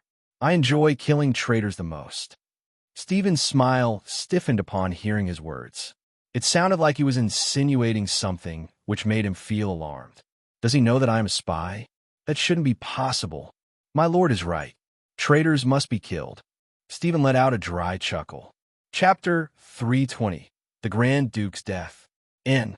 He glanced meaningfully at Stephen and said, "I will go help with the interrogation, so please excuse me, Sir Stephen." "All right. Do be careful, my lord. There might be some stubborn bastards who harbor ill intentions." Stephen reminded him. Alaric merely chuckled in response. He then waved his hand and left. Looking at his figure, Stephen fell into deep thought. Is he suspicious of me? He recalled his past interactions with Alaric, trying to remember if he had somehow given himself away. However, he didn't remember making such newbie mistakes. I need to be careful around him. Maybe I should stay away from Alaric for the time being, lest he gets more suspicious of me. Thinking about this, he left to help the others with the interrogation. In the next few days, Grataja fell into a state of uncertainty and unease with the death of the Grand Duke. Those who had ties with the Grand Duke were feeling incredibly scared. They were afraid that they would be executed by Lucas troops for the act of colluding with the traitor. Unexpectedly, other than being questioned, none of them were harmed. On the fifth day, Lucas returned to Caldera to report the success of the mission to the Crown Prince. Upon his arrival in the capital, he was greeted by a group of nobles who were clearly there to flatter him. "Welcome back, Venerable Lucas. Lord Venerable, you did great work in dealing with the traitor of the Empire." Facing these group of sycophants, Lucas only responded casually. Talking with them was a complete waste of time, so he rudely excused himself. No one complained about his behavior. Who would dare to get angry at a mythical knight? Only an idiot would. Although they were furious at his clear disregard, they didn't dare voice out their complaints. A while later, Lucas brought the group to a high-end inn. It was also the same place where he got the Crown Prince's command to punish the Grand Duke. The Crown Prince had booked the entire building, so other than the establishment staff, only their people were present. Lord Venerable, the Crown Prince, Leonard Exler Astania, eagerly welcomed him at the entrance. Lucas cupped his fists. "Your Highness, I have completed my mission." The Crown Prince was all smiles.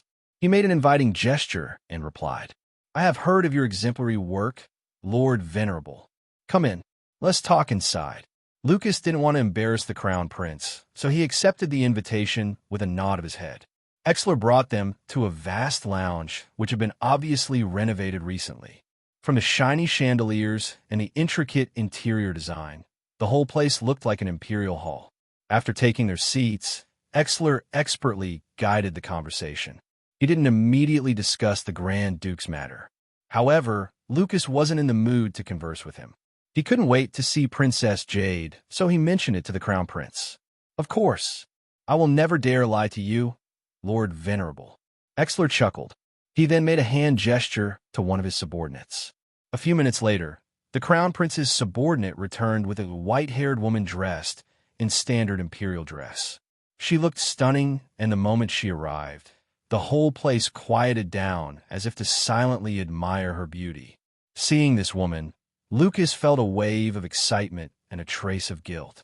Slowly standing up, he muttered while staring at her, "Jade, greetings, Your Highness."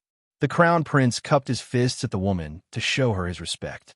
His subordinates followed suit and bowed deeply to her. "Your Highness." Jade ignored the large crowd. In her eyes, only two people existed, Lucas and Alaric. She gracefully walked towards them, leaving a trace of her natural fragrance in the air. Lucas, her eyes misted over. She had been waiting and biding her time, all for the sake of reuniting with him and their son. Her prayers were finally answered. Without care for his image, Lucas took her in his embrace and gently rubbed her back. "I'm sorry I came late," he whispered with remorse. "It's not your fault." Jade shook her head while staring at him with deep affection. The Crown Prince wasn't upset after being ignored. He just smiled at the couple and quietly signaled for everyone to vacate the hall. In the next moment, only the family of three remained. Alaric was watching his parents display their affection when a sudden system prompt interrupted him. Mission complete. Rewards: 2,500 battle points, 150 EXP, 50 stat points, random trade upgrade card X1, equipment upgrade card X1. You have completed the mission without casualties. A bonus reward will be granted for this achievement. Only applies for extreme difficulty missions. You receive Catastrophe Grade Steed Card X1. Alaric's eyes widened upon seeing the bonus reward. A Catastrophe Grade Steed card? This isn't what I am thinking, right? The strongest monster he had encountered was the Winged Goblin Monarch in the Enchanted Woodlands. It was a being that was about to become a Catastrophe Grade monster. It was so powerful that Lucas, who was at the peak of the Transcendent Realm at that time, only barely managed to kill it. And now, he had actually received a Catastrophe Grade Steed as a reward. How could he not be shocked? This was a true Catastrophe Grade monster. Do you want to use the Catastrophe Grade Steed card? Yes, no. Alaric didn't dare click yes. He might scare the entire capital, so he decisively clicked no. I will deal with the rewards later, he thought as he closed the cyan screen. My son. Jade finally glanced in his direction and approached him. She then gave him a tight hug. I wanted to do this when you visited me in the palace, but our time was limited at that time. Please forgive your mother. She mumbled emotionally. Alaric didn't know how to react to the sudden intimate contact, but when he saw his dad sending him a look of encouragement, he no longer hesitated. He quietly embraced his mother and enjoyed the reunion. After the reunion, the family of three didn't leave the capital right away. They decided to stay for the time being to let things subside. Lucas took Princess Jade with him to a separate room, leaving Alaric on his own. Look at those two. Alaric could only wryly smile as he watched them leave the hall. He then went to find the crown prince, but the inn staff told him he had already left. He liked the crown prince because he was smart and tactful, unlike his younger brother, who was known for his terrible personality. Now that he was left alone, he went to his assigned room and pulled the cyan screen with a thought. Do you want to use your random trade upgrade card? Yes, no. I wonder what will be upgraded this time. A look of anticipation flashed in his eyes as he clicked yes. Congratulations. You have upgraded your horseback riding, C, to horseback riding, B. Alaric laughed excitedly at the notification. This trait might sound common, but it was very useful for a warrior, especially for the cavalryman. In the next moment, new information flooded his mind. All sorts of techniques related to horseback riding were integrated into his system. It was a wondrous feeling that he would never get tired of. It took an entire minute before this magical sensation vanished. He was excited to check his progress, but he decided to use the other rewards he got. Which one should I use first? Alaric rubbed his hands while pondering deeply. He had an equipment upgrade card and the catastrophe grade steed card. Using the catastrophe grade card inside the capital might not be a good idea. I will keep this for now and use the other card first. He didn't know what kind of being he would summon if he used the card, so although he was a bit reluctant, he could only put the matter aside temporarily. So, which equipment should I upgrade? Alaric rubbed his chin while laying down all his equipment in front of him. This was a tough decision to make since all items were of great assistance to him, especially the battle armor he received from Marquis Tyrone a few months ago. He had already upgraded it once, so he wondered how durable it would become if he were to upgrade it a second time. Just the thought of it made him excited. However, Alaric didn't rush to make a decision. This bracelet I got from my mother is also equally useful. Alaric picked up a bracelet. Linda Barnelay had given it to him when he first visited the unusual restaurant in Maleton. It was a gift from his birth mother, so it held significant value. This bracelet is engraved with a healing ability, so it will be crucial in near-death situations.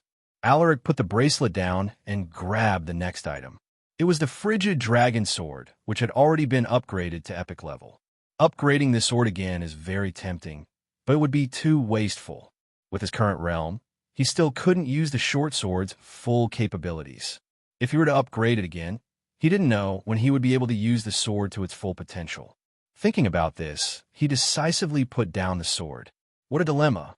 He shook his head and exhaled a deep sigh. Alaric paced around his room while looking at the items lying on the floor. Almost half an hour later, he finally made a decision. Do you want to use your equipment upgrade card on the selected item? Yes, no. Alaric clicked yes. Congratulations. You have upgraded your rare healing bracelet to epic healing bracelet. Epic healing bracelet. When equipped, it helps the wearer quickly recover from fatigue and mana loss. When the wearer takes life-threatening damage, will immediately discharge Ultimate Heal S. Will enter a cooldown period of 1 month upon use. Looking at the information on the newly upgraded bracelet, Alaric grinned. According to Linda Barnelay, this bracelet was engraved with a healing ability that could only be used a limited number of times. Now, he could use the bracelet without limitations. The only minor issue was that he had to wait for a month for the skill to cool down. Not bad. Not bad at all. He couldn't stop himself from smiling after reading the upgraded bracelet's description. It had far exceeded his expectations. Time to check my progress. He opened his personal information to inspect his progress. Alaric's Silver Sword Elite Knight, EXP, 535, 685/1000. Potential A. Traits, Horseback Riding, B. Swordsmanship, SSS, Close Combat, B. Archery, E. Hunting, E. Tracking, D. Sixth sense, D. Monster affinity, D. Mana gathering, C. Appraisal, B. Strength, 200. Stamina, 250. Agility, 220. Vitality, 195. Endurance, 198. Mana, 250. Battle points, 7,700. 10,000. Stat points, 2070. Requirements for the next advancement: 1,000 EXP, 250 in all attributes, and 10,000 battle points. Alaric was thrilled. He had reached his battle point requirement, and he was already close to reaching his EXP requirement. His attributes were also nearing the maximum points required. No way. To think that I am already this close to advancing to the next realm. Unbelievable. Throughout the long history of Astania, he had never heard of anyone becoming a transcendent knight before turning 20. Even the most famous experts in the past didn't possess his godly breakthrough speed. Calm down. I need to calm down. Alaric took a deep breath to suppress his excitement. He was in a great mood, so he decided to visit his cousin, the princess, to celebrate. Inside the second prince's mansion, somewhere in Cadera. Fucking hell. Fucking bastard. A series of furious shouts echoed, scaring the servants and guards inside the big mansion. The second prince, Giovanni, was taking out his fury on his jade sculpture collection. Crack. Bang. His study room had become a mess, but his rage was far from being allayed. Giovanni turned his head at the cowering servant, his eyes looking like they could devour a human whole, and said in a cold voice, "Bring Andre here immediately." In the skill. A few days later, Princess Jade brought Lucas and Alaric to a restaurant owned by her subordinate. Come to think of it, how did His Highness manage to bring you out of the palace? Lucas asked all of a sudden. This has been bugging him in the last few days. He couldn't comprehend how the crown prince was able to bring Jade out of the palace when she was tightly guarded by powerful warriors. Hearing this, Alaric perked his ears and looked at his mother curiously. He was also baffled about this matter. Looking at their curious gazes, Princess Jade adjusted her sitting posture, her expression turning serious all of a sudden. She then cleared his throat and replied, "The matter is quite complicated. I'm still not sure myself, but I have a few guesses." While saying this, she waved her hand to activate one of her integrated monster traits, a skill called space isolation. Alaric had already heard about this skill from his mother. It was quite a peculiar ability, but with the right usage, it could be lethal. At this moment, their conversation could no longer be heard by anyone. Even if someone was close by, they wouldn't be able to hear anything unless they stepped inside the targeted space of the spell. If an assassin were to use this ability, they would be able to kill their target without alerting anyone. Aside from this unique integrated monster trait, his mother also possessed two more powerful abilities. Jade Christine Astania, 3-ringed Beast Soul Master, EXP, 1250/5000. Potential, S. Integrated monster traits, Space Isolation, S. Clone, S. Spirit Blade Summoning, SS. Traits, Swordsmanship, S. Close Combat, S. Assassination, S. Disguise, A. Horseback Riding, A. Hunting, A. Breath Control, A. Painting, A. Cooking, E. Strength, 285. Stamina, 270. Agility, 315. Vitality, 291. Endurance, 199. Mana, 555. Other than her endurance, his mother's attributes were above those of an average transcendent knight. Furthermore, the integrated monster traits she possessed were all linked together. She is a beast soul warrior who has the physical abilities of a transcendent knight. Alaric was shocked when he first saw his mother's information through his appraisal. You mean that His Majesty is only faking an illness? Lucas was stunned, his eyes filled with disbelief. Hearing this, Alaric was pulled from his random thoughts. What are they talking about? Princess Jade shook her head. Like I said, I'm not sure. This is only my guess based on the information I received from my subordinates. Lucas exhaled a deep breath. This was an earth-shaking matter. Let us say you are right. Why do you think His Majesty is faking an illness? He asked with a frown. He couldn't understand why the emperor would do something like this. Princess Jade thought for a moment before she replied, "I think His Majesty is trying to lure someone." The father and son duo were shaken by her words. Alaric recalled the events that happened in his past life. There were indeed a few baffling situations that occurred, but he was killed before he could make his investigations. "Let's not talk about this." Princess Jade shook her head. "We do not know for sure what His Majesty is planning. Everything will come to light one day, when the right time comes." Lucas no longer asked about the matter when he heard this. "Our food is here." With a faint smile, Princess Jade clapped her hands. She then removed the space isolation. The family of three happily ate their meal while talking about other things. Inside the palace, on the top floor of the Imperial Library. "Have you completed the task?" The hall was dimly lit, but the silhouette of a man seated on what seemed to be a throne could be seen. His face was obscured by the darkness, and only the lower half of his body was visible. Kneeling before him was an old man dressed in golden white battle armor. He had a head full of white hair, and his face was covered in scars of all forms. With one look, anyone could tell that he had experienced numerous battles and survived them all. "Yes, Your Majesty. Her Highness has been released. All that is left is for the fish to take the bait." The old warrior replied in a respectful tone. There was a brief moment of silence before the man on the throne spoke. "Continue observing their movements, and let me know immediately if there is something significant." "This servant obeys." The old warrior was about to leave when the man on the throne suddenly stopped him. "Hold on." Dominic turned around and stared curiously at the emperor. "Is there something else, Your Majesty?" he asked. The emperor stood up and steadily walked down the throne, revealing his face. He had short white hair and a pair of mixed golden cerulean eyes. At a glance, he looked like someone in his early 40s, but don't be fooled, for his real age was beyond what it seemed to be. The emperor hesitated for a moment before he asked with an indifferent tone, "About the kid, Alaric, what do you think of him?" Dominic was taken aback. He didn't expect the emperor to show interest in his nephew. "I haven't observed him clearly, but based on what I have seen thus far, he has the makings of a great leader." He spoke his true feelings.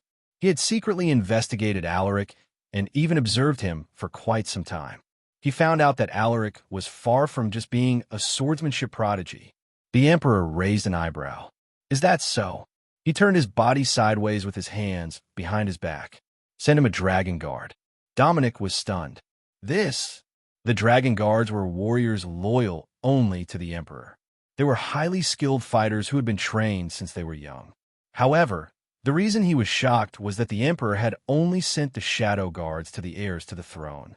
The emperor had 20 dragon guards under his command, and each of them was a transcendent knight. Of these 20 powerful warriors, only 3 were recorded in the Astanian dragon leaderboard.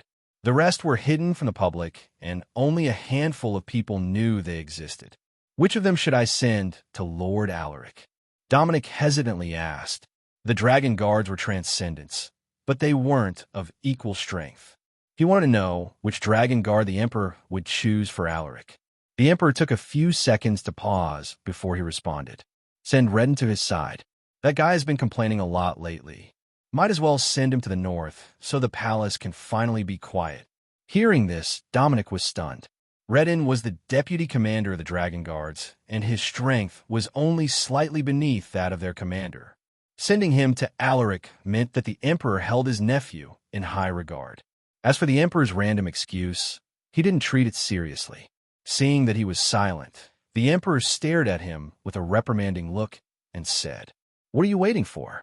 Go and send that loudmouth out of my palace." "Yes, Your Majesty." Dominic no longer dallied. He bowed to the emperor and left with haste. The emperor watched him leave with a thoughtful look before he returned to his throne. A day later, a large group gathered at the main gate of the capital to send off Lucas' family. The arrogant nobles who hadn't shown themselves when they arrived were now wearing flattering smiles as they bid them farewell. Looking at these two-faced aristocrats, Alaric sneered in his mind. At this moment, he suddenly noticed someone approaching him. It was the Crown Prince, Astania. "Lord Alaric, let's meet again sometime." He took the initiative to shake hands with him. Alaric had a good impression of this guy. I would love that, Your Highness. If you have some free time, you can visit me in North Pine Town. All right, the Crown Prince nodded while beaming at him. Alaric, a sad voice drifted into their ears. They turned their heads and saw the princess walking towards them with a gloomy face. Your Highness, Alaric smiled at her. This cousin of his might be a little annoying at times, but she was someone he could count on. When will you come back to the capital? She asked, slightly fidgeting. I'm not sure. Alaric shook his head with a sigh. The princess frowned upon hearing this. You owe me one. You must come here when I tell you to. She snorted. Alaric let out a wry smile. He knew what she was talking about, so he readily agreed. Yes, Your Highness. As long as things are good on my side, I will answer your summons immediately. The group exchanged a few more words before Lucas brought everyone to leave. Inside the carriage, Princess Jade could no longer conceal her worry. She frowned and muttered with a look of concern. Soon, everyone will come to know Alaric's true identity. I am afraid that there might be nobles who will try to use him to get some benefits for themselves. Lucas, who was sitting next to her, gently grabbed her hand upon hearing this. You can rest assured. I will protect our son and our family. Princess Jade sighed while shaking her head. Although Lucas was already a mythical knight, she still couldn't stop herself from worrying. There is still her ruin that we should watch out for. She thought, but she didn't dare mention it. My lord, my lady, I'm sorry for disturbing you, but there is someone suspicious following us. How should we deal with him? William's voice echoed from outside the carriage. Hearing this, Lucas raised an eyebrow. Send someone to speak with him. If he does not have good intentions, eliminate him immediately. Yes, my lord. William acknowledged the command. After William left, Lucas released his spiritual perception to take a look at the person following them. HM, a transcendent knight. He frowned when he sensed the man's strength. What is his motive? Seeing the sudden change in his expression, Alaric, who was seated opposite his parents, asked curiously, Is there something wrong with that person, Dad? Lucas exhaled a breath as he replied in a stern voice. He is a transcendent knight, one who is a lot stronger than Sir William. Hearing this, Alaric revealed a look of interest. Why would a transcendent knight follow us? A moment later, William returned and reported. My lord, the man said that he wants to speak with Lord Alaric. Alaric was taken aback. You may go. I will keep watch. Lucas sent him an encouraging nod. Princess Jade furrowed her eyebrows, but knowing that her son had the bracelet she had given him, she felt reassured. Even if something were to happen, the bracelet would be able to protect his life. All right, Alaric nodded and stepped out of the carriage. William brought him his mount and said, You can wait here, my lord. I will bring him here. There is no need. Alaric jumped onto the horse and grabbed the reins before squeezing his legs, urging it to move.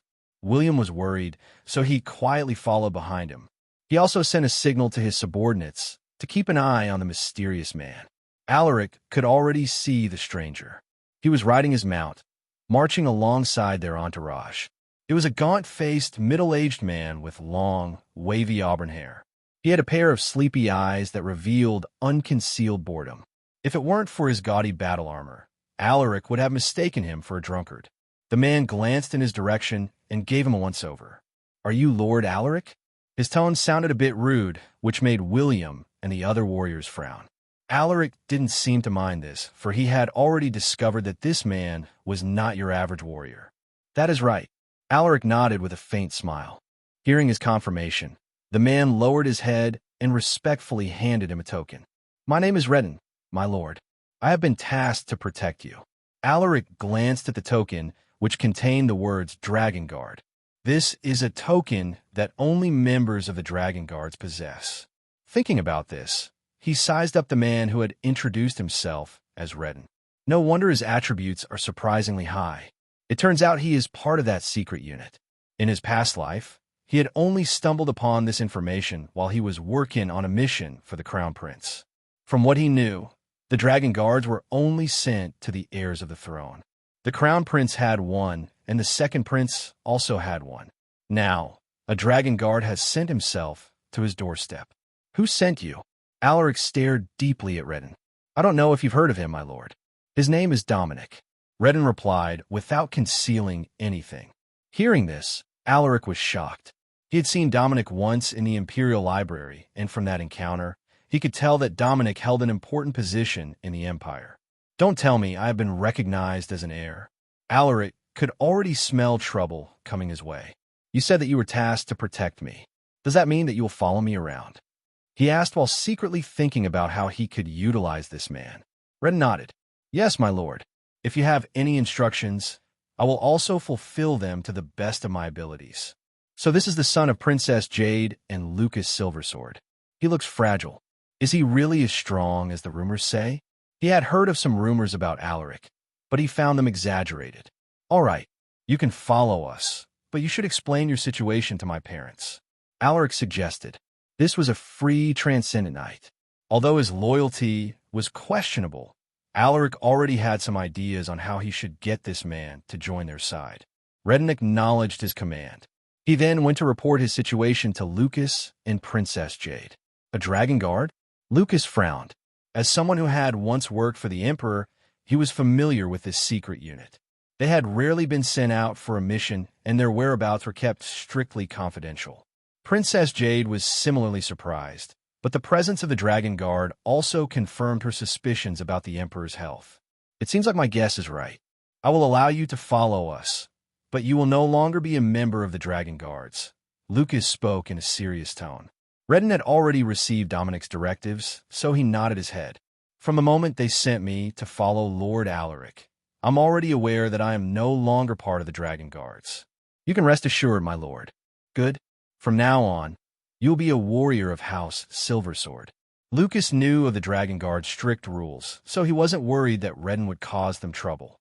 Even if something were to happen, Alaric had Galliner who would protect him from unexpected situations. What do you think, Jade? He looked at Jade to hear her opinion. It should be fine. The Dragon Guards are carefully selected by Lord Dominic. They will never do something that will compromise the safety of the Imperial family. Jade voiced out her agreement to his decisions. And with that, House Silversword gained another transcendent knight. In the next few days, news about Alaric's true identity spread across the Empire. Many were shocked by the unexpected revelation. Some aristocrats even sent delegates to North Pine Town to offer gifts to the new prince. Meanwhile, in Ryvad, Baron Nathan was pleasantly surprised when he got wind of this information. Oh my God, my son-in-law is actually a prince.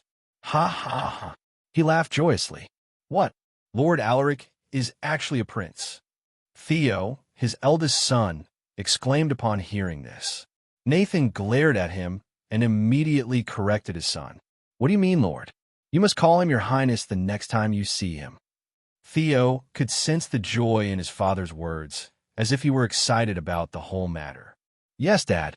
He smiled wryly while nodding his head. They are returning to North Pine Town, right? Baron Nathan asked while rubbing his chin thoughtfully. Yes, but why do you ask? Theo immediately shut his mouth. He could already tell that his father was planning something again. He isn't thinking of showing off to his friends, right? I hope I'm wrong. Go and write a letter to my friends. Tell them to come with me to North Pine Town so that we can pay our respects to His Highness. Baron Nathan beamed. Theo's face twitched at his words. I knew it. Yes, my lord. He couldn't disobey his father's orders, so he could only reluctantly nod his head. Other than House Paxley, almost all of the northern houses had similar thoughts.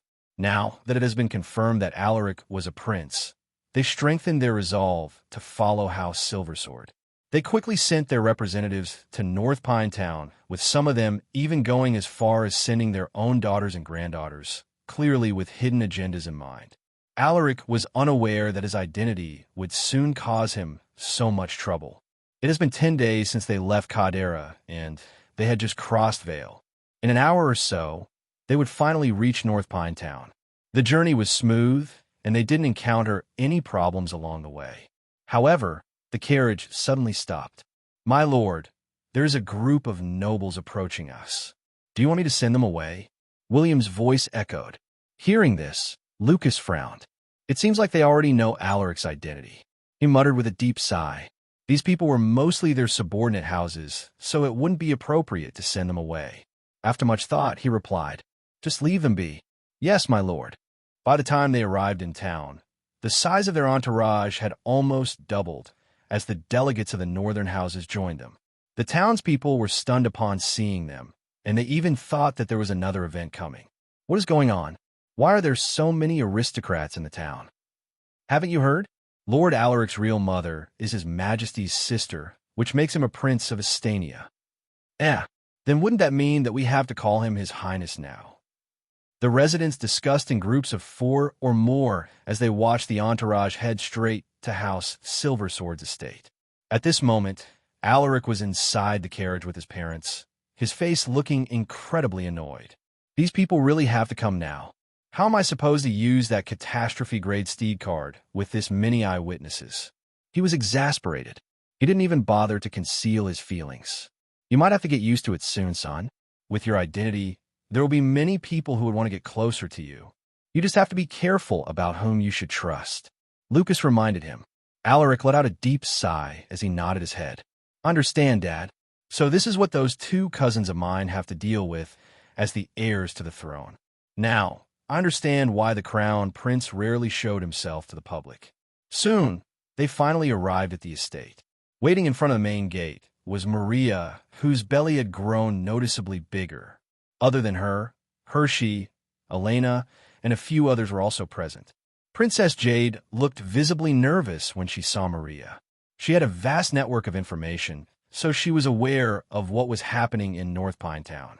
Maria was someone who had always stayed with Lucas and Alaric during her absence. Although Alaric wasn't her own son, she took care of him and treated him like her own blood. Jade was grateful for her efforts and sacrifices. It will be all right, Lucas whispered with a faint smile as he grabbed her hand and gave it a gentle squeeze. Amen, Princess Jade hummed in response. Let's go. We can't let them stand in the middle of this heat, Lucas told them before he stepped out of the carriage. Princess Jade followed him, and Alaric was the last to get off. We are glad to see you safe. Maria approached them with a gentle smile. She then embraced Lucas and Alaric. While she was hugging them, she noticed Princess Jade staring at them awkwardly. Jade, what are you standing there for? Come here and join us. Maria called out to her, beaming. Jade no longer hesitated. With a relieved smile, she walked towards them and joined the group hug. All this time, she was worried that Maria would make things difficult for her, but it seemed like her worries were unnecessary. Maria was a lot more understanding than she had imagined. It made her ashamed that she had thought badly of her. Alaric extricated himself from the group hug and walked towards Hershey. Did you miss me? Hershey dove into his arms and replied with an affectionate tone. Every day, I always think of you. Hearing this, Alaric smiled and hugged her even tighter. After exchanging sweet words with his wife, he then turned his head to Elena, who was staring at them with unblinking eyes. Hello, Elena. How have you been? He greeted her with a smile. The young maid became more sensible. She no longer acted coyly in front of him. She lowered her head and replied, I have been doing well, my lord. Thank you for asking. Looking at the sudden change in her demeanor and etiquette, Alaric was taken aback. Elena wanted to learn proper etiquette, so I taught her a few things. She is a quick learner. It only took her 2 weeks to master the basics. Hershey remarked, clearly proud to see her growth. I see. So you have been working hard all this time. Alaric wanted to pat Elena's head, but he felt that it was no longer appropriate, so he quickly took back his hand. I'm still very lacking, my lord. Elena humbly replied, but Alaric noticed her ears reddening from the compliment. He then greeted the rest of the group who had come to wait for them. Surprisingly, Azazel was still around. He had given the demonkin the choice to leave the town if he deemed it unworthy, but from the looks of it, he had already made his decision. Sensing his gaze, Azazel gave him a polite nod to which Alaric reciprocated with a smile. This guy actually chose to stay. Perhaps it isn't just because of the town, but also because of her. Thinking about this, he looked at the young maid standing next to Elena. It was Faye, an illegitimate child of an aristocrat who was sold in the Crimson Tower as a slave. She still looked shy and timid when he first saw her. Only a few weeks had passed since she came here, but her complexion had significantly improved. Your Highness, we came to pay our respects. A familiar voice suddenly drifted into his ears. Dad, Hershey was taken aback when he saw her father leading a small group of nobles. Baron Nathan beamed at his daughter. "My lord, you don't need to be formal with me. You could just call me by my name." Alaric glanced at his father-in-law with a wry smile. Baron Badhan shook his head, grinning from ear to ear. "How could I do that, your highness? You have the bloodline of the imperial family running through your veins." Theo, who was standing behind the group, was embarrassed to see his father acting like this. He covered his face with his hand and mumbled while shaking his head. "So embarrassing. We should head in, everyone. My wife is pregnant, so it is not suitable for her to stay in the middle of this heat for a long time." Lucas's voice echoed. "Yes, Lord Venerable." Lucas invited all the guests to the building where they hosted Alaric's wedding. He couldn't bring them to the main mansion since there were dozens of them who had gathered. While Lucas was entertaining the guests, Alaric snuck out and headed to a secluded spot. He looked around, making sure that no one was nearby. Earlier, Redden insisted on following him, but Alaric told him not to follow for he would do something private. Luckily for him, the former deputy commander of the Dragon Guards listened to his instructions. "I can finally use that thing." He excitedly opened the cyan screen with a thought. "Do you want to use the Catastrophe Grade Steed card?" "Yes, no." Alaric rubbed his hands, wondering what kind of beast the card would summon. With great anticipation, he clicked yes. A blinding light flashed in front of him, forcing him to close his eyes. Whoosh! He suddenly felt a warm breath blowing through his skin, followed by a snorting sound. Alaric opened his eyes and saw a creature that was as big as an elephant. It had a dragon-like head, the body of a lion, and a pair of feathered white wings on its back. With one glance, he could already identify what it was. A draconic lion? It was a creature known for its terrible temper and extremely territorial nature. According to what he knew, a juvenile draconic lion possessed the strength of a transcendent knight. However, the beast in front of him was clearly an adult draconic lion. My goodness, it actually summoned this beast. Furthermore, it is an adult, Alaric exclaimed in shock and excitement. An adult draconic lion was a fearsome beast of nature. It had physical strength equivalent to that of a mythical knight. Moreover, it also had a high affinity with wind, a flying mount that possessed the strength of a mythical knight. Alaric grinned as he looked at the majestic creature. It was surprisingly docile. When it sensed Alaric's gaze, it lowered its draconic head and gently nudged his chest. Alaric was a bit nervous. He almost thought that the beast would bite his head off. He hesitantly touched its head while observing its reaction. The beast seemed to enjoy his touch, making his worries fade away. He rubbed its thick fur and whispered, "I think I should give you a name." "Let's see." Alaric thought for a moment while rubbing his chin. "You look like a gentle male draconic lion, so let's go with Zephyr." He gave it the first name that came to his mind. The beast revealed a look of joy after Alaric bestowed it with a name. Catastrophe-grade monsters are indeed more intelligent. "Alaric, what is going on here?" Lucas's shocked voice drifted into his ears. He sensed the presence of a powerful monster, so he quickly came here to check the situation. Alaric stared at his father, unable to respond for a while. I just went out for some sword training when I discovered this beast. I thought it was friendly, so I approached it." He forced out a smile. "You thought it was friendly?" Lucas's face twitched when he heard his response. He could feel that his son was hiding a big secret, but he decided not to probe into it. "Son, that is an adult draconic lion." He reminded him with a stern look. "This beast, I think it is a bit stronger than I am." He felt cold sweat on his back as he looked at the beast. He didn't dare reveal his aggression for fear of alerting it. He was afraid that it would harm his son if he showed even a bit of hostility. "I know. You can relax, Dad. I think this creature means no harm. Besides, I feel a strong connection with it." Alaric sent his father a reassuring look. Hearing this, Lucas raised an eyebrow. There were a handful of people who had the innate ability to communicate with monsters. They were known to everyone as beast tamers or beast whisperers. House Silversword also had one such individual, Cassius. Don't tell me my son has the same gift as Cassius. He couldn't think of any other explanation. Still feeling doubtful, he cautiously approached the creature. "Are you saying that it won't harm anyone?" Alaric nodded with a faint smile. I assure you that it will not attack anyone. Well, if they provoke it. He didn't continue the remaining words and chuckled meaningfully. Lucas understood his words. Can you command this beast? He probed.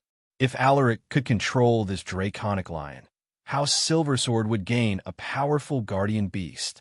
Looking at how cautious his father was, Alaric was secretly amused, but he couldn't blame him. After all, this creature could trample multiple cities if it wanted to. It could even destroy a small kingdom. To ease his father's worries, Alaric knew that he had to prove his words. I haven't tested it out yet, but I think Zephyr should be able to understand my words. Zephyr, sit down. Alaric made a hand gesture to the beast. To Lucas's amazement, the draconic lion actually obeyed Alaric's command. Do you believe me now, Dad? Alaric grinned at him. Lucas shook his head with a nervous smile. If I'd not seen it with my own eyes, I wouldn't believe it. Alaric chuckled at his words. What are you planning to do with it? Lucas asked. The beast was powerful enough to deter a small nation, so having it to guard their estate would be reassuring. Alaric could already see through Lucas' thoughts. With a carefree smile, he replied, I will take care of it. Making it guard the mansion would be nice too. Lucas supported his idea, but he was still worried that it might attack someone, so he reminded Alaric, since you plan to take care of it, you must be responsible for its actions. You must give it proper training so it will not harm anyone. Do you understand? Alaric nodded. You can rest assured, Dad. Good. Lucas glanced at the beast and asked, What's its name again? Yes, it's Zephyr. Alaric beamed. Several months passed by in the blink of an eye, and things had already begun to settle down. Alaric was also starting to get used to his imperial identity. It was the 29th of November, in the year 209 of the Astanian calendar. At this moment, within the training grounds of House Silversword, the sweaty-faced, Alaric had just completed his daily mission. It has been a while since I got a mission, but with my efforts, I am finally close to advancing to the next realm. He thought to himself as he inspected his status panel. Alaric Silversword Elite Knight, EXP, 997/1000. Potential A. Traits, horseback riding, B. Swordsmanship, SSS, close combat, B. Archery, D. Hunting, D. Tracking, C. Sixth sense, C. Monster affinity, C. Mana gathering, C. Appraisal, B. Strength, 250. Stamina, 250. Agility, 250. Vitality, 247. Endurance, 250. Mana, 250. Battle points, 10,000. Stat points, 0. Requirements for the next advancement, 1,000 EXP, 250 in all attributes, and 10,000 battle points. Your Highness, please drink this fresh mango juice. Elena's voice drifted into his ears. Alaric turned his head and smiled faintly at her. He took the glass of mango juice she had prepared and drank everything in 3 large gulps. He felt refreshed and energized. What is my next schedule? He asked as he handed the empty glass back to her. This time, Henry, who was standing next to Elena, responded. You have a meeting with the Northern Lords this afternoon in Vale, Your Highness. Hearing this, Alaric nodded. Prepare my carriage. We will head to Vale in an hour. Henry acknowledged his command with a bow. Your servant obeys. After relaying his instructions, Alaric took off his training gear and headed to the main mansion for a quick bath. Elena quietly followed behind him. Along the way, they encountered a bunch of servants and guards who enthusiastically greeted him. Your Highness! Greetings, Your Highness! Alaric still found his new title a bit awkward, but began to sound natural as the days went by. He headed to the bathroom. Inside, a pair of naked female servants helped him undress. Both were gorgeous young women at the prime of their youth. They had been specifically chosen by Hershey to help her husband with his daily needs. At first, Alaric was averse to the idea, but he soon relented under Hershey's insistence. According to her, a prince should take care of his image, so it was necessary for him to have servants at his side. Looking at the young women before him, Alaric could only sigh with a complicated expression on his face. Is there something wrong, Your Highness? One of the young women asked, looking at him with concern. The other one didn't say anything, but she also stared at him, waiting to hear his response. At her query, Alaric shook his head with a light smile. It's nothing. He then jumped into the pool and submerged himself in the water to cool off his muscles and nerves. The two female servants followed him. One kneaded his back, while the other applied soap to his chest. Is it a sin to enjoy this life of luxury? It would be a lie to say that he didn't like this treatment. Which normal man didn't dream of this kind of life? Suddenly, one of the girls grabbed his member, making it stand proudly like a spear. Your Highness, do you want me to clean up your... Her intentions were clear. He hadn't even responded yet, but her hands were already stroking him with practiced movements. Alaric didn't respond, but he didn't reject her either, so the girl continued with her task, smiling coyly at him. Since when did I become this corrupt? More than 30 minutes later, with the joint efforts of the two young ladies, Alaric finally shot his load all over their faces.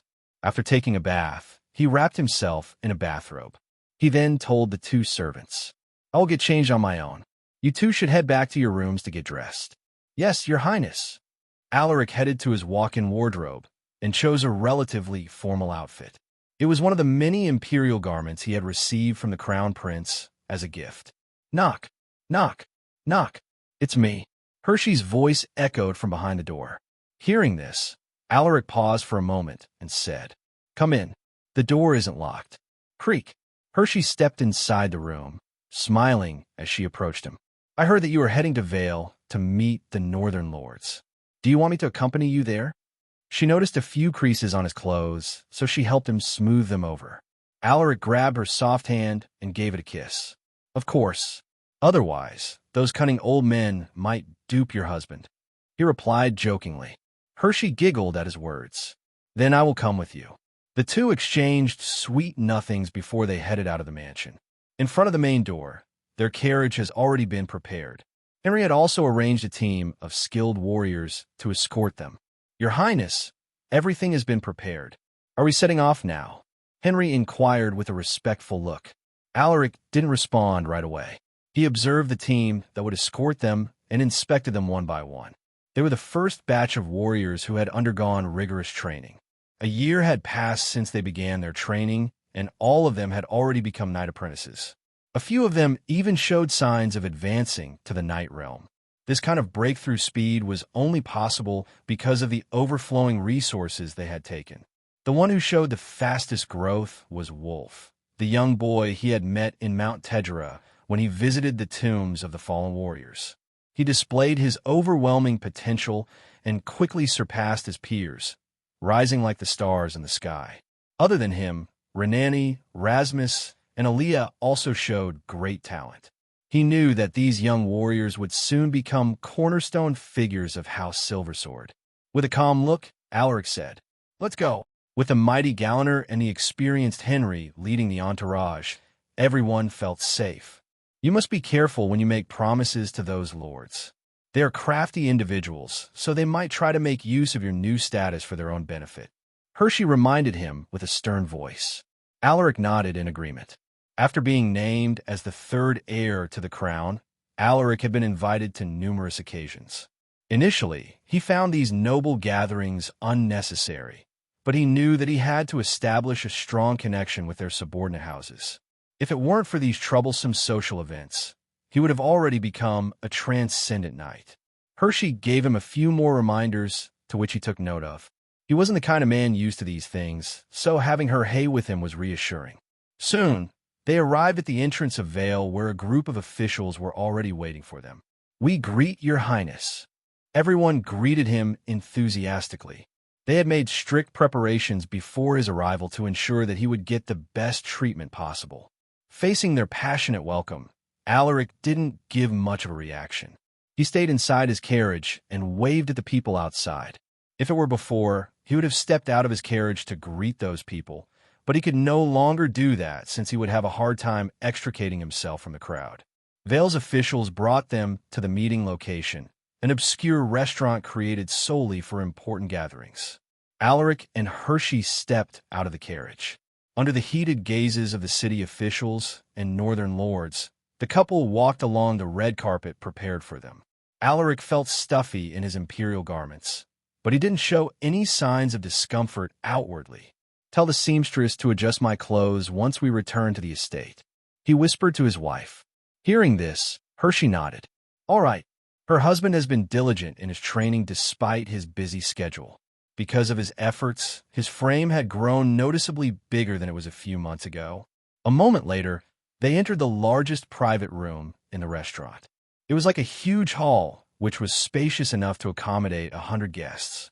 Upon entering the private room, Alaric saw about 20 old men and women standing with serious faces while looking at him. "Greetings, Your Highness." Everyone bowed to him without exception. Alaric returned their greeting with a simple nod of his head. He noticed that they were waiting for him to sit, so he didn't dawdle. He took a seat and gestured for everyone to sit down. "Let us begin the meeting," he announced with a dignified voice. The meeting was mostly about some important issues in the northern region.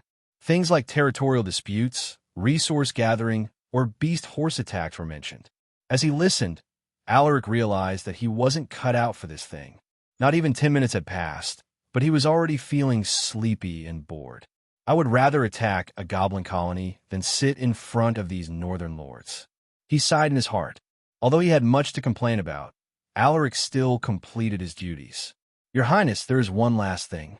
This is also the most important," spoke Argus, one of the northern lords who had first submitted to House Silversword. Hearing this, Alaric furrowed his eyebrows and gestured for the old man to continue. Argus cleared his throat and said with a grave look, "Lately, there has been growing concern about the increase in the number of foreign spies." The northern lords quieted down when they heard this.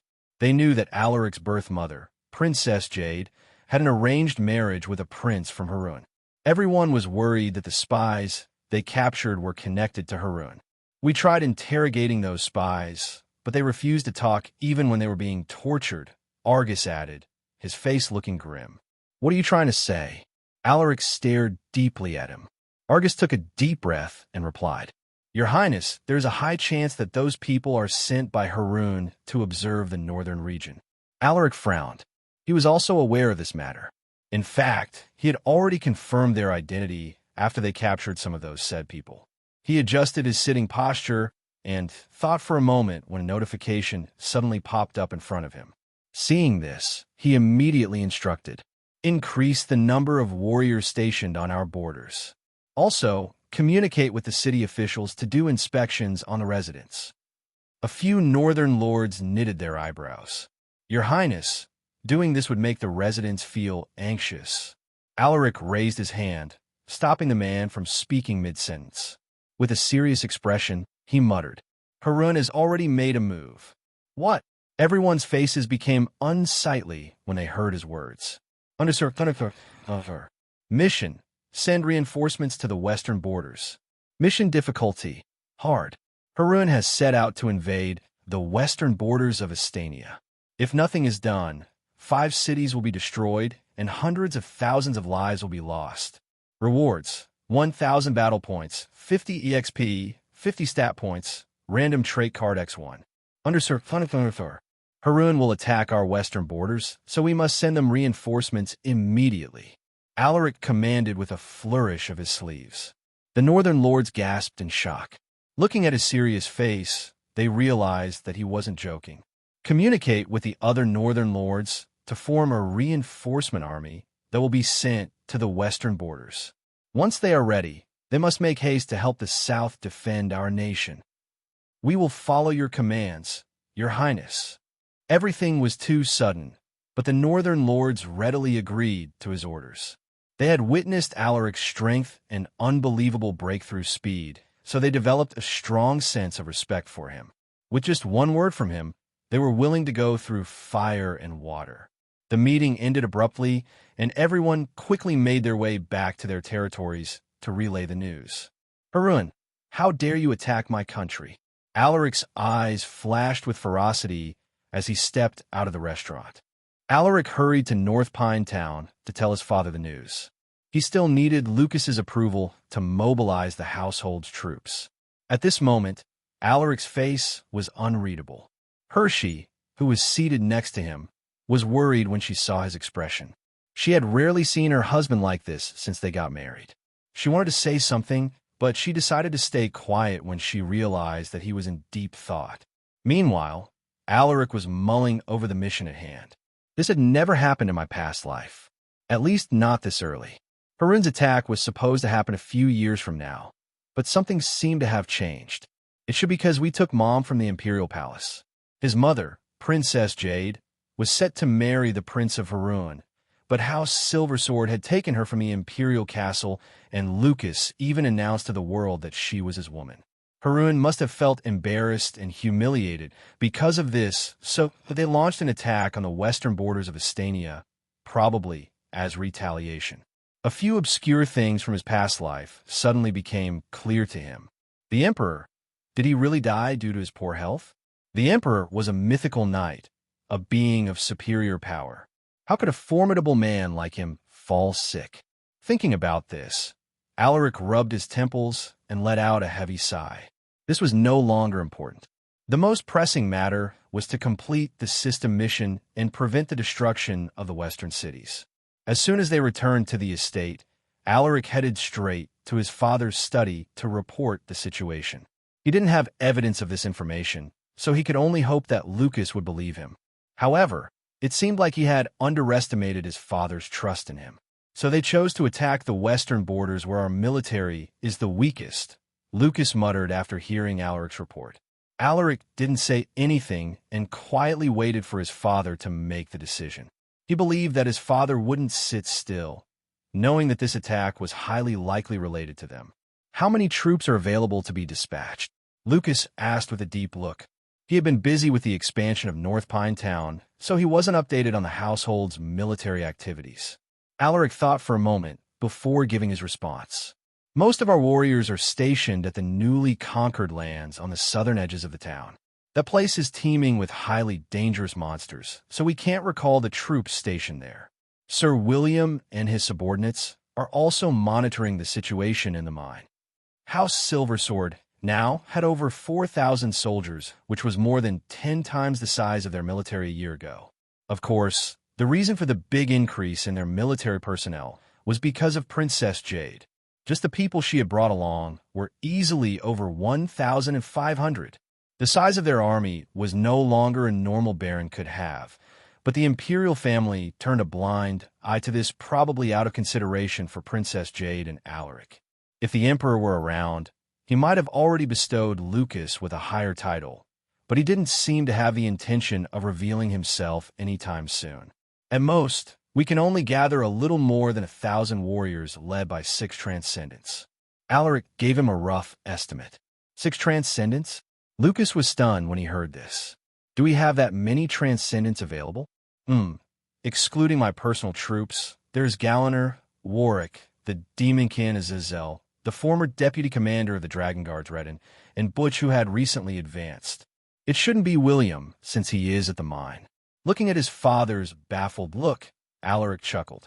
I'll give you a big surprise tomorrow. Hearing this, Lucas raised an eyebrow. Is it Cassius? The retired elite knight had lost an arm in his last battle more than a decade ago, but with the arrival of Samaya, who had the ultimate heal integrated monster trait, his limb had been regrown. Cassius was no longer dispirited, and he even occasionally trained with the soldiers in the training ground. However, the old man hadn't mentioned anything about leaving the Beast Garden. Alaric didn't answer him, and just smiled mysteriously. Lucas's face twitched when he saw his son's face. Fine, I will not ask. Just go and gather the troops. He waved his hand impatiently. After getting his father's approval, Alaric thanked him and left immediately. Upon stepping out of his father's study, he saw Hershey waiting for him outside. Honey, why are you here? He asked, looking at her in surprise. Hershey didn't respond. She stared at him and asked with a serious voice, Are you planning to go to the western borders? Alaric's gaze softened upon hearing her query. He felt guilty for always being away, but this was something he ought to do. I must go there. Looking at his determined expression, Hershey forced out a smile. She was worried about his safety, but knowing her husband's personality, she knew that he had already made up his mind. Then you must be careful out there. I will handle all your tasks here so you can put your mind at ease. Alaric took her in his embrace. You should be careful too, he whispered. Amen. I have Cassandra and Lionel at my side, she assured him. Both women were elite knights, and he had also selected 20 skilled warriors to protect her. Furthermore, Lucas would stay in the town, so she would be safe as long as she didn't leave the territory. After coaxing his wife, Alaric went out of the main mansion and summoned all the available military officers, including the Transcendents under his command. In less than 30 minutes, over 1,000 troops stood before him, waiting to hear his instructions. Hello, everyone. As we wrap up this video, I want to share a quick note. I have a Patreon account. If you'd like to support me and enjoy on-demand audiobooks, you can become a Patreon member. Alternatively, you can check out my Google Drive link, which has 500+ novel audiobooks available through my Ko-fi or Patreon shop. I appreciate your support.